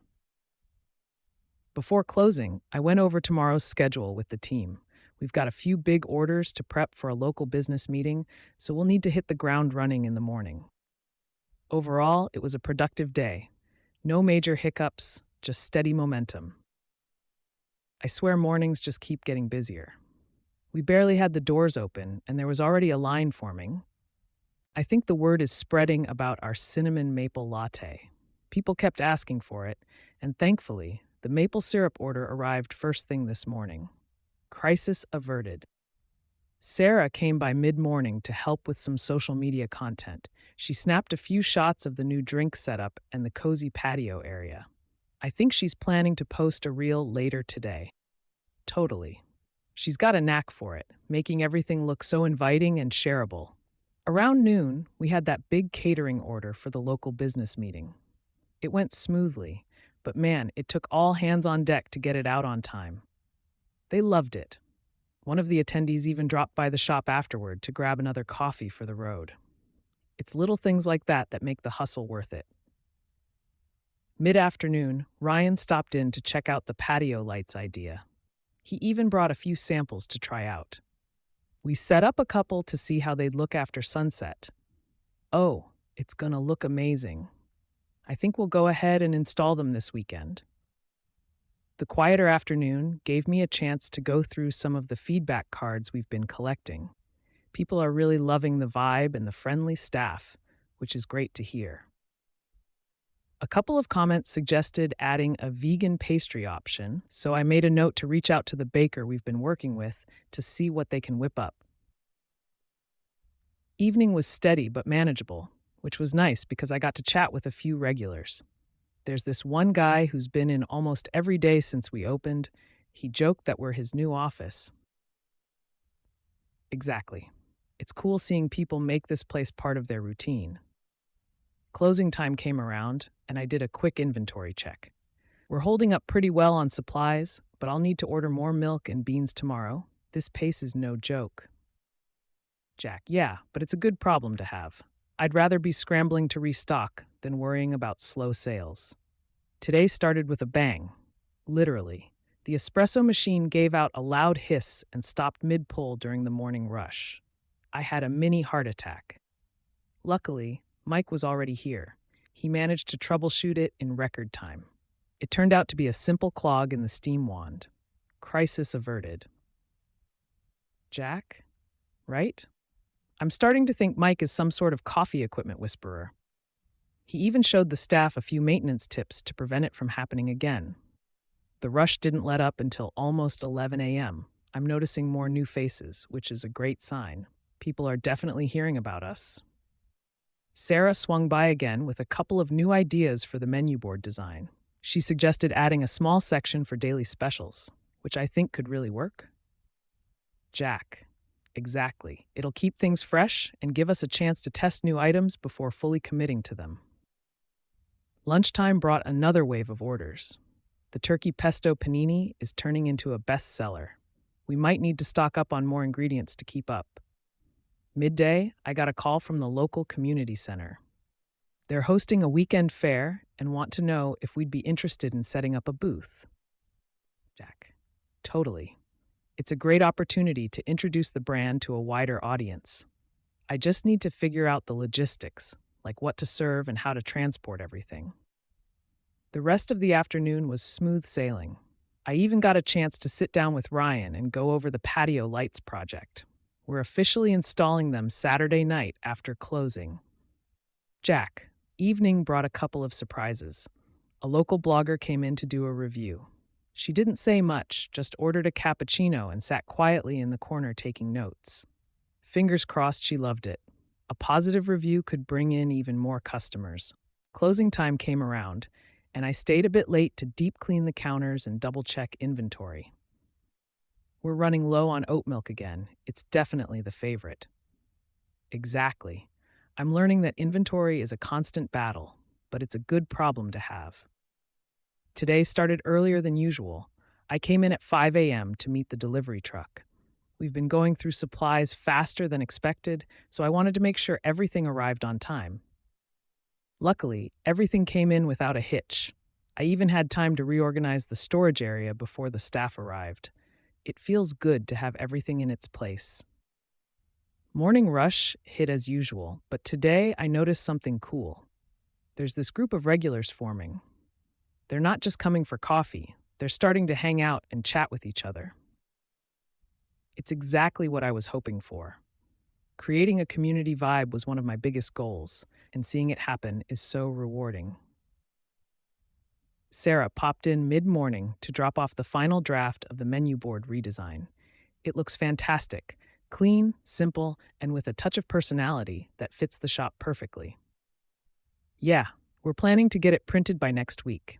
It's going to add that polished touch we've been working toward. Lunchtime was a bit hectic. We had a catering order for a local office, 20 sandwiches, and a bunch of drinks. It was our first big catering gig, and the team crushed it. Exactly. It's a market we hadn't even considered initially, but if today was any indication, there's definitely potential there. The afternoon was steady, but not overwhelming. I took the opportunity to review some of the feedback cards we've been collecting. Most of it was positive, but there were a couple of suggestions about faster service during peak hours. Totally. I'm thinking about adjusting the workflow behind the counter to make things more efficient. I might even bring in another barista for the morning rush. Evening brought a nice surprise. A couple celebrating their anniversary came in and ordered our signature drinks. They said they heard about us through a friend and wanted to make us part of their special day. Right? Moments like that remind me why I started this whole thing. It's more than just coffee. It's about creating memories for people. After closing, I stayed back to test a new drink recipe Sarah suggested, a honey lavender latte. It turned out amazing. I think we might add it to the menu as a seasonal special. The weather's getting colder, so we decided to promote our hot chocolate and seasonal lattes. I made a quick social media post before opening, and by mid-morning, people were already coming in asking for them. Yeah, it's amazing how effective a simple post can be. I added a few behind the scenes shots of our baristas making the drinks, and people loved it. The morning rush was busier than usual. We had to hustle, but the team is getting into such a good rhythm. It's like everyone knows their role and it's flowing smoothly. For sure. It's those little adjustments we made after the feedback earlier this week. Adding an extra person to prep during peak hours has made a huge difference. Jack, around noon, a local food blogger stopped by. They ordered one of everything from our seasonal menu and took tons of pictures. They mentioned they're planning to write about us on their blog. I know, right? I didn't even know they were coming. It's great exposure, and it shows that word is spreading beyond just our immediate neighborhood. Lunchtime brought another catering order, this time for a small event at the community center. It was a smaller order than yesterday's, but it gave us a chance to fine tune our packaging and delivery process. Exactly. I think we've got a solid system now. Plus, the customer left a glowing review on our website, which is a nice bonus. The afternoon was quieter, so I used the time to meet with a supplier rep who stopped by. They brought samples of some new beans they're offering. I'm thinking about introducing a single origin option as a weekend special. Totally. It's another way to keep the menu fresh and give coffee enthusiasts something unique to look forward to. The evening was cozy. We had a group of college students studying in the corner, sipping on bottomless drip coffee. They told me they love the ambiance and plan to make this their regular spot. That's the dream, right? A space where people feel comfortable and want to spend time. After closing, I stayed back to review our first month revenue numbers. We're not quite where I hoped we'd be, but the trend is definitely moving in the right direction. For sure, it's all about staying consistent and building on the momentum we've created. Today started off a little slower than usual. I think the colder weather is making people take their mornings easy, but by mid-morning, the regulars were rolling in. Yeah, I'm noticing patterns now. It's funny how consistent people can be with their coffee routines. It's like clockwork for some of them. The highlight of the day, though, was a surprise visit from a local newspaper reporter. They're doing a feature on small businesses in the area, and someone recommended us. I know. They sat down with me for a quick interview, asking about our story, the concept, and how we're connecting with the community. I even showed them our seasonal menu and explained how we source our beans. They seemed really impressed with the whole local and personal touch angle. I made sure they left with one of our signature drinks on the house. Absolutely. It's free advertising, and who knows how many new customers it could bring in. Mid-afternoon was steady. We had a few customers come in specifically for our baked goods. It's becoming clear that the pastries are a big hit, especially the cinnamon rolls. Jack, totally. I might talk to our supplier about expanding the pastry selection. Maybe add something savory, like mini quiches or breakfast sandwiches for the early crowd. The evening crowd brought a nice surprise. A local musician asked if we'd consider hosting a small acoustic night. They said they've seen other coffee shops do it and thought we'd have the perfect vibe. I'm thinking about it. It could draw in a different crowd and give us another layer of community connection. Plus, it's something we could promote to keep things lively during slower evenings. After closing, I spent some time organizing the inventory. We're definitely going through beans faster than I expected, which is a good problem to have. But I'll need to adjust the next order. For sure. It's all about fine-tuning now, making sure we're staying ahead of demand and keeping things running smoothly. I wrapped up the night by reviewing the feedback cards we've been collecting. One customer suggested we add a loyalty program, which is something I've been thinking about anyway. Exactly. It's a great way to build repeat business and reward the people who keep coming back. The weather was perfect, crisp but sunny, and it seemed to bring everyone out. The morning rush felt like a non-stop marathon. Yeah, it was one of those mornings where the line just didn't let up. The team was on fire, though. Every order went out smoothly, and customers were in good spirits. A lot of new faces today, too. I overheard some customers saying they'd heard about us from friends. Word of mouth is definitely working. Oh, and remember the reporter from yesterday? They must have worked fast because the feature was already online this morning. Customers mentioned seeing it, and some even came in because of it. Totally. It's amazing how quickly things can spread. It's making me think about how we can keep that momentum going, maybe with more community focused events or promotions. Midday, we tried a little experiment. One of the baristas came up with a new drink idea, a caramel apple chai latte. We put it on the specials board and it sold like crazy, right? It's seasonal, cozy, and just unique enough to catch people's attention. I'm thinking we should do a weekly barista special to keep the menu fresh and creative. In the afternoon, I had a meeting with the coffee supplier rep. We're tweaking our order quantities based on what's selling the most, especially the dark roast. It's been flying off the shelves. Yeah, and I'm looking into adding a decaf espresso option. A few customers have been asking for it, and it's important to cater to as many preferences as we can. The evening crowd was steady. A couple of students from the nearby college came in and said they've been using our shop as their study headquarters. That made me smile. Exactly. I even thought about offering a late night study special, like discounted drinks and snacks during finals week or something. It could really draw in the student crowd. After closing, I started sketching out ideas for that acoustic night. The musician I spoke with yesterday left me their info, and I'm thinking of doing a trial run next week to see how it goes. For sure. It's a small risk, but the potential to build a new crowd is worth it. Plus, it aligns perfectly with the vibe we're creating here. Today felt like a test of our stamina, but honestly, it was rewarding. We've hit that sweet spot where we're seeing familiar faces and still drawing in new ones. Exactly. It's like this steady rhythm is forming, and you can tell people are starting to think of us as their go to spot. A couple of regulars even brought in friends today to show them the place. The caramel apple chai latte we introduced yesterday? Still going strong. We sold out of the syrup by the afternoon. I already placed an emergency order to restock. Right? It's nice to see that we're offering something people genuinely get excited about. It's also giving me ideas about trying a few more autumn-inspired drinks. Mid-morning, I had a brief chat with Sarah about hosting a mini community art exhibit.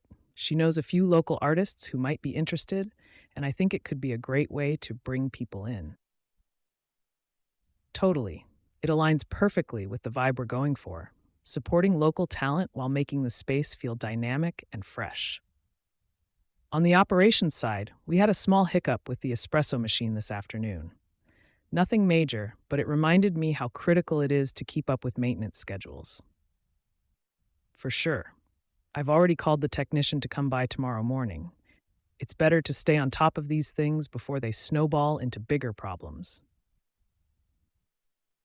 Jack, the evening was pretty mellow compared to the rushes earlier in the day. A group of high school students came in and hung out for a while, which was cool to see. I think so too. They were polite, bought a few drinks, and seemed to really enjoy the space. It made me think about maybe doing a trivia night or something that appeals to a younger crowd. Before closing, I checked the numbers, and we're trending higher than last week. It's still early days, but it feels like we're building solid momentum. Exactly. It's motivating to see the hard work paying off, but I also know we can't let up. Consistency is key right now, both in the coffee and the experience. After locking up, I took a moment to just sit in the shop. The lights were dimmed, and it hit me. This place is really starting to feel like it belongs to the community. I've got to say, it was a mix of steady flow and some unexpected highlights. The morning rush was right on time, but what stood out was how many people were chatting about our shop while in line. Exactly. It's those little things you overhear, like someone recommending their favorite drink or a compliment about the ambiance. It's a reminder that word of mouth is still powerful. Mid-morning, Sarah swung by to talk more about the art exhibit idea. She's already got 3 artists lined up who are interested. We're thinking of holding it next month, right? It could be a great way to draw in some new faces and build relationships with the local creative scene. Plus, it adds to that community focused vibe we're going for. Oh, and here's something cool.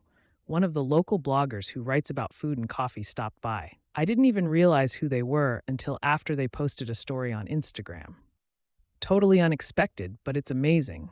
They mentioned the caramel apple chai and how cozy the space feels. Within minutes, our Instagram followers started climbing.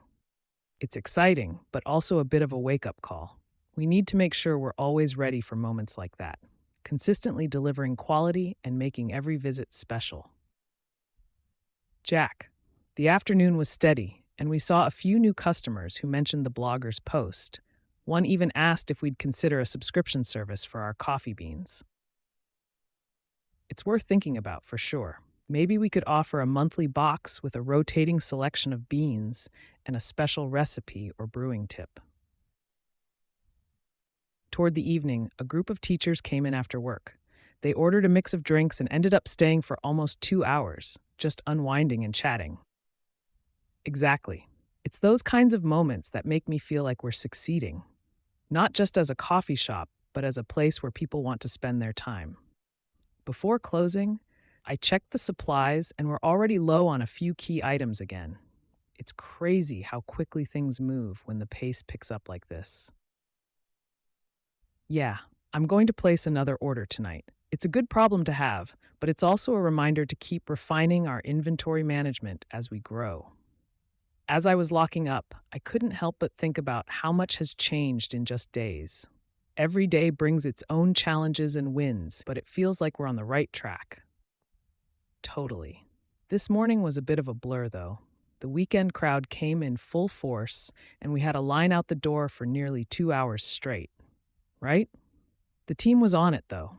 It's amazing to see how everyone's starting to work like a well-oiled machine. Baristas were cranking out orders, and no one seemed overwhelmed. Oh, and we debuted that seasonal drink Sarah and I talked about, a spiced pear latte. It was a huge hit. People kept tagging us on Instagram saying it's their new favorite. Exactly. It's little wins like that that make all the brainstorming and experimenting worth it. Plus, it gives us confidence to keep trying new things. Midday, I had a chance to chat with a regular who's been coming in since opening day. They said they love how the shop feels like a second home. That's the dream, isn't it? Creating a space where people feel comfortable, like they belong. It's the ultimate compliment. The afternoon slowed down a bit, which gave me time to check in with the staff. I made sure to let them know how much I appreciate their hard work, especially on days like today. Definitely. I've been trying to build a culture where everyone feels valued and supported. Happy employees mean happy customers, right? Toward the evening, Ryan stopped by. He's already brainstorming ways to use the upcoming holidays to our advantage, maybe a small pop-up market or a charity event. For sure, it's smart to start planning now. The holidays could be a great opportunity to boost sales and strengthen our community connections. After we closed, I stayed back for a bit to reflect. Today, it's flown by, but it's also been packed with so much learning and growth. Totally. And it's not just about the shop. It's about the relationships we're building with customers, the team, and even ourselves as business owners. Yeah, the morning crowd was steady. A lot of our regulars came in, and I noticed a few new faces too. One couple said they'd heard about us through a friend who wouldn't stop raving about the spiced pear latte. Word of mouth is gold. It's those organic recommendations that money can't buy. You know? It just shows that people are connecting with what we're doing. Mid-morning, I had a delivery meeting for our next batch of coffee beans. Our supplier has a new seasonal roast they're recommending, so I scheduled a tasting for later this week. Exactly. Staying consistent with quality is key, but I also want to keep things fresh and exciting for the customers. New flavors help us stand out. Around noon, we had a little hiccup. Our espresso machine needed some quick maintenance. It wasn't anything major, but it reminded me how crucial it is to stay on top of equipment care. Totally. I've been thinking about scheduling a monthly checkup for all our machines. A little preventative maintenance goes a long way in avoiding bigger problems. This afternoon, I had a quick meeting with Sarah to brainstorm ideas for promoting the shop during the upcoming Fall Festival downtown. It's a huge event, and we want to make sure we're part of the buzz.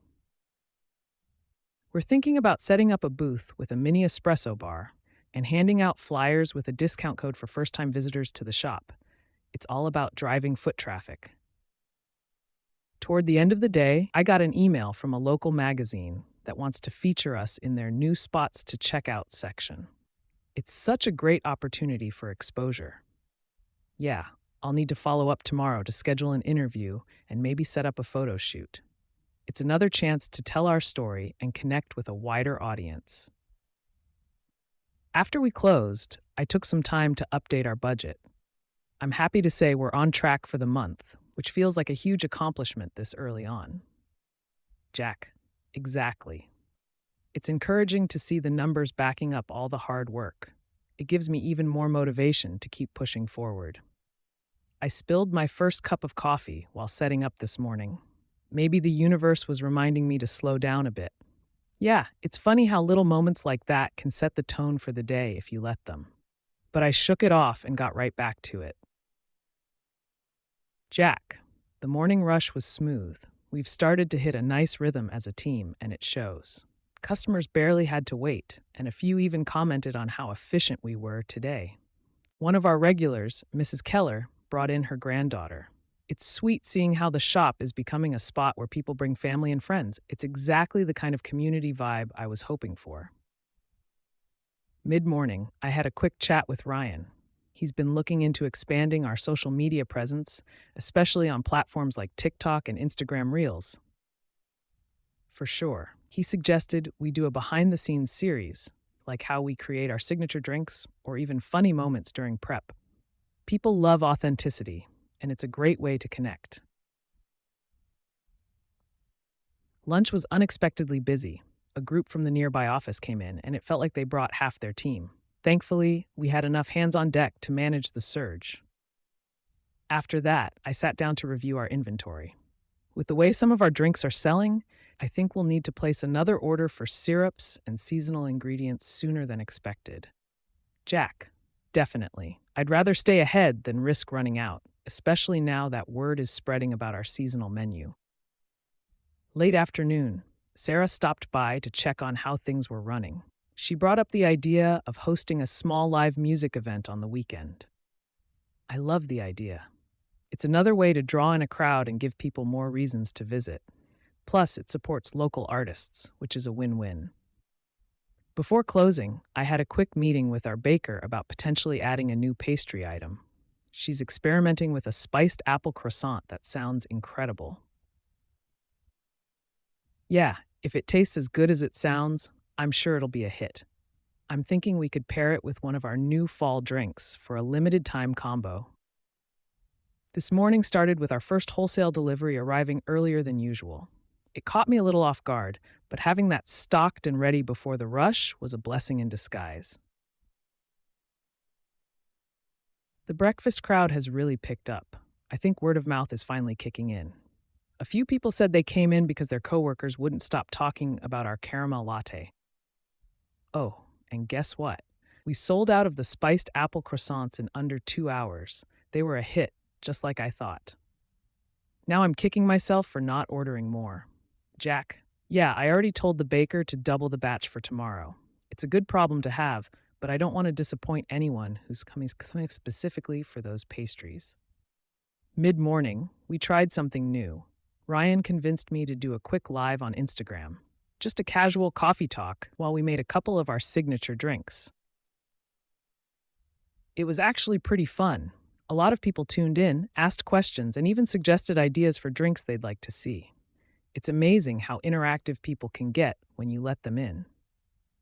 Around lunchtime, I noticed something cool. Our seating area was almost completely full, and the mix of people was just what I hoped for. Students, professionals, even a couple of parents with their kids. That balance of different folks all enjoying the space, It feels like a little community hub in the making. By the afternoon, Sarah stopped by with some updated plans for the live music event. She's got a duo lined up, and they're perfect for the vibe we want: acoustic, chill, and a little jazzy. I'm excited. We're aiming to have it next Saturday evening, and we're thinking of offering a couple of exclusive drinks just for that night, you know, to make it special. The rest of the day was pretty smooth. I took some time to chat with the baristas about any issues they've been running into. Turns out a lot of customers are asking for decaf options in the afternoon. Definitely. I've already put a note in to explore adding more decaf choices. It's a small thing, but if it makes people happy, why not? Closing up today felt good. No big surprises, no major hiccups, just steady progress. It's days like these that remind me why I started this whole thing.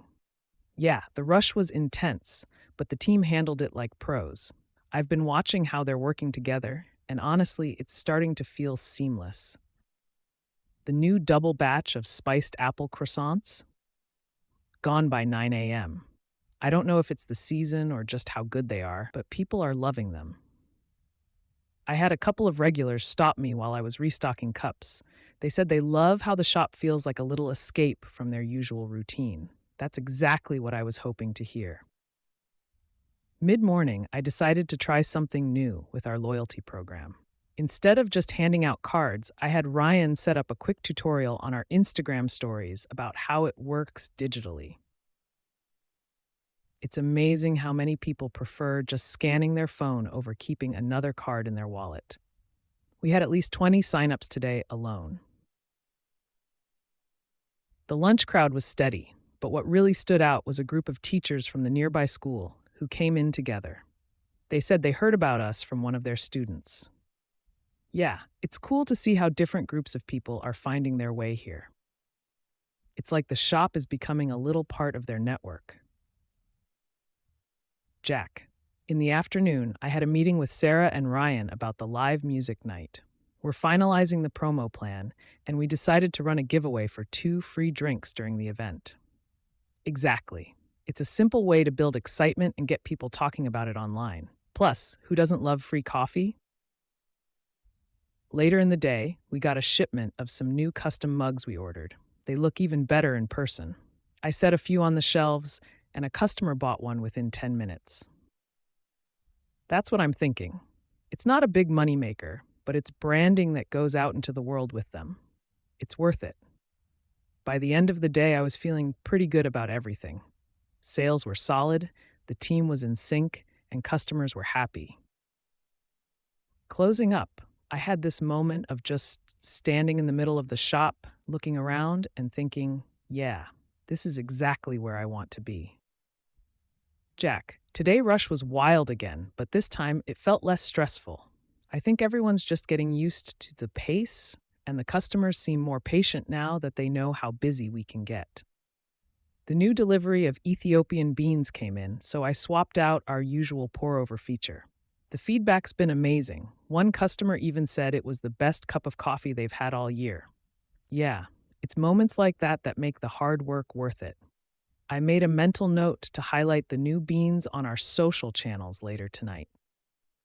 Speaking of social media, Sarah suggested we start a Meet the Barista series. She took some quick photos of the team during their breaks and wrote up fun little bios. It's a great idea. People love connecting with the humans behind the counter, and it makes the shop feel more personal. I think it'll help build loyalty too. Midday, I sat down with a customer who asked about our story. Turns out they run a small business blog and want to feature us. How cool is that? Right? I gave them a quick overview of how we got started and even mentioned the local partnerships we've been building. They seemed really into it. Lunch rush brought a surprise. One of the local office managers asked if we could cater a small meeting for them next week. I didn't even have catering on the radar yet. Exactly. I told them I'd work on a menu and get back to them. It's something we'll have to plan out more seriously, but it could be a great new revenue stream. Later in the afternoon, I spent some time reorganizing the retail section. The custom mugs and bags of beans are selling steadily, but I think if we spruce up the display, it'll grab even more attention. I also noticed a couple of students working on laptops for hours. They ordered drinks and snacks, but I started thinking about offering a loyalty deal specifically for study groups. Yeah, like a group discount or a study session pack. It could be a fun way to encourage more foot traffic during the slower hours. Jack. By the end of the day, I was pretty wiped, but I stayed behind to review the numbers. Sales are trending upward, and it feels like we're starting to build a solid base of regulars. Closing up, I had one last conversation with a late customer. They told me they'd been to almost every coffee shop in town, but felt something different here. They couldn't quite explain it, but they said it felt special. That's the dream, right? To create something that stands out and feels meaningful. It's days like this that remind me why I wanted to do this in the first place.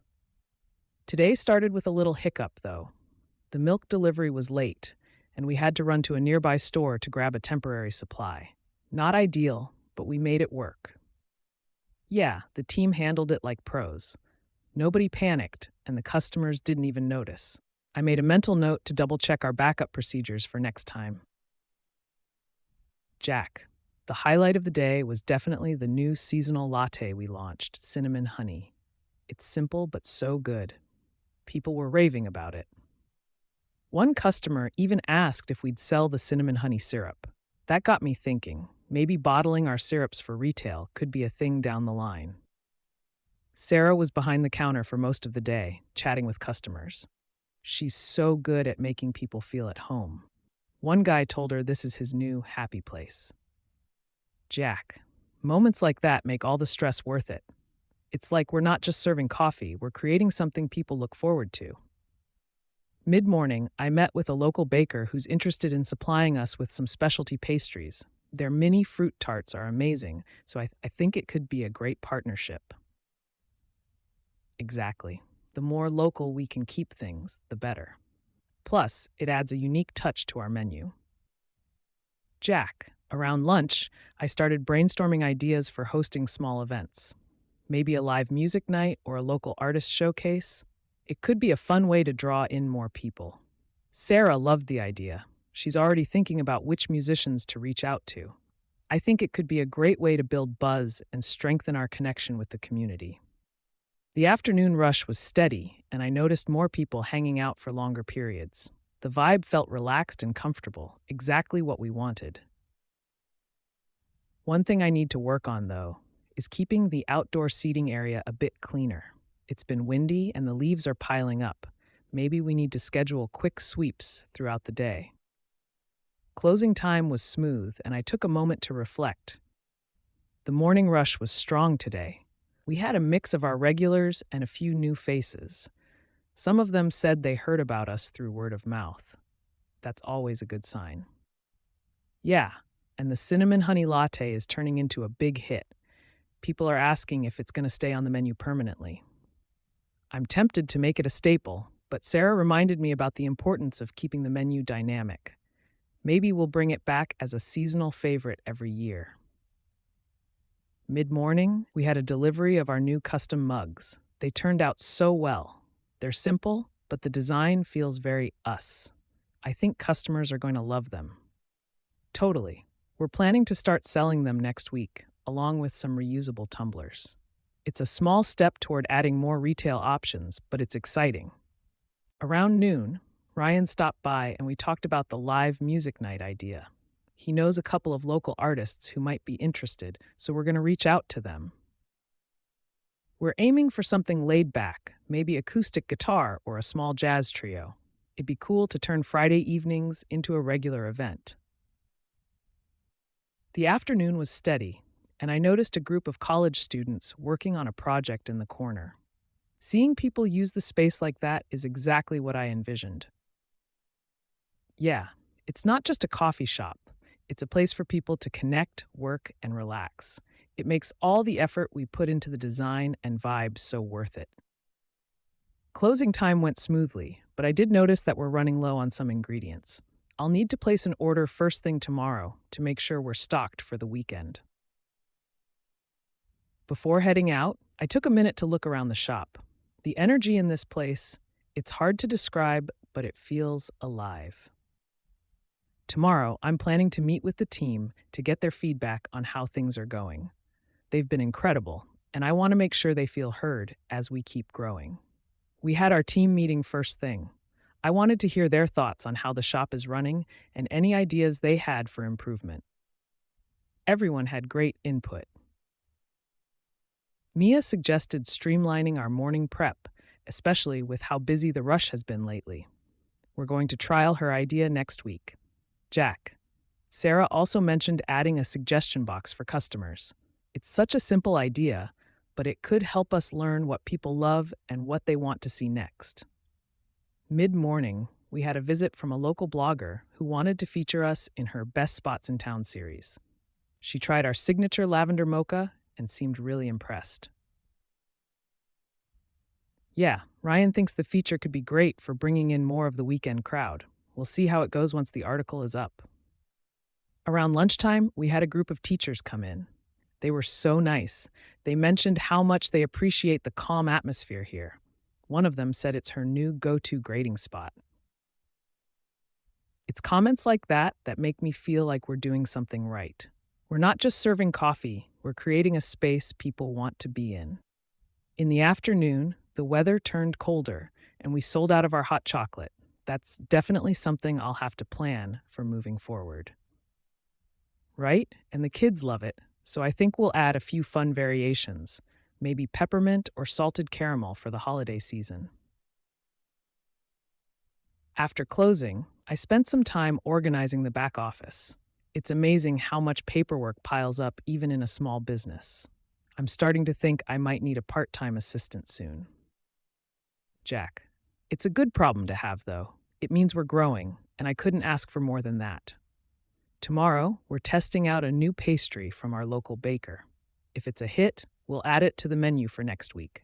I love being able to collaborate with other small businesses in the area. I woke up feeling a mix of exhaustion and excitement. These days are long, but seeing the shop buzzing makes it all worth it.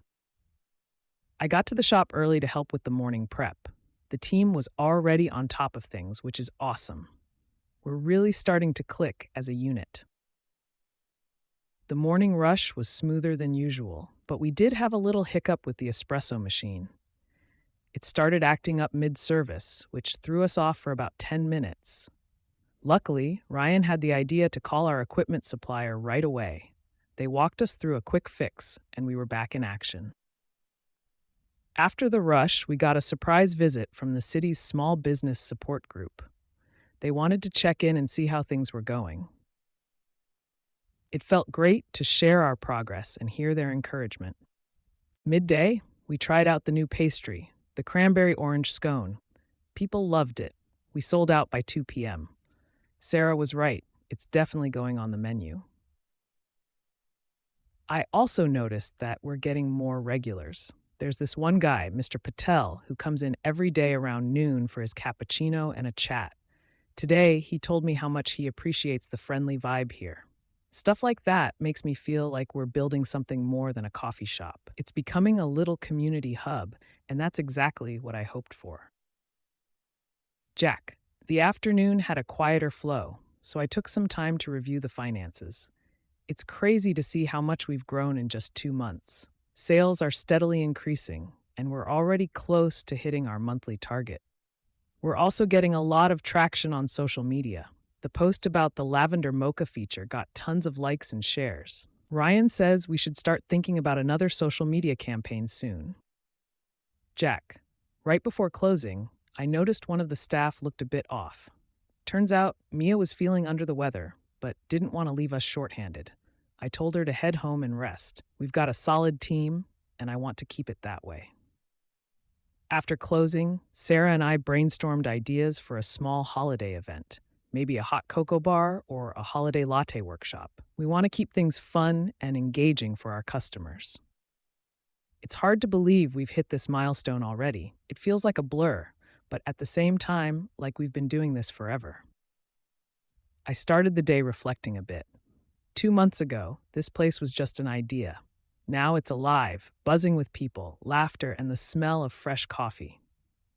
This morning was particularly special. One of our regulars, Emma, brought in her friend who just moved to town. She said, "This is the best coffee shop in the area. You have to try it." Moments like that remind me why we're doing this.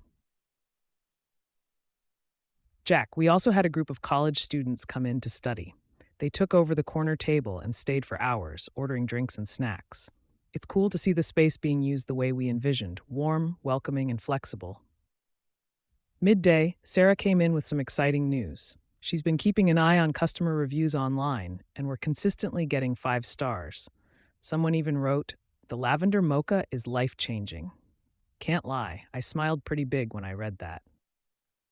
Jack, the lunch crowd was steady, and we've noticed more people grabbing food to go. Ryan suggested we tweak the menu display to highlight our grab and go options better. It's a good call. We'll start working on that next week. In the afternoon, I had a quick meeting with our supplier to finalize the order for next month. We're going to introduce some new blends, including a dark roast that's sourced from a women-owned cooperative in Colombia. Jack, we're also testing new merch. The mugs have been selling well, so we're thinking about adding tote bags with our logo. Sarah came up with a great tagline, "Fueled by coffee, powered by community." The evening was a little slower, but it gave us a chance to chat with some of the customers. One of them mentioned how much they appreciate our commitment to sustainability. It's good to hear that the small things, like compostable cups, don't go unnoticed. Closing up today felt different. 2 months in, and I feel like we're hitting a rhythm. There's still a lot to learn and improve, but I'm proud of how far we've come. As we locked up for the night, I caught myself thinking about what's next: events, menu tweaks, maybe even some live music nights. The possibilities feel endless, and that's exciting. The energy is still buzzing from yesterday's reflections, but today brought its own set of challenges and wins. Jack, we started the morning with a hiccup. The espresso machine decided to act up right during the rush. For a split second, I thought we were doomed, but Sarah and I jumped into action. She managed the line and kept everyone calm while I tinkered with the machine. Ryan even came in early to help out. Jack, turns out it was just a clogged filter. After a quick fix, we were back in business, and the customers were super understanding. One guy even joked, "Worth the wait. Your lattes are magic." Crisis averted. Jack, once things settled, I had a meeting with Mike. He's been helping us look at ways to maximize efficiency during peak hours. We're thinking about adding a second point of sale system and streamlining the layout behind the counter. Lunchtime was steady, and we saw a few new faces. One couple told me they'd heard about us through a local food blog. I didn't even know we'd been featured. Sarah's already on it. She's reaching out to thank them and see if they'd be interested in doing a follow-up piece. In the afternoon, I finally got around to some bookkeeping. We're not breaking records yet, but the numbers are solid and our profit margins are improving. It's reassuring to see the hard work paying off. There's been a lot of interest in our seasonal drinks. People are loving the pumpkin chai latte, and it's giving me ideas for the winter menu. I think we'll experiment with a peppermint mocha and maybe something with caramel and sea salt. One of the highlights today was chatting with a regular, Tom. He's a retired architect and said he loves the atmosphere we've created. He even offered some advice about lighting and how we could make the space feel even cozier during the evenings. Closing time felt rewarding. We made it through the day despite the rough start, and the team handled everything like pros. Jack, as I was locking up, I took a moment to step back and just look at the shop. The lights glowing inside, the handwritten specials on the chalkboard, the plants in the window. It's everything I dreamed of and more. During the morning, I decided to rearrange the merchandise display. We've been selling those custom mugs pretty steadily, but I think they could use a more prominent spot near the counter. Sarah suggested bundling them with our house blend beans as a holiday gift set, which I think is a killer idea. Around mid-morning, we got a decent trickle of customers. A group of college students came in with laptops, probably working on finals. It's cool to see people using the space for what we hoped: work, study, or just hanging out. One of them came up to me to say how much they love the natural light in the shop. Funny, because I remember debating with Sarah whether the big windows were worth the extra rent. Definitely the right call. Jack. Lunch picked up. Ryan stopped by and grabbed a sandwich on his break. He was giving me the rundown on some local events happening this month. There's a holiday market nearby, and he thinks we should offer hot cocoa or spiced cider to attract some of the crowd. I love the idea, but it's going to mean reworking the menu board to fit it all in. Jack. The real surprise of the day? A local influencer popped in unexpectedly. She's got a decent following in the foodie world, and she ordered a latte and one of our pastries. I didn't even realize who she was until Sarah told me after she posted about us. By the afternoon, we saw a noticeable uptick in orders, especially for the drink she highlighted. Toward the end of the day, we had a quick team meeting. Everyone's in good spirits, but I could tell the Monday slump had some folks feeling a bit drained. I used it as an opportunity to remind them of how far we've come in just over 2 months. The smiles said it all. After closing, Sarah and I talked about pushing some promotions for those quieter weekdays. Maybe a buy one, get one for drinks or a loyalty card program. Something to bring people in when it's slower. The first thing I noticed when I walked in was how spotless the shop looked. Props to the closing team last night. They really went above and beyond. It's those little things that set the tone for the day. Morning rush was steady, maybe a bit busier than usual. A lot of regulars, which I love seeing. One of them, Mr. Patel, mentioned he's been telling his coworkers about us, so I'm expecting a few new faces from his office soon. Mid-morning, Sarah came by with a prototype for the gift sets we talked about yesterday: mug, house blend, and a small bag of our signature cookies. She even wrapped it in this eco-friendly craft paper with a twine bow. It looked fantastic. I immediately told her to make a few more so we could put them on display. Jack. The college crowd showed up again late morning. I think we're officially their study spot now, which is great, but I need to figure out how to balance that with other customers who want to sit and chat. Maybe adding more seating options is something to consider. Jack. Lunch was surprisingly packed. Ryan wasn't kidding about that influencer shout-out. It's definitely working. One customer even asked for the latte she had, so now we're unofficially calling it the influencer latte. Speaking of the lunch rush, we ran out of one of our pastries by 1 p.m. That's a good problem to have, but it's also a sign we need to start adjusting our prep quantities. Sarah suggested tracking sales trends for specific items by day of the week. Makes sense.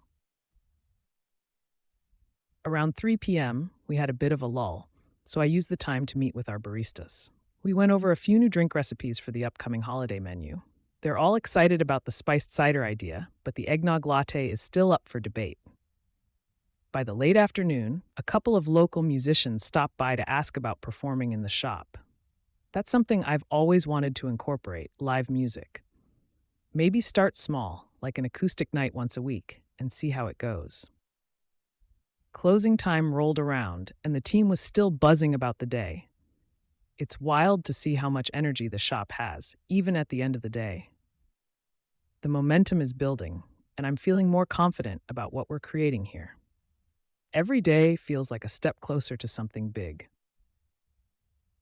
Jack, I started the morning by tweaking the playlist. A couple of customers mentioned yesterday that they loved the vibe, but thought the music was a bit repetitive. I get it, it's such a small detail, but it makes a huge difference. So I added some fresh tracks to keep things interesting. The morning rush came in waves today. One thing I'm noticing is how our regulars have their spots.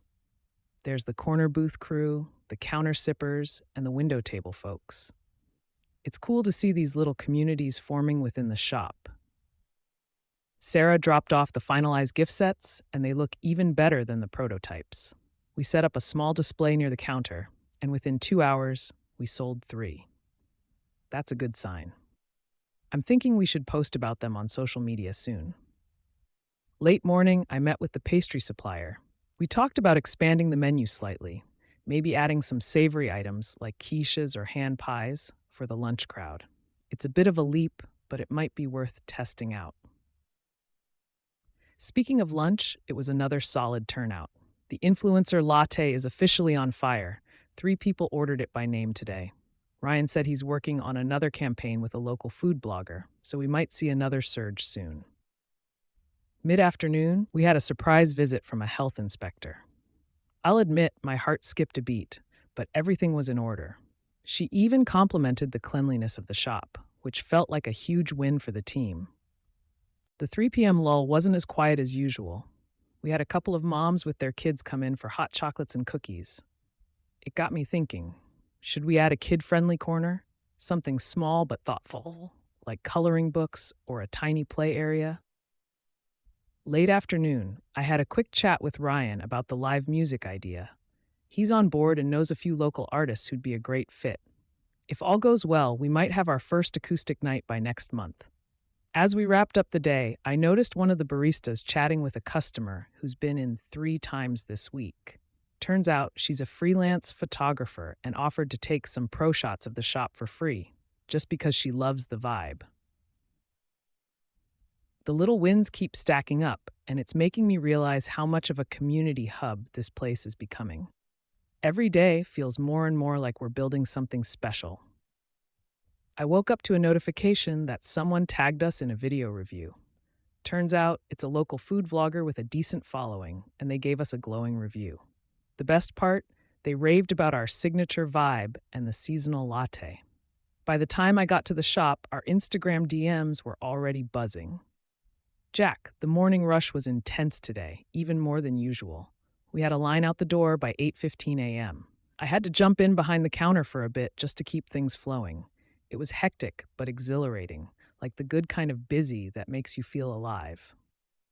Jack, around mid-morning, Sarah stopped by for coffee and brought along a friend who's a graphic designer. They were brainstorming some ideas for a new loyalty card design. I loved the sketches, clean, modern, and on brand. We'll probably roll them out next month. One cool moment today. A group of college students came in and started studying in the corner booth. They stayed for hours, cycling through drinks and snacks. It reminded me of my own study days. I'm thinking we should offer a study special on weekdays, maybe a drink and pastry combo for students. Jack, lunch was another hit. The savory pastry idea is starting to feel more like a need than a want. I overheard a couple of customers wishing we had something like that. I think it's time to run a test batch with the supplier. In the afternoon, I had a quick meeting with the social media team. Ryan had this idea to create a behind-the-scenes series, short videos showing how we make our signature drinks or prep for the day. It's low effort, but high engagement, so I'm all in. The 3 p.m. lull wasn't a lull at all today. We had a pop-up meeting with a group of local entrepreneurs who decided to use the shop as their meetup spot. They loved the ambiance and even asked if they could make it a regular thing. By the late afternoon, we were running low on some of the pastries. It's a good problem to have, but it's also a reminder that we need to tweak our inventory to keep up with demand. I added a note to discuss it with the team during our weekly meeting. As the evening wound down, a couple came in to celebrate their anniversary. They said they'd heard about the shop from a friend and wanted to see what the buzz was about. We surprised them with a complimentary dessert and snapped a photo for our community wall. Jack, today felt like one of those defining days where all the hard work, planning, and late nights really started to pay off. And it's clear we're not just a coffee shop, we're becoming a place where people want to be. And the momentum just keeps building. First thing this morning, I noticed we already had 3 pre-orders through the app by the time we opened. It's wild to think how quickly people are catching on to the convenience. The morning rush was steady, but what stood out today was the number of families coming in. Parents grabbing coffee while their kids shared a muffin or hot chocolate. It got me thinking, maybe we should add a kid-friendly drink option, like a vanilla steamer or something similar. Around mid-morning, I had a quick call with Sarah. She suggested we start prepping for the fall menu rollout earlier this year. She's got a few ideas for seasonal flavors that she says could be a hit, and honestly, I trust her instincts on this one. Jack, by lunchtime, I noticed something interesting. A lot of our regulars seem to be bringing their coworkers. It's like they're spreading the word for us, which is awesome. I'm thinking we should reward that somehow. Maybe a referral program for discounts or free drinks. The afternoon was a little quieter today, but it gave me a chance to chat with some of the customers. One woman told me she drives 20 minutes out of her way just to get our coffee because it's worth it. That kind of feedback?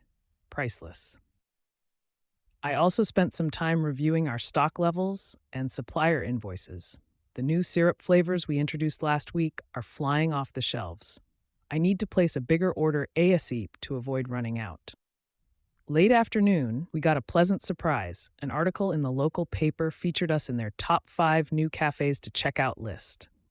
I had no idea we were even on their radar, but it's definitely going to help bring more people through the door. In the evening, we tried something new. Ryan suggested playing some live acoustic music during the last hour of the day. One of his friends is a musician and offered to perform for tips. It was such a hit that I'm already thinking about making it a weekly event. Before closing, I sat down with the team to go over tomorrow's schedule. Everyone's been working so hard, so I'm planning to surprise them with a little treat, maybe a pizza party or a bonus coffee on me. Today reminded me of something important. This coffee shop isn't just about serving drinks. It's about creating a space where people feel good, and today was another step towards solidifying that vision. The live music last night must have made an impression because we had several customers asking if it was a regular thing. I told them we're considering making it weekly, and their excitement was contagious. The morning rush felt smoother today, thanks to a small adjustment we made with the flow of orders. Ryan suggested we dedicate one barista to focus exclusively on mobile orders during peak hours, and it's already making a noticeable difference. Mid-morning, we got another wave of families. That vanilla steamer idea I had yesterday, I tested it out with a few customers today, and it was a hit. Parents loved having a kid-friendly option, and the kids looked thrilled. Definitely adding it to the menu soon. Sarah stopped by around lunch with samples of her proposed fall flavors. She brought a pumpkin spice syrup, a maple cinnamon combo, and a nutmeg-infused chai. All of them were amazing, but the maple cinnamon stole the show. We might roll it out as the centerpiece of the seasonal menu. Jack. One of the highlights of today was meeting a customer who works at a local university. She mentioned they often host community events and suggested partnering with them for a pop-up stand at one of their fall festivals. Sounds like an opportunity worth exploring. By early afternoon, I noticed our pastry case was running low. The croissants and scones were completely sold out by 2 p.m. I had a quick chat with our baker to see if we can increase the order for tomorrow. It's a good problem to have, but I don't want to disappoint our regulars. Later in the day, Ryan and I brainstormed more ideas for customer engagement. We're toying with the idea of a loyalty program. Something simple, like buy 10 drinks, get one free. It feels like the right time to start rewarding our regulars for their support. The evening crowd brought a few surprises. One couple told me they chose our shop for their first date after hearing about us through a friend. It's moments like this that remind me why I started this journey, to create a space where connections happen. Before closing, I got a chance to reflect on the day with the team. We're all on the same page about wanting to keep the momentum going while also staying true to what makes our shop special. Today felt like another step forward. Whether it's the live music, seasonal drinks, or community partnerships, I feel like we're building something bigger than just a coffee shop. It's a place people want to be, and that's exactly the goal. Today kicked off with a sense of rhythm. The team seems to have found their groove, and the energy in the shop feels lighter, more natural. It's like we're hitting our stride. The first highlight of the day, a local artist stopped by to drop off some pieces for our rotating art display. Their work has this vibrant yet calming feel to it, perfect for our space. I love that we're giving local talent a platform, and it's such a great conversation starter for customers. Mid morning brought in a few new faces. I made it a point to chat with one couple who said they'd driven 20 minutes just to check us out after hearing about us on social media. They mentioned the post about our maple cinnamon latte. It's really gaining traction. Around noon, I had a meeting with the baker to discuss expanding the pastry lineup. We're going to try adding a savory option, maybe something like a spinach and feta croissant. Customers have been asking for more variety, especially for lunchtime snacks. Jack, Ryan swung by after lunch with some updates on the loyalty program idea. He suggested we add a digital component, like an app or a QR code system, to make it easier for customers to track their rewards. It sounds ambitious, but I think it could really set us apart. One surprise today was the feedback from a group of students studying in the shop. They loved the atmosphere, but mentioned that having more power outlets would make it an even better study spot. Definitely something to think about for the next renovation phase. The afternoon rush was steady but manageable. I noticed a few regulars introducing friends to the shop, which felt like such a win. Word of mouth is starting to take off, and it's incredible to see our little community growing. Jack. By early evening, Sarah dropped in to finalize the details for our upcoming fall-themed weekend event. We're going all out with seasonal drinks, live music, and maybe even a small vendor market outside. It's ambitious, but I think it'll be worth it. One of my favorite moments of the day came from a longtime customer who said, "This place feels like home." That one sentence made every late night, every challenge, every doubt completely worth it. Jack. We closed up shop with a quick team check-in. Everyone's pumped about the progress we're making and the plans ahead. Today started with a cool, crisp morning, perfect coffee weather. The streets were already buzzing with people on their way to work, and I could feel that today would be a good one. First thing, we got a delivery of some new mugs I'd ordered. They're locally made, hand-glazed, and each one is slightly unique. They're already getting compliments from customers, and I think they'll make great merch once we start selling them. Mid-morning brought a bit of a rush, which is always energizing. One customer told me they loved our maple cinnamon latte so much they posted about it on their foodie blog. Free advertising like that? You can't beat it. I spent some time with Ryan discussing the rollout of the loyalty program. We're leaning toward starting simple. A punch card system to test the waters before we dive into something more tech-heavy. It's exciting to think about rewarding our regulars for their support. A highlight of the day was when one of our team members, Chloe, suggested we start offering coffee flights, small tastings of different brews. I love the idea, especially for people who want to explore our menu. Definitely something to consider for next month. Jack. Around lunchtime, a local newspaper reporter came in. They're doing a feature on small businesses in the area, and they wanted to include us. I gave them a quick tour, shared our story, and even made them our signature drink. Fingers crossed it makes the article. The afternoon had a little hiccup, a machine issue with the espresso grinder. Luckily, we caught it early, and our repair guy was able to come in and fix it quickly. It's a reminder of how important it is to have those contingencies in place. Late afternoon brought in a book club that decided to hold their meeting here. They loved the cozy corner by the window and said they'd make it their regular spot. Moments like that make all the planning worth it. Sarah called in with updates on the fall event. She's secured a couple of local musicians to perform, and we're working on creating a special autumn drink menu. Pumpkin spice is a given, but we're also experimenting with a caramel apple latte. Closing time was smooth, and we wrapped up with a team meeting. We talked about some small tweaks we could make, like improving the flow during rushes and adding a sign outside to highlight our seasonal offerings. This morning, I came in early to test a new cold brew blend we've been working on. The team's been experimenting with different beans and brew times, and today's batch had a subtle chocolatey finish that was just perfect. The rush started earlier than usual. A group of about 10 people from a nearby office decided to have their morning meeting here. I overheard one of them say, "This place just has good energy." That felt good. Late morning, I had a meeting with Chloe to review our weekly numbers. We've seen a consistent increase in foot traffic, and our specialty drinks are outperforming the classics. It's clear people are loving the unique flavors we're offering. Jack. Ryan popped in around lunchtime with some big news. Our social media engagement has tripled since the last campaign. The video we posted of the team making latte art is going viral. It's getting shared like crazy. Sarah swung by in the afternoon to finalize the details for the fall event. She had mock ups of the flyer, and they look amazing. We're going with the tagline, Sip into Autumn. Simple but catchy.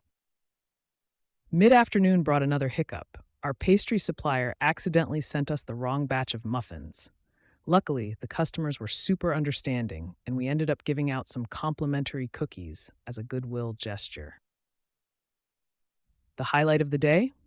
A customer told me this was the first place they've felt truly comfortable working remotely. They said the atmosphere here helps them focus. That's exactly the vibe I was hoping to create. After closing, I stayed back with the team to brainstorm for the holiday season. We're thinking about adding some festive decor and maybe hosting a 12 Days of Coffee promotion. It's crazy to think we're already planning for the holidays. Day 70 was a reminder of how much we've accomplished and how much more we can still do. Every day is a learning experience, but it's also so rewarding. Jack, today started with a surprising twist. A local blogger stopped by unannounced to review the shop. I didn't realize who they were until they introduced themselves after their second cup of coffee. They seemed impressed, especially with our seasonal latte. The morning rush felt smoother today. The team's really starting to gel. Everyone's in sync, from the baristas to the kitchen staff. It's amazing to see how far we've come since day one. Chloe suggested we tweak the layout of our display case to highlight the new pastries. I hadn't thought of it before, but showcasing the croissants and fruit tarts more prominently really caught customers' attention. We sold out by lunchtime. Around noon, Mike dropped by with some exciting updates. He's been working on a partnership with a local nonprofit for our Coffee for a Cause program. Starting next week, a percentage of sales from one of our signature drinks will go towards supporting their initiatives. Ryan called in the afternoon with analytics from our latest Instagram post. The behind-the-scenes reel of our staff prepping for the day hit 15,000 views in under 24 hours. Social media is proving to be a powerhouse for us. Jack, the mid-afternoon slump didn't feel like a slump at all.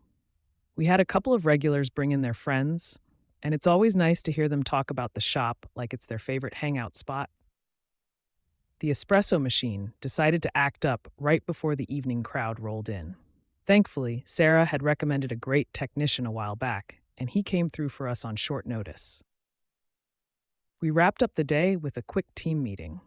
I wanted to make sure everyone felt good about where we're at and get their input on what we could improve. Someone suggested adding a frequent sipper loyalty program. Definitely something to think about. Jack, as I was locking up, I took a moment to just look around. The lights, the chairs, the smell of coffee lingering in the air, it hit me how much this place has become part of the community already. I walked in this morning to find Chloe already setting up a new display for the pastries. She took the suggestion from yesterday and completely ran with it. The new setup looks so inviting. I could tell customers were drawn to it right away. Jack, one of our regulars, Mr. Grant, brought in a batch of old coffee shop magazines from the 90s. He said he thought we might enjoy the nostalgia. They're filled with design ideas and recipes that are actually kind of inspiring. Might even adapt a few into something modern for the shop. Mid-morning, we had a little hiccup with the Wi-Fi. It's funny how much that affects business. A few of our remote worker customers started joking that they'd work offline like it's 1999. Thankfully, the issue was fixed within an hour. We had another big order today, this time for an office catering event. Sarah was right when she suggested promoting that service more heavily. The feedback was great, and they even posted about us on LinkedIn, tagging the shop. Jack, the afternoon was steady, and we noticed a new trend. People lingering over board games. It started with a group who brought in their own, but it gave me the idea to stock a small shelf with classic games for anyone to use. It feels like another way to foster that community vibe we're aiming for. Jack. Mike called about the Coffee for a Cause program. He's finalized the details with the nonprofit, and we'll be launching it this Friday. I'm thinking of making the announcement through a live video on our socials to give it that personal touch. Chloe and I talked about the loyalty program idea. She's super excited about it and even started drafting a design for punch cards. I want to run it by the whole team tomorrow before making a final decision.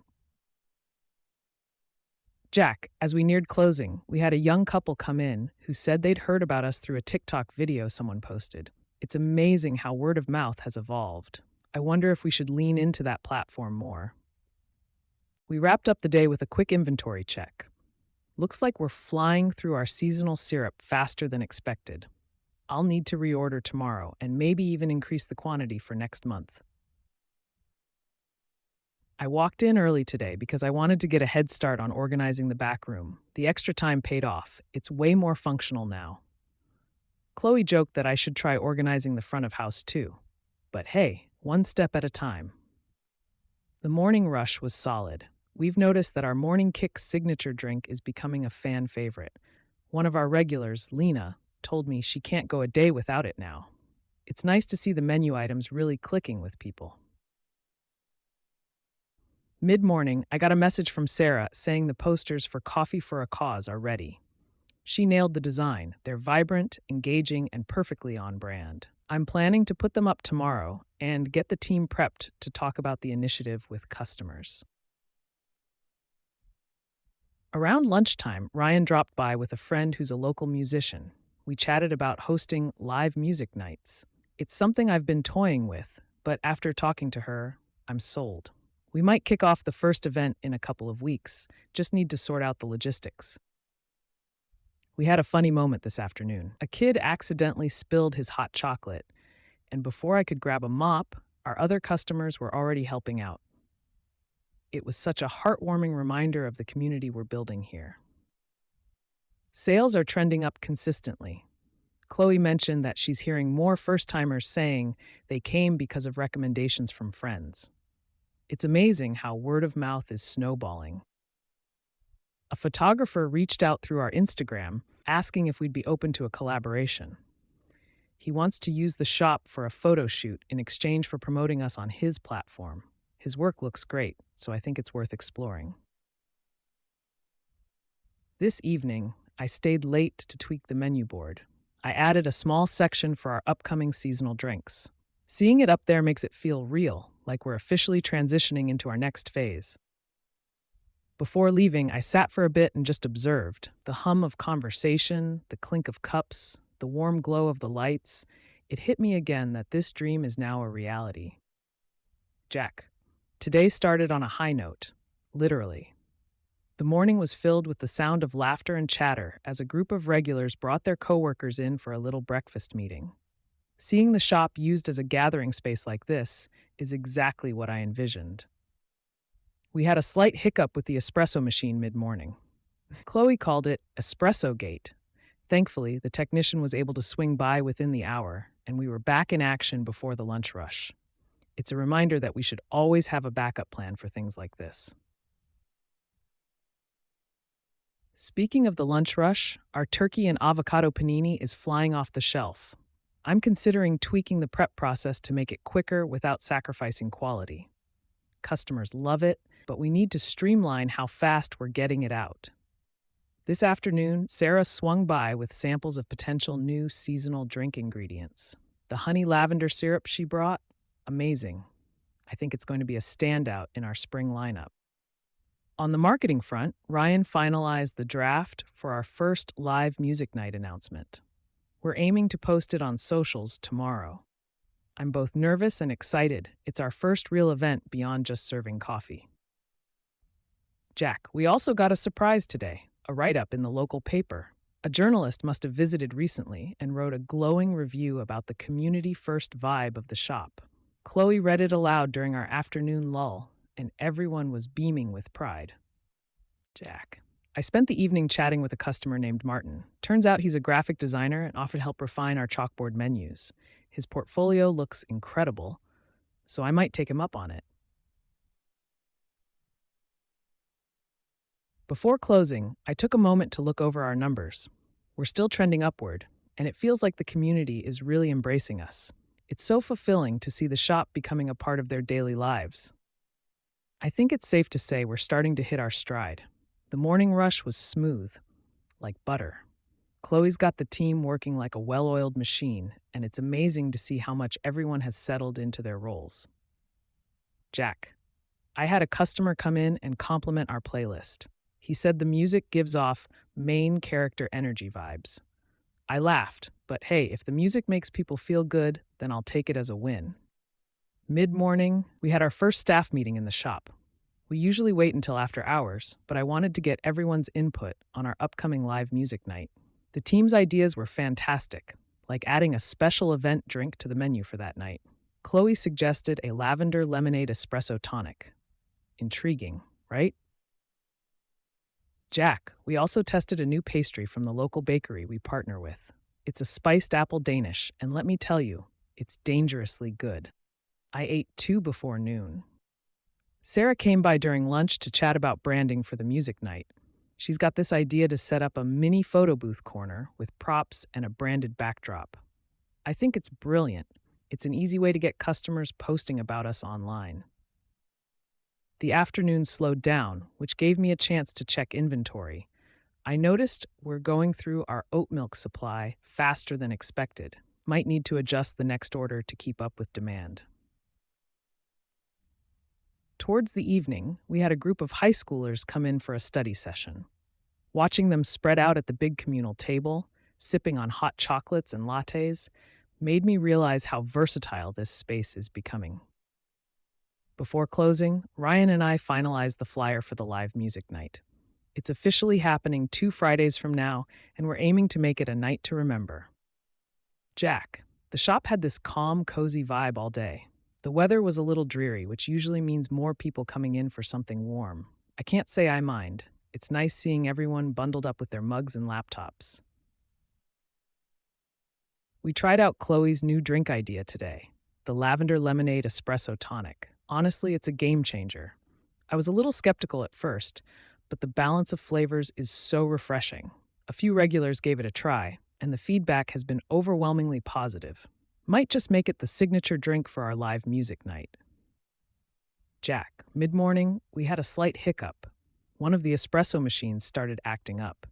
Nothing catastrophic, but enough to slow things down during the rush. Luckily, Ryan's friend recommended a technician a while back, so I gave them a call. They managed to swing by in the afternoon and get it fixed. Crisis averted. A local book club came in around lunchtime and set up in the corner by the big windows. It's the first time we've hosted a group like that, and it was such a cool dynamic. They ordered a mix of drinks and pastries, and I even overheard them talking about making our shop their regular spot. Jack. Sarah dropped in to discuss more marketing for the music night. She suggested we start teasing it on social media with short clips of the band rehearsing. Great idea, but it means I'll need to connect with the band and coordinate a quick shoot this week. Jack. The highlight of the day, though, was a conversation with a customer named Elena. She's a writer and said she's been coming in almost daily because she finds the atmosphere inspiring. She even mentioned us in a blog post. It's moments like that that remind me how much of an impact a simple coffee shop can have. Before closing, I stayed back to brainstorm more seasonal drink ideas with Chloe. We came up with a cinnamon honey latte that I'm really excited about. It feels perfect for this chilly weather. Today started with a bang. Chloe's cinnamon honey latte idea from last night hit the menu this morning, and wow, people love it. We had a few folks come in specifically because they saw our social media post about it. It's always cool to see how quickly word gets around. Jack. The morning rush was smooth, thankfully. No technical issues today, which gave me time to actually enjoy the flow of the shop. It's such a satisfying feeling watching the team work like a well-oiled machine, especially after those early hiccups we had. One thing I didn't expect was how popular the lavender lemonade espresso tonic would continue to be. A couple came in and said they saw it on TikTok. Apparently, one of our customers posted a short clip of their drink yesterday, and it's already gaining traction. Free marketing? Yes, please. Midday, we had a delivery of some new seating I ordered a few weeks back. Just a couple of comfy armchairs for the corner nook, but they've already transformed the space. By mid afternoon, that spot was the go to for people with books or laptops. Sarah came by again. She's been such a rock lately. We finalized the details for our live music night. The band's on board with the video teaser idea, so I'll meet them tomorrow to film some quick clips. The event feels like it's shaping up to be something really special. Jack had a surprise visit from Mike in the late afternoon. He grabbed his usual cappuccino and stayed to chat for a bit. It was great catching up. He brought up some ideas for cross-promoting with local businesses, like partnering with a bakery for specialty pastries or with an artist for themed events. Definitely something to think about. Closing time came quickly, but I stuck around for a bit to work on some inventory. We're running low on a few key ingredients, so I'll need to place an order tomorrow morning. It's wild how fast we're going through stock, but I guess that's a good problem to have. Today was one of those days where everything just felt right. The shop had this incredible energy all day, and it's moments like these that remind me why I started this whole journey. Today started with a bit of a hiccup. Our shipment of milk didn't arrive on time. Chloe had to make a quick run to the local market to stock up enough for the morning rush. Crisis averted, but man, it reminded me that even little things can throw the whole rhythm off. Despite the rough start, the rush itself was smooth. We had a lot of regulars today, which is such a good feeling. Seeing familiar faces coming back again and again tells me we're doing something right. Jack. One cool thing happened today. A customer asked if we'd ever consider hosting a poetry night. She's part of a local writers group, and they're looking for a cozy spot to meet once a month. I told her I'd think about it, but honestly, it sounds like a great idea. A quieter event like that could bring in a whole new crowd. Jack, I spent part of the afternoon tweaking the playlist. The music in the shop is one of those things I never thought much about before opening, but it makes such a difference. People keep complimenting the vibe, so I guess it's paying off. Ryan dropped by with a surprise. He brought some samples from a local tea company he thinks we should partner with. The teas were amazing, and the idea of offering a few specialty teas alongside our coffee menu could really broaden our appeal. I'll follow up with them next week. Jack, we had a couple of new faces among the customers today. When I chatted with one of them, she said she heard about us from her coworker who couldn't stop talking about our seasonal drinks. Word of mouth is such a powerful thing. Late afternoon, I got a chance to sit down with Sarah and finalize the live music night flyer. It looks amazing, clean, eye-catching, and totally on brand. We're going to post it online tomorrow and print a few to hang in nearby shops. As the day wound down, I had a moment to just sit in the shop and soak it all in. The soft hum of conversations, the clinking of cups, the smell of freshly brewed coffee, it's everything I imagined and more. Today started off with something pretty exciting. A local food blogger came in this morning. I didn't know who she was at first, but Chloe recognized her from Instagram. Apparently, she's got a solid following, so fingers crossed she enjoyed her visit and shares something about us. Jack. We've been keeping an eye on sales trends, and our signature caramel sea salt latte has been a runaway hit. It's wild how one drink can stand out so much. I'm thinking about running a promo on it next week to keep the momentum going. Jack, a couple of hiccups today, though. The espresso machine was acting up mid-morning, and we had to do some troubleshooting. Thankfully, it didn't take too long to fix, but it's a reminder to stay on top of maintenance. Speaking of maintenance, I've started a checklist for weekly and monthly equipment care. I figure it's better to stay ahead of potential issues rather than scramble when something breaks. On a brighter note, we had an impromptu team meeting during the slower afternoon hours. Chloe brought up a great idea, introducing a Meet the Barista feature on social media. She said it would help humanize the shop and let customers get to know the team. Everyone loved it, so we'll start planning that out soon. Sarah swung by after lunch to talk about the poetry night idea. She's all for it, especially since it aligns with our goal of being more than just a coffee shop. We're thinking about setting the first event for next month. Jack, I spent some time after closing going through online reviews. Most of them are positive, which feels amazing, but there were a couple of comments about wait times during the morning rush. I'll need to figure out how to streamline things a bit more without compromising quality. Overall, today was a mix of highs and lessons. The shop is still finding its rhythm, but I feel like we're building something really special here. Every day brings a new challenge or opportunity, and I'm learning to embrace it all. Wow, it's wild to think we've hit this milestone. This morning started off with a pleasant surprise. The food blogger from yesterday posted about us. Her write-up was glowing, especially about the caramel sea salt latte and the vibe of the shop. She called it a hidden gem for coffee lovers. Traffic today was noticeably busier because of it. Jack, the morning rush was intense. We had a line almost out the door, which was great, but it did test our efficiency. Chloe and I adjusted the workflow on the fly. She focused on drinks while I handled the register and prepped baked goods. By the end of the rush, we were wiped, but it felt like a huge win. I took a moment during the afternoon lull to chat with a couple of regulars. They're a retired couple who come in almost every day to share a coffee and read. They told me how much they love the atmosphere and how it's become their go-to spot. That hit me right in the feels. It's exactly what I wanted this place to be. Jack. Equipment-wise, everything ran smoothly today, which was a relief after yesterday's espresso machine hiccup. I made sure to give it some extra TLC this morning, just in case. Jack. Chloe worked on the Meet the Barista feature for social media during her break. She's putting together mini profiles with fun facts about each team member. Mine's going to be first, apparently, which feels a little awkward, but I get it. Sarah came by late afternoon to finalize plans for the poetry night. We're locking in the details and even reached out to a couple of local poets to headline the first event.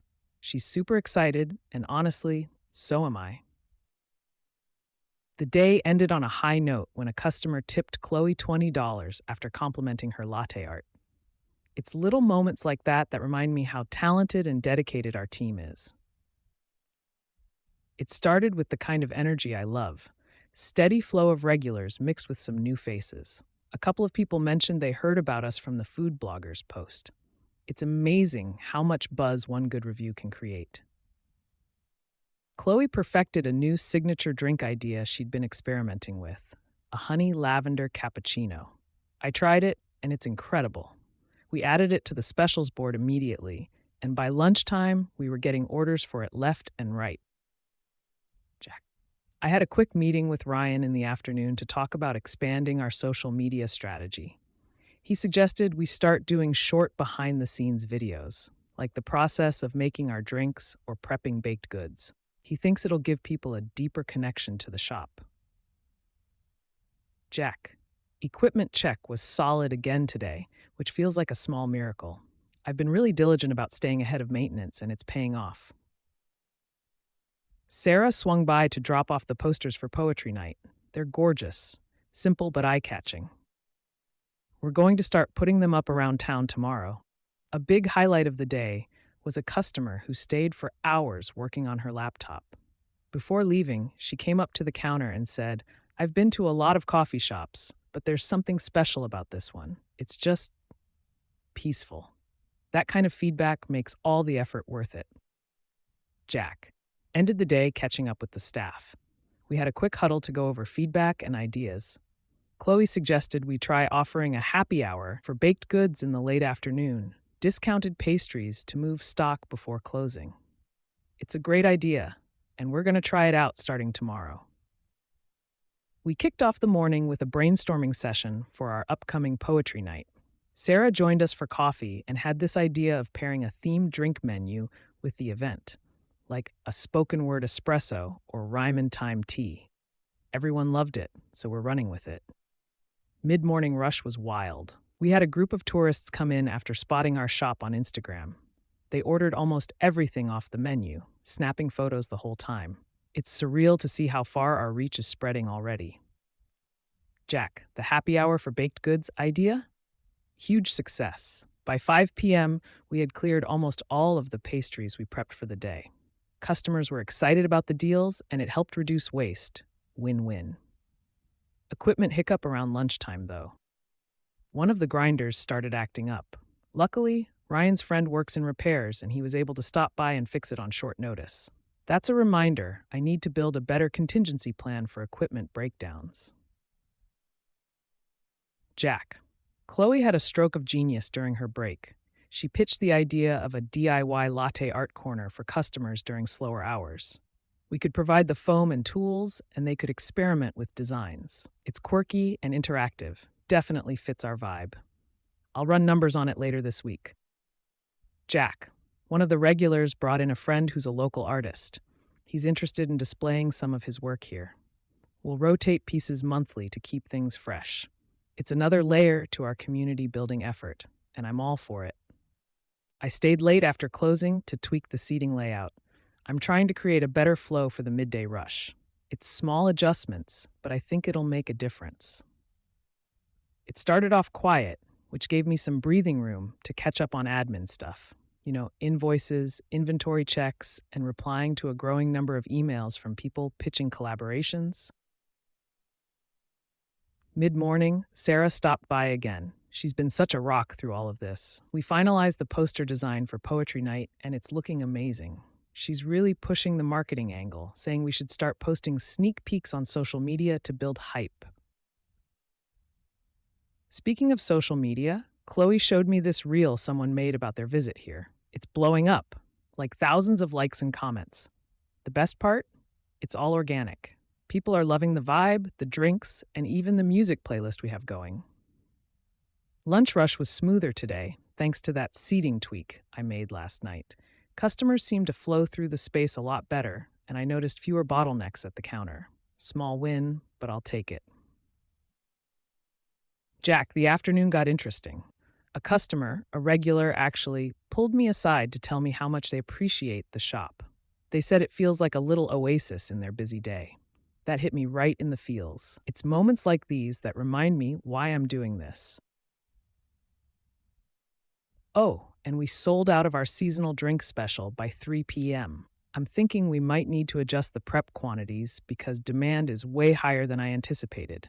It's a good problem to have, but I don't want to run out so early every day. Ryan dropped by in the evening to chat about a potential collaboration with another small business. There's this nearby bookstore looking to do a Books and Brews event. I'm all for it. It feels like such a natural fit for us. Jack closed the day with a team meeting. I wanted to get everyone's thoughts on how things are going and what we can improve. Chloe suggested we trial a loyalty program, like a digital punch card for drinks. The team loved the idea, so I'll look into the logistics tomorrow. The shop is thriving, and I can feel the momentum building. It's exhausting, but in the best way. Jack, the day started with a bit of a hiccup. One of the espresso machines decided to act up during the morning rush. Thankfully, Chloe jumped in and managed to keep things moving while I called the repair guy. It's crazy how dependent we are on these machines, but hey, that's coffee shop life. While waiting for the repair, I used the downtime to go over yesterday's inventory report. Turns out, we're moving a lot more pastries than expected. I might need to have a chat with our baker about upping the daily order. People seem to love the seasonal items we've been offering. Mid-morning, Sarah came by with a surprise. She brought a box of branded merch samples, tote bags, mugs, and even some quirky pins. We've been toying with the idea of selling merch, and seeing it in person made it feel real. The tote bags especially caught everyone's eye. They're simple but so stylish. Jack, lunch rush was intense but manageable. I noticed a few new faces today, which is always exciting. A couple of customers mentioned they'd heard about us from that viral reel. It's wild how much of an impact social media can have. In the afternoon, I had a quick meeting with Ryan to finalize the details for the Books and Brews event. We set a tentative date for next month and brainstormed some themed drink ideas. I'm thinking something cozy, like a cinnamon latte or a spiced chai. Jack, the repair guy, finally arrived just before the evening crowd hit. He got the espresso machine back up and running in no time, which was a huge relief. It's amazing how much smoother everything feels when all the equipment is working perfectly. Chloe and I also started brainstorming for the loyalty program she suggested yesterday. We're leaning toward a simple app-based system, something easy for customers to use but also stylish and on brand. The morning rush was smooth, which is always a great way to start the day. It felt like we were in sync, every order flowing seamlessly, customers leaving with smiles. Chloe even joked that we've become a well-oiled caffeine machine. I noticed a group of regulars had claimed their usual corner again. It's become their go-to spot for morning meetings. It's little things like that which make me realize how much of a community space we're creating. Mid-morning, we had a delivery mix-up. The milk supplier accidentally sent us almond milk instead of oat milk. Chloe had to explain to a few customers that we were temporarily out, but most of them were understanding. Still, I made a mental note to double-check future orders. Jack, I spent some time updating our finances during the lull. We're on track, but I've been thinking about reinvesting some profits into marketing, maybe another round of social ads or even a partnership with a local influencer. Ryan said he could connect me with someone who focuses on food and drink spots. Sarah stopped by again in the afternoon. She had a few more merch ideas and even suggested hosting a small launch event. We both agreed it could be a fun way to draw in some new faces while rewarding the regulars. Jack, the highlight of the day, a local artist came in to ask about showcasing their work on our walls. I love the idea of making the space feel even more personal and connected to the community. Plus, it's a great conversation starter for customers. The evening crowd was a mix of students and couples, classic cozy coffee shop vibes. We've been getting more takeout orders lately, which makes me think we should look into better packaging options. Something eco-friendly but sturdy. Jack, as we closed up, I noticed how much busier the shop feels compared to our first week. It's crazy to think about how far we've come in just days. Sure, there are still little hiccups here and there, but overall, it feels like we're really finding our rhythm. Ended the day jotting down notes for tomorrow. Between events, potential collaborations, and just keeping up with day-to-day operations, there's always something to look forward to. I got to the shop early to go over inventory since yesterday's almond milk mix-up threw things off. Everything looked good today. Oat milk back in stock, and the supplier even sent an extra case as an apology. The morning rush hit hard today.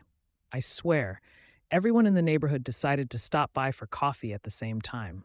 Chloe and I barely had a moment to breathe, but the energy was great.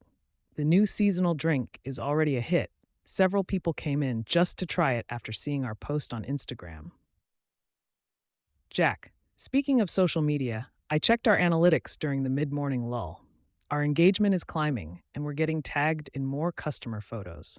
One post even mentioned us as the coziest coffee spot in town. That felt good. Jack, Ryan stopped by with his influencer friend, Mia.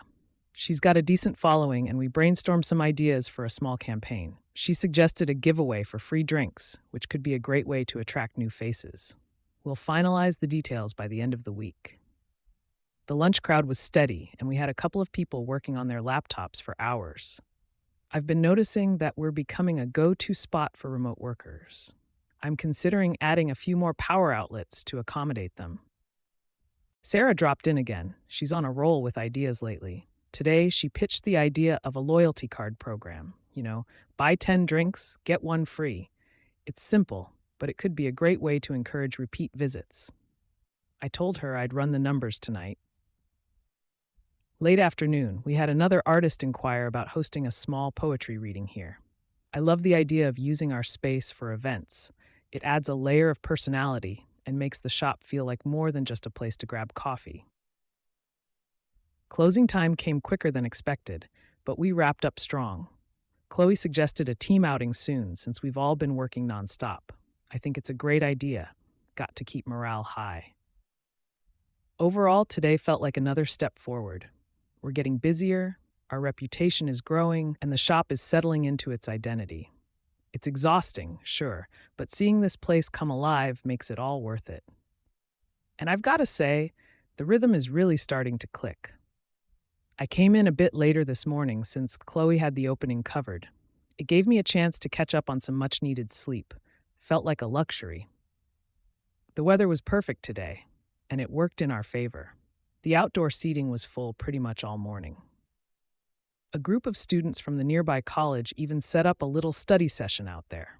Seeing that kind of energy around the shop is exactly what I hoped for. Jack, we had a small hiccup mid-morning. One of the grinders jammed. Luckily, Ryan was in the area and swung by to help me fix it. That guy's becoming my unofficial handyman, and honestly, I don't know what I'd do without him sometimes. Speaking of Ryan, he also mentioned that his friend Mia posted about us again. Her post about our seasonal drink is blowing up, and we've already had a few people come in saying they saw it on her page. This influencer thing might really be paying off. Jack, lunch brought in a new crowd, some office workers from the building down the street. One of them mentioned they've been meaning to stop by since our grand opening, but just hadn't had the chance. They said they loved the vibe and promised to bring more coworkers next time. This afternoon, I tried something new. I offered a small sample tray of our signature pastries to a few customers who were lingering. It got great feedback, and a couple of people ended up ordering full portions. I'm thinking about making this a regular thing during slower hours. Sarah called with an update on the loyalty card program idea. She found a local printing company that could make custom cards for us at a reasonable price. We're going to finalize the design tomorrow. I'm thinking something clean and modern that still has our cozy touch. The evening crowd was lighter than usual, which gave me time to chat with some customers. One regular told me she loves how the shop feels like a little escape from her busy day. That's exactly the kind of feedback I need to hear to keep me going.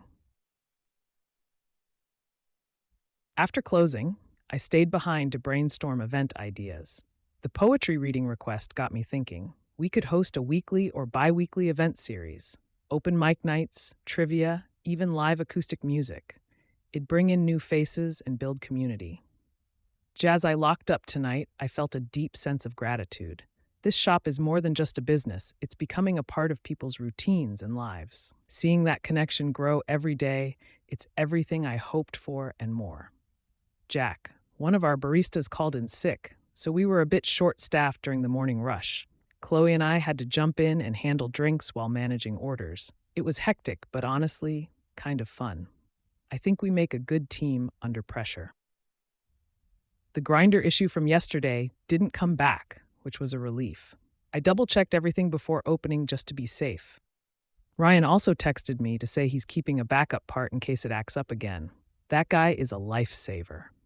Jack, mid-morning I met a new supplier. It wasn't planned. He just dropped by to pitch some unique syrups. I wasn't sold at first, but after sampling a few, I could see potential. There's one cinnamon vanilla syrup that would be perfect for winter drinks. I'll run the idea by Sarah and see if it's worth the cost. Around lunchtime, we had a surprise visit from a local blogger. I didn't know who they were at first, but they introduced themselves and said they'd heard great things about us. They tried our signature flat white and seemed impressed. If they write about us, it could mean more exposure, which is always a win. Jack, Chloe suggested we move a few tables around to make better use of the space inside. It was a simple change, but it already feels more open and inviting. Customers noticed too. One regular said it's easier to find a seat now during busier times. We tried the mini pastry sampling idea again today, and it was another hit. I think it's going to stay as a permanent part of our mid-afternoon strategy. People love the personal touch, and it's a great way to introduce them to items they might not normally order. Jack, by the evening, things had calmed down, and I had a chance to work on the loyalty card designs with Sarah. We finalized it.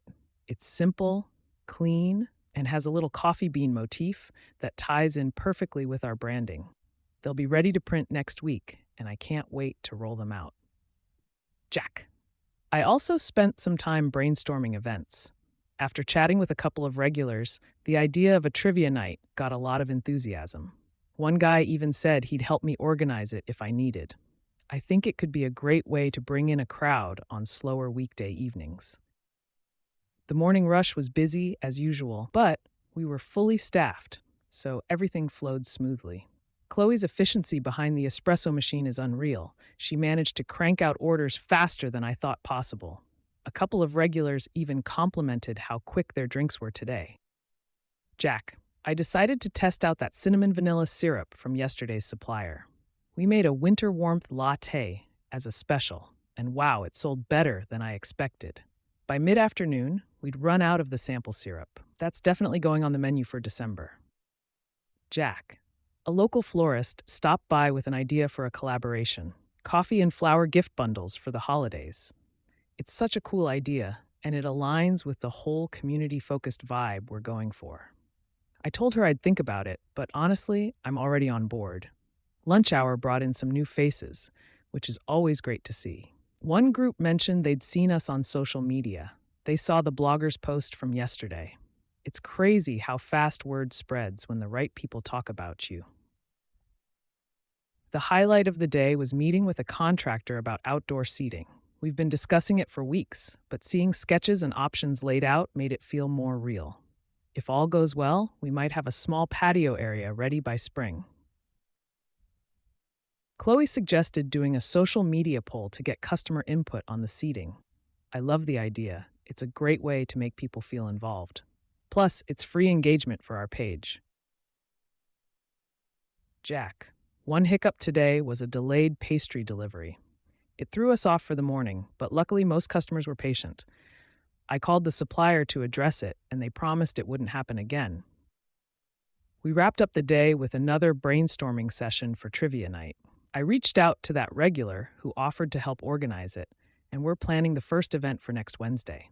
If it goes well, it could become a weekly thing. Closing up tonight, I felt this overwhelming sense of gratitude. The community support, the team's dedication, and even the little challenges, it all feels like part of this incredible journey. Here's to keeping the momentum going. It feels like yesterday that we were scrambling to get everything ready, and now here we are, an actual functioning coffee shop with a growing community of regulars. Jack, this morning was special. One of our regulars, Mrs. Larson, brought in a small framed painting of a coffee cup that she said reminded her of our shop. She wanted us to have it to hang on the wall. It's gestures like that that make all the hard work worth it. We also hit a new milestone today, our first 1,000th loyalty card punch. The lucky customer, Alex, got a free drink and a little feature on our Instagram story. It's small stuff, but people love being celebrated, and it's great content for us too. Jack, the winter warmth latte continued to do really well today. I ordered a bigger batch of the syrup so we don't run out again. It's wild how quickly customers latch on to a seasonal item. It's like it creates this sense of urgency for them to come back and try it.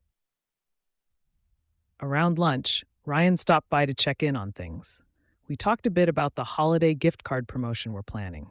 He suggested offering a bonus, like spend $50 on a gift card and get a free $10 card. I think it's a solid idea and will encourage more sales. On the staffing side, I'm thinking about adding one more part-timer. Weekends are getting busier, and I want to make sure no one feels overwhelmed. Plus, it'd give us more flexibility if someone needs time off.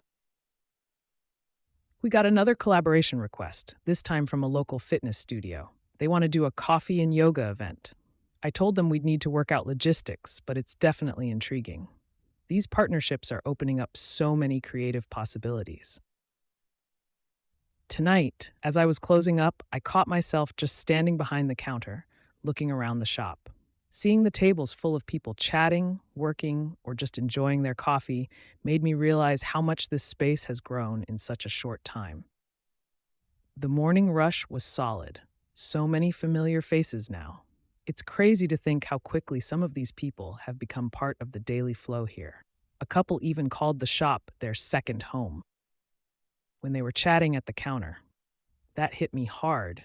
in a good way. Jack, I took some time during the slower afternoon hours to review the sales reports. Weekends are consistently our strongest days, but weekdays are steadily climbing, which is encouraging. We're starting to see more takeout orders too, something I'd love to explore further with better packaging or promotions. I also finalized the holiday menu rollout plan with Sarah. We're introducing 3 new drinks next week, and the winter warmth latte will officially stay until February because of how much people love it. Sarah's already working on festive Instagram posts to build excitement. Jack, speaking of Sarah, she had another great idea today, offering a coffee and dessert pairing for the holidays. Something like peppermint mocha with a slice of chocolate cake, or gingerbread latte with a holiday cookie. I think it could work well as an upsell and a way to showcase the local bakery we've partnered with. Jack, Ryan stopped by again, and we talked briefly about long-term goals. He mentioned expanding to a second location someday if we keep this momentum. I told him I'd love that, but for now I want to keep fine-tuning everything here. One step at a time. The most unexpected thing happened just before closing. A customer left us a handwritten note saying how much they appreciated the shop as a space where they could unwind and feel welcome. It wasn't a big thing, but it meant the world to me. Jack, tomorrow's plan? Dive deeper into prep for the holiday season. I've been thinking about hosting a small open mic night or live music event to draw in more evening traffic. Plus, we need to finalize the schedule for December since a few staff members have holiday plans. Jack, I spent the early hours working on logistics, inventory for the holiday drinks, checking our order for the custom mugs, and making sure the dessert pairing idea with Sarah was ready to roll out next week. It's amazing how much prep goes into even small changes. Mid-morning, we had a group of students come in. Turns out they're from a nearby college and heard about us through Instagram. They loved the vibe and said they'd be back with more friends. It's always exciting to see new faces walk in because of the buzz we're building. On the staffing side, I had a quick meeting with 2 of our baristas. They suggested tweaking our workflow behind the counter to speed up orders during rush times. It was a good call. Little changes like this make a big difference in the customer experience. The highlight of the day was a surprise visit from a local food blogger. She didn't say anything at first, just ordered one of our signature lattes and sat quietly in the corner. Then, about an hour later, she introduced herself and asked if she could feature us on her blog. She said she loved everything: the coffee, the vibe, the music, even the smell of the place. Of course, I said yes. This could be huge for us. She even snapped a few photos while she was here. I'm hoping this will drive even more traffic our way once the post goes live. The evening was quieter, but it gave me a chance to chat with some of our regulars. One of them, an artist, asked if we'd ever consider hosting an art showcase. It's something I hadn't thought about before, but it fits perfectly with the kind of community space I want this to be. Jack, tomorrow's focus? Finalizing the open mic night plans. I think it could be a great way to bring in a fresh crowd and create a little buzz, especially heading into the holidays. Plus, I need to follow up with Sarah about those social media teasers for the holiday menu. Jack, morning rush was intense. I think word's spreading about our holiday drinks. The gingerbread latte and peppermint mocha were flying off the menu. It's exciting, but we hit a snag with the milk supply. We ran out of oat milk mid-morning. I had to make a quick call to our supplier and run out to grab some backups. I noticed a few customers who weren't happy about waiting longer than usual. It stings, but I get it. I talked to the team afterward, and we agreed to streamline prep for our specialty drinks during peak hours. It's a learning curve, but we'll get there. Jack, the afternoon was smoother. I focused on solidifying plans for the open mic night. We've officially locked in a date for next Thursday, and I've started spreading the word through our social media channels. Sarah suggested we put up flyers in local spots like the library and community center. I'm going to handle that tomorrow. Speaking of community, a local photographer dropped by and asked if we'd let them use the shop for a shoot. They'd feature our coffee and vibe in exchange for some promo photos we could use. It's a win-win, so we agreed. It's scheduled for next week. early morning before we open. I also had a quick meeting with Ryan about our cash flow. He's been great at keeping me grounded. We're doing well, but he reminded me about sticking to the budget, especially with the holiday expenses piling up. It's good to have someone keeping me in check. Jack, the evening ended on a high note. A couple celebrating their anniversary stopped by and told me our shop has become their favorite date spot. It's moments like that that make all the hard work worth it. Tomorrow, I want to focus on organizing the holiday decorations. We're going for something cozy but not over the top. I also need to test out some new playlist options to keep the music fresh. The morning rush was better than yesterday. We adjusted the prep stations like we talked about, and it made a noticeable difference. The team was more in sync, and the lines moved faster. Still busy, but less chaotic progress. I got the holiday decorations sorted in the afternoon. Sarah stopped by to help, and we decided on some simple touches: string lights, a mini tree by the counter, and some garlands along the shelves. It's cozy, but not too overwhelming. I even found a cinnamon-scented diffuser that gives the place a warm, festive vibe. Jack, while we were decorating, a customer mentioned they'd love to see us sell gift cards. Honestly, I hadn't thought much about it, but it's a great idea, especially with the holidays coming up. I made a note to research how to set that up and get some printed ASAP. I also finalized the flyers for the open mic night. Ryan offered to help distribute them around the neighborhood tomorrow. We're hoping for a good turnout. It feels like a perfect way to bring people together and showcase local talent. Oh, and remember the photographer from yesterday? They stopped by again to scope out the lighting for their shoot. They're super excited and gave me a few tips on how to make the space pop in the photos. Sales-wise, the seasonal drinks are still crushing it. We had a lot of positive feedback on the gingerbread latte, so I'm thinking about testing another limited time option soon, maybe something with hazelnut or eggnog. The team wrapped up the day by brainstorming ideas for next month's specials. It's great to see everyone getting so involved and excited about where we're headed. Today felt like one of those steady, productive days, you know?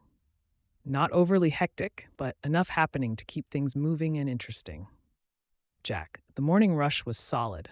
I think we're finally hitting our stride with the workflow. The new prep station layout we tried yesterday is definitely sticking. Even the regulars noticed how much faster their orders were coming out. That felt good. Oh, and we got so many compliments on the holiday decorations. That cinnamon-scented diffuser Sarah brought in was the real MVP. It's subtle, but adds such a cozy vibe. It makes people linger just a bit longer. Jack, mid-morning, this guy came in with his laptop, ordered a cappuccino, and stayed for hours. Turns out he's a writer working on his first novel. He said the ambiance here helped him focus. Honestly, that's exactly the kind of space I wanted to create. Somewhere inspiring, where people feel comfortable just being. I spent part of the afternoon looking into those gift cards we talked about. Found a local printer who can have them ready within a week, so I placed the order. Can't believe I didn't think of this sooner. It's such a no-brainer, especially with the holidays around the corner. Ryan stopped by to grab the flyers for open mic night. He's hitting up a few bookstores, record shops, and even the community center. Fingers crossed we get a good turnout. It's our first event, so I really want it to go well. Also, had another solid day for seasonal drinks.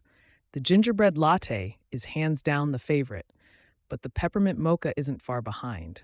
I'm thinking of running a poll on social media to see what people might want to try next. Engaging with the community like that has been fun, and it keeps them excited too. Before closing, the team stayed back to talk about some tweaks to the menu layout. Jenny suggested a little barista's choice section where they can recommend drinks or pairings each week. It's such a great idea, and it lets the team showcase their creativity. Wrapping up today feeling grateful. Every day is a new challenge, but I'm starting to see the vision take shape more and more. It's not just a coffee shop, it's becoming part of the neighborhood, and that's all I ever wanted. Today had a bit of everything, some unexpected challenges, but also some great moments that made it all worth it. The morning started off smooth, but then one of the grinders decided to quit on us mid-rush. Of course, it had to be during the busiest hour, right? Luckily, we had a backup, but it threw off the rhythm for a bit. I made a note to look into getting a second backup grinder. Can't afford to let something like that slow us down again. Jack, on the bright side, we had our first big bulk order today. A local law office called in for a dozen pastries and 2 jugs of coffee for a morning meeting. Ryan delivered it, and he said they were thrilled. Definitely need to push the catering option more. There's a lot of potential there. Jack, midday, Sarah stopped by with some exciting news. She's been working on a press release about the shop, and a small local paper is interested in running a feature on us next week. It'll be about how we're creating a community hub and supporting local artists. Can't wait to see how that plays out. Speaking of local artists, a few pieces sold today. The artist Camille happened to be here when one of her paintings was purchased. She was so excited, and it felt good to know we're helping showcase people's work.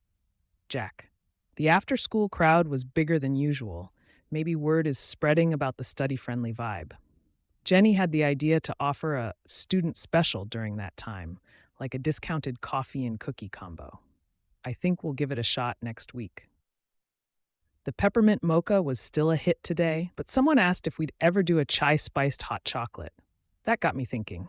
Maybe it's time to experiment with some non-coffee options for the menu, something warm and cozy for the season. Before closing, I sat down to map out a schedule for next month. With the holidays coming, I want to make sure we're fully staffed and ready for the rush. Might even do some extended hours if there's enough demand. Ending the day feeling a little tired, but really proud. Every little hiccup is a chance to learn, and every win, big or small, reminds me why I started this journey in the first place. Jack. Today started on a surprisingly calm note. I got to the shop earlier than usual to go over inventory and make sure everything was stocked for the weekend. It's becoming clear that Saturdays are turning into our busiest day, so I wanted to be extra prepared. Jack. Around mid-morning, one of our regulars, Mrs. Klein, brought in her friend who's visiting from out of town. She said she wanted to show off her favorite coffee spot. That just made my day. It's those little moments that make all the hard work feel worth it. Jack, we also tried something new today, a small barista's choice board. Each staff member picked a favorite drink and wrote it up on the chalkboard by the counter. Customers seemed to love it. A lot of people ordered Jenny's maple cinnamon latte. I think I might rotate this idea weekly to keep it fresh and give the team a bit of creative input. Jack. The afternoon had its challenges, though. Our delivery from the bakery came late, so we were short on a few pastries for a couple of hours. I had to explain the delay to some customers, but most were understanding. I'm thinking about building relationships with a second bakery just to have a backup plan. Sarah came by again today. She's been such a huge help with the business side of things. We brainstormed a potential rewards program for frequent customers. Something simple, like earning a free drink after a certain number of purchases. I'll need to do the math to see how feasible it is, but it could really boost customer loyalty. One of the highlights of the day was the live music we had in the evening. A local guitarist, Ian, performed an acoustic set, and the vibe was perfect. The place was packed, and people were just hanging out, enjoying the music and their drinks. Definitely need to make this a regular event. By the time we closed up, I was feeling a mix of exhaustion and accomplishment. Every day feels like a step forward, even when there are hiccups. It's all part of building something special. Jack. Tomorrow's going to be another big day, but I'm ready for it. I've got a few new ideas brewing, literally and figuratively, that I can't wait to try out. Today started with a bit of a hiccup. Our espresso machine decided to act up right in the middle of the morning rush. It wasn't completely down, but the steam wand was inconsistent, and that slowed us down big time. Thankfully, Mike from maintenance was able to swing by quickly and sort it out. Definitely adding regular equipment checks to my to-do list. Jack. On a brighter note, the new seasonal drink we rolled out, Sarah's idea, of course, was a hit. It's a spiced orange mocha, and I think we sold more of those than regular lattes today. Customers kept commenting on how unique it was. It feels good to have something on the menu that sets us apart. Speaking of unique, a local blogger came in today. She's been to a bunch of coffee shops around the area and said ours was on her list. I didn't even know she was here until she introduced herself after finishing her drink. She loved the ambiance and asked if she could feature us on her page. That could be huge for visibility. The afternoon had a steady flow of customers, and I'm starting to recognize more familiar faces. It's a good sign when people start becoming regulars, right? I even chatted with a couple who's been here every Sunday since we opened. They're already asking about the next seasonal drink rotation. Jack, one thing I noticed today is that we might need to tweak the seating layout.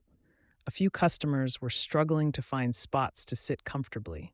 It's not like we're packed all the time, but I wonder if moving some tables around could create a better flow. I'll play around with that after closing tomorrow. Oh, and Ryan dropped by with some exciting news. He's lined up a partnership opportunity with a local charity. We donate a portion of proceeds from a special drink for one weekend, and the charity would promote the shop in return. I love the idea and think it aligns perfectly with the kind of community centered vibe we're aiming for. Jack. By the time we closed up, I was feeling a mix of exhaustion and excitement again. It's crazy how every day is different, but that's also what keeps it interesting. Jack, tomorrow I'm going to dive into the seating changes, prep for the charity collaboration, and start thinking about a potential expansion to the bakery options. Always something to improve, but that's the fun part, isn't it? Today was another whirlwind, but in a good way. We had a record number of sales before noon. I think word is spreading faster than I expected. That blogger must have a loyal following because a few people mentioned her post when they came in. Jack, I also tried out the new seating arrangement. I moved one of the bigger tables closer to the window and shifted a couple of smaller ones to the back corner. It's not a huge change, but it seemed to open up the space more, and customers didn't look like they were bumping into each other as much. Midday, I had a moment to sit with Sarah and brainstorm more about the next steps. She brought up loyalty programs again, and I'm starting to come around to the idea. Something simple, like a punch card for a free drink after 10 visits. It feels personal and easy to manage without needing fancy tech. I also met with one of our bakery suppliers today. We've been getting great feedback on the muffins and scones, but a few customers asked about gluten-free options. I think it's worth exploring.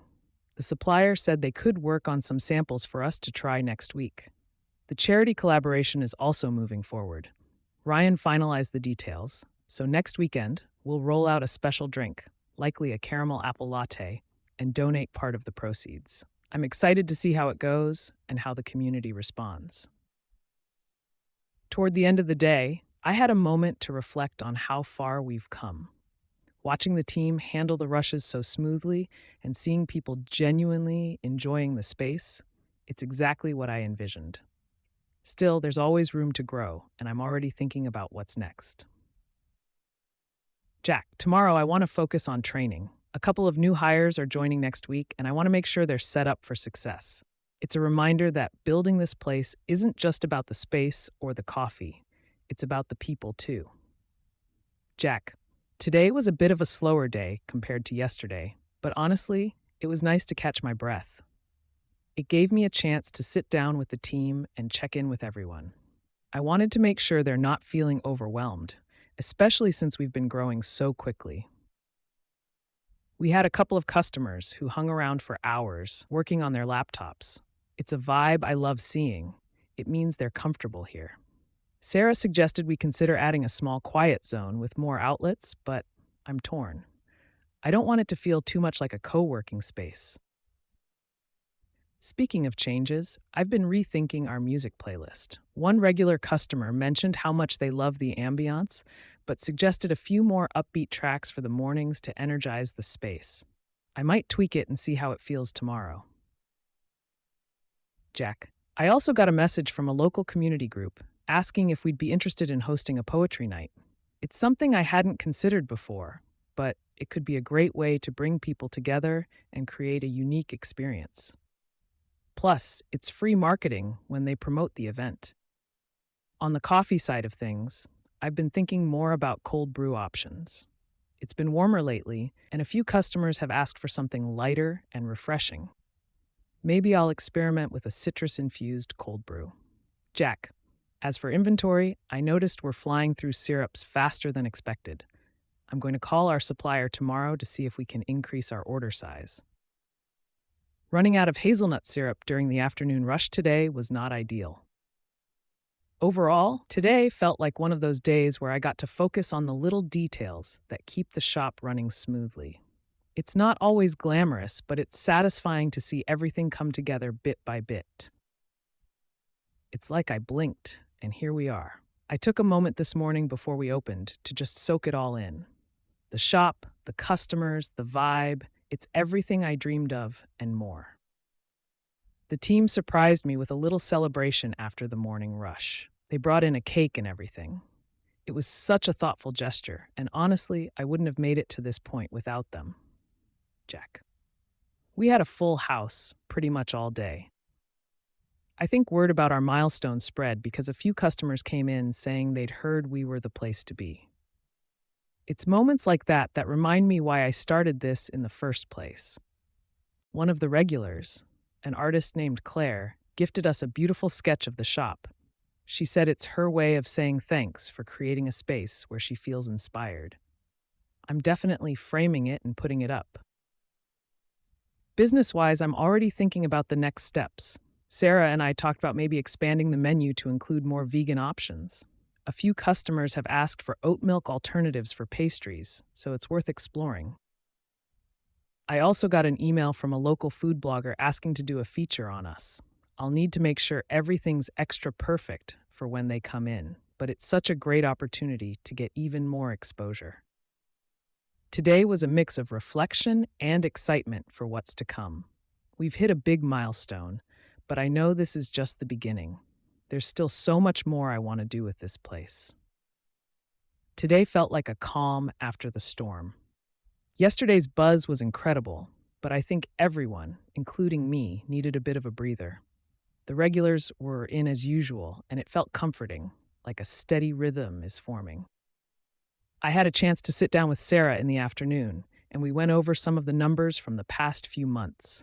We're on track, which is such a relief. It's not perfect, but it's progress, and I'll take that any day. One thing that came up during our chat was the idea of hosting a small event. Sarah suggested something like an open mic night or a coffee tasting workshop. I think it could be a fun way to keep building community. I also had a customer ask about gift cards today. It's funny because I hadn't even thought about it, but it's a great idea, especially with the holidays coming up. I'll add that to the to-do list. The team was in good spirits today.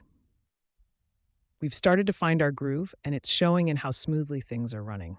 Even the new hires are stepping up and bringing their A game. Honestly, it's days like today that remind me how much I love this journey. Sure, there are challenges, but the little wins, the smiles, the compliments, the loyal faces, they make it all worth it. Today was one of those days where I felt like a jack of all trades. I started the morning troubleshooting the espresso machine. It's been acting a little finicky lately.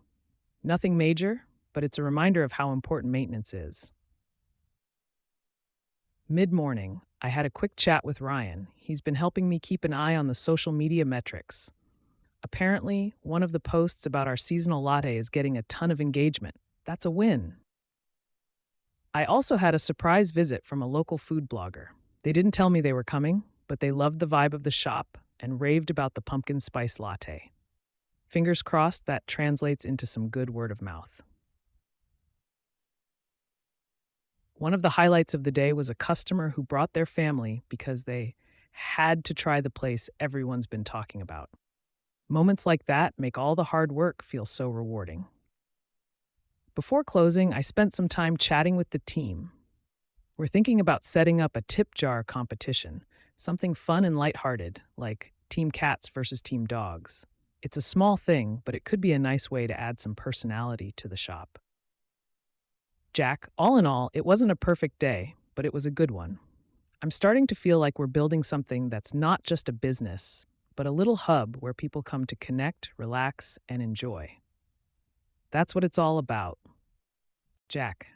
Today had its ups and downs. Morning rush was solid, almost nonstop from 7 to 10:30.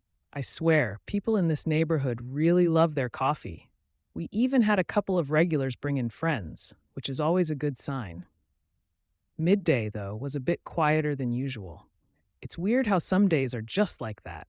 I think it might be time to start testing out some promotions for the slower hours. Maybe a happy hour for iced drinks or a pastry combo deal? Speaking of pastries, we had a slight hiccup with the supplier today. They delivered our order late, so we ran out of a few popular items earlier than expected. I've already reached out to them to make sure this doesn't happen again, but I'm also looking into backup options, just in case. On a brighter note, one of our baristas, Mia, came up with an idea for a drink special, a honey lavender latte. We whipped up a few samples, and the team loved it. I'm thinking we'll roll it out next week as a limited time offering. After closing, I took some time to review our expenses.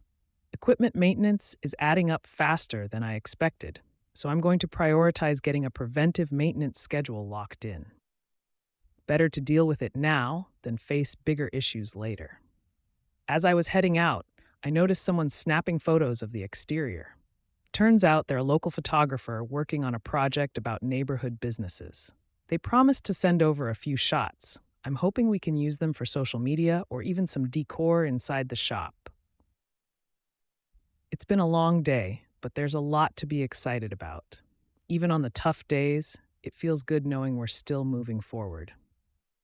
Today was one of those days where everything just seemed to flow. Morning rush was even busier than usual, and we had a good mix of regulars and new faces. It's always nice to see first-timers come in and leave with a smile or a picture of their latte art. Jack, speaking of latte art, one of our baristas, Leo, has been experimenting with some creative designs. A customer asked for a tulip, and Leo turned it into this intricate double-layered design. It ended up getting posted on Instagram, and the customer tagged us. Free promo is the best promo, right? Lunch hour was steady, and the new seating layout is definitely helping. I noticed that customers seemed to linger longer, which is what we were aiming for, creating a space where people feel comfortable staying for a while. On the flip side, we're starting to see wear and tear on the furniture faster than I expected. It's not major yet, but I'm making a note to plan for touch-ups or replacements down the road. The honey lavender latte idea Mia suggested? We tested it on a few customers today. Feedback was overwhelmingly positive. People loved the balance of flavors.